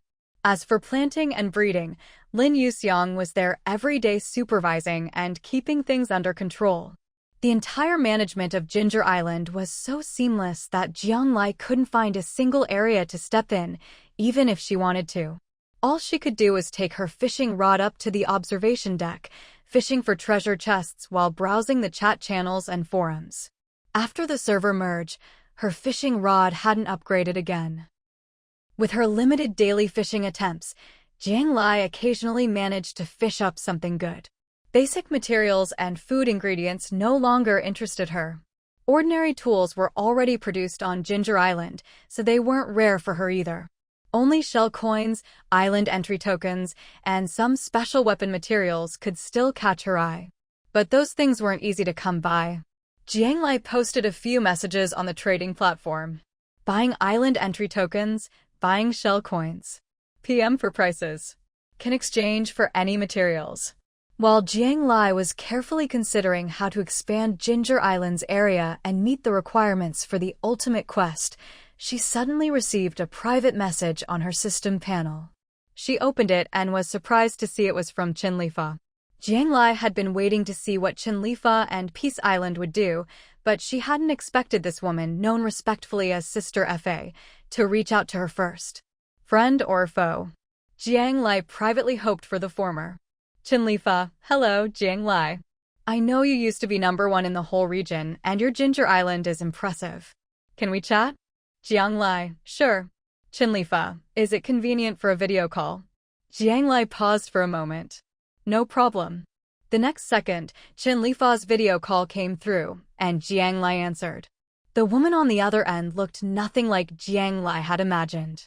She had pictured Sister Fa as someone decisive and imposing, with sharp eyes and a commanding presence. But in reality, the woman in the video had gentle features. She looked under 40, her gaze as calm and deep as the ocean, impossible to read, yet her warmth drew people in unconsciously. She radiated integrity and gave off a strong sense of trustworthiness. You're younger than I expected.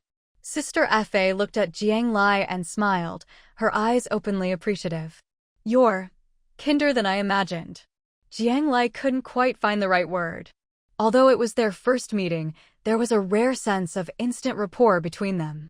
They talked about their experiences since entering the game, about leveling up step by step, about island development. Though both were careful not to touch on core secrets and each kept their own cards close, the conversation was still very congenial. As for the ultimate quest, I've already completed 70%. Qinlifa took the initiative to mention her progress on the ultimate quest. Mountains, rivers, forests, wilderness. Birds, flowers, fish, insects. These 7 requirements have all been met on Peace Island. Qinlifa was open about things Jiang Lai was curious about but hesitant to ask. So only beasts are left? But if there's only one requirement left, how come you're still 30% short? Jiang Lai thought for a moment and asked. Yes. Sea beasts are easy to find, but I haven't been able to gather enough land beasts. The few we have on Peace Island aren't enough to meet the quest requirements. I suspect that once the beast requirement is fulfilled, the quest progress will reach 80%. The remaining 20% relates to the ultimate bliss of the human world, which will require deeper exploration. Qinlifa analyzed the situation with Jiang Lai without reservation. Jiang Lai fell silent for a moment. She hadn't expected that out of the 8 basic requirements, Qinlifa had already completed 7. If she wanted to catch up to 70% progress herself, who knew how long it would take? Jiang Lai, you're outstanding, and Ginger Island is developing well. So, regarding the ultimate quest, I want to know what you think. If you want to complete it independently, I'm willing to share my experience with you. I'm willing to help you. Before Qinlifa could finish, Jiang Lai spoke up. She understood what Qinlifa meant. Jiang Lai had always believed that the ultimate quest wasn't a personal mission, but a collective one. As long as the quest could be completed and everyone could return to the real world, she didn't care who the official completer was. I'll help you find land beasts, and I'll explore the secrets of the ultimate bliss with you. I, too, hope Peace Island can create a perfect civilization as soon as possible. Jiang Lai quickly realized that this was the real reason Qinlifa had reached out to her. Sister Fa's goal was never competition, but to unite everyone's strength to complete the quest together. Hearing Jiang Lai's words, Qinlifa breathed a sigh of relief and smiled even more sincerely. No wonder Ginger Island is doing so well. You really are a smart person. Also, let me tell you something.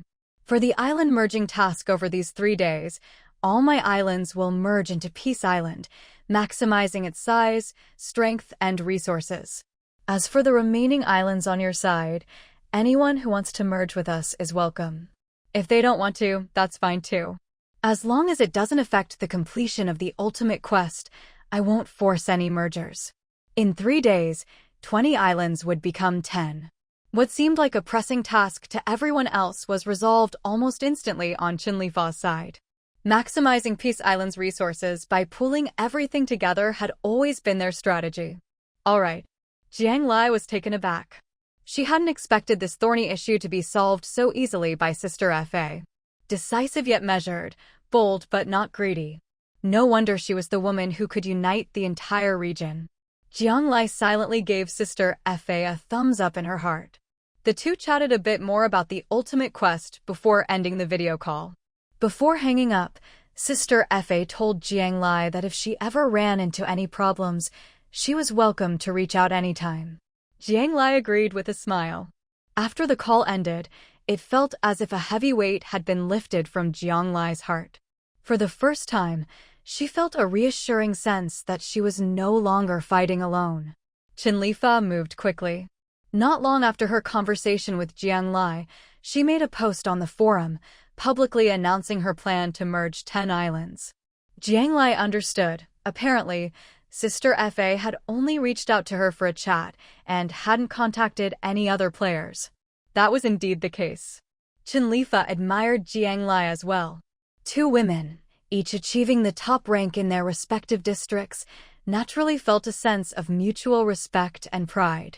Once the post went up, the forum was abuzz with speculation. Most of the questions came from players in the original District 68 and District 32. Could a woman really merge 9 islands into her own so quickly and easily? Was she really capable of pulling it off? These doubts didn't last long. By evening, Sister Fa had given everyone an answer. A woman can accomplish anything. At 6 p.m., before night had even fallen, the island rankings changed. The original 20 islands had become 11. Except for Ping'an Island, the rest were all from Jiang Lai's original district. No one knew what the new district's players thought of this move, but Jiang Lai's side was left with mixed feelings. Ping'an Island was now overwhelmingly powerful. With the merger creating such a behemoth, everyone felt uneasy. Jingxing was uneasy too. In fact, everyone on the remaining islands, except for Jiang Lai, felt unsettled. Compared to Jiang Lai, the lone wolf, Jingxing and Sister Fa were, in a way, more similar to each other. Jingxing created a group chat with the owners of the remaining 10 islands to discuss post-merger strategies. Jiang Lai quietly lurked in the group without saying a word. She knew Jingxing meant well. He'd sensed the power of unity and cooperation on the other side. He hoped their side could unite as well. But clearly, that was an impossible task. The island owners pulled into the group were nervous about the situation. But to ask them to voluntarily give up their islands and their status as island owners to merge into someone else's island? For most, that was absolutely out of the question. Xinxi of Shanhai Island was the first to object. What a joke. Tianhe Island isn't even as strong as Shanhai Island. How do you have the nerve to suggest a merger? Where would we merge? All into your Tianhe Island? If Jiang Lai said this, maybe it'd make sense. But you, Jingxing, what position are you in to say that? Shanhai Island and Tianhe Island had always swapped between second and third place. Xinxi's words hit home. We don't have to merge into my Tianhe Island. We could merge into Shangjiang Island. I'm willing to give up my island and become an admin for Xinjiang Island. Jingxing had thought this through. Oh? So selfless? Then how about everyone merges into my Shanhai Island? If everyone merged into Shanhai Island, Xinxi would be all for it. Xinxi's response made Jingxing pause for a moment. He trusted Jiang Lai, but not Xinxi. There was no way he'd agree to merge into Shanhai Island. We have too many beasts on Wanshou Island. No matter where we go, we'd just be a burden. It's better to develop on our own.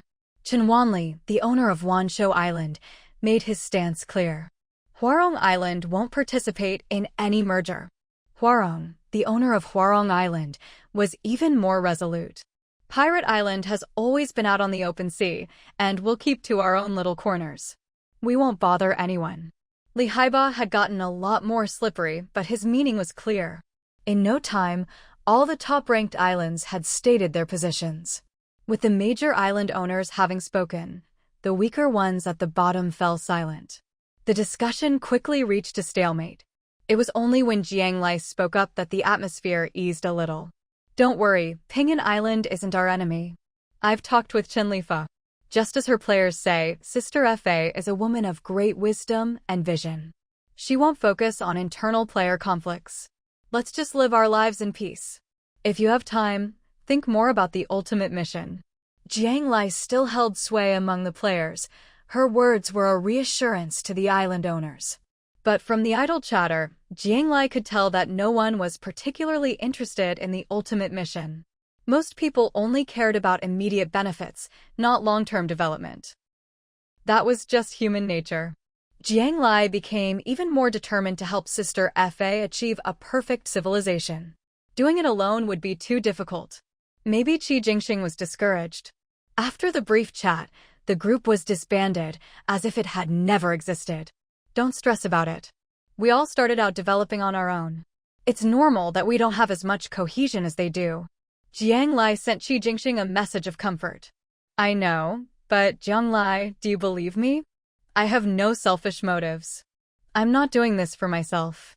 I genuinely want all the players to do well. Especially after Xinshi's comments, Qi Jingxing felt wronged. Of course I believe you. You're not that kind of person. Jiang Lai knew what Qi Jingxing wanted to do. But some things, if you don't lay the groundwork at the start and build up credibility, it's hard to accomplish anything later on. It wasn't a matter of Qi Jingxing's ability, just that the initial strategy was off. No one expected a game that started as a competition to end up in such a unified state. Few could match Qinlifa's foresight, even Jiang Lai couldn't. Jiang Lai, why don't we merge Tianhe Island with Shengjiang Island? Together, we'd be stronger. Qi Jingxing was sincerely thinking about the future, even willing to become Jiang Lai's admin. No, Qi Jingxing. I still have things I need to do, and they'll be dangerous. So for now, I won't merge with any island. I can't bring danger to others. Also, regarding the ultimate mission, I've decided to help Pingan Island complete it. Jiang Lai planned to assist Qinlifa with the ultimate mission. But she also had her own goal. After the merger, she wanted to find the Haibao district and take Haibao to find his father. Leaving the game wasn't only possible by creating a perfect civilization and completing the Mother Goddess's mission.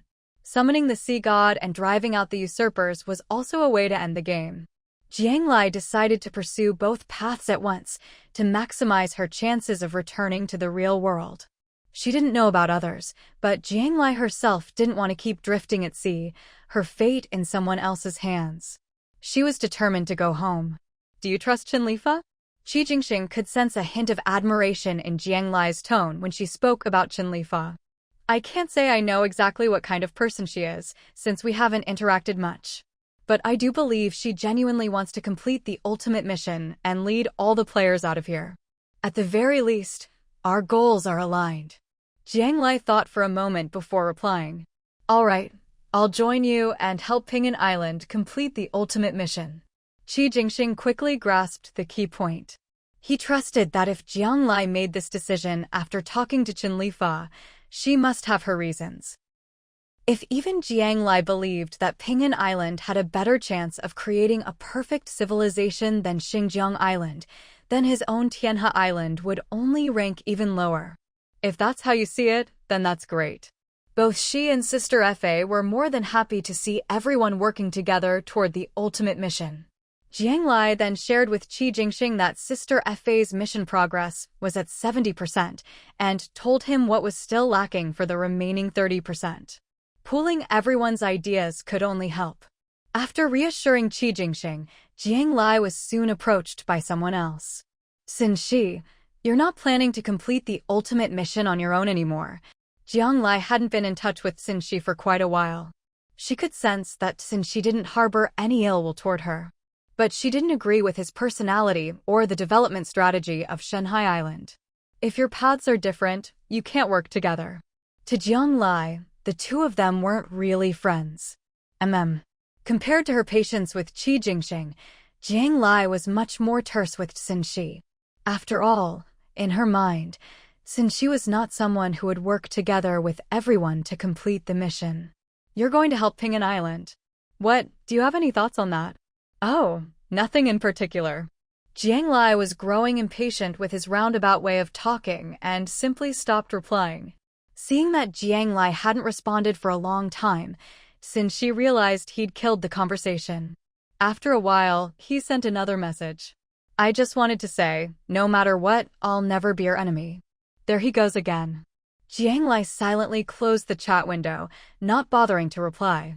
In this game, as a player, all Jiang Lai thought about every day was how to survive better and how to leave this place.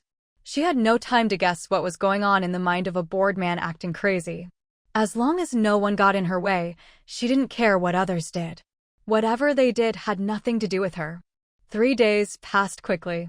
The bloody chaos everyone had imagined was replaced by a surprisingly smooth process, thanks to Ping'an Island's peaceful merger. Qi Jingxing's speech in the group chat hadn't been in vain after all. Although the top-ranked island owners opposed the merger, several of the lower-ranked islands chose to merge with Tianhe Island. By this point, even the weaker island owners understood the importance of banding together. It was better to choose a trustworthy island owner to merge with in advance than to be swallowed up by another island. Although Qi Jingxing had decided to help Ping'an Island complete the mission after talking to Jiang Lai, he naturally didn't refuse when other island owners approached him about merging. After all, any chance to strengthen his own position before the game ended was not to be missed. Jiang Lai also felt that Tianhe Island growing stronger was a good thing. After all, a single dominant force was never very stable. So, the first mission after the merger was completed with flying colors. Now, only 7 islands remained in the entire zone. In order of ranking, Ping'an Island, Tianhe Island, Shangjiang Island, Shanhai Island, Beast Island, Flower Velvet Island, and Pirate Island. Not even 10 islands left. The remaining 3 slots weren't filled by new max-level players. Actually, there were still some max-level players in the zone. But the stronger someone was, the clearer they saw things. Rather than spend huge resources to create a new island, only to risk being merged or swallowed up, it was better to preserve their own strength and shelter, either as a lone wolf or by joining a powerful island. The island slots everyone once fought over had now become a hot potato that nobody wanted. And the top-ranked island owners weren't interested in swallowing up more islands, while the lower-ranked islands each had their own strengths and weren't interested in merging either. So, the number of islands in this sea stabilized at 7. With the island merger mission completed smoothly, the next mission announcement arrived. In 3 days, the Sea King Beast Tide will begin. Players without an island residence, please find a permanent home as soon as possible. Otherwise, the Sea King Beast Tide will first devour every player drifting alone at sea. Well, this mission was clearly meant to force all players to gather on the islands. At this point, Jiang Lai finally understood. Every mission the system issued was ultimately in service of the ultimate mission. Only by gathering the players together could there be a foundation for creating a perfect civilization. The mother goddess was herding sheep, corralling them into their pens. As soon as this mission announcement was released, all the independent players were in an uproar. They'd thought they could carve out their own path at sea, but now the system was forcing them to make a choice. Fortunately, Ping'an Island was the first to post an announcement on the forum. Ping'an Island will accept all players unconditionally. Limited spots, first come, first served. Soon after, Tianhe Island and Shanhai Island also posted announcements. But unlike Ping'an Island's unconditional acceptance, both Tianhe and Shanhai Islands added that they would select players based on merit. Pirate Island also posted, saying anyone could join as long as there was room. But given Pirate Island's reputation, any decent person probably wouldn't choose to go there. In contrast, the Beast Island owner said that due to the large number of uncontrollable beasts, only those with special talent for handling animals would be accepted. Ordinary players need not apply. Flower Velvet Island remained as silent and mysterious as ever. No one knew what was really on Flower Velvet Island, and no one from there ever spoke up. What should we do? Jiang Ning couldn't make up her mind about this major decision and came to discuss it with Jiang Lai. Let's wait and see. Privately, Jiang Lai didn't want to expand Xinjiang Island any further, since they would soon be up against the Clara family and the island would likely face great danger. But with only 7 islands left and so many players, if it came down to it, Xinjiang Island would have to accept new players. She couldn't just watch players be left with nowhere to go, drifting on the sea until they died. That wasn't who Jiang Lai was. The players acted quickly. The system's hints were clear enough. No one was stubbornly trying to play the lone wolf anymore. Every player who had previously been in the same zone as Sister Fa joined Peace Island without exception. Peace Island was already huge, and now, after absorbing 9 other islands, its size was even more astonishing. It could now accommodate an almost unimaginable number of players. On Jiang Lai's side, however, the players weren't familiar with Chen Lifa, nor did they know much about Peace Island, so they were still watching from the sidelines. In fact, these players were more inclined to join Ginger Island, with its schools, hospitals, shopping streets, and generally safe and well-equipped living environment. But unfortunately, Jiang Lai hadn't announced that she was accepting new players. With limited spots available, everyone had to turn to their second choice, Tianhe Island, hoping to secure a place to stay before the beast tide arrived. Shanghai Island was the third choice. As for Pirate Island, it was really not an option unless there was absolutely no other choice. Because time was short, both Tianhe Island and Shanghai Island sped up their screening process. At this point, all the islands accepting players had temporarily halted basic construction. There was no time to build houses, so they just let people on first and figured they'd sort things out later. After realizing this, Qi Jingxing even offered a reward to ask Jiang Lai for help. He knew that Jiang Lai's Ginger Island had a master builder named Carl. He wanted to ask Carl to design some simple houses that could accommodate more people. Jiang Lai didn't even take Qi Jingxing's reward and agreed without hesitation. "How's it going? Is there enough space?" In the blink of an eye, half the time had passed. There was only a day and a half left for everyone to prepare. Ginger Island still hadn't made any moves. Jiang Lai checked in with Qi Jingxing about the situation on his end. "If we don't care about comfort, then yes, there's enough space. But the more people there are, the more problems come with it. The amount of space each person gets is so small that sooner or later, it's going to cause trouble." Qi Jingxing gave a wry smile. In just a day and a half, there was no longer a single empty spot on Tianhe Island. Even so, there were still about a tenth of the players who hadn't joined any island. Without exception, these were all low-level players. Whether it was their physical abilities, their contracted sea beasts, or the resources they had, none of it was impressive. I didn't expect Pirate Island to be the first to fill up with players. This really surprised Qi Jingxing. It makes sense. Haibao doesn't pick and choose. Anyone can come as long as they hand over some resources. Those who can't get into Tianhe or Shanghai Island. How about Peace Island? After the merger, Peace Island is even bigger, but it's also become the only option for many players. With all those players heading there, is there enough space? Jiang Lai thought that maybe she could learn something from Sister Fa. Given Sister Fa's character, if she had any good ideas, she probably wouldn't keep them to herself. After all, no one knew what it would take to achieve ultimate bliss for humanity. Helping more players survive was definitely a shared goal among those striving for a perfect civilization. "All right, I'll go ask right now." Qi Jingxing had been wary of the new district, but the current situation didn't allow him to shut himself off anymore. Besides, with Jiang Lai's endorsement, Qi Jingxing figured Sister Fa was probably someone he could work with. Soon, Qi Jingxing sent Jiang Lai a message. One good news, one bad. The good news: Chen Lifa was very open and enthusiastic in her conversation with Qi Jingxing, holding nothing back. The bad news: even with all the players coming ashore, Chen Lifa didn't have any great solutions. To accommodate more people, they had to sacrifice comfort, planting the seeds for future problems. Everyone understood this, but there was nothing they could do. Hearing that even Peace Island had no good ideas, Jiang Lai grew restless. A mass die-off of players was the last thing Jiang Lai wanted to see. What if, she thought, what if the requirements for ultimate bliss for humanity were tied to the player's survival rate? That would be a disaster. The reason she wasn't accepting new players on Ginger Island was because she had dangerous things to do next. The bigger her family, the more people she'd be putting at risk, which would only slow her down. But if there really was no better way, she couldn't just sit back and watch players die at sea. If it came to that, she'd have to open up a section on the edge of Ginger Island to house more players. As she mulled this over, she called Carl over. With your building skills, is there really no way to fit more people? What if we just build taller? Jiang Lai thought of how, in the real world, each high-rise housed tens of thousands of people.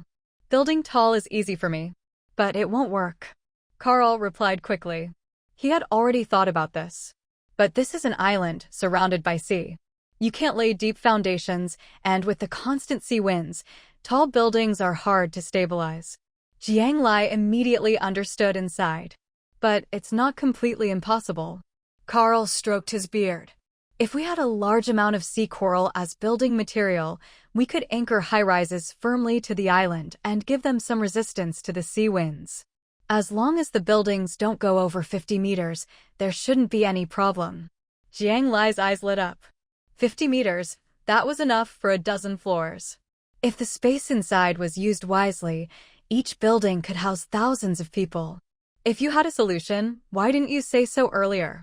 Time was running out. Boss, sea coral grows in the deep sea. There's a lot of it, but it's usually claimed by the sea tribes, who use it as fences around their homes. Trying to take it from them isn't easy. Carl had worked for Qi Jingxing before, and he knew Qi Jingxing didn't have the ability to get enough sea coral for high-rises. So he hadn't even mentioned it. But now that his own boss was asking, it was different. Carl had faith in Jiang Lai. How much do you need? Jiang Lai asked immediately. Sea tribe fences?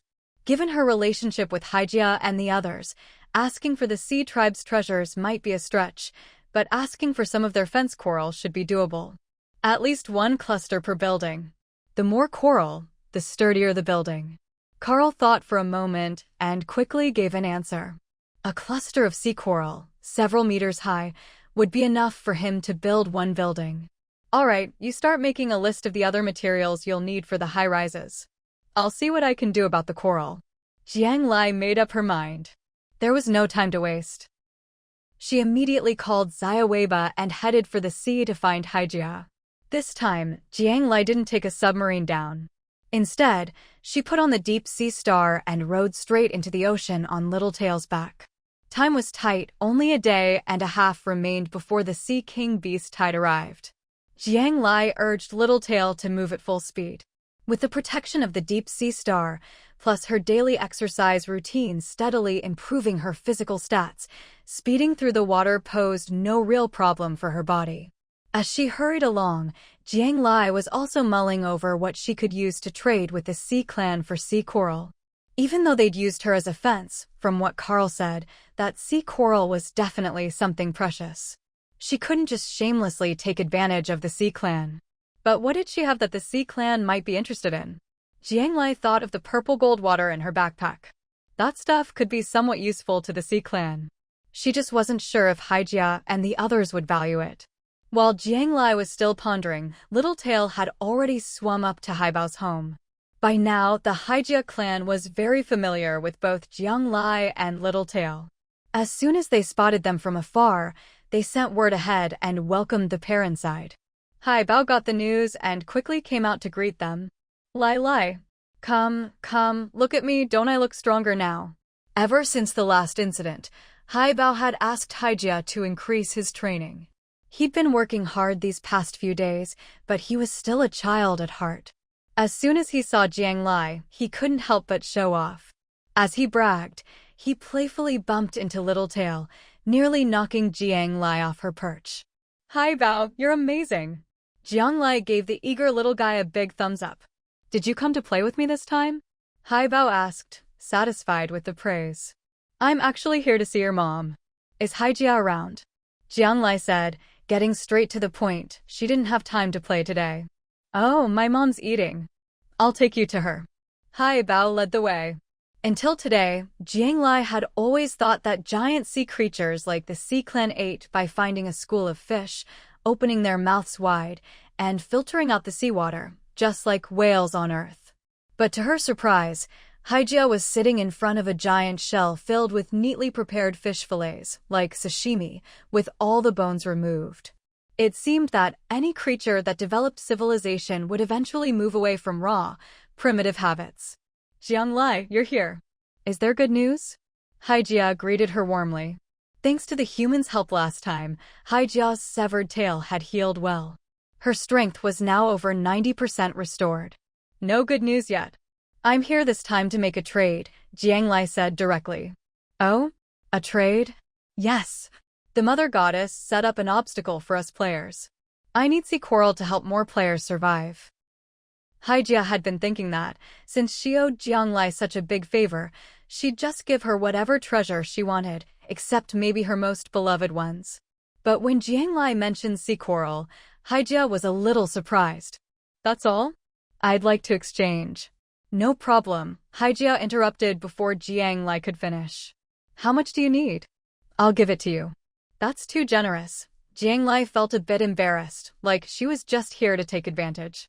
Which, to be fair, she kind of was. Ha ha ha ha ha ha. Before Hija could say anything, Haibao burst out laughing. Lai, you have no idea, sea coral reproduces on its own, and it spreads like crazy. Every month, we have to clear out a ton of it. It's such a hassle. To Haibao, sea coral was just the trash piling up outside their door. He never thought Lai would actually want it.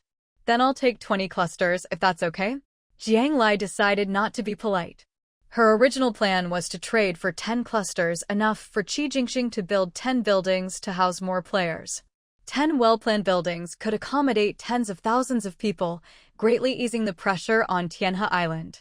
But now that she knew sea coral wasn't precious to the Sea Clan, she simply asked for 20 clusters, planning to give some to Qinlifa's Peace Island as well. Hija just smiled at Jiang Lai's impoliteness. Jiang Lai hadn't expected that what she thought was bold would seem so modest to them. Hija called over a clansman to take Jiang Lai to collect the sea coral. Jiang Lai and Littletail followed the Sea Clan member for a while, until they reached an area where the entire seabed was covered in fiery red coral branches as far as the eye could see. This is where we store the sea coral. Our chief said, if you want, you can take it all, the Sea Clan member told her. All of it. Jiang Lai's eyes widened at the sight of the vast coral field, momentarily stunned. Seeing her reaction, the Sea Clan guide laughed. Take as much as you want. This is just what we cleared this month. To us, it's just garbage. If it piles up, we have to haul it away, such a pain. So basically, she was here to pick through their trash.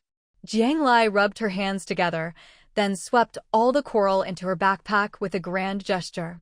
Since each item only took up one slot, she didn't have to worry about space. A total of 879 clusters of sea coral. Jiang Lai was thrilled.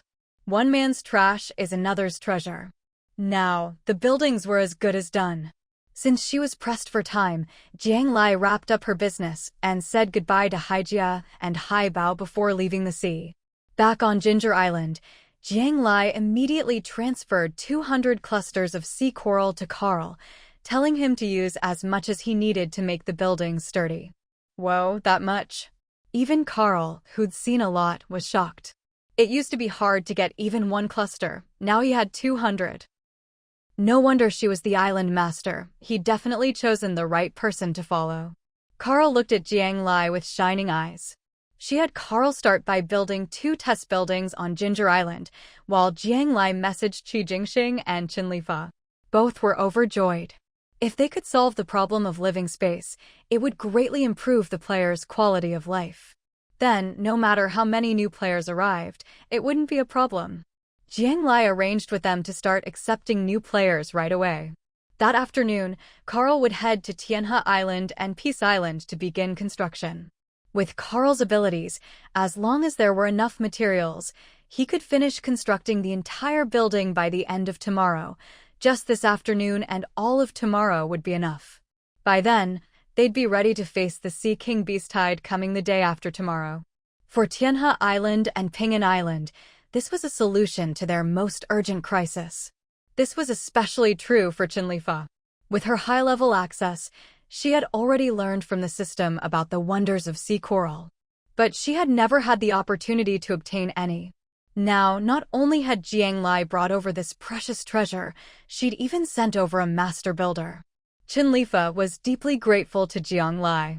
Qi Jingxing, although he'd never heard of sea coral, could tell with his toes that it was something rare and valuable. Both of them asked Jiang Lai what she wanted in return. No one felt comfortable just accepting such a generous gift from her without giving anything back. Jiang Lai thought carefully, what did she still lack? Shangjiang Island was now self-sufficient, with plenty of supplies. The most precious resources in the game now were sea marrow for upgrades and shell coins for shopping in the game store. She'd already stockpiled a lot of both, and besides, she wasn't planning to upgrade further or buy anything at the moment. Jiang Lai considered her situation. Her biggest threat now was that the Clara family might come after her once they found out what she'd done. And there was always danger when searching for the shellfish zone. All in all, safety was her top concern. If you have anything that can boost my defense or attack power, I'd be happy to trade for it. As for defense, Jiang Lai was still wearing the original set of soft bone armor she'd gotten at the start of the game. Against ordinary sea beasts, it was almost impenetrable. But when it came to sea king beasts, it was barely adequate. As for the sea tribes, the soft bone armor was about as useful as wearing underwear. The two of them fell silent for a moment. They were probably searching for something suitable for Jiang Lai. It wasn't long before Qi Jingxing sent her a trade. Diving bracelet, as long as you wear it, you'll have an invisible suit of armor underwater. This armor perfectly covers your entire body, without restricting your movement at all. Underwater, you'll be as tough as a rock, even sea king beasts will find you too hard to bite. What a great item!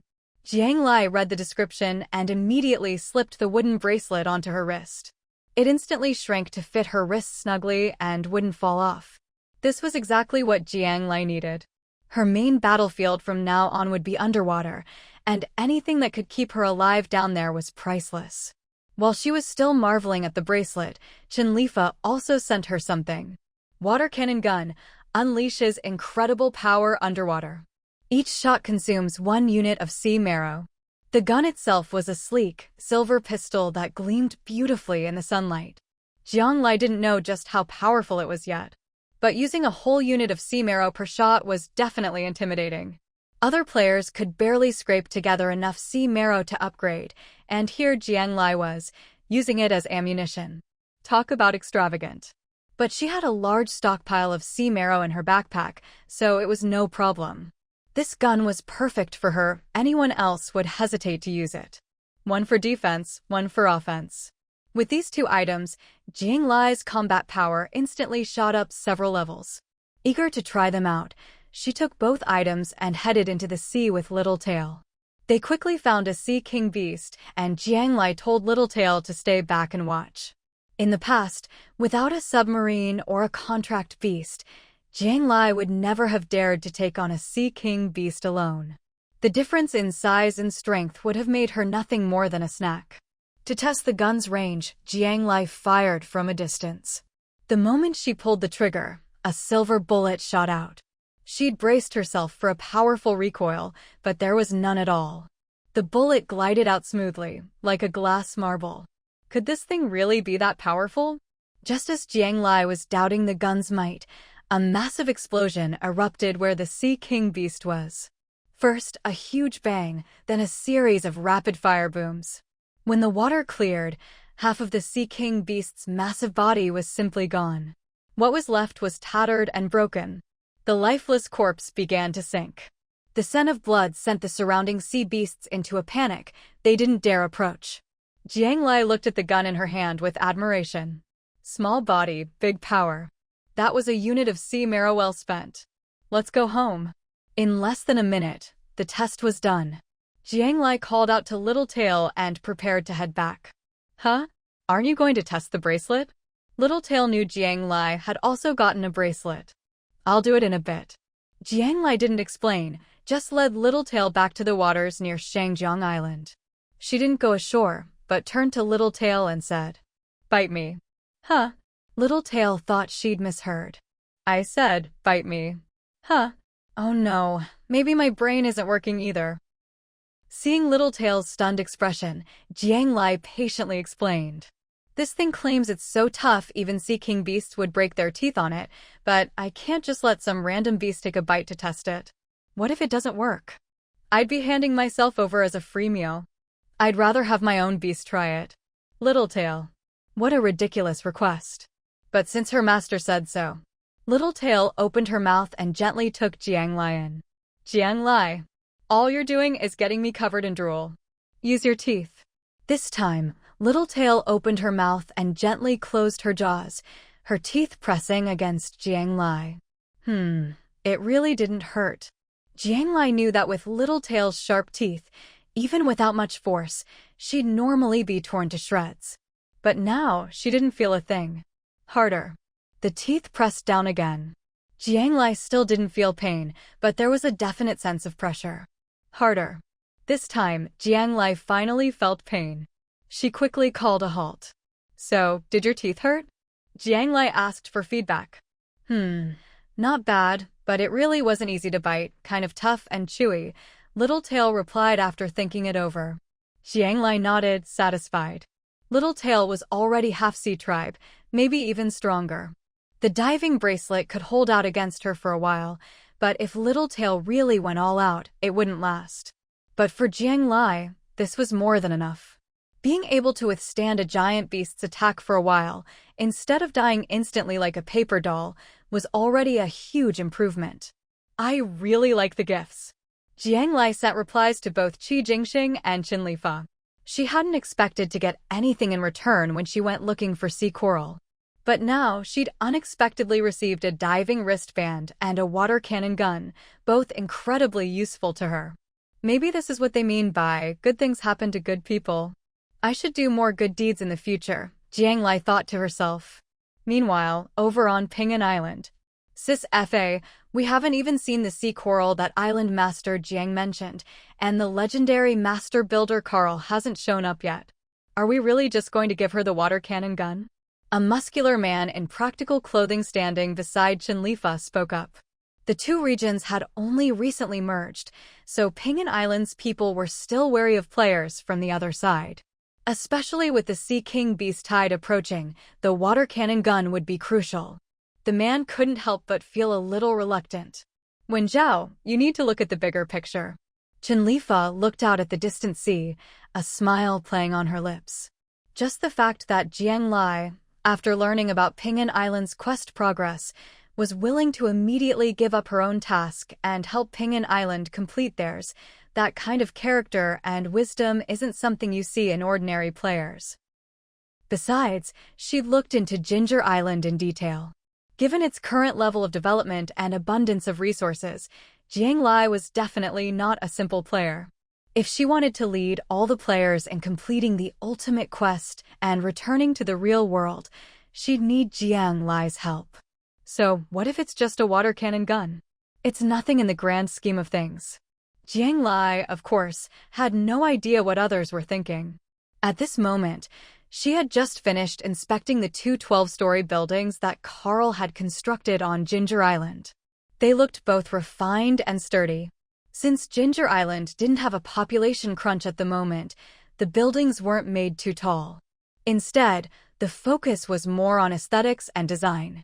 Once she was satisfied with the inspection, Jiang Lai sent Carl off with the sea coral. She would provide the manpower and the coral, but as for the other materials needed for constructing tall buildings, that would definitely have to come from the other side.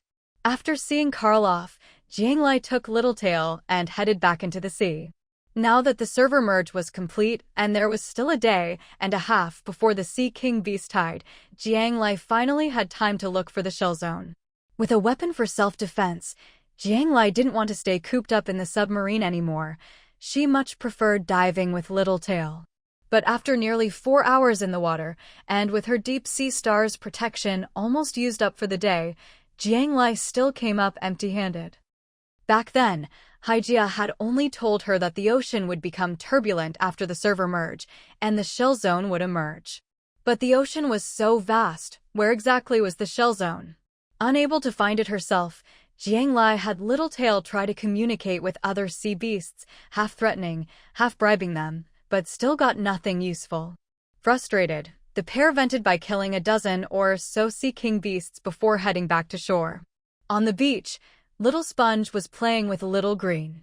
White Snake and Old Turtle were busy training the Sea King beast squad for the upcoming beast tide. Only these two idle beasts were left playing. When they saw Littletail carrying Jiang Lai back, Both immediately ran over to greet her. "You guys don't take me with you anymore," Little Sponge complained pitifully. Even though he was a bit weak, he used to be able to tag along in the submarine. But now Jiang Lai didn't even use the submarine, so he was left out completely. "We weren't playing, we were busy with something important," Jiang Lai said, trying to comfort Little Sponge despite her own frustration at coming up empty-handed. "What were you busy with?" "We were looking for something." "Don't ask, Lai Lai's already upset that we didn't find anything." Littletail, as her contract beast, was most sensitive to Jiang Lai's moods and spoke up considerately. "Looking for something? Why didn't you take me? I'm the best at finding things. Even if I can't find it myself, I have great connections with the sea beasts. I get way more intel than you two." As soon as he heard they were searching for something, Little Sponge shouted. He'd thought they were going out to fight and left him behind because he was weak. But searching for things? That was his specialty. Not taking him was a waste of his talent. Jiang Lai's eyes lit up at that. Right? How could she have forgotten? Little Sponge might not be much of a fighter, but he was a master at making friends with sea beasts. And when it came to treasure hunting, he had a real knack for it. How could she have overlooked such an important asset? Her earlier frustration vanished, and she quickly explained everything she knew about the shell zone to Little Sponge. "Leave it to me. I'll go scout things out now, and tomorrow we'll go together." Little Sponge thumped his chest confidently and was about to dive in. Worried about his safety, Jiang Lai asked White Snake to accompany him and keep him safe. Jiang Lai herself had been busy all day, and Littletail had been right there with her. They both really needed a good rest. Back home, the two of them had a big meal. After washing up, Jiang Lai went to bed early. Her tired body finally relaxed on the soft bed, and she slept soundly through the night. The next day, Jiang Lai deliberately slept in, not getting up early for once. If her sister Jiang Ning hadn't come over, she'd probably have stayed in bed even longer. Tomorrow was the beast tide, and things would get busy. There wouldn't be time for leisure like this. Jiang Ning had come specifically about the Sea King beast tide. "I've checked Ginger Island's protective shield, no issues there. All the defensive structures along the island's edges have been upgraded. They now cover the entire surrounding sea area with ample firepower. We've arranged for the Sea King Beast Squad to patrol the surrounding waters. Inside the island, Edith and her squad, along with the contract beasts, will be on patrol around the clock. Anyone not involved will be evacuated today. All residents have been notified not to leave the island during the Sea King Beast Tide. The Beast Tide is expected to last 3 days.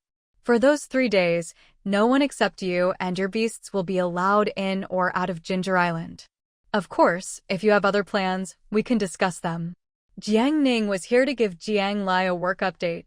Jiang Lai had already handed over all of Ginger Island's affairs to her sister. Jiang Ning was currently the island's sole administrator.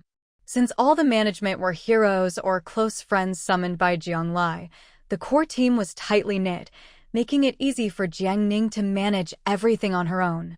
Jiang Lai was more than happy to be free to do her own thing. "Sis, you're amazing." Listening to Jiang Ning's thorough arrangements, Jiang Lai didn't hesitate to shower her with praise.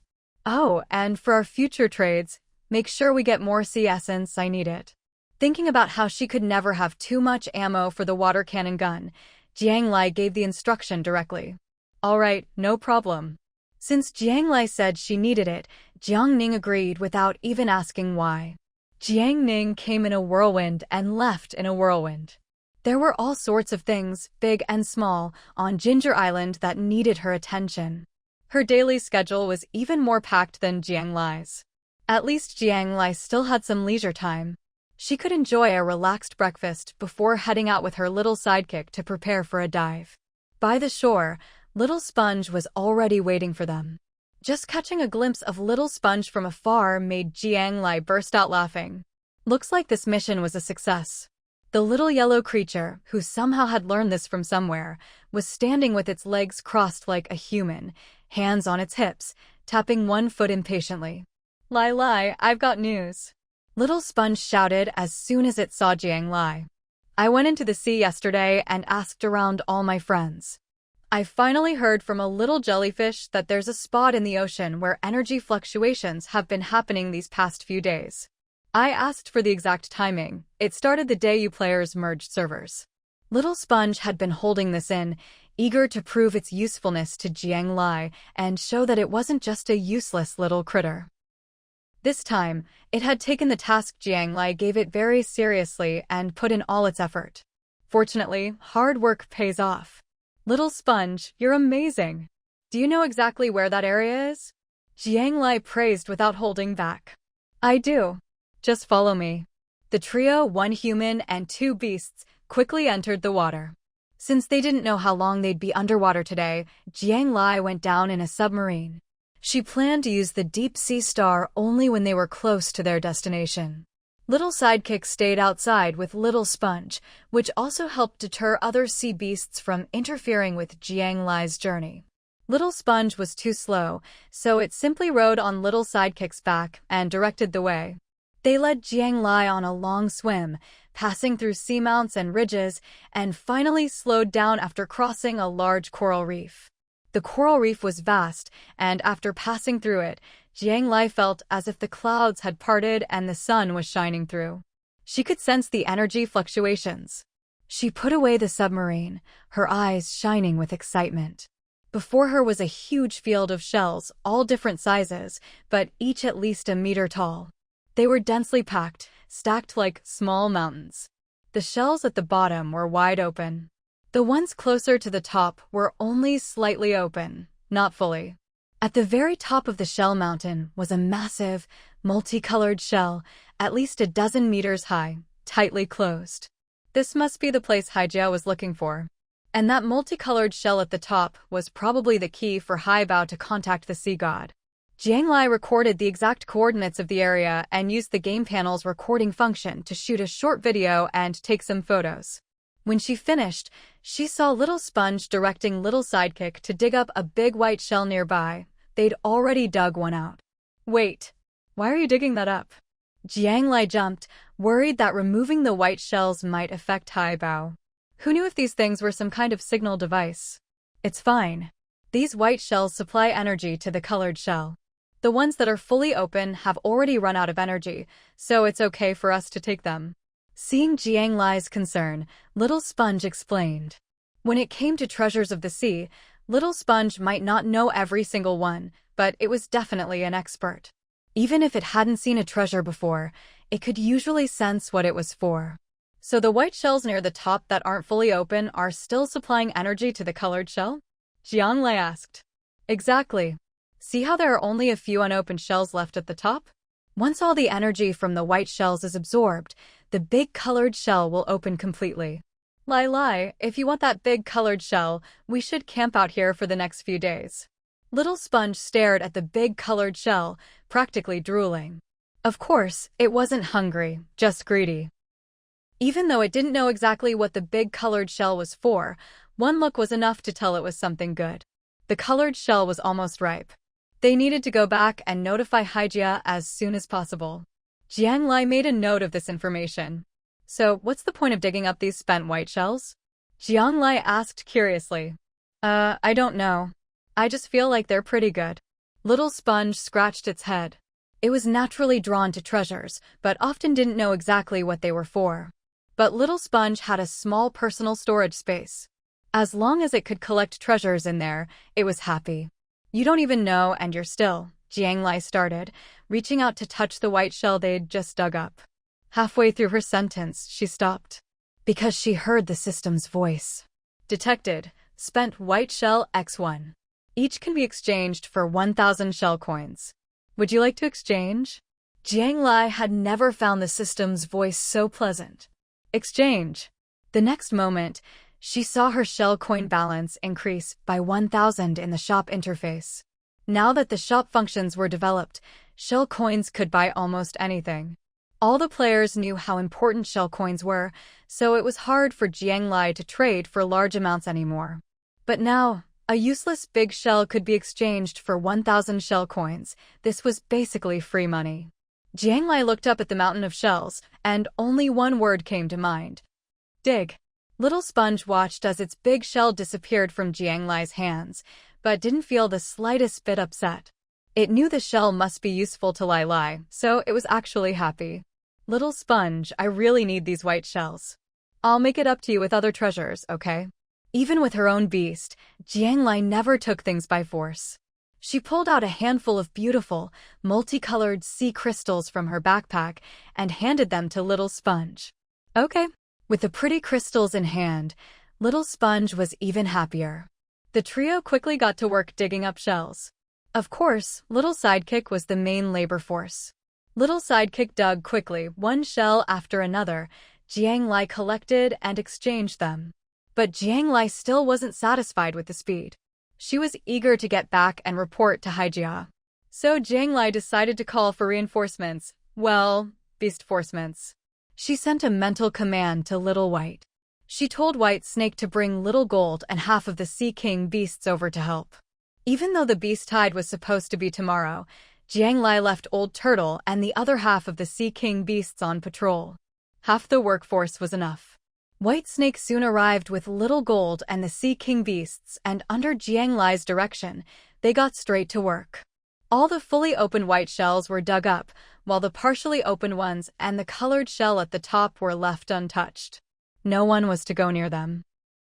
With all this manpower, Jiang Lai stopped digging herself. Instead, she wandered around, keeping an eye out for anyone who unearthed a shell so she could quickly collect it and exchange it for shell coins.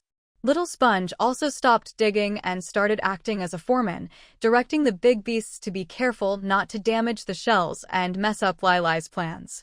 These shells were huge, but they weren't buried very deep. With a line of Sea King beasts digging, it was effortless. They could scoop one up with just 2 claws. Soon, more than half of Shell Mountain was stripped bare, with all the shells collected by Jiang Lai.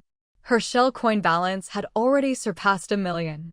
There were still some shells near the top of the mountain that had already been opened. Jiang Lai simply left those alone.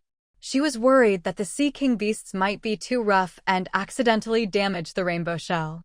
Compared to getting more shell coins, it was more important to ensure the rainbow shell remained intact. Once the collection was done, Jiang Lai sent the other Sea King beasts back, staying behind with Little Tail and Little Sponge to wait for Hija and the others to arrive. Just a moment ago, Jiang Lai had already sent Hija the exact coordinates. Hija replied that she and Haibao would be there soon. Jiang Lai thought it over and, to be safe, decided not to leave. She wanted to handle the handover personally. This was too important. One could never be too careful. While waiting, Jiang Lai looked at her million-plus shell coins and couldn't help but show a smile unique to the truly wealthy. Being rich really feels great.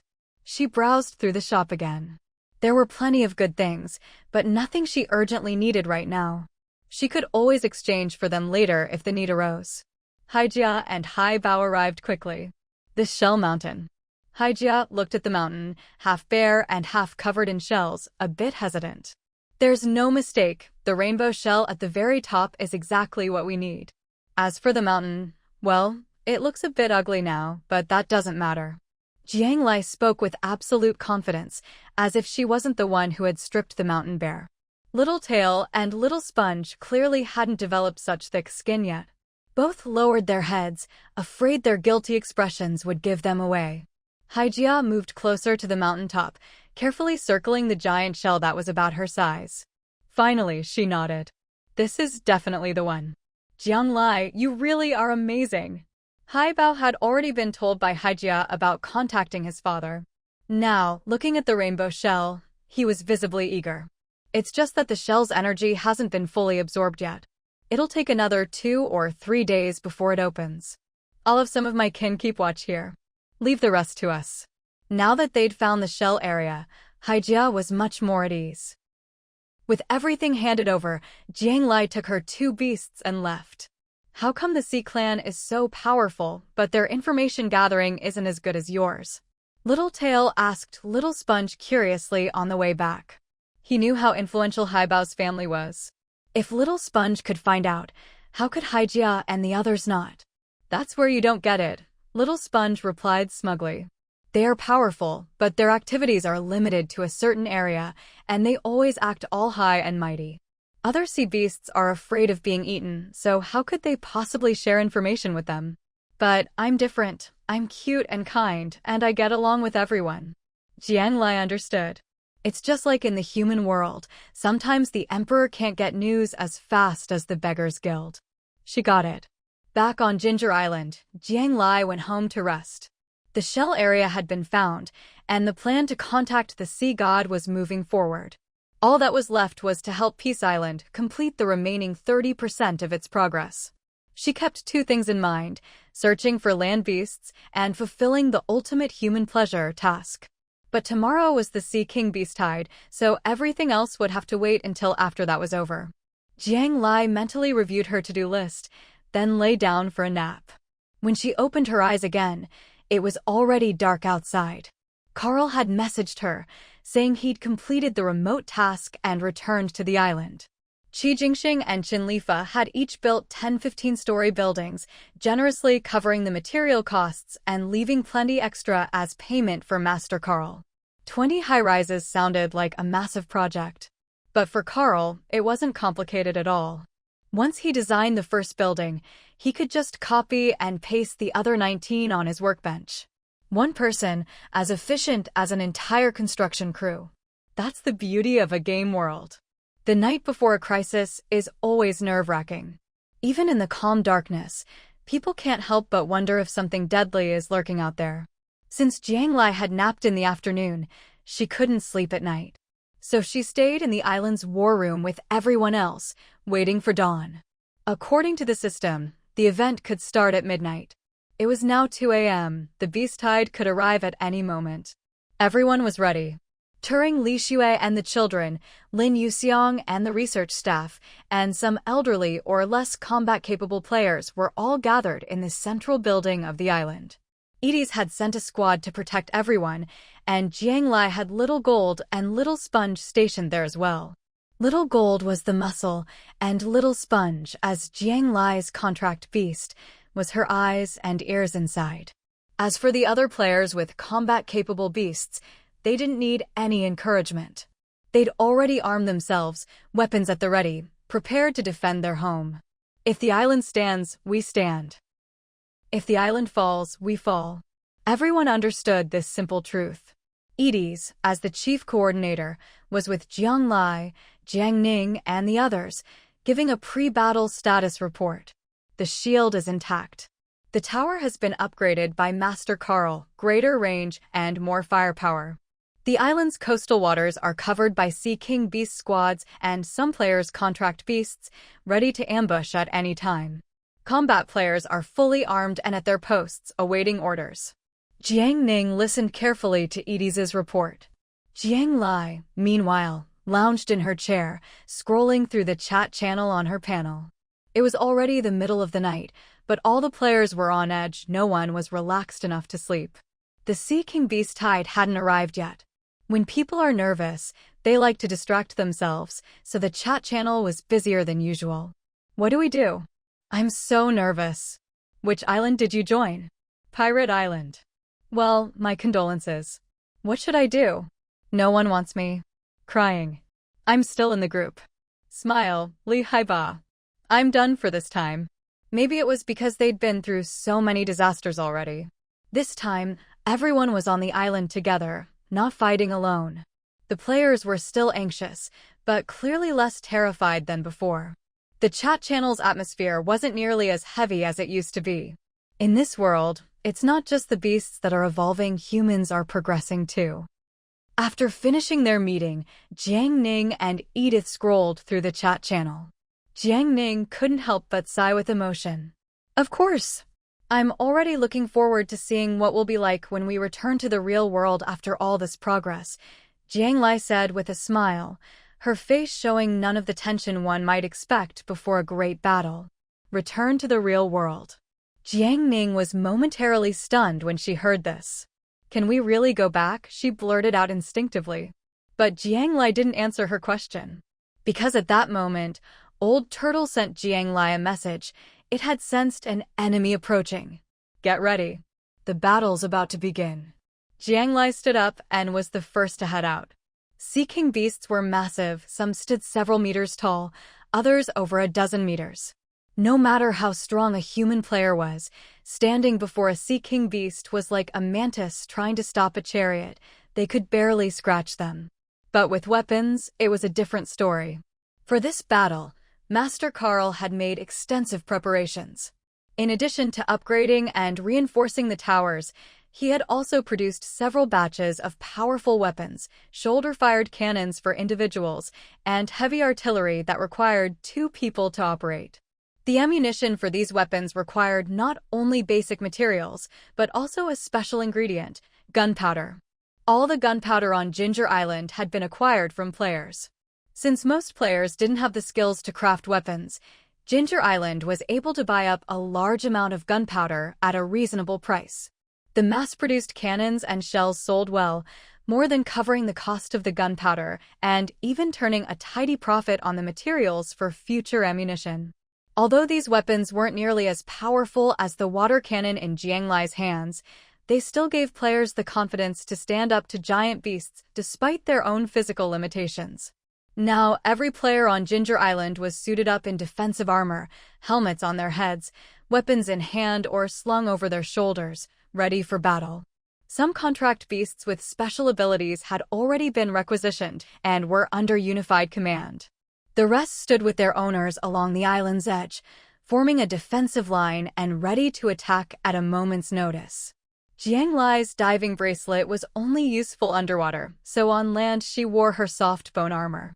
Better than nothing. Jiang Lai led her group to the shore, the direction from which Old Turtle had sensed the enemy's approach. Lai, I can sense the energy fluctuations too, Little Tail said, dunking her head into the sea for a moment to concentrate. Looks like about 17 or 18 of them. 17 or 18 on the surface, not a large number. Compared to previous beast tides, which numbered in the hundreds or thousands, it was nothing. But the ordinary players nearby tensed up immediately. Sea King beasts were rare. Even in the ocean, there was usually only one per region. Each one could send countless players to a watery grave. And with their sheer size, 17 or 18 Sea King beasts were like a dozen or more mobile mountains bearing down on them. Still, Jiang Lai, Jiang Ning, and Edith remained calm. Ginger Island itself had a Sea King beast squad of 10 well-trained beasts. Add in Jiang Lai's White Snake, Old Turtle, and Little Gold, and that made 13. Jiang Ning and Edith's contract beasts were also Sea King beasts, as were those of several other top players on the island. Altogether, Ginger Island now boasted over 30 Sea King beasts. And that didn't even count Little Tail, who was even stronger than a Sea King beast, a half-sea tribe powerhouse. However, since the island was large and there were many coastal areas to defend, Edith hadn't concentrated all the Sea King beasts in one place. Only about 10 were stationed here as the first line of defense. The island's protective shield served as the second line. With their own Sea King beasts on the front line, they could attack or retreat as needed, maintaining a significant advantage. Combined with the players' ranged attacks and the firepower from the towers, it should be enough. Ordinary contract beasts, being much weaker than the Sea King beasts, weren't put on the front line.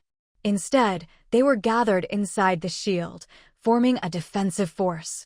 If any enemies slipped past the first line and attacked the shield, this army of hundreds or thousands of regular sea beasts would be ready to fight back. Edith's deployment was thorough, almost no resources were wasted. And with Jiang Lai stationed at the main point of attack and Little Tail, the island's strongest fighter, ready to charge into battle, 17 or 18 Sea King beasts were nothing to fear. Everyone's eyes were fixed on the distant sea. As the Sea King beasts drew closer, they first heard a chorus of fierce, varied roars. Then, the massive beasts began to emerge from the water, their huge heads breaking the surface, some with sharp horns and spikes, others covered in festering boils and sores, all looking terrifying.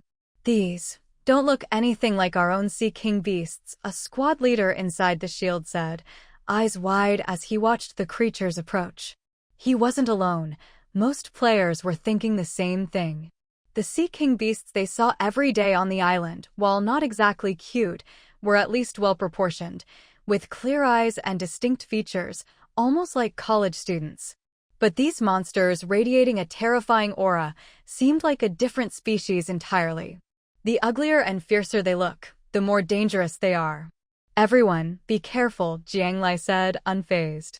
Most players rarely ventured into the sea, but Jiang Lai, who did so often, knew the truth.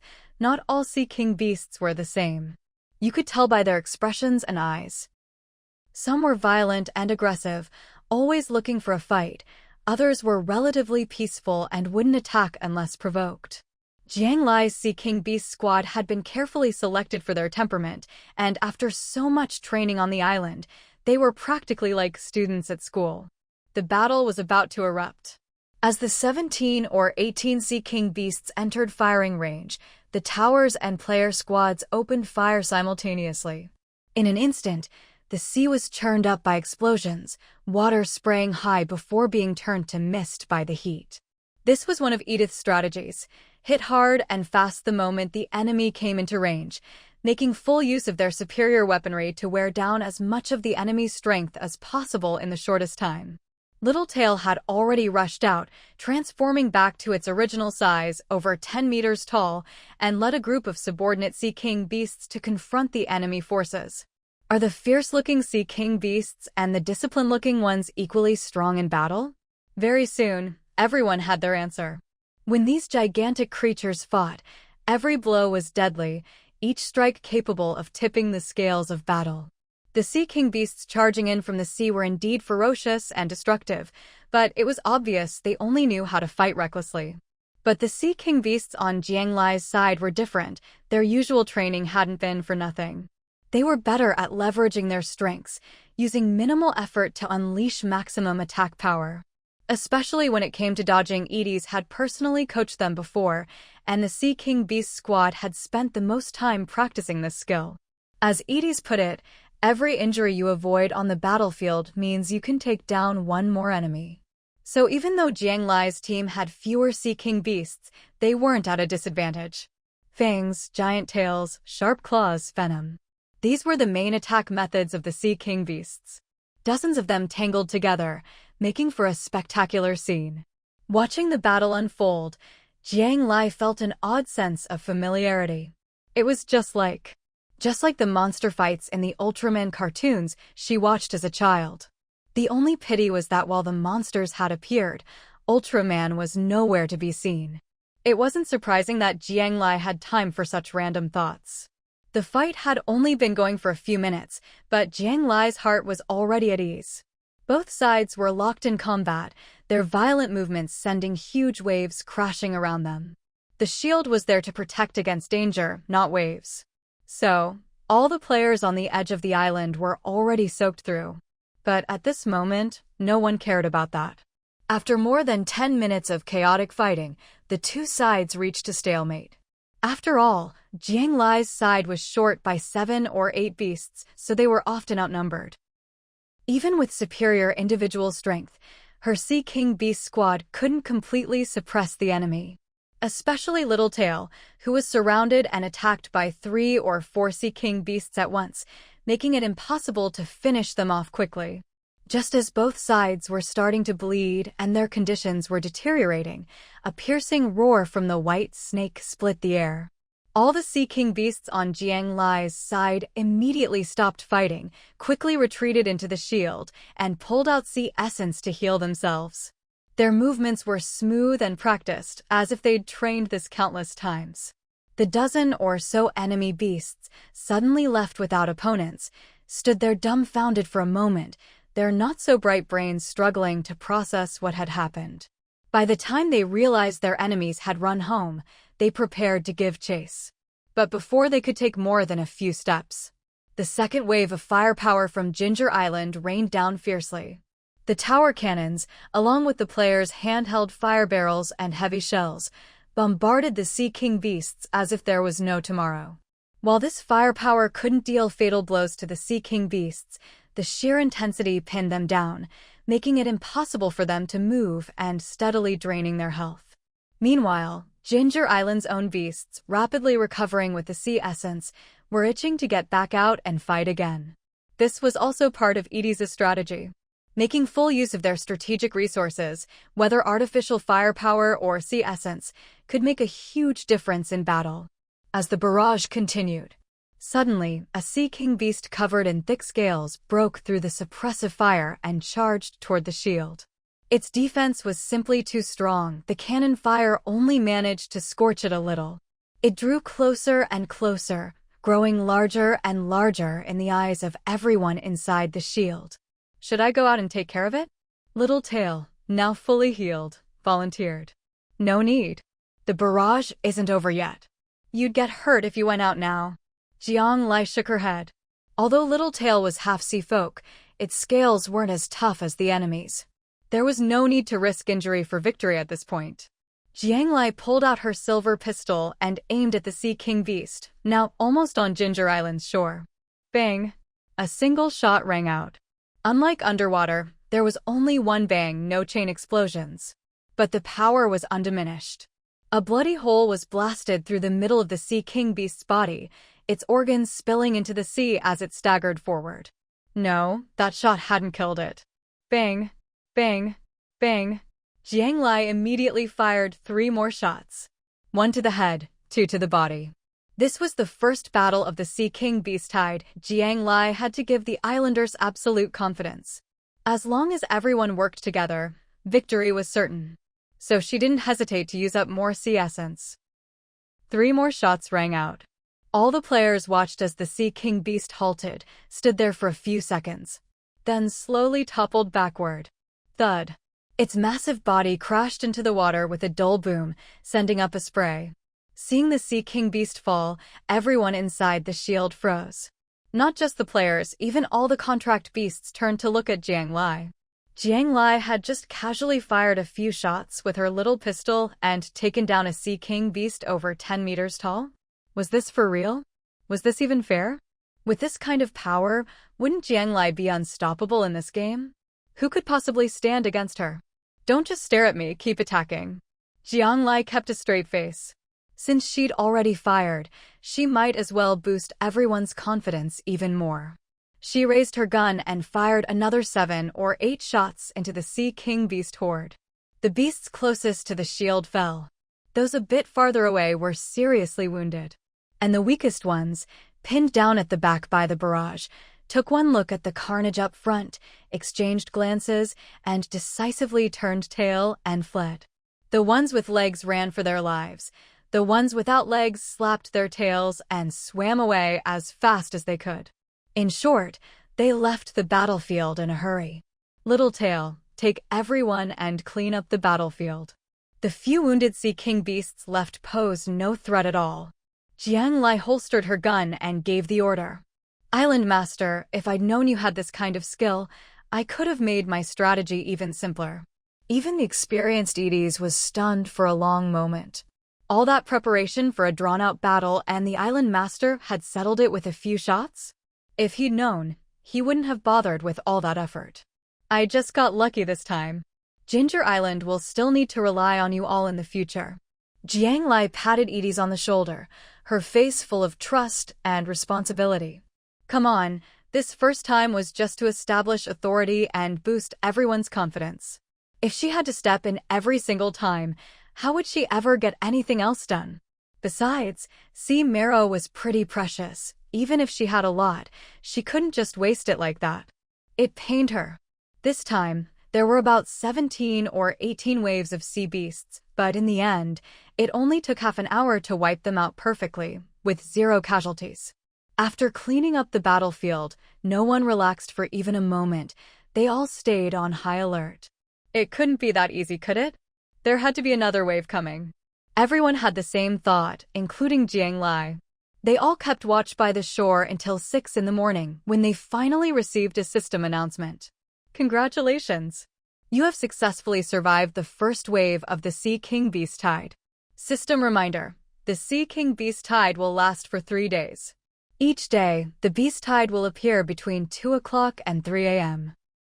And the number of Sea King beasts will increase daily. Keep it up. Warriors, Pick up your weapons and defend your homeland. It wasn't until the system announcement appeared that everyone finally breathed a sigh of relief, their tense bodies relaxing at last. Only one wave every night? That was manageable. Fight at night, rest during the day. If they had to stay on guard 24/7, that would really be unbearable. Jiang Lai read the system message several times over. She had only one thought. That's it? Just 3 days, and the first day's battle on Ginger Island was over in half an hour. If it was just a dozen or so Sea King beasts each time, then with the population base of Ping'an Island and Tianhe Island, their battles would go even more smoothly than hers. After all, those two islands had way more people and more players who had contracted Sea King beasts. Conservatively, each island must have at least 100 contracted Sea King beasts. Thinking of this, Jiang Lai immediately sent messages to Qi Jingxing and Qin Lifa. She didn't get a reply right away. They'd all been up all night and just got the system announcement, probably busy reorganizing things on their islands. Qin Lifa and Qi Jingxing both handled everything on their islands personally. Unlike Jiang Lai, who was basically a free agent, Jiang Ning and Edith had already taken care of all her work for her. The system announcements had never lied before. But just in case, after some discussion, Edith still arranged for the Sea King Beast Squad to patrol the island in shifts, ready to report any situation immediately. As for the Islander players who had stayed up all night, except for the squad members on patrol, everyone else went home to rest. Get some good sleep during the day, so they'd have the energy to fight through the night again. Jiang Lai went home, took a shower, ate, but couldn't sleep, so she just opened the chat channel to browse. By then, Qin Lifa and Qi Jingxing had finished their arrangements and messaged her back. Jiang Lai compared the 3 of their messages. Sure enough, regardless of island size or population, the number of Sea King beasts that appeared was about the same. All around a dozen or so. And, because they had more people and better defenses, Ping'an Island and Tianhe Island handled it easily. Though not as fast as Jiang Lai's half-hour, neither island had to use even half their strength. The only thing they didn't know was just how much the number of Sea King beasts would increase each day, as the system said. Surely it wouldn't jump from a dozen the first day to hundreds the next? That would be way too much. Some rejoice, others worry. Jiang Lai, Qi Jingxing, and Qin Lifa were all chatting happily. The islanders on those 3 islands were also joking around in the chat channel, and the trading platform was bustling. But not everyone was so happy. Hwarong Island and Wanshou Island didn't allow players to land, so there was no news from those islands in the channel. Some players from Shanghai Island did speak up. Because since she always advocated for individual strength and survival of the fittest, players on Shanghai Island had no cohesion at all, and even often clashed. When the beast tide hit, they fought together, but there was no real unity. Everyone was scattered, and many players and their contracted beasts were injured. Although they survived the first day, morale was low. Many players were already privately contacting Tianhe and Ping'an Islands, hoping to be accepted. Thanks to Master Carl's high-rise buildings, population density was no longer an issue. Both Qi Jingxing and Qin Lifa were happy to accept new immigrants. Last night's battle had shown them the benefits of strength in numbers. Players and their contracted beasts were both resources and productive forces. So more and more Shanghai Island players left, taking their boats to Ping'an or Tianhe Island.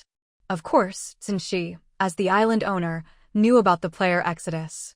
But he didn't care, nor did he try to stop them. In his view, Shanghai Island should only be for the strong, and those who left were just the eliminated in survival of the fittest, useless trash. Compared to Shanghai Island, Pirate Island's situation was even worse. Pirate Island had always accepted anyone, but still had very few people. And almost all of them were the lowest level, weakest players, those who had no other choice. Sea King Beast contracts? Only Li Haibao and a few of his earliest cronies had them. As for the other new Islander players, forget it. A handful of contracted Sea King beasts was useless against the beast tide. By rights, they shouldn't have survived the first wave.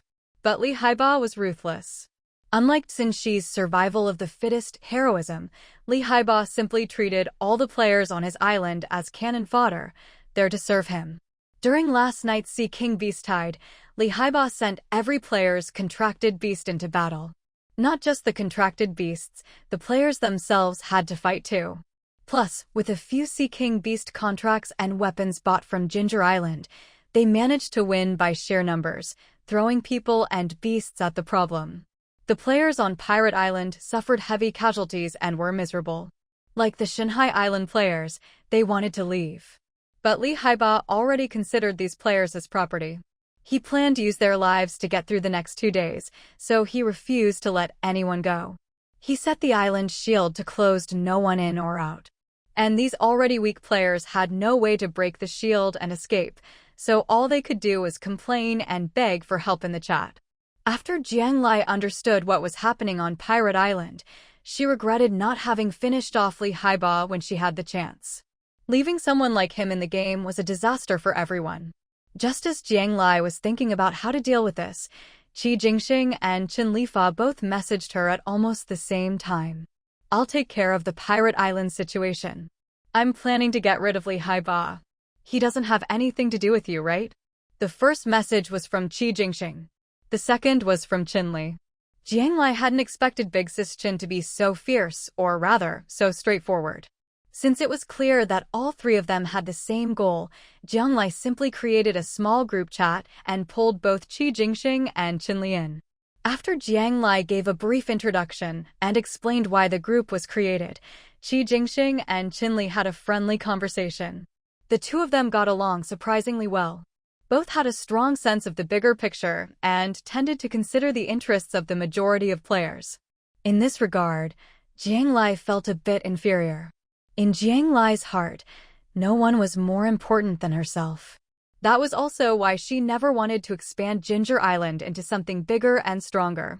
Qi Jingxing and Qin Li were naturally more suited to be leaders than she was. In the group chat, after a friendly and productive discussion, the three quickly reached an agreement. Pinyin Island would annex Pirate Island, with Tianhe Island and Ginger Island providing support. They would try to finish this as quickly as possible so as not to affect the evening's battle. The larger an island, the slower it moved, making annexation even more difficult. Given the size of Pinyin Island, even at full speed, it was impossible to catch up with Pirate Island. So, if they wanted to complete the annexation within a single day, or even less, they'd have to use their wits. And the key to that lay with Jiang Lai. Jiang Lai's mind spun rapidly, and she quickly came up with a good idea. In the chat channel, everyone was enthusiastically discussing what equipment they could buy from the store to deal with the Sea Kings. There was no shortage of clever players among them. Homemade gunpowder bombs were soon being produced assembly line style at the workstations. They weren't selling for much, just some shell coins or gunpowder materials. When you're only a little over a meter tall and facing a behemoth like a Sea King, cold weapons are basically useless. Only firearms and explosives matter. Some players brainstormed and came up with the idea that, when the Sea King tide arrived, everyone could take their shelters and head out to sea. Warships had cannons that could attack. Submarines had underwater torpedoes and spikes. These could all hurt the Sea Kings. And with so many players, they could even intercept the Sea Kings far from the islands, surrounding and attacking them underwater. Actually, the island owners had thought of this too. The more conscientious ones, like Qin Li, Jiang Lai, and Qi Jingxing, wouldn't do it. Because the casualties for players fighting underwater would be far too high. If a warship or submarine was sunk by a Sea King, the players inside would have almost no chance of survival. As for the less scrupulous ones, like Haibao, the only reason they hadn't used this strategy was that no one knew which direction the beast tide would come from on the first day, maybe from all sides. No one had prepared for underwater combat.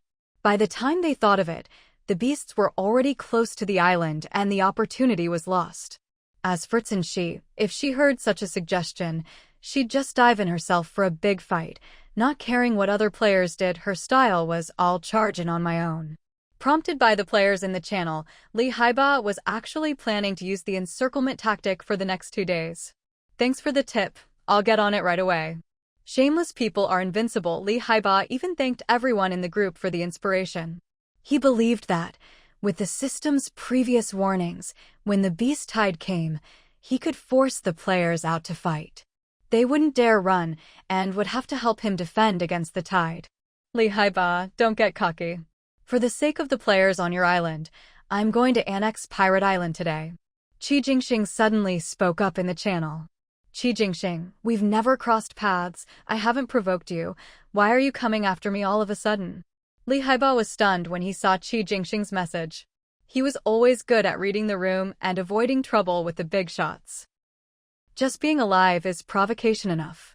Maybe he'd been in charge for too long, but Qi Jingxing's tone was no longer as soft as before.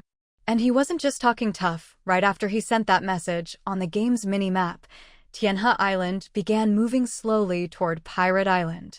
Haibao, of course, noticed the change on the mini-map and immediately grew restless. He quickly steered Pirate Island toward Ginger Island. Although Tianhe Island was bigger and slower than his own. You never know, right? Everyone knew Ginger Island could accelerate. What if Tianhe Island had the same ability? Better safe than sorry. To be on the safe side, Haibao fled at top speed. Why head toward Ginger Island? Because Haibao had dealt with Jiang Lai before. While it hadn't been a pleasant experience, he knew Jiang Lai wasn't greedy and had no intention of expanding Ginger Island. Her refusal to accept immigrants onto her island was proof enough. This brings us to the current positions of the islands. Pinyin Island, Ginger Island, and Tianhe Island formed a rough triangle at sea. Pirate Island was originally in the middle of this triangle, closer to Tianhe Island and farthest from Ginger Island. Now, with Tianhe Island chasing him, Haibao chose to run toward Ginger Island rather than Pinyin Island.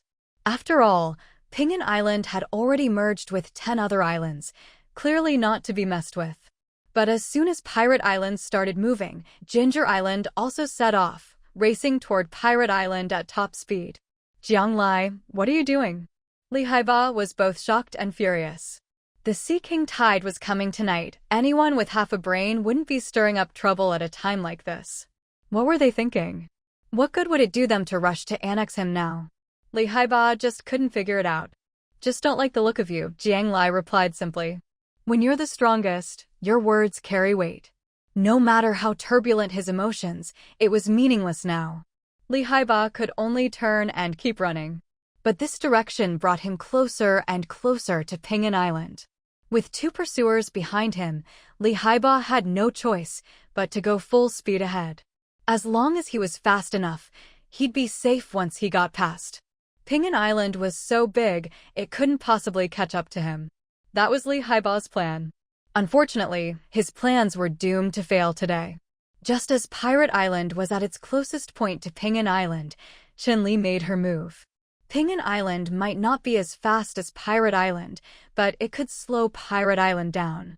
Although Qianli wasn't a master craftsman like Carl, who could create extraordinary weapons, her ability to unify an entire district was not to be underestimated. Peace Island didn't become the largest island by accident. It clearly had something special going for it. The island boasted a wide array of ranged weaponry. Unlike Jiang Lai's new energy weapons, Peace Island's arsenal bore a strong resemblance to real-world military hardware. This was probably related to Qianli's background. No doubt, Peace Island had also attracted a lot of talent from the real world. When Pirate Island came under attack from Peace Island, Haibao didn't hesitate for a second. He immediately decided not to fight back and instead focused on accelerating out of Peace Island's firing range. Given Pirate Island's size, it originally had a clear speed advantage. But Peace Island's firepower was simply overwhelming. Pirate Island's shield barely lasted any time before shattering. Almost the moment the shield broke, a large number of Pirate Island's players immediately deployed their shelters and abandoned ship to survive. Peace Island, showing mercy, temporarily ceased fire as the players fled. At this point, Haibao had no time to worry about losing players. He only blamed himself for having too many people on his island, which slowed his escape. With Peace Island's temporary ceasefire and the exodus of players, Pirate Island's speed did pick up. But before Haibao could celebrate, his smile quickly faded. At some point, Ginger Island had already blocked his path ahead. From Haibao's vantage point, He could even see the cannons on Ginger Island aimed right at him. With Ginger Island intercepting from the front and Peace Island closing in from behind, he tried to escape to the side, only to find that was exactly where Sky Union Island was approaching from. Although Sky Union Island wasn't as fast, if Haibao dared to flee in that direction, he'd run right into them, and the result would be the same. It's over. It's all over. Haibao seemed to lose all his strength at once and collapsed into his chair. At some point, the once bustling room had become empty. His former confidants had already seen the writing on the wall. Knowing Pirate Island was finished, they escaped with their contract beasts and shelters, just like the other fleeing players. In the end, there was no great battle. Peace Island swallowed up Pirate Island almost effortlessly. The players who escaped from Pirate Island didn't go far. Once they saw the island had been taken over, they all begged Peace Island to take them in. Fa, to her credit, accepted all these displaced players. Haibao, knowing he'd made too many enemies and that he'd never meet a good end without his power, bought poison from the shop and took his own life. With the matter settled, Ginger Island immediately sailed away. For some reason, though, Sky Union Island didn't change course and continued slowly toward Peace Island. In less than half a day, the sea was calm again. But this joint assault stirred up a storm among the players on the channel. Everyone marveled at the mantis stalks the cicada, unaware of the oriole behind. What a brilliant feint and pincer move. It was clear that those who could become island lords were no ordinary people. These tactics were truly masterful. Players on the 3 major islands were especially excited. This incident made it clear, at least for now, Peace Island, Sky Union Island, and Ginger Island had a very good relationship. If possible, who wouldn't want peace? A harmonious society is humanity's eternal pursuit. Qi, thank you for letting me have Pirate Island. On behalf of all of Peace Island, I appreciate your contribution. In their small group chat, Fa expressed her gratitude sincerely. If it were Jiang Lai, she would have felt awkward with such words. But obviously, Qi wasn't an ordinary person in the real world either. His values aligned closely with Fa's. This is what I should do. Achieving a perfect civilization is the common goal of all players. Sky Union Island is still far from that goal, but Peace Island is already very close. I'm willing, just like Jiang Lai, to help Peace Island achieve a perfect civilization. Not only that, I'm willing to merge Sky Union Island into Peace Island. Please accept us. Even Jiang Lai was surprised by this. She'd always known Qi was determined to complete the perfect civilization quest. But she hadn't expected him to be so selfless, willing to hand over the large, painstakingly developed Sky Union Island for the sake of the mission. Or rather, to merge it. Fa was silent for a long time too, clearly not expecting Qi to make such a decision. After all, she hadn't interacted much with him before. But Qi decision wasn't made on a whim. Compared to power, he wanted more than anything to leave this man-eating game and return to the real world, to his family and friends. So when he learned from Jiang Lai that Peace Island's quest progress had reached 70%, he'd already started considering this. He just hadn't known Fa well enough at the time. But after learning that Jiang Lai trusted her, Qi became more inclined. And after actually talking with Fa today, Qi realized their values aligned in many ways. After all, ever since the Sea King Beast event forced everyone onto the islands, it was clear the game wanted players to band together. Everyone was working toward the same goal. In this situation, merging small groups into a larger collective was the natural course. If you can trust me, I'll do everything I can, give everything I have to bring everyone home. After a long silence, Fa replied. Those who truly want to make a difference don't waste time. Jiang Lai watched as Sky Union Island drew closer and closer to Peace Island, then quickly merged into a single island. Since Sky Union Island was smaller, it was absorbed into the larger Peace Island. Qi made this decision without informing anyone except his closest confidants. So when the 2 islands became one, everyone was stunned. Especially the original residents of Sky Union Island. Who am I? Where am I? looking around at their surroundings.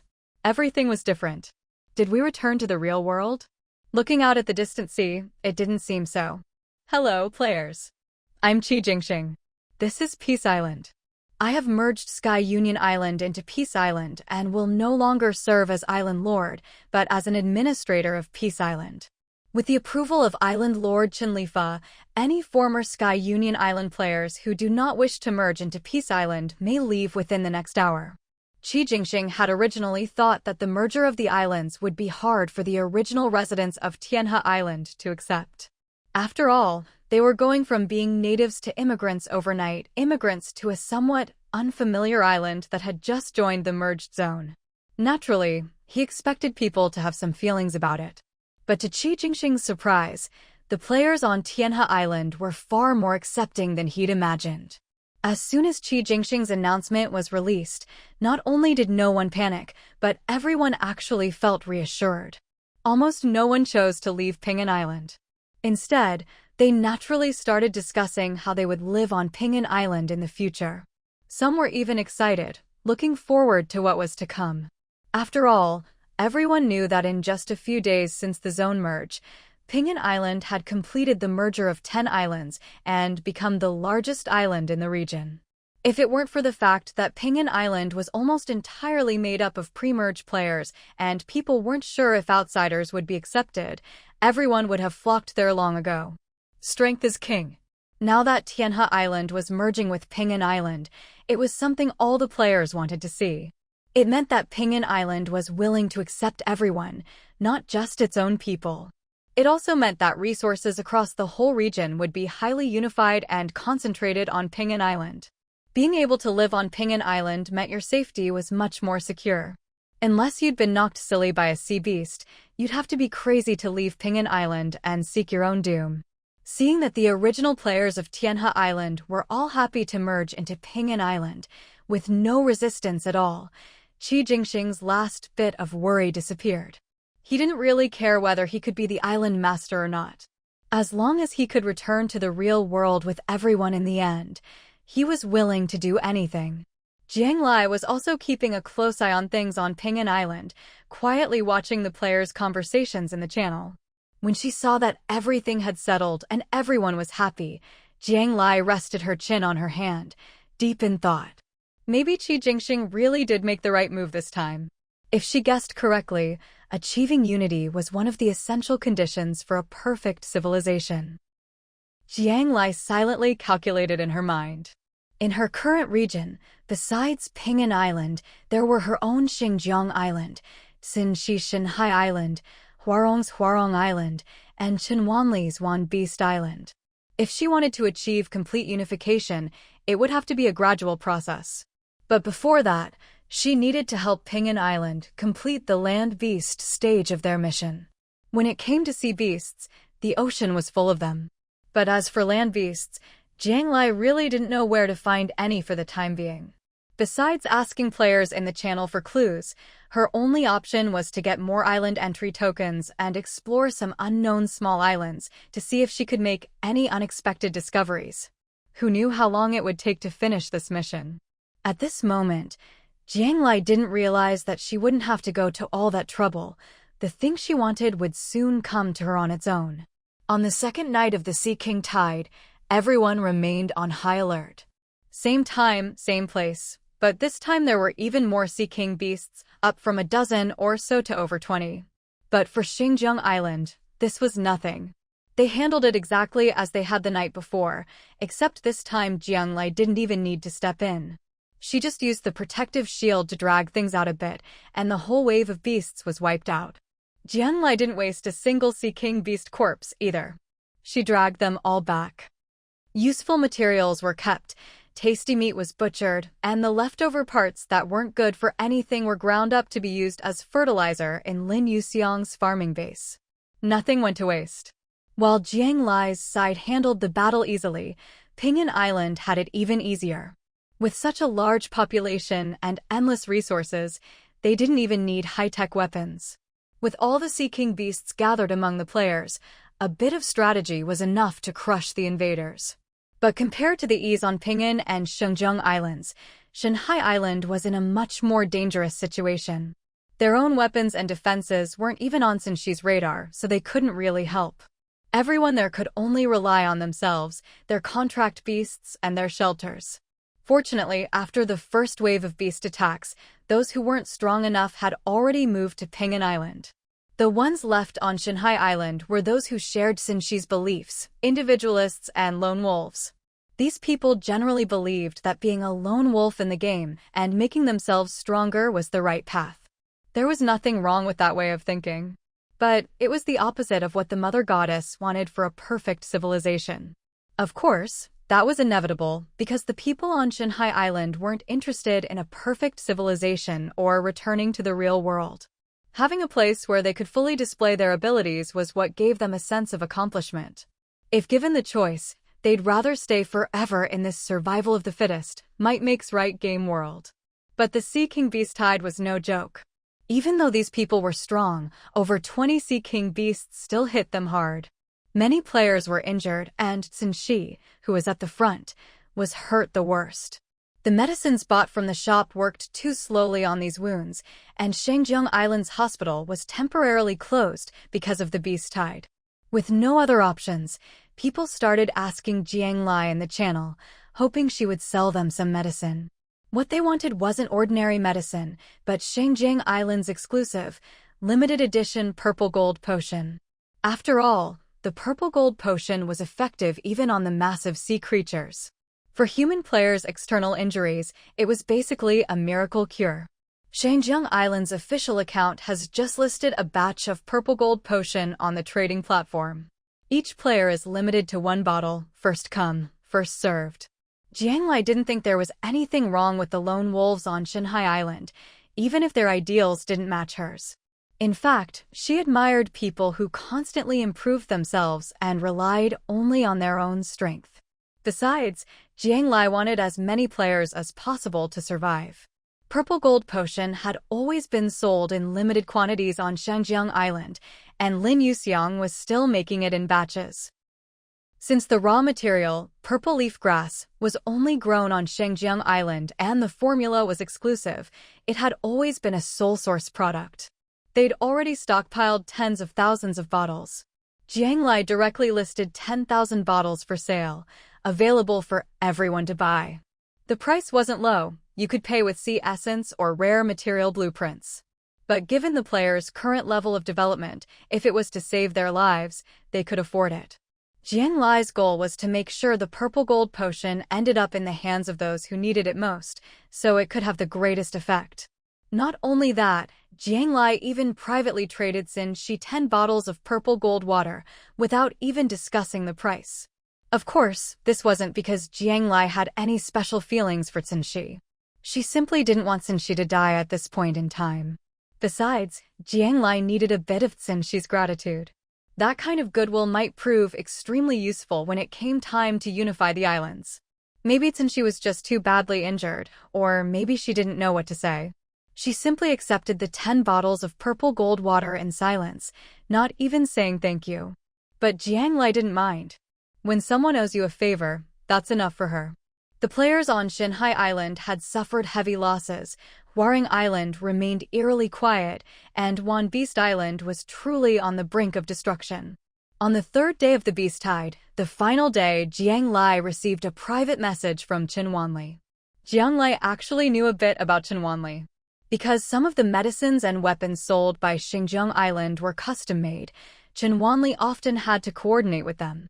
And since the needs of an entire island were different from those of an individual, he'd previously tried to establish contact with Jiang Lai to purchase large quantities directly from Shangjiang Island. Naturally, there was no reason to turn down business that came knocking at her door. What's more, Jiang Lai had always intended to maintain good relations with other islands, so she'd always offered Qin Wanli a price slightly below market rate, keeping things friendly between them. It was precisely because of this relationship that, when trouble struck, Qin Wanli reached out to Jiang Lai first for help. Jiang Lai, I don't think I can make it through this last beast tide. Can you help me? Name your price. Jiang Lai was surprised to receive Qin Wanli's plea. Up until now, no one had revealed any news about Wan Beast Island or Waring Island. But compared to the complete mystery of Huaring Island, Jiang was at least somewhat talkative, occasionally posting in the channel forums. It was clear he had some special beast-taming abilities, and there were quite a few sea beasts on Wan Beast Island. The number of Sea King beasts must have been astonishing. Could it be that even all those Sea King beasts weren't enough to withstand the beast tide? Jiang Lai voiced her doubts. At this point, I might as well tell you the truth. At the start of the game, my wife and I had a stroke of luck that let us increase our intimacy with beasts, so they'd obey us to a certain extent. So on Wan Beast Island, we raised a lot of beasts. While not all of them were contracted, they'd always listen to us. But the impact of the Sea King beast tide scattered most of the Sea King beasts and sea beasts on our island. That's when I realized that intimacy alone wasn't enough to make them fight to the death for me. Jiang paused here. Clearly, he developed real feelings for those beasts, and now that disaster had struck, and they'd all scattered, he couldn't help but feel a bit bitter. If it's just you and your wife left on Wan Beast Island, and all the beasts have run off, I suggest you just give up on Wan Beast Island and join Ping'an Island, Jiang Lai said bluntly.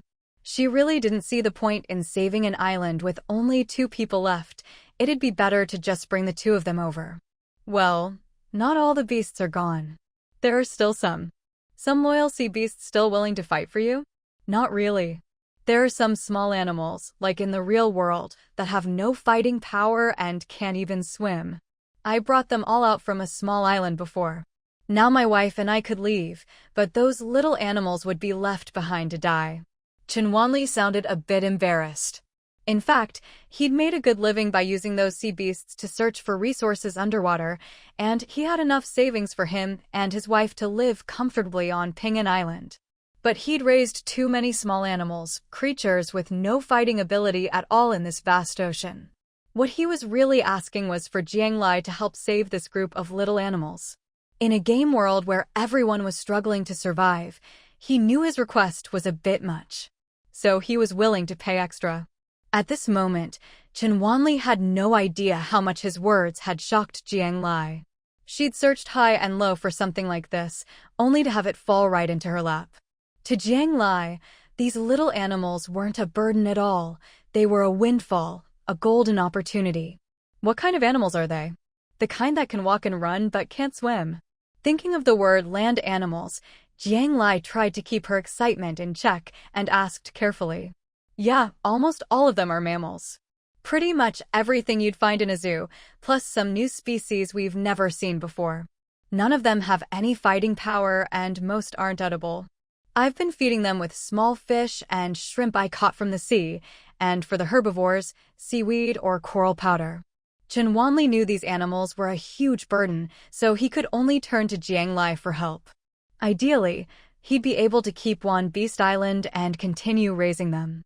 Jiang Lai was momentarily stunned by this huge surprise. After a while, she finally said, "If we merge Wan Beast Island with Ping'an Island and bring all the animals over to be raised there, would you be willing?" "Of course. But would Ping'an Island be willing to spend the manpower and resources to keep these useless animals? There are a few chickens, ducks, cows, and sheep that could be used for food, but not many. And I really don't want these animals to go extinct." Jiang Lai understood what Jiang meant. If those livestock could be bred into herds, they could eventually be used as food. But before that, he didn't want all the animals ending up on the dinner table. "I can promise you right now, your animals will all be well cared for. Once you're on Ping'an Island, you'll still be in charge of managing them." "That's great. When can we merge with Ping'an Island? Can we do it now?" Jiang Lai's words lifted a huge weight from Jiang heart, and he became impatient to move. All his Sea King beast companions had returned to the ocean, and Wan Beast Island was now an empty shell, a heavy burden on his shoulders. With the next beast tide about to hit, he couldn't wait to move to Ping'an Island. While Jiang Lai was talking to Jiang, she'd already relayed the information to Jiang Li hadn't expected that, before the 3 days of beast tides were even over, there would be progress on the land animal front. As for the things Jiang cared about, Jiang Li cared even more. He immediately told Jiang Lai to let Jiang know, after Wan Beast Island merges with Ping'an Island, Pinyin Island will provide food for the animals, while Jiang and his wife will remain fully in charge of their care. Pinyin Island will also assign people to help and even pay the couple a salary. You have to understand, what Jiang and his wife brought wasn't just a group of beasts, they also brought two talented individuals who could build close bonds and communicate effectively with animals. Such talent was in high demand on Pinyin Island. This was a huge relief for Pinyin Island, solving a pressing problem. Both sides communicated their intentions through Jiang Lai, who acted as the intermediary. Everyone was extremely satisfied, feeling like they'd struck a great deal. With that, Jiang Lai could step back and let them work things out on their own. The merger process between the two sides moved quickly. By the afternoon, Beast Island had already disappeared from this stretch of sea, and Pinyin Island had grown even larger. Jiang Lai also sent good news to Jiang Lai. The Beast mission was a complete success, and the perfect civilization task progress had risen to 80%. Pinyin Island was now just one step away from achieving the perfect civilization, the final stage of earthly paradise. Everything was going perfectly. Jiang words also served as a reminder to Jiang Lai. That is, while you can build a bond with the Sea King beasts, when it comes to life and death situations, whether they'll still risk their lives for you is hard to say. Jiang Lai's Sea King Beast squad only had 10 Sea King beasts. But after training, they had become a formidable fighting force for Shangjiang Island. It's important to note that Jiang Lai hadn't actually contracted all of these Sea King beasts. If a Sea King beast tide hit and some of them suddenly turned tail and ran, it would be a huge problem for her and Shangjiang Island. Jiang Lai couldn't help but seriously consider this issue. Fortunately, Shangjiang Island had a special beast-taming prodigy, Mingyan. Ever since Jiang Lai brought Mingyan out last time, she'd had him study under Li Shui. Now it was time for Mingyan to step up. When Jiang Lai saw Mingyan again, she noticed the boy smiled more, and his every move had picked up the habits of the players. He'd absorbed the vibe of Earthlings. Unlike Edith and Carl, Mingyan was still young, his mind and character not yet set. With Li Shui's careful guidance, the child was clearly thriving both mentally and physically. When it came to the loyalty of the Sea King Beast squad, Mingyan had his own methods. He went around and touched each Sea King Beast in the squad. That's all it takes. That's all. Jiang Lai wasn't sure what he meant. Yeah, any beast I touch, I can monitor its emotions at any time. For example, if an uncontracted Sea King beast's loyalty drops below 50%, it might defect. Right now, all the Sea King beasts on our island have 100% loyalty, so there's no problem. If their loyalty ever changes, I'll let you know so we can prepare in advance. Mingyan explained carefully. So your beast-taming ability is that you can sense their emotions at any time? That's a pretty great talent. In the future, if they run into unfamiliar sea creatures, bringing Mingyan along might have unexpected effects. Jiang Lai made a mental note. That's not all. I can also increase their intimacy or make them happier. But right now, these Sea King beasts already have 100% intimacy with you, so there's not much room for me to help. Mingyan casually patted the giant paw of a Sea King beast, which then lowered its head and affectionately nuzzled Mingyan's forehead, almost knocking him over.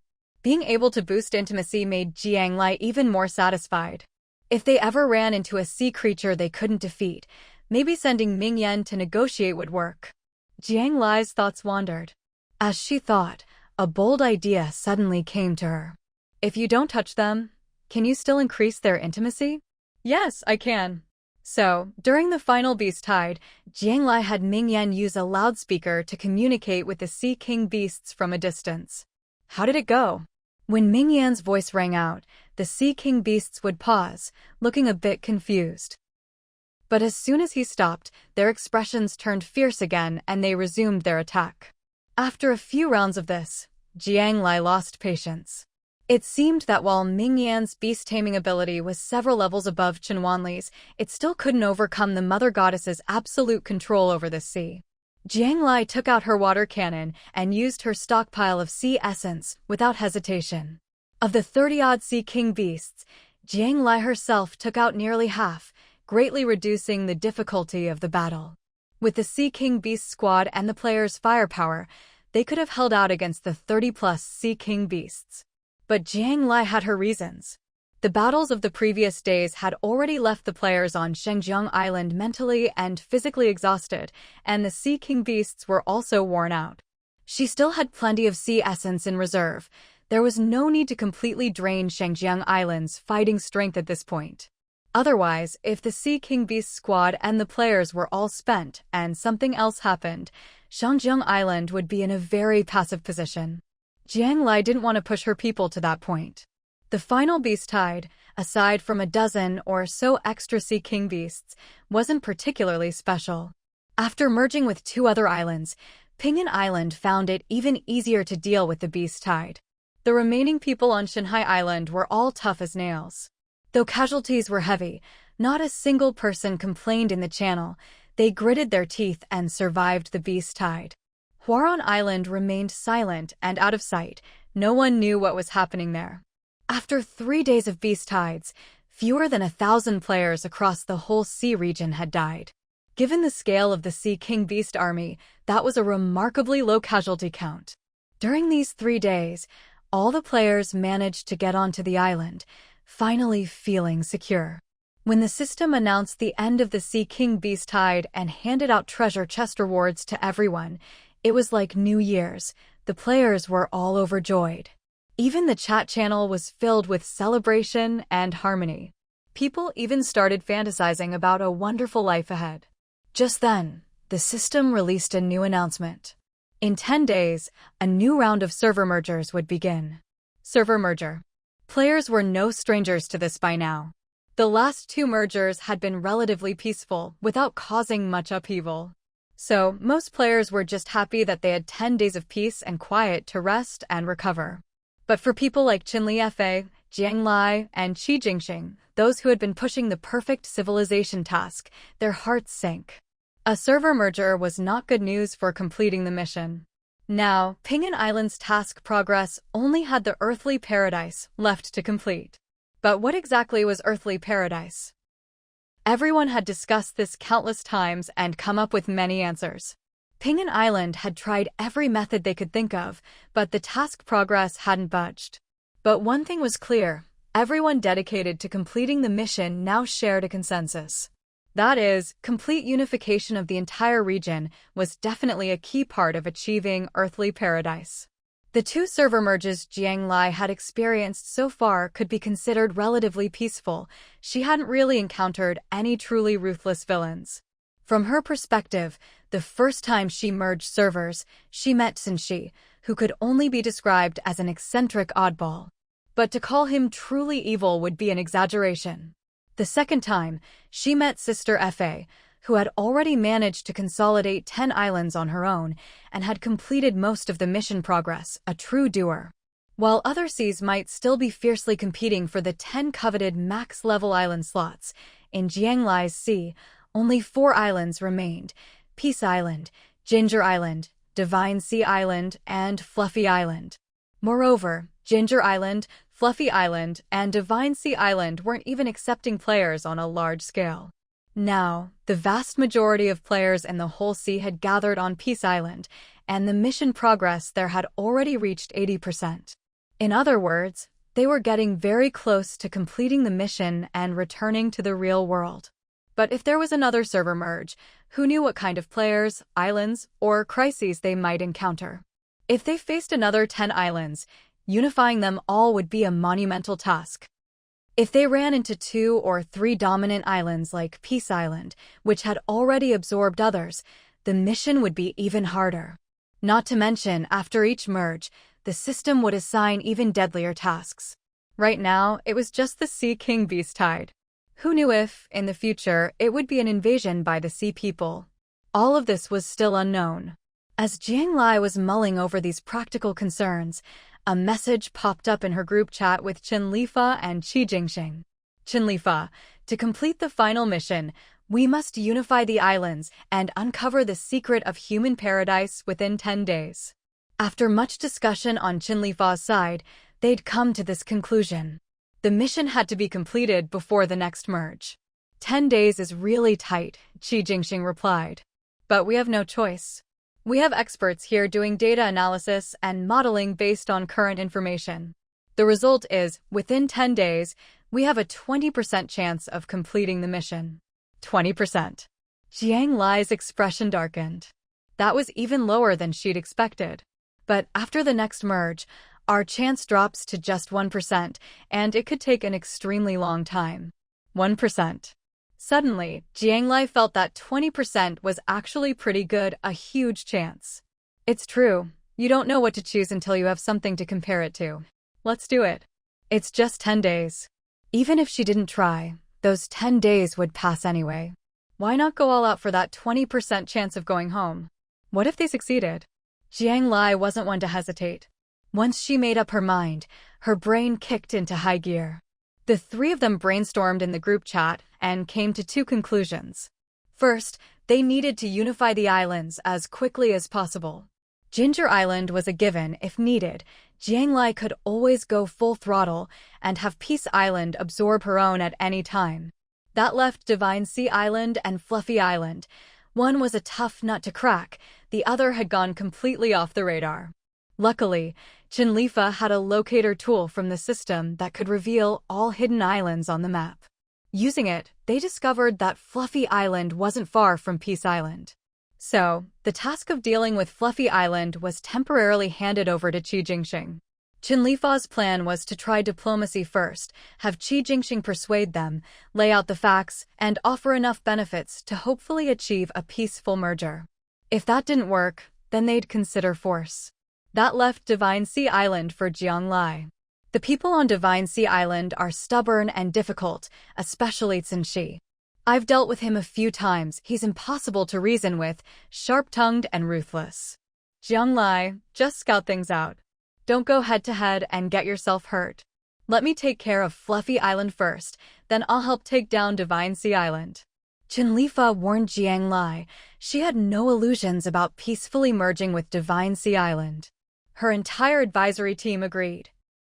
The only way was a forceful takeover, and they'd already drafted several battle plans. All right, I'll give it a try. Thinking of Cixi, Jiang Lai didn't feel too confident herself.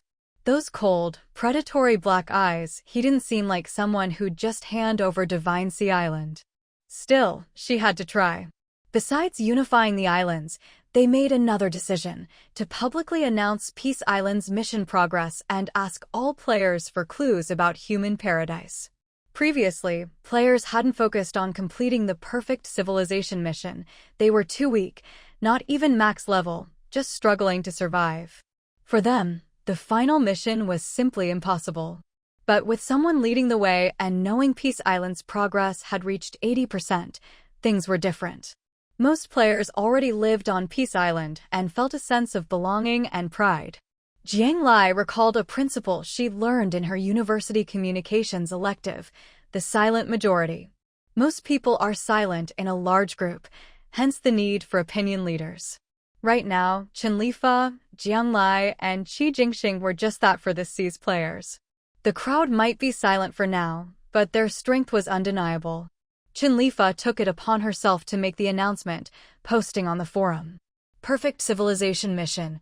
Only one step left, returning to the real world is within reach. The post detailed Peace Island's mission progress and the fact that only the final step, human paradise, remained. She widely called for clues from everyone.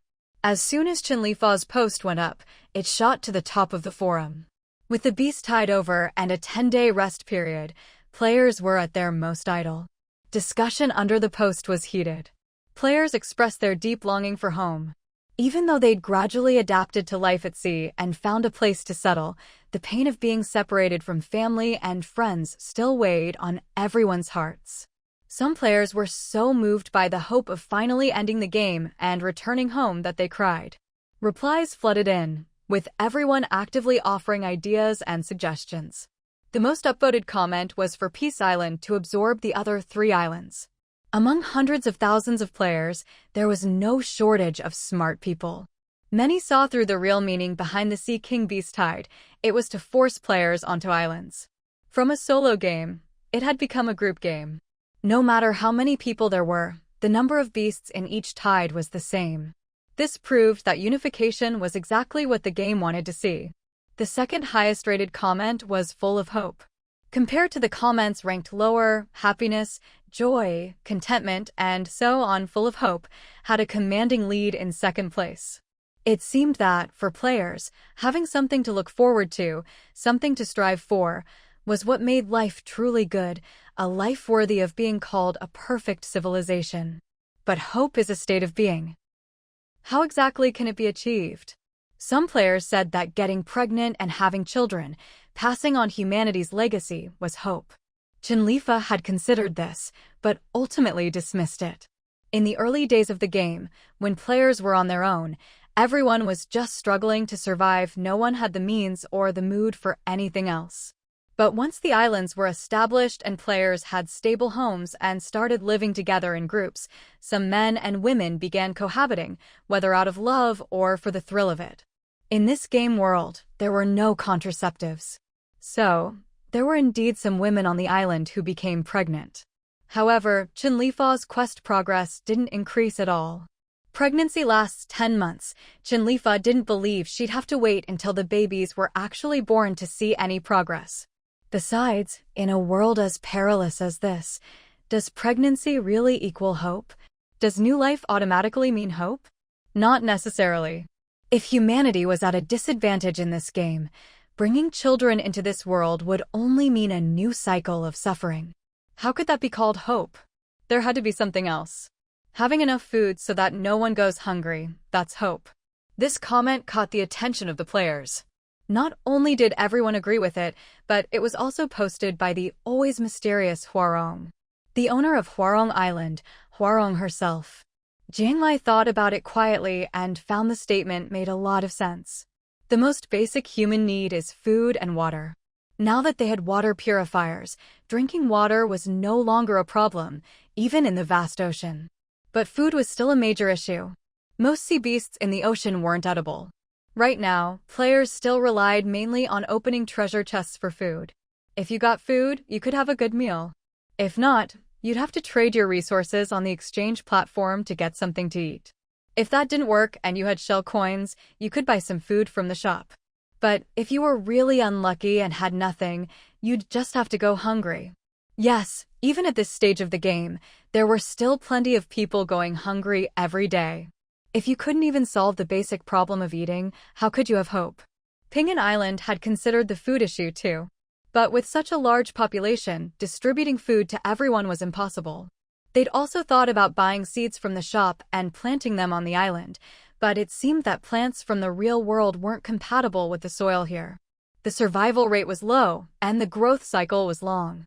Small-scale planting was possible, but large-scale farming to feed tens of thousands was simply out of the question. Jiang Lai remembered she'd collected some plants and seeds on her own little island and given them to Lin Yuxiang to plant. Even the purple gold grass was thriving under Lin Yuxiang's care.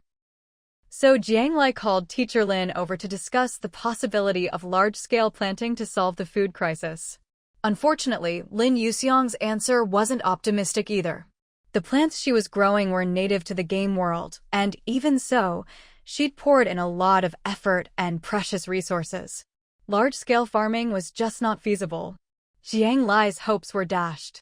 I have good news and bad news. Which do you want to hear first? In the small group chat, Chinlifa spoke up. The good news, Jiang Lai replied. She was already feeling down and didn't want another blow. I know how to achieve supreme bliss in the mortal world. System prompt. Since most players have already discussed and uncovered the secret, the truth of supreme bliss will now be revealed. Hearing this, Jiang Lai and Qi Jingxing both got excited. It seemed that openly discussing things on the forum really worked. Even if no one was completely sure, as long as most players agreed on something, the system would reveal it. That was great. To achieve supreme bliss, there are two requirements. The first is what we guessed. All islands in the region must merge into one.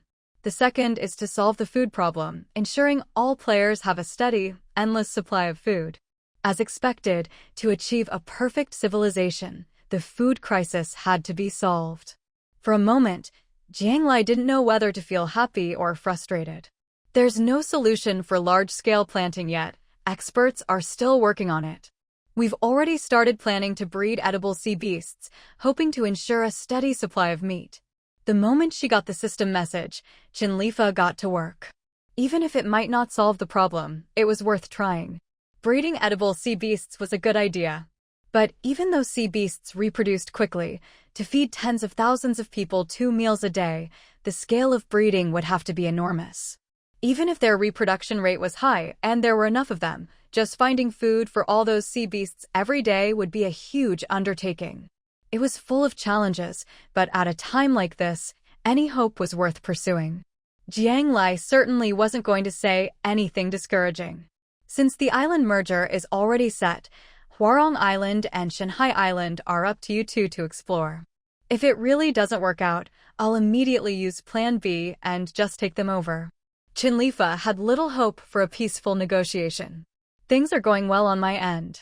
After Hwarong posted on the forum, I sent her a friend request and she accepted. Looks like she's softening up. Qi Jingxing planned to talk to Hwarong about the perfect civilization today. Since Hwarong was willing to comment on the forum, it meant she supported the perfect civilization quest and wanted to return to the real world. As long as their goals were aligned, everything else would be easy. Jiang Lai didn't want to waste any more time. She messaged Xinxi directly. I'd like to talk to you about something. Are you free? About a minute later, Xinxi sent over a location pin. Jiang Lai checked it carefully. It was a boat, not Shanghai Island. Are you afraid to come? Jiang Lai laughed. Taunts like that didn't work on her. I know what you want to talk about. As long as you come, I'll consider it. Xinxi replied quickly.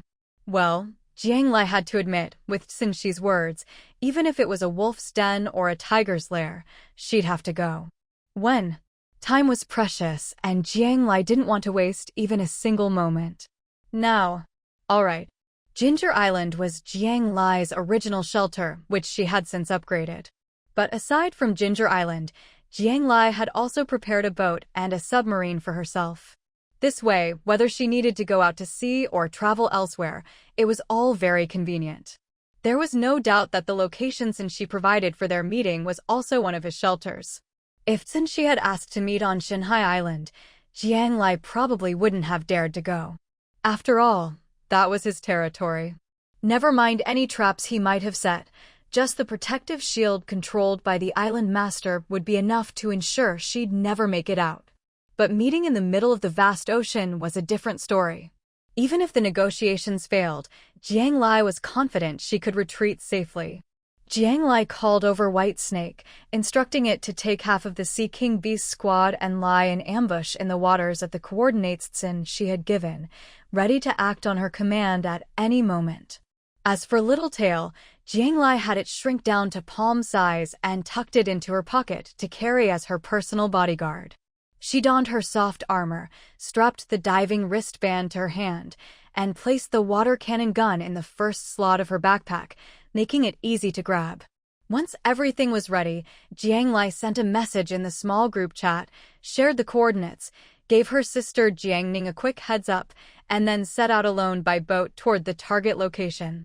Whether by coincidence or not, the spot Xinxi had chosen was very close to Ginger Island and far from Shanghai Island, almost as if he knew Jiang Lai would come looking for him.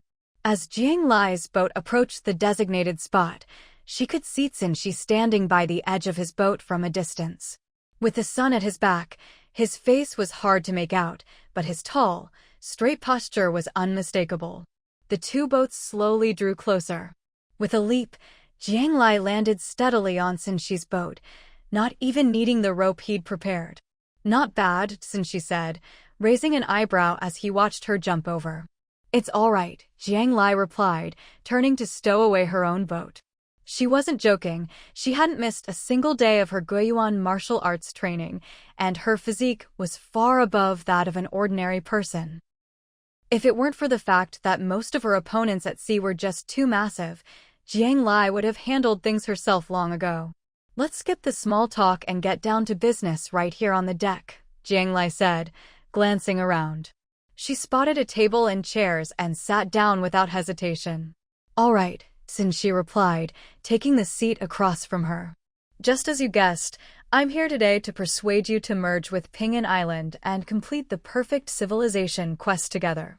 I didn't really expect much, but what did you mean by that message you sent me privately? Jiang Lai got straight to the point. Since she hadn't said there was room to negotiate, she wouldn't have come at all. I'm willing to merge with Ping'an Island. But I have one condition. You have to spend a day with me. Huh? Jiang Lai had been mentally communicating with White Snake, instructing the Sea King Beast squad to stay hidden underwater until she gave the order. But Xin Shi's words caught her completely off guard. What, are you crazy? Jiang Lai immediately stood up, ready to pull out her boat and leave. She was eager to complete the island merging quest, but not so desperate that she'd sell herself out. Forget it, she'd just take down Shanghai Island directly. The more Jiang Lai thought about it, the angrier she got. In just a few seconds, she'd already decided that when it came time to attack Shanghai Island, she'd make sure to lob a few extra shells and blow it to smithereens. Maybe she'd blow Xin Shi up too while she was at it. Seeing Jiang Lai's reaction, Xin Shi couldn't help but burst out laughing. He rarely laughed, but this time he genuinely couldn't hold it in. At that moment, Jiang Lai looked just like a bristling little kitten. Don't get the wrong idea. I don't mean anything else, just that you stay on my boat for a day, eat, drink, chat, and then go back in the evening. Tomorrow morning, I'll go to Ping'an Island for the merger, Xin Shi explained. He really didn't mean anything by it. Jiang Lai was just overthinking. Haven't we spent a few days together like this before? Just like before, he added.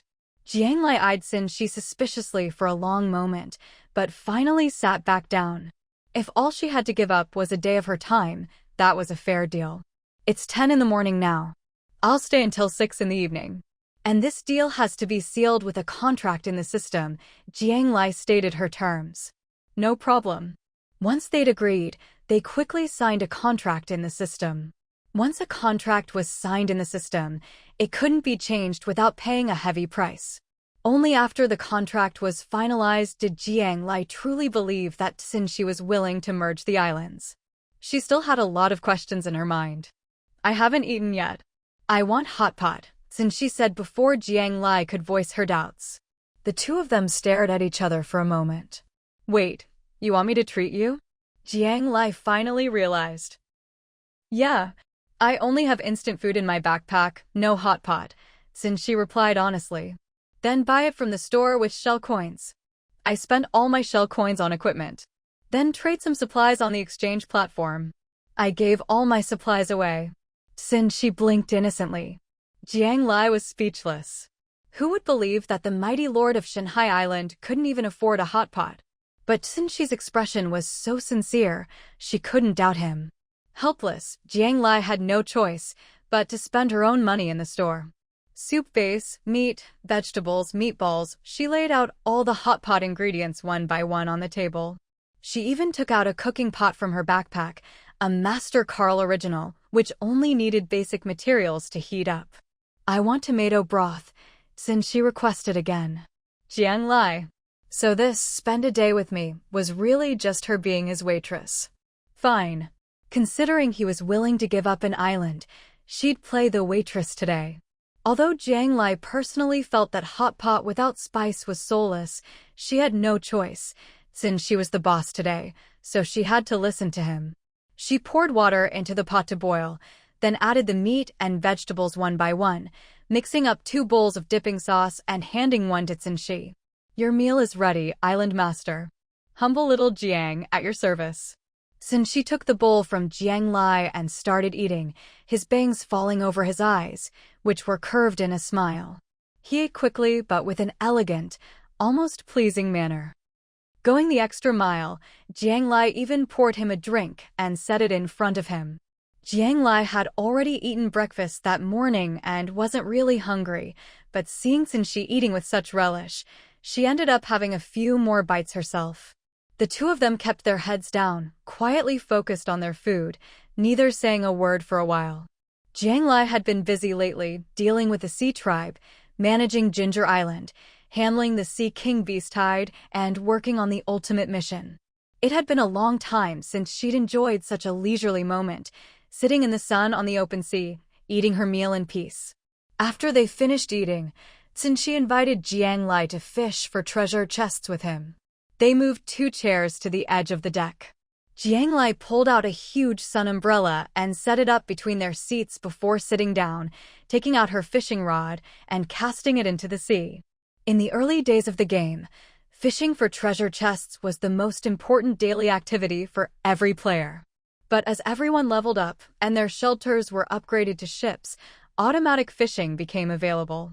Blueprints for the auto-fishing device had been released, and now they sold cheaply on the trading platform. Jiang Lai had been so busy lately that she barely had time to rest, let alone set aside a big chunk of her day to fish for treasure chests. Sitting down quietly to fish like this suddenly brought her back to those early days on her little wooden boat. Back then, her wishes were simple, just to catch some food or find something useful, anything that would help her survive in this game world. In the blink of an eye, so much time had passed. Now she'd grown enough that she no longer needed to rely on the supplies from treasure chests to live well. You didn't want the ultimate mission to succeed before. What changed your mind? As they fished in companionable silence, Jiang Lai finally had time to enjoy the scenery and chat properly with Xinxi. During the Sea King Beast Tide, some people died on Divine Sea Island, and a lot more were seriously injured. I gave all my shell coins and supplies to everyone so they could buy medicine. Now I'm broke and, honestly, I don't feel like being the island master anymore. Xinxi stared at his fishing rod. Jiang Lai couldn't tell what he was really thinking from his expression. She knew he wasn't telling the whole truth, so she kept her gaze on him. All right, fine. I just think it's all kind of pointless. When I first entered the game, I thought that as long as I was strong enough, I could conquer anything and live even better than before. But now I realize that's not how it works. There's an invisible hand controlling everything behind the scenes. Some of the things lurking under the sea are things we players could never defeat, not in a lifetime. What Xinxi didn't say was that during the Sea King Beast Tide, he'd been badly injured. He'd given all his supplies to the other players, and if Jiang Lai hadn't sent him those medicines directly, he would have been dead and gone to the sea by now. Giving away all his supplies wasn't about being selfless. It was just that, ever since he'd learned the truth behind the game, he'd lost the will to live. Jiang Lai nodded as she listened, as if she completely understood what he meant. You know about the Mother Goddess and the Sea Tribe now. She spoke in a matter-of-fact tone. Xinxi's current state of mind was just like hers had been when she first learned those secrets. That overwhelming sense of powerlessness had haunted her for days, too. But because she still had family, friends, and countless players relying on Ginger Island, Jiang Lai had managed to pull herself together. That was also when she made up her mind to leave this game world. Humans were weak and passive in this game. From the moment they entered, their fate was entirely controlled by outside forces. No one liked that feeling.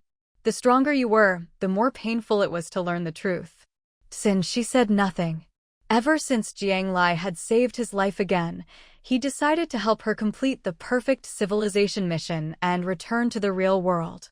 He had nothing tying him down in reality, so he didn't mind if his story ended in the game. But if Jiang Lai wanted to go back, helping her fulfill her wish seemed like a good thing to do. Don't worry. We'll definitely make it back alive. Jiang Lai thought Xinxi was still stuck in that depressive, powerless mood, so she tried to comfort him. We humans may be physically weak, but the power of our hearts is limitless. We've always found a way, cutting roads through mountains, building bridges over water. Even if it's like Jingwei filling the sea, there's always hope. Xinxi looked up at Jiang Lai. She didn't realize it herself, but as she spoke, her eyes sparkled. Sunlight poured over her, turning her golden and radiant, her whole being exuding a powerful, beautiful energy. To Xinxi, she seemed to overflow with vitality, so much so that it was contagious. There was no problem that couldn't be solved. As long as you're alive, there's hope. Life was the most wonderful thing. That's what Xinxi felt from being around Jiang Lai. He suddenly felt grateful he hadn't died in this game.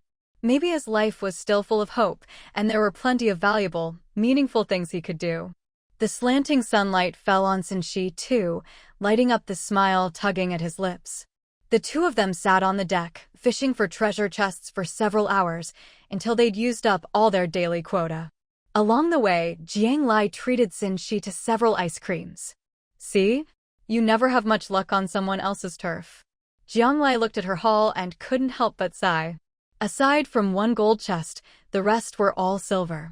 Inside, she found 20 shell coins, 10 loaves of bread, a big, beautiful but useless chunk of crystal, a set of denim clothes, and a bunch of basic supplies. For Jiang Lai, who was already living in abundance, there wasn't much left in these chests to look forward to, unless she got something truly special. In that case, maybe her good luck rubbed off on me. Since she had fished up a diamond chest and was in a great mood. Inside the diamond chest was just one special item. A delicate silver chain with a small square diamond pendant. Blessed diamond necklace. Wear it and you'll feel like a child loved by the world. This item can be soul-bound, irreversible. Aside from increasing happiness, it has no other special effects. This thing? In a diamond chest? It's useless in a fight. After reading the description, Xin looked thoroughly unimpressed. Necklaces are for girls anyway. Here, you take it. He tossed the diamond necklace to Jiang Lai. Put it on right now. That's my request for today.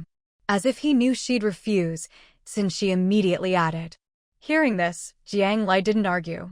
She obediently put the necklace around her neck. How does it feel? Xin asked. I guess I feel even happier now. Jiang Lai answered with a bright smile.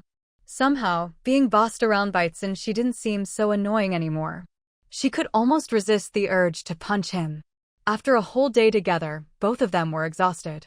Xin suggested they go for a swim in the sea and catch a few sea beasts for fun. But right now, the white snake and its sea king beasts were all lurking nearby underwater. Jiang Lai wouldn't dare let Xin go into the sea. So she had no choice but to pull out a Ludo game from her backpack and dragged Xin into playing with her. They played until both of their stomachs started rumbling, and then Jiang Lai arranged another big meal for this VIP guest. That was how they managed to while away the hours until 6 in the evening. All day, the server Xiao Jiang had to put up with a lot. But Xin was perfectly content, only feeling that the time had flown by too quickly. It wasn't until Jiang Lai left by boat and was completely out of sight that Xin finally turned around. As she turned, she noticed something sparkling on the table. Xin walked over and found that Jiang Lai had left behind the diamond necklace, along with a note. I prefer to find happiness on my own.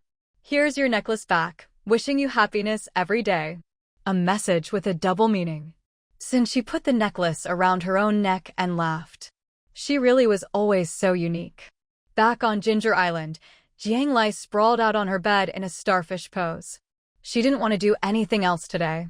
After spending the whole day with the boss, server Xiao Jiang was mentally and physically drained and had spent a fair bit on good food, too. Still, if Xin really kept his promise tomorrow, then all her effort today would be worth it. Thinking this, Jiang Lai opened up the chat group and sent a message to their little trio. Shanghai Island should be settled. Xin said they'll merge with Ping'an Island tomorrow. The other two replied instantly. Jiang Lai, how did you pull that off? Don't tell me you. Jiang Lai, thank you for your contribution to all the players. Clearly, the other two were letting their imaginations run wild. What are you thinking? I just treated him to 2 meals and had a good talk with him. Xin isn't really that unreasonable. Jiang Lai thought of how Xin had traded all his supplies to get medicine for the players of Shanghai Island. Maybe it was just that everyone found him too much of an enigma. He wasn't a bad person. Just a bit of an oddball. I just checked the map. Shanghai Island is already on the move, heading straight for Ping'an Island. Qin Lifa immediately confirmed the news. Once Shanghai Island merges, only Huarong Island is left before the whole archipelago is unified. Qi Jingxing, how's it going on your end? I've been chatting with Huarong all day. She's invited me to Huarong Island tomorrow for a detailed talk. Looks like there's hope. From his conversations with Huarong, Qi Jingxing had already realized that she, too, wanted to return to the real world. It was just that she seemed to have some concerns. He'd have to talk it through with her tomorrow. Good luck. Make sure to tidy yourself up before you go. I believe in you. Qi Jingxing. Why did that sound a little off? Apart from the livestock farm, Pinyin Island has collected a huge batch of all kinds of seeds from the players. Tomorrow we'll start planting experiments. I'm sure we'll find a solution to the food problem. Chinlifa tried to encourage her teammates. After closing the chat, Jiang Lai got up, washed up, and then immediately dove back into her big, comfy bed. Now that the 10-day rest period had started, her favorite web novel was being updated again. Snuggled under the covers, munching on fruit and reading her novel, she felt happier than a god. Master, what's the situation? The enemy ships are all gone. Are we still fighting or not? Just as Jiang Lai was enjoying her blissful evening, she suddenly got a message from her contract beast, the white snake. Oops, she'd been so busy running home that she'd completely forgotten the white snake and its Sea King beast underlings had been lying in ambush all day. Come back, you've worked hard. When you get back, all the beasts who went out today can each get a piece of sea marrow as a reward. Feeling a bit guilty, Jiang Lai hurried to hand out some overtime bonuses. Roger. The next morning, with nothing much to do, Jiang Lai went to the beach to fish for treasure chests. She'd realized yesterday that sometimes, just idly wasting time could make her feel fulfilled and content. While fishing, she sent her little tail to visit Haibao's family, to see if there was any news from Haibao's biological father. You have to keep your hands in everything and stay strong on all fronts. That was the golden rule Jiang Lai had learned from the real world. When are you going to merge Ginger Island with Pinyin Island? Suddenly, Jiang Lai got a message from Xin. They'd never really discussed when Ginger Island would merge and hadn't set a specific time. Jiang Lai's plan was to wait until all the other islands had merged before merging hers. A few more days of freedom. But since the negotiations with Huarong Island hadn't been settled yet, Jiang Lai didn't have a concrete date. Hard to say, probably in the next few days. Jiang Lai believed that a few days would be enough for Qi Jingxing to settle things with Huarong Island. Okay. Xin replied with just that and said nothing more. 20 minutes later, there was news in the trio's chat group. Shanghai Island has merged successfully. That's great. Jiang Lai looked out at the sea ahead and couldn't help but smile sincerely. She was one step closer to going home. Qi Jingxing had gone to Huarong Island early that morning, but there was still no news. Chinlifa and Jiang Lai could only wait patiently. Maybe today would be the day the whole archipelago finally became one. It wasn't until noon that they finally heard from Qi Jingxing. I have one bad news and one good news. Which do you want to hear first? That familiar line appeared again. For a moment, Jiang Lai didn't even know how she felt. The good news, Chinlifa couldn't help but reply first. Huarong agreed to merge. And I saw lots of mutant plants on Huarong Island. With these resources and Huarong's unique planting skills, once Huarong Island merges, we'll be able to complete the perfect civilization quest. That's fantastic. Hearts pounding, hands trembling. Both Chinlifa and Jiang Lai couldn't help but cheer. Now, only the last 20% of the perfect civilization quest remained, 10% for merging the islands, and 10% for solving the food problem. The merging issue at least had a clear path forward, but the food problem had been the biggest obstacle so far.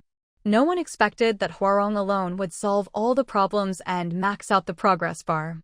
Jiang Lai couldn't imagine what bad news could possibly follow such good news. But Huarong has one condition. She wants 1 million shell coins. 1 million? What does she want to buy? Chinlifa's happy expression faded, turning serious. She wants to redeem a pet soul binding contract from the mall.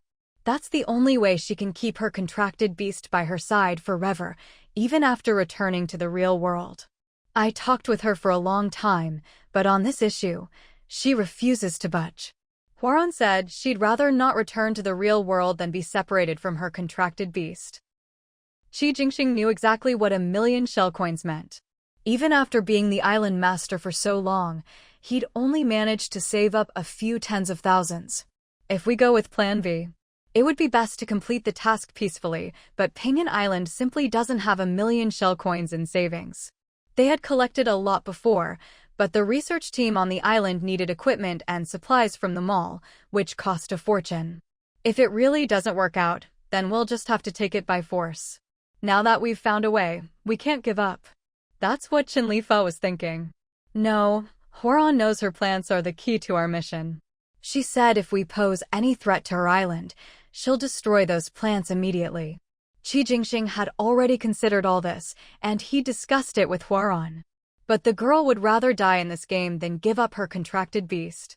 In her words, her contracted beast, Xiugu, is like her little sister, her real sister. I just did a tally. If Pingan Island pools all its shell coins, we have 300,000. After realizing Plan B wouldn't work, Qinlifa immediately counted up all the shell coins she could gather. I can put together another 100,000. Huaran has also saved up 100,000, and she's willing to put it all in. That means we just need to get the rest from other players. But even 50,000 is no small sum. We have 8 days left, no idea if that's enough time. Qi Jingxing quickly analyzed their current situation and what needed to be done next. Jiang Lai, do you have any shell coins left? I can trade you supplies for them. A gap of 50,000 was huge. If Jiang Lai could come up with a few thousand, it would at least ease the pressure a bit. Qinlifa's frown deepened. This was a real headache. Huh? How much are we short? Jiang Lai had been zoning out, thinking about something else, and only now caught up with the group chat. We're still short 50,000. We're planning to trade resources for shell coins from other players as soon as possible. Oh, I'll cover the 50,000. As for what I need, I'll let you know after the islands merge. Jiang Lai quickly checked her own shell coin balance. 1,780,000, and that didn't even count the reserves Jiang Ning needed to keep Ginger Island running. Conservatively, she had a total of 2 million shell coins. Of course, most of that was thanks to her earlier haul in the shell zone. Now that the final mission was at hand, Jiang Lai didn't care about how much she was spending. The priority was to complete the task. Most of the items in the mall were basic supplies. There were only a few special items, and nothing Jiang Lai really needed. Even after giving up 50,000, she'd still have 1.5 million left, more than enough. She might not even be able to spend it all before leaving the game. Jiang Lai, you really have 50,000 shell coins to spare? Qinlifa could hardly believe her eyes. The massive Pingan Island could only scrape together 300,000, yet tiny Ginger Island was so rich. A true tycoon? Absolutely. Yep. Qi Jingxing, you should agree to Waren's terms as soon as possible. The sooner we merge the islands, the better, less chance for anything to go wrong. For Jiang Lai, 50,000 was really no big deal. All right, I'll get on it right away. Compared to Qinlifa, Qi Jingxing had a much better understanding of Ginger Island and Jiang Lai's capabilities. Thank you, Jiang Lai. Anything Pingan Island has, anything I can offer, just say the word. I'd even give you the position of Island Master if you wanted it. Qinlifa's emotions were all over the place today. All right, if I need anything, I won't be shy about asking. Jiang Lai had no intention of being polite. After all, she was the one footing the bill. As for what she'd need, she'd have to discuss it with her sister. Compared to other islands, Ginger Island ran so well entirely thanks to Jiang Lai's family, friends, and her capable helpers in every role. So for something as big as merging islands, out of respect, Jiang Lai wanted to inform everyone in advance. After transferring the 50,000 shell coins to Qinlifa, Jiang Lai immediately found her sister Jiang Ning and asked her to gather Li Shui, Turing, Lin Yuxiang, Bai Yin, and the others. She wanted to tell everyone face-to-face about this decision that would affect all their futures. As for Ginger Island merging into Pingan Island, Jiang Ning and the others didn't have much of a reaction. Qinlifa's mission progress posts were so popular that everyone already knew merging was inevitable. Don't worry, Lai Lai. The players on Ginger Island all know what's going on. Everyone's ready for the merger at any time. There's strength in numbers. As Pingan Island grew stronger, Ginger Island stopped accepting new players. It would be impossible for the players on Ginger Island not to have any thoughts about it. Everyone wants to go with the flow, and a full merger is the best outcome for the players. I just wonder if my farm will still be there after the merger. And my school, Lingling's Hospital. Lin Yuxiang, Li Shui, Turing, and the others had poured their hearts and souls into Ginger Island. Now that the islands were merging, they worried all their efforts would go to waste. Don't worry about that. Once we merge, we can go home. As long as we can go home, does anything else really matter? Jiang Ning felt everyone's worries were unnecessary. If they could return to the real world, islands and oceans would be gone. What else mattered?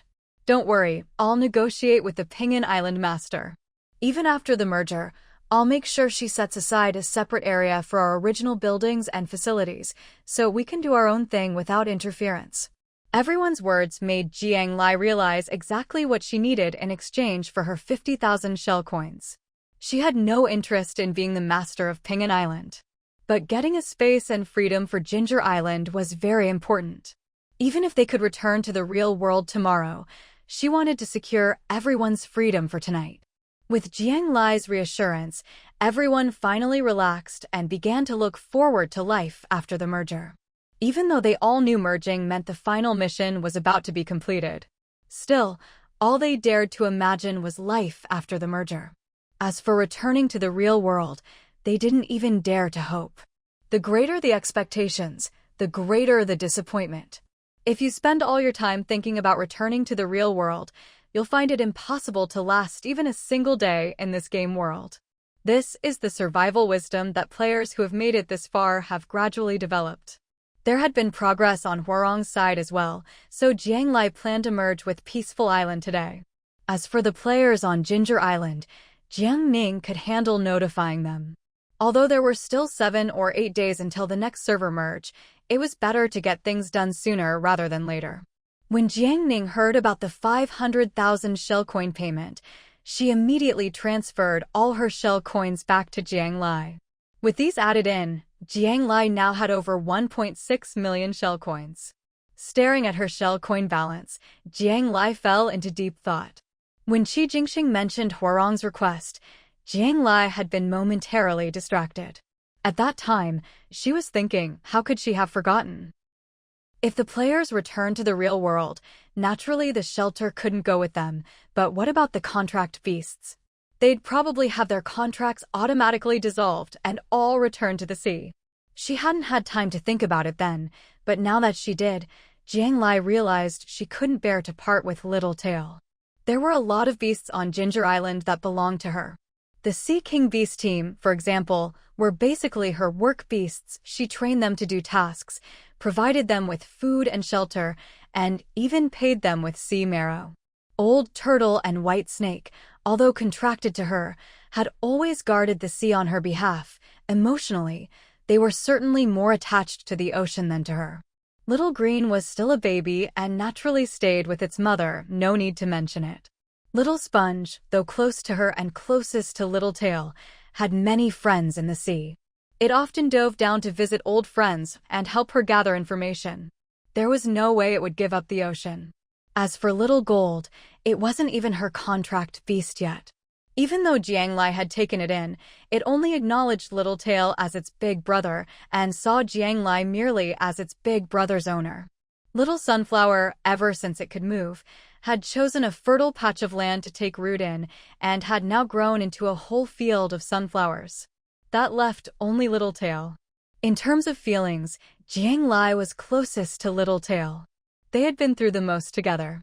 She had hatched Little Tail from an egg, raised it bit by bit, helped it level up, until it became a half-sea tribe being.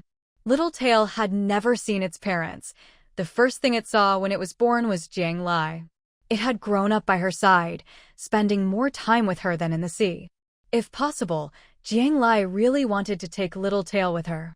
Now that Little Tail could shrink its size at will, Jiang Lai would be happy to keep it as a pet for the rest of her life.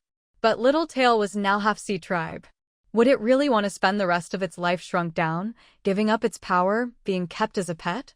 Jiang Lai felt that, no matter how much she couldn't bear to part with it, she couldn't selfishly make such an important decision for Little Tail. This was something that had to be decided by Little Tail itself. She still had 1.6 million shell coins, enough to let Little Tail choose its own path. Jiang Lai decided that once Little Tail returned from Haibao, she would have a serious talk with it about this. It's done. Hwoarang Island has successfully merged. All the special plants have been transferred, and the mission progress has reached 90%. Chinli posted in the group chat. Now, only the final 10% remained. As long as the islands merged, the ultimate mission would be complete. Jiang Lai was overjoyed at the news and immediately steered Ginger Island toward Peaceful Island. Meanwhile, under Chun-Li's control, Peaceful Island was also moving slowly toward Jiang Lai. The two islands sailed across the sea together, heading toward Hope. Littletail, hurry back. We're about to merge the islands. Thinking about her contract beast, Jiang Lai quickly called out to Littletail in her mind. Given the distance and speed between Ginger Island and Peaceful Island, it would take at least another 5 hours for them to meet. That was plenty of time for Littletail to get home. Okay, Lai. I'm heading home at full speed. Littletail received Jiang Lai's message and immediately rushed back. With the mission progress at 90% and the final two islands about to merge, all the players waited in eager anticipation. Everyone was hoping for the same thing: to go home. To return to the place where their families and friends were, where they truly felt safe. With nothing else to do while waiting, Jiang Lai added Huarang as a friend. Hello, I'm Jiang Lai. Hi Jiang Lai, I'm Huarang. Thank you for the shell coins. Huarang had just successfully soulbound her contract beast, Little Bone, and was finally able to relax. She knew it was Jiang Lai who'd put up the extra 500,000 shell coins and was extremely grateful. Even though it was her own condition for merging the islands, anyone who helped her and Little Bone, Huarang would always be grateful too. I have a question for you. After soul binding with your contract beast, can you bring it back to the real world? And then what? Will its size change permanently? Will it lose all its powers? Will it suffer any harm? When it came to taking Littletail home, Jiang Lai was extra cautious. She believed that someone who loved her contract beast as much as Huarang would have looked into all these questions before making such a decision. You're thinking about soul binding your own contract beast, aren't you? Huarang immediately understood what Jiang Lai meant. She appreciated people who treasured their contract beasts as much as she did, and her affection for Jiang Lai grew even more. Soul binding is like having an extra storage space for your contract beast inside your own body. After soul binding, your contract beast can still live in the sea, or, at your call, appear by your side at any time. But because of the restrictions of the real world, when it appears next to you, it will shrink to a size suitable for the real world, and its power will shrink proportionally. But don't worry, once it returns to the sea, it'll go back to normal. Huarang had indeed done her homework before soul binding Little Bone. Other than the high cost of 1 million shell coins, there were basically no downsides to soul binding a contract beast. It actually allowed the contract beast to travel freely between the sea and its owner's world. Huarang's answer completely put Jiang Lai's mind at ease. This way, Littletail could have the freedom to roam the sea and also be with her whenever she wanted. The best of both worlds. That 1 million shell coins would be well spent. Totally worth it. In the last half hour before the islands merged, Littletail rushed back from the sea. Jiang Lai explained the details of soul binding to it. Littletail agreed without hesitation, and the two of them successfully bonded without any trouble. Lai, you don't need to say so much. Even if I had to give up this entire ocean, I would still choose to stay by your side forever. Littletail's eyes were full of determination. Its power existed solely to protect Lai. For Lai, what did it matter to give up everything? Jiang Lai's eyes shimmered with unshed tears as she reached out and patted Littletail's head. The distance between Ginger Island and Peace Island grew smaller and smaller until players on both islands could already see each other. 1,000 meters. 500 meters. 100 meters. 10 meters. 1 meter. Ding! Congratulations to all players in the Peace Island Sea region for successfully completing the island merging mission and achieving unification of the entire sea region. Ding! Congratulations to Peace Island Sea region players for successfully completing the ultimate mission and achieving a perfect civilization. The game progress has reached 100%. Congratulations to all players for clearing the game. The game will soon close, and all Sea Region players will be transported back to the real world at midnight tomorrow. As a reward for clearing the game, Peace Island Sea Region players will receive a winner's backpack 1. The backpack and its contents can be brought back to your world. Wishing you all a bright future. Jiang Lai had never found the system's voice so pleasant before. It sounded as beautiful as music from heaven. When the players on the island heard the announcement, they were first in disbelief.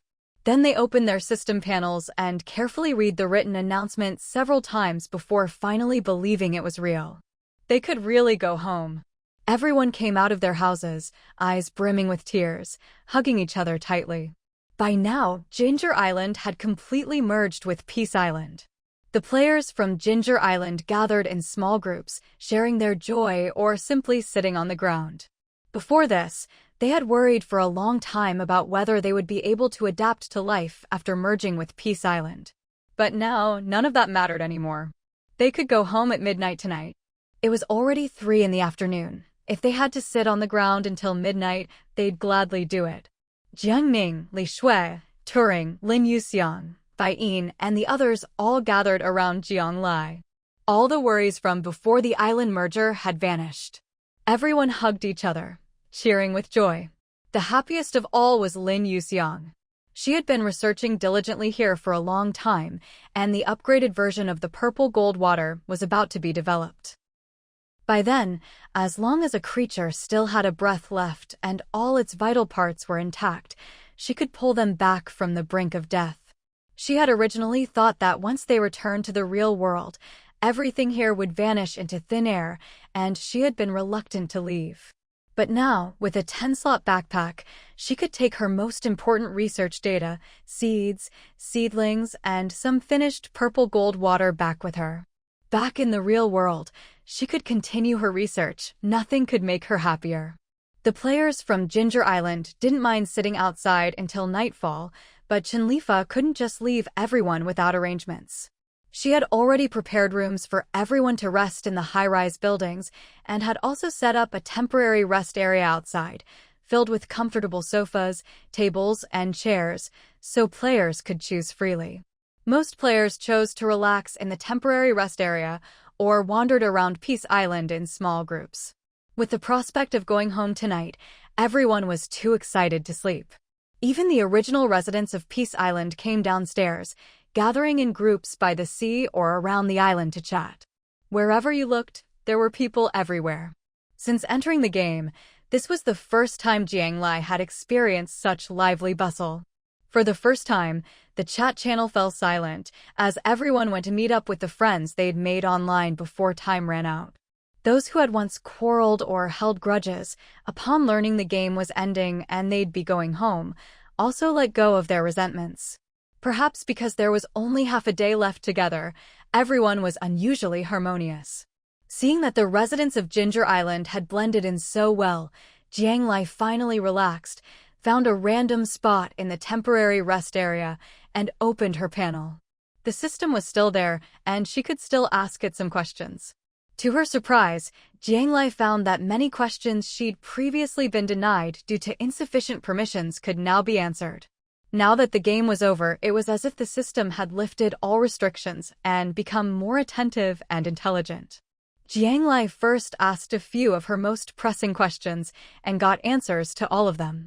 At midnight, all Sea Region players would return to the real world at the exact location where they had disappeared.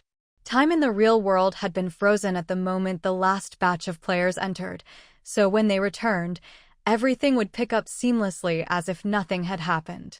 After midnight, the system and the panel would disappear. Peace Island Sea Region players could take their spatial backpacks back to their own world. Players' memories of the game world would not be erased. Any injuries sustained in the game world would be automatically healed upon transmission back. However, death before leaving the game was real and irreversible. There was no resurrection. Except for soul-bonded beasts, all contract beasts would be automatically unbound and returned to the sea. All shelters, including islands, would be left behind, and after all players left, they would sink to the bottom of the sea. The winner's backpack had 10 slots. Each slot could only hold one type of item and could not contain storage devices with items inside. Jiang Lai's questions were all answered. Sensing the change in the system, Jiang Lai suddenly grew bold. System, now that the game is over, is the Mother Goddess still here? The system fell silent. Just as Jiang Lai thought the system wouldn't answer, it spoke again. Perfect civilization mission complete. Mother Goddess divinity has evolved. She has left this world. Phew. For some reason, Jiang Lai let out a long breath. Her feelings were complicated, relieved, yet helpless. She was relieved that the being who could control their fate at any moment, against whom they had no power to resist, had finally left. That oppressive force was gone. They were no longer ants beneath a god's feet. But she also felt helpless, because the one who had manipulated the players had gotten exactly what she wanted and simply left. She had not received any punishment. Nor was there anyone capable of punishing her. This left Jiang Lai feeling powerless and resigned. But Jiang Lai was not a pessimistic person. In the end, the Mother Goddess had used them to complete her mission, but at least she hadn't wiped them all out. In the end, she had even given them hints and space to complete the mission. After the mission was complete, she hadn't silenced them. She really was willing to let them go. That, at least, was a small stroke of luck for humanity. Jiang Lai comforted herself with this thought. She still felt some hatred, but when the gap in power was so vast, holding on to hatred would only hurt herself and trap her in endless pain. It was better to turn grief and anger into motivation, to become stronger and better, both in body and in spirit. Jiang Lai thought for a moment and decided to post all the information she had, except for anything related to the Mother Goddess, on the forum. Most players were still caught up in the excitement and probably didn't have the time to gather this information themselves. So Jiang Lai, being helpful to the end, posted it as a reminder for everyone. After seeing Jiang Lai's post, quite a few players started sharing the information they had gathered in the comments, helping to compile everything for the benefit of all. If you die before midnight, it's true death. This reminder made players take notice. After a brief period of celebration, many players who were either weak, timid, or just cautious retreated to their high-rise rooms, locked the doors, and quietly waited for midnight to arrive. No one wanted to risk any more unexpected incidents before returning to the real world. The once bustling land fell quiet again, but the chat channels grew lively. Jiang Lai thought this was just as well. The more people around, the more likely trouble would start. Fewer people meant more safety. But instead of heading upstairs to her room, Jiang Lai remained seated on the sofa in the temporary lounge area. She began sorting through what she would take back with her. The Victor's backpack, which could be brought back to the real world, had only 10 slots. Each slot could only hold one type of item, no stacking of similar items. Storage-type items couldn't be put inside, either. In other words, there was no way to game the system. You couldn't, for example, fill a crate with stuff and then put 100 crates in each slot. That just wasn't possible. 10 types of items, far too few. Jiang Lai stared at her system backpack, deep in thought. First, basic materials like wood, plastic, bronze, and so on were all out. Everyday items and food were also off her list. These made up the bulk of her backpack, so once she excluded them, her choices became much clearer. Jiang Lai went through the remaining items one by one and quickly made her decisions. 1. Guiyuan Brocade Manual. She absolutely had to bring this back. Jiang Lai practiced it every day, and her physical fitness had improved dramatically. She was much stronger now. No matter what world you're in, a strong body is always the most important thing. 2. Deep Sea Star. The ability to swim freely on the ocean floor was such a unique experience that Jiang Lai couldn't bear to give it up. 3. 500 milliliters of purple gold water. This miraculous life-saving potion was a must-have. The bottle that originally held the purple gold water was considered a container and couldn't go in the backpack. Luckily, the backpack slot recognized liquids, and each slot could hold up to 500 milliliters. That was plenty for Jiang Lai. 4. Purple leaf grass seeds. Purple leaf grass had incredible and important medicinal uses. If such a miraculous herb could exist in the real world, it would greatly reduce human suffering. Bringing back seeds meant there was hope for widespread cultivation. Jiang Lai knew Lin Yuxiang and her research team would definitely bring some back. But something this important, Jiang Lai felt better having her own supply too. 5. Advanced Workbench. The workbench was a magical item. Not only could it design, it could also mass-produce. She'd asked the system, and blueprints could be used to design things in the real world. So she definitely had to bring this big guy back. Who knew? It might even spark a revolution in manufacturing. 6. Water cannon shells. When Jiang Lai left, at least her country was still peaceful and loving. But who knew what things would be like after she returned? Besides, after getting used to surviving in crisis, Jiang Lai liked to have a backup plan. 7. Sea Marrow. 8. Sea Marrow. Jiang Lai used 2 slots for Sea Marrow, giving herself 2 chances for explosive attacks or self-defense. 9. Diving Wristband. Jiang Lai hadn't planned on bringing the diving wristband, since there weren't any sea monsters in the real world's oceans. But after thinking it over, she decided to take it anyway. Even if she didn't need it, it could be traded to someone who did, especially those who worked in dangerous underwater environments. 10. Golden Treasure Chest. This golden chest was made by fusing 10 regular golden chests into one big one. She'd actually wanted to fuse even more. But this was the maximum the backpack slot would allow. Jiang Lai figured gold would always be a hard currency. If she couldn't make a name for herself after returning, she could always live comfortably off these hundreds of pounds of gold. Of course, Jiang Lai also wondered if everyone bringing gold back would cause inflation and make gold worthless. But that didn't really matter. The amount of gold they could bring back was limited. At worst, she'd just keep this big chest as a family heirloom. It would appreciate in value eventually. A big, gleaming gold chest sitting in the yard. How beautiful would that be? It was so heavy, it'd be hard for anyone to steal. Jiang Lai was absolutely in love with this big gold chest. With that, all 10 slots were filled. Maybe she'd overlooked something, and there were still some good items she couldn't fit in. But Jiang Lai didn't mind. After all, everything in those 10 slots was something she really wanted to bring back. Of course, there were some great items she'd tried, but really couldn't bring back. Like the nation building order, island landing permit, hero tower, and so on. Thinking of the hero tower, Jiang Lai suddenly wondered what would happen to the people she'd summoned from the hero tower after the players left. She immediately asked the system. After getting the answer, Jiang Lai didn't rush off to talk to those people. Instead, she messaged Sister Fa. "Where are you? I'll come find you." At that moment, Fa was in a meeting. Unlike Jiang Lai, who only had to worry about herself, Fa had much more to consider. She'd held an important military post in the real world, and most of Peace Island's management were also government officials from reality. With their return imminent, they weren't just thinking about themselves. More importantly, they were thinking about how to maximize the value of what they could bring back and hopefully upgrade civilization in the real world. That way, this whole game wouldn't have been for nothing.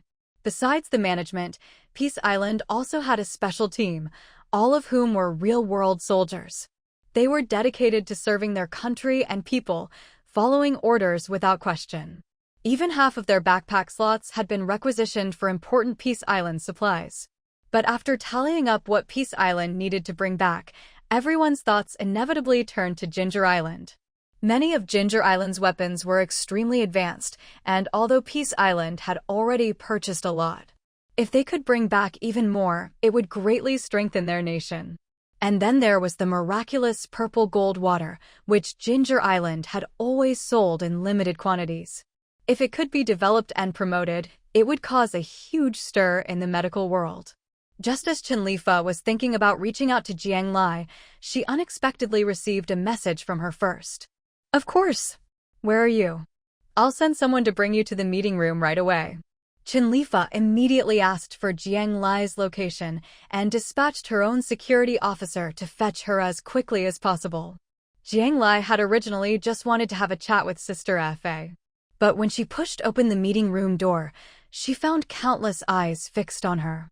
Most of these people were a bit older, exuding an air of righteousness and authority. It was clear they were people of status.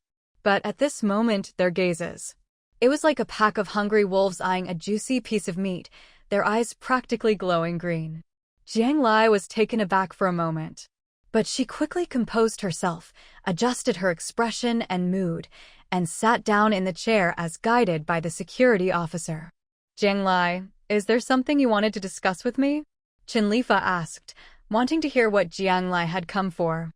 It's like this. I was wondering, when you all return, will you need people with construction skills, military leadership experience, or talent in beast taming? Jiang Lai's purpose was clear. She wanted to find a place for the 3 heroes she had summoned. She had already asked the system. If the 3 didn't return to the real world with her, they would have to be refrozen in the rift of time, waiting for the next chance to be summoned. That could take an eternity. But if they were willing to go back with her, she herself was just an ordinary person in the real world. There wouldn't be much of a future for them following her. But if they could join the country, get official positions, that would be a whole different story. Besides, their special identities meant they'd need to be officially registered and recognized. Jiang Lai was planning ahead for them. Of course. We absolutely need them. Before Chinlifa could reply, a middle-aged man of nearly 50 sitting to her left spoke up first. Not many people might know Mingyan, but Edith and Carl were famous throughout the entire sea region. Back in the real world, with everything in ruins and countless vacancies to fill, what was needed most was talent. Especially those who could manufacture weapons, set up defenses, and train troops. The others chimed in as well, as if afraid that if they didn't agree fast enough, Jiang Lai might change her mind. Jiang Lai nodded, but still looked at Chinlifa. She didn't care how high-ranking these people were in the real world. She only wanted to deal with Chinlifa. Only if Chinlifa personally promised her something would she consider it settled. Sensing Jiang Lai's trust, Chinlifa felt even closer to her. If possible, we'll take as many of these talents as you can offer, and we'll guarantee them high salaries and a worry-free life, Chinlifa promised solemnly. Jiang Lai nodded. All right, in that case, I'll go ask them if they're willing to return with us. With that, Jiang Lai stood up to leave. Jiang Lai, wait. Hearing Chinlifa call her again, Jiang Lai looked back in confusion and sat down once more. It's like this. We're leaving tonight, and all the important supplies from Peace Island have been arranged. We were wondering if we could trade for some of your purple gold water and purple leaf grass to take back with us. After all, the purple gold water developed on Ginger Island has shown remarkable medical effects. If we could bring it back to the real world, it could save countless lives and have an even greater impact. And about researcher Lin Yuxiang, if it's convenient, could you introduce us now? That way, we can contact her after we return. When we get back, we'll pay you, or you can ask for anything else you want. Please trust us. Chinlifa spoke sincerely. As long as Jiang Lai was willing, the country would give her whatever she wanted. Such precious medical supplies were truly priceless. Jiang Lai wasn't surprised that Chinlifa would bring this up. She had just been away from the real world for so long that she'd forgotten how valuable these resources were to a community. It would be a real waste not to make use of them. Looking at the eager faces around her, Jiang Lai smiled slightly. Half an hour later, Jiang Lai left the room. All the weapons, purple leaf grass, purple gold water, and other valuable items she couldn't take with her, she left with Chinlifa. At the same time, she received a lot in return. 5 job positions. Her sister Jiangning had a talent for management. Maybe she'd like working for the collective. Turing and Li Shui, one in a hospital, one in a school. Jiang Lai kept the remaining 2 positions as backup, just in case. A share of the future profits from purple leaf grass research. Although she only asked for 1/10,000th, given the value of purple leaf grass, that was still a huge fortune. Finally, Jiang Lai secured 10 extra inventory slots. She wanted to bring back 10 more portions of sea marrow. Jiang Lai was very satisfied with the outcome of the trade, so she even threw in a bonus tip. She suggested they bring back more sea marrow, as it might have significant research value for energy weapons. Jiang Lai returned to the temporary rest area, called Carl, Edith, and Mingyan over and explained their 2 options. Without exception, everyone chose to return to her world with her. Once consciousness is awakened, no one wants to fall back into slumber. Even if sleeping meant eternal life, it was meaningless. With the three's futures settled, Jiang Lai finally relaxed and went up to the tall building to meet up with Jiang Ning and Shuangxi. Soon, the whole family would be reunited and heading home together. There was nothing more joyful than that. The whole afternoon and evening, all the players were filled with excitement and anticipation, mixed with a bit of nervousness. As night fell, the sea turned pitch black, as dark as ink. Looking out the window, Jiang Lai suddenly remembered that her contract beasts and the Sea King Beast squad were still lurking in the waters at the island's edge. They didn't know she was about to leave. And the sea treasures, Haibao and Hija, she hadn't had a chance to say goodbye to them either. But it was impossible for her to go back into the sea at this point. Oh well, since these bonds began in the sea, let them end here. Maybe life always needs a bit of regret. But she still had time to say goodbye to her contract beasts. As Jiang Lai was thinking this, she suddenly felt the sea start to churn. Black waves rose up, crashing against the island again and again. Jiang Lai frowned, a sense of foreboding in her heart. Lai, I think I sense the aura of the sea tribe. The little tail on her shoulder spoke seriously, staring out the window at the sea. It's the aura of an unfamiliar sea tribe. If it wasn't the Hija family, then these newcomers were probably hostile. Jiang Lai's expression grew grave. Sister Fa, look at the sea. Jiang Lai sent a message to Qinlifa. Already aware. It seemed Qinlifa's side had gotten the news even faster than she had. The very next minute after Jiang Lai received a message from Qinlifa, the spotlights atop the watchtowers on the edge of Peace Island all lit up at once, casting their beams across nearly a kilometer of ocean. The entire Peace Island and the surrounding waters were suddenly ablaze with light. Most of the players were still wide awake, caught up in excitement. The sudden turn of events left everyone feeling uneasy. It was already 9 p.m. There were only 3 hours left before they could go home. At such a critical moment, nothing could be allowed to go wrong. There's a powerful sea beast approaching Peace Island. It might attack. Everyone, stay alert and be careful. Jiang Lai sent out a message in the Ginger Island Management Group, giving everyone a heads up. All her friends and family from Ginger Island were in this group. The situation was still unclear, and to avoid unnecessary panic, Jiang Lai didn't mention anything about the sea clans. She just said a powerful sea beast was approaching.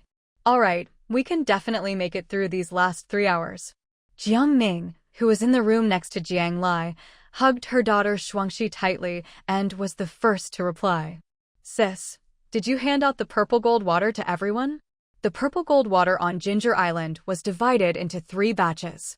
Jiang Lai had 1 portion, most of which she'd already traded to Qinlifa, keeping only a little for herself. Lin Yuxiang had another portion, which she distributed on her own. The last batch, which hadn't been traded yet, was with Jiang Ning. There was no way to bring much back, so that afternoon Jiang Lai had asked her sister to distribute her share among close friends. Any leftovers, she helped her sister trade with Qinlifa for things needed in the real world. Yeah, everyone has 500 milliliters of purple gold water now. I kept a little extra here, so if anyone runs out, just come find me. Jiang Ning handled things meticulously, maybe it ran in the family. Jiang Lai herself also kept a little extra purple gold water, aside from the 500 milliliters she planned to take back. While everyone was discussing this, suddenly they all felt a jolt. No, it wasn't their bodies shaking, nor the building, it was the ground beneath their feet. Jiang Lai's heart sank. It seemed the sea clans had begun their attack on Peace Island. She looked out the window. The inky waves still rolled, but there was no sign of the enemy. The protective shield around Peace Island had already lit up the moment the island was attacked. The instant the tremor hit, many people instinctively ran downstairs, afraid the buildings would collapse and they'd be buried underneath. Even though Qinlifa assured everyone over the channel that the high-rises were safe, it didn't help much. The buildings, designed by Master Carl to suit the local conditions, could withstand any storm. As long as Peace Island stood, so would the buildings. But clearly, people trusted their instincts more than any reassurance. Jiang Lai also took her little tail downstairs. squeezing into the dense crowd outside, all staring out at the sea.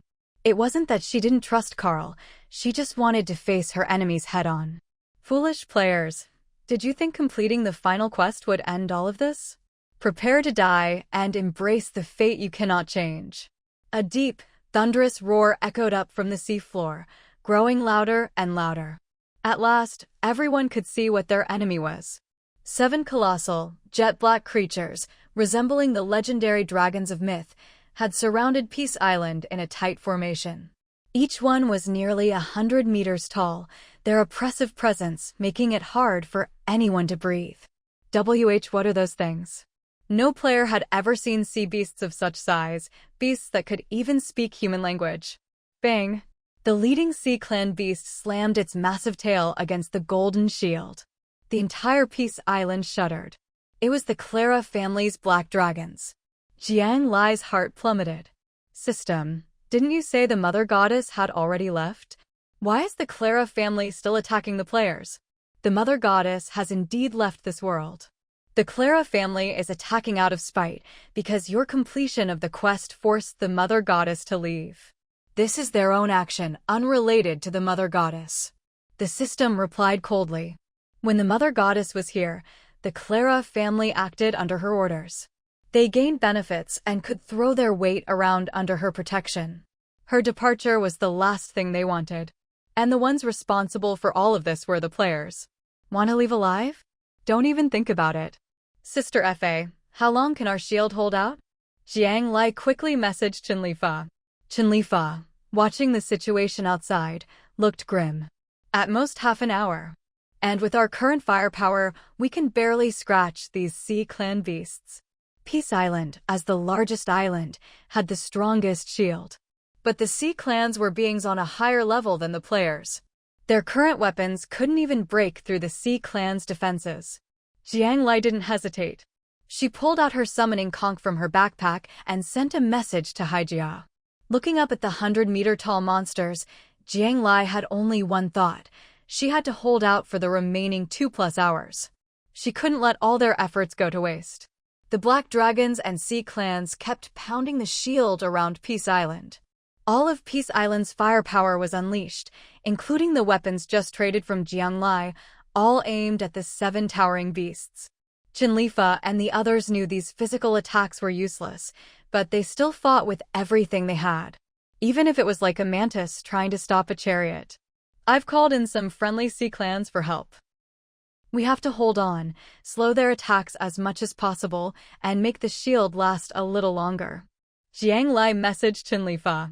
At this moment, only unity could get humanity through its greatest crisis. Attention, players. Reinforcements are on the way. Use every long-range attack you have to buy time for our allies. Stay strong, we can make it home. Attention, players. Reinforcements are on the way. Use every long-range attack you have to buy time for our allies. Stay strong, we can make it home. The broadcast on Peace Island kept repeating this message, giving the panicked players a shot of confidence. The enemy was terrifying, but help was coming. Just 2 more hours and they could go home. The players gradually calmed down and began using every method they had to slow the Black Beast's assault. If the goal was to defeat the enemy, no one had any confidence. But if it was just to hold out until reinforcements arrived, hope flickered in their hearts once more. Even Chinlifa herself wasn't sure about the reinforcements Jiang Lai mentioned. But in such a dire situation, she had to calm the players and keep them fighting, only then would there be hope of getting home. There was still 1 hour and 59 minutes until midnight. The players had been fighting with all their might for over half an hour, and any powerful skills they had were already spent.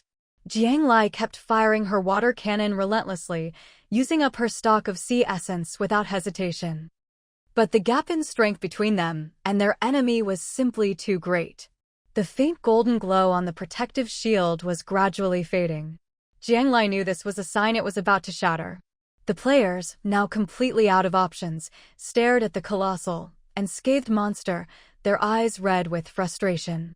To give someone hope of returning home, only to shatter it before their eyes, there's nothing crueler. Perhaps they really would die here in this vast ocean, never to return. Just as everyone was sinking into despair, The waves surged once more. A low, resonant hum, vibrating as if from the ocean's depths, grew louder, making the entire sea boil with energy. One after another, massive deep blue figures surfaced, surrounding Peaceful Island in a protective formation. But this time, the island was being encircled by guardians, not hunters. Another group is coming. The players' hearts didn't just sink, they plummeted into the abyss. Standing atop the platform, Fa seemed to sense something. She looked at Jiang Lai in disbelief. Jiang Lai caught her gaze and nodded with a smile. In an instant, joy lit up Fa's usually calm face.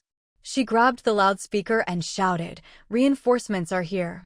Everyone fall back and gather together." Reinforcements? These deep blue, whale-like giants were actually on their side. The players' faces were filled with disbelief as they stared wide-eyed.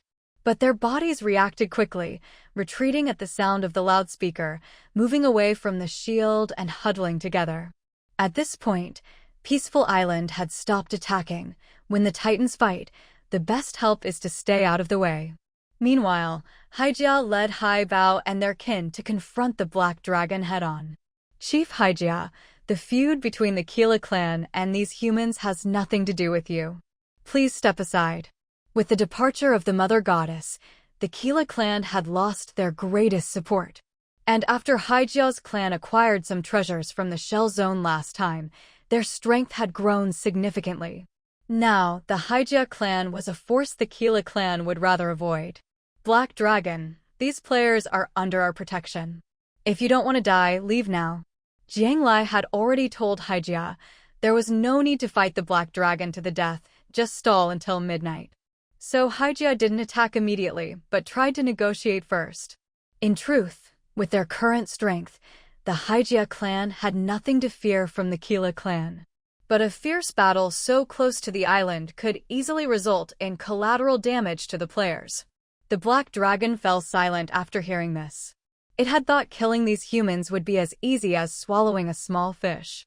But with the Hija clan's interference, things had become complicated. "Boss, let's go for it. Why should we be afraid of them?" "Yeah, boss. If we back down now, the Hija clan will walk all over us in the future." The Kila clan members, used to ruling the seas, were unwilling to retreat. Riled up by its followers, the Black Dragon abandoned its hesitation. "Attack!" The Black Dragon lunged at Hija, and the remaining 6 Kila clan members followed close behind. A fierce battle erupted instantly. The people on Peaceful Island huddled together, watching the two groups of titans clash outside the shield. Jiang Lai had witnessed battles between sea clans before. The memory was still vivid in her mind. But the players had never seen anything like this. Some with weaker nerves were trembling in fear. In that moment, everyone deeply realized just how small they were in this world. Hija's kin outnumbered the Black Dragon's side and soon gained the upper hand. There was a long-standing grudge between the clans. Hija's tail had been bitten off by the Black Dragon last time. This time, they held nothing back, every move deadly. The Black Dragon was soon covered in wounds. Severely injured, the Black Dragon quickly realized it was no match for Hija now. But it refused to let them have their way. Rage burning in its eyes, the Black Dragon tore itself free, losing another chunk of flesh and broke away from the fight, charging toward Peaceful Island. Just 3 attacks would be enough to shatter the shield completely. Those weak humans would be doomed. Haibao, who had been watching the island and Jiang Lai, was the first to notice the Black Dragon's move. Being closer to the island, Haibao rushed to the shield, trying to block the Black Dragon's attack. It would not allow any sea clan to harm Lai Lai. Seeing Haibao blocking its way, the Black Dragon changed tactics. If it could kill Haibao, it would hurt the Hija clan even more. The Black Dragon opened its massive jaws, aiming for Haibao. "Haibao, watch out!" Jiang Lai noticed the Black Dragon's move and shouted through the loudspeaker. But Haibao was no longer the helpless creature it once was. After rigorous training, it dodged the Black Dragon's attack. As it darted away, it lashed its tail, striking the Black Dragon's eye. A pained roar echoed outside the shield. Blue blood streamed from the Black Dragon's eye. Enraged, it clawed at the shield with all its might. Crack! In less than 3 seconds, the shield shattered. Now completely berserk, the black dragon's massive limbs landed on the island. Seeing the shield break and the black monster set foot on the island, the players scattered in terror. Hija and the others, still fighting at sea, rushed over as soon as they saw trouble on the island. But they were a step too late. The black dragon's enormous tail swept high over the crowd, ready to come crashing down and claim countless lives. No! Haibao, who had already dodged aside, couldn't see Jiang Lai's small figure anywhere. It feared she hadn't escaped the range of the tail. Without hesitation, Haibao circled behind the black dragon and wrapped its arms tightly around its tail. Even though it was now an adult, Haibao was still much smaller than the black dragon. The black dragon instinctively turned, jaws open, aiming for Haibao's neck. Haibao could have dodged, but it wanted to buy Jiang Lai more time to escape, so it refused to let go. Haibao, run! Jiang Lai, hiding behind a building, couldn't help but shout when she saw what was happening.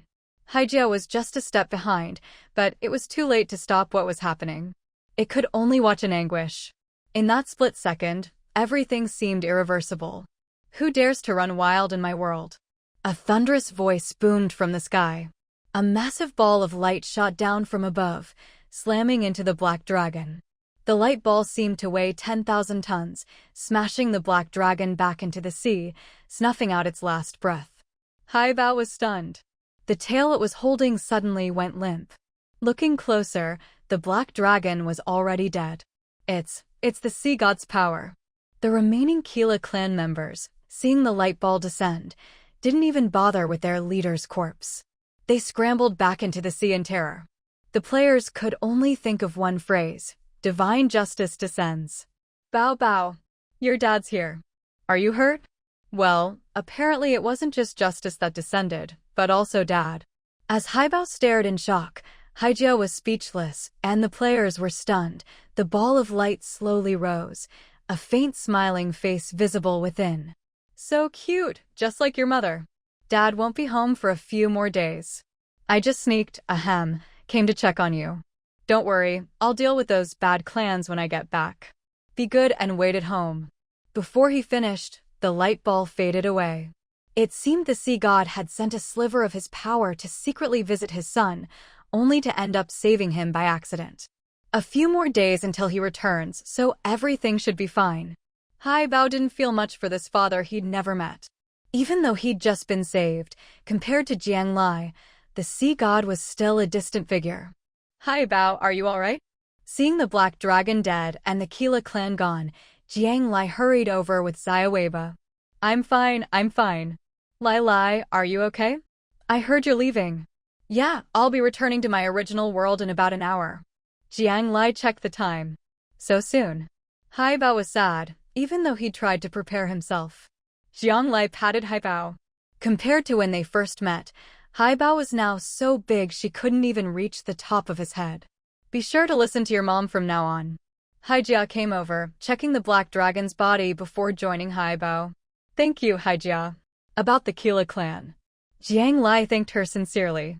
She was still worried that the Hija clan's help had deepened the conflict. Don't worry. Bao Bao's dad just said he'll be back in a few days. The Kila clan probably won't exist by then. Clearly, Hija knew the sea god better than anyone. Alright, then I'm relieved. Jiang Lai smiled. At least she could take this chance to say goodbye to her friends in the sea. She took out all the fruit from her backpack and gave it to Haibao, along with a big hug. Huge tears rolled down Haibao's cheeks as he nuzzled Jiang Lai affectionately. He'd always known his good friend didn't belong to this ocean.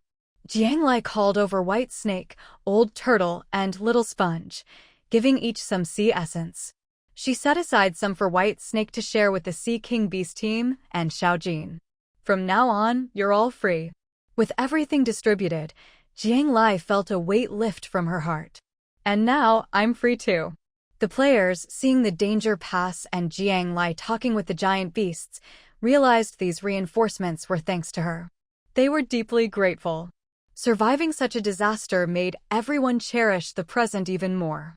Seeing Jiang Lai giving gifts to her beasts, the players also took out useful items from their backpacks, leaving them with their contract beasts as a final farewell. Chenlifa noticed Jiang Lai giving fruit to the giant beasts. After some thought, she stepped forward. This is a token of our gratitude. Thank you for saving all of us. Chenlifa handed all the remaining fruit supplies from Peaceful Island, packed in a storage bag, to Hija. It's nothing. Hija had wanted to refuse. These players didn't have much worth taking. But as the bag approached, the rich scent of fruit and the sheer quantity made her accept it in the end. After saying their goodbyes, Hija and her kin returned to the sea. Old Turtle and White Snake led the Sea King beasts back to their homes. Haibao and Little Sponge stayed behind to spend Jiang Lai and Xiaoweba's final moments with them. At midnight, a dazzling, multicolored ring of light enveloped Peaceful Island. All the players stared in awe. On the other side of the ring was not the ocean, but their long-lost homeland. Someone reached out and stepped into the light, disappearing from the ocean world. More and more people entered the ring, some even rushing in. I'll remember all of this. May we both be free forever. Jiang Lai smiled, as if speaking to her friends, or perhaps to herself. She lifted her foot and walked toward the world that truly belonged to her. The end. There were 8 hours left until the end of the game, and everyone could finally go home. A young man and woman sat by the sea, watching the sunset. So, why did you ask me to come here? What do you want? Jiang Lai glanced at the man beside her. Seeing that he was silent for a long time, she stood up, ready to leave. To celebrate the end of the game, and to finally spend all the shell coins in their backpacks, Jiang Lai's friends were preparing a lavish dinner at Jiang Ning's house.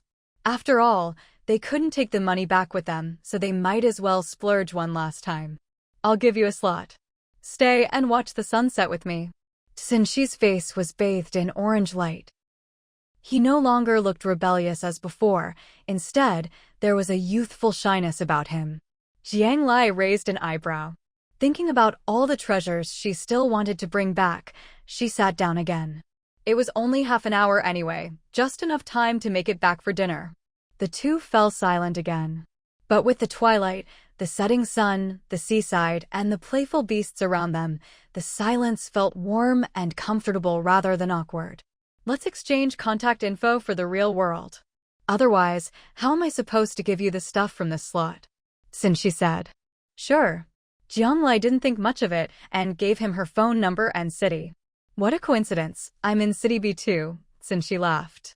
If things don't work out for you after we get back, you can come work at my company. I can make sure you have food on the table. Oh, I didn't realize you were a big boss type. What? You don't like the life of a domineering CEO? Or are you just reluctant to leave here and go back? With the prospect of going home so close, Jiang Lai felt playful. Yeah, too much money, can't spend it all, too much pressure, so I don't want to go back. But now I think going back sounds pretty good. Xinxi was clearly in a good mood too, joking along. Looks like that happiness necklace is working, you look a lot brighter now. Jiang Lai sighed. As expected from a game item. Yeah, Xinxi didn't say more.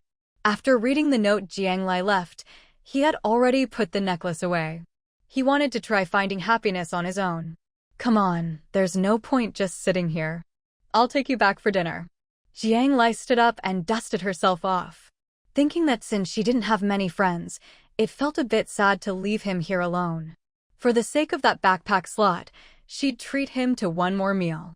Okay. A big, bright smile spread across Xinxi's face, even more dazzling than the sunlight. Under the sea. Mama? Do I really have to acknowledge this, Dad? Haibao blinked at Hija. Bao, how can you say that? I'm your father. Jia, I'm sorry for putting you through so much. Before I left, I had no idea I had such a wonderful son. If I'd known, I never would have gone off to be a god. The sea god was both guilty and nervous. He'd thought it was just a long-distance relationship. He never imagined he'd miss something so important. The sea god was born from Hija's lineage, so he looked much like the Hija clan, only larger, glowing white with a hint of gold.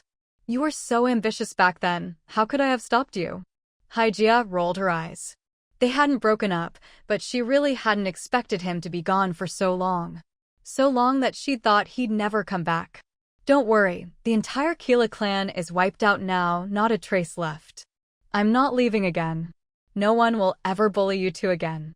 The sea god patted his chest in assurance. Jia. The sea god looked at her with humility and hope. Yay! Dad wiped out the Keela clan. He's awesome. Hearing that the Keela clan was gone, Haibao happily accepted his new dad. Seeing Haibao so happy, a gentle look appeared in Hija's eyes as well. At last, the family of three was reunited.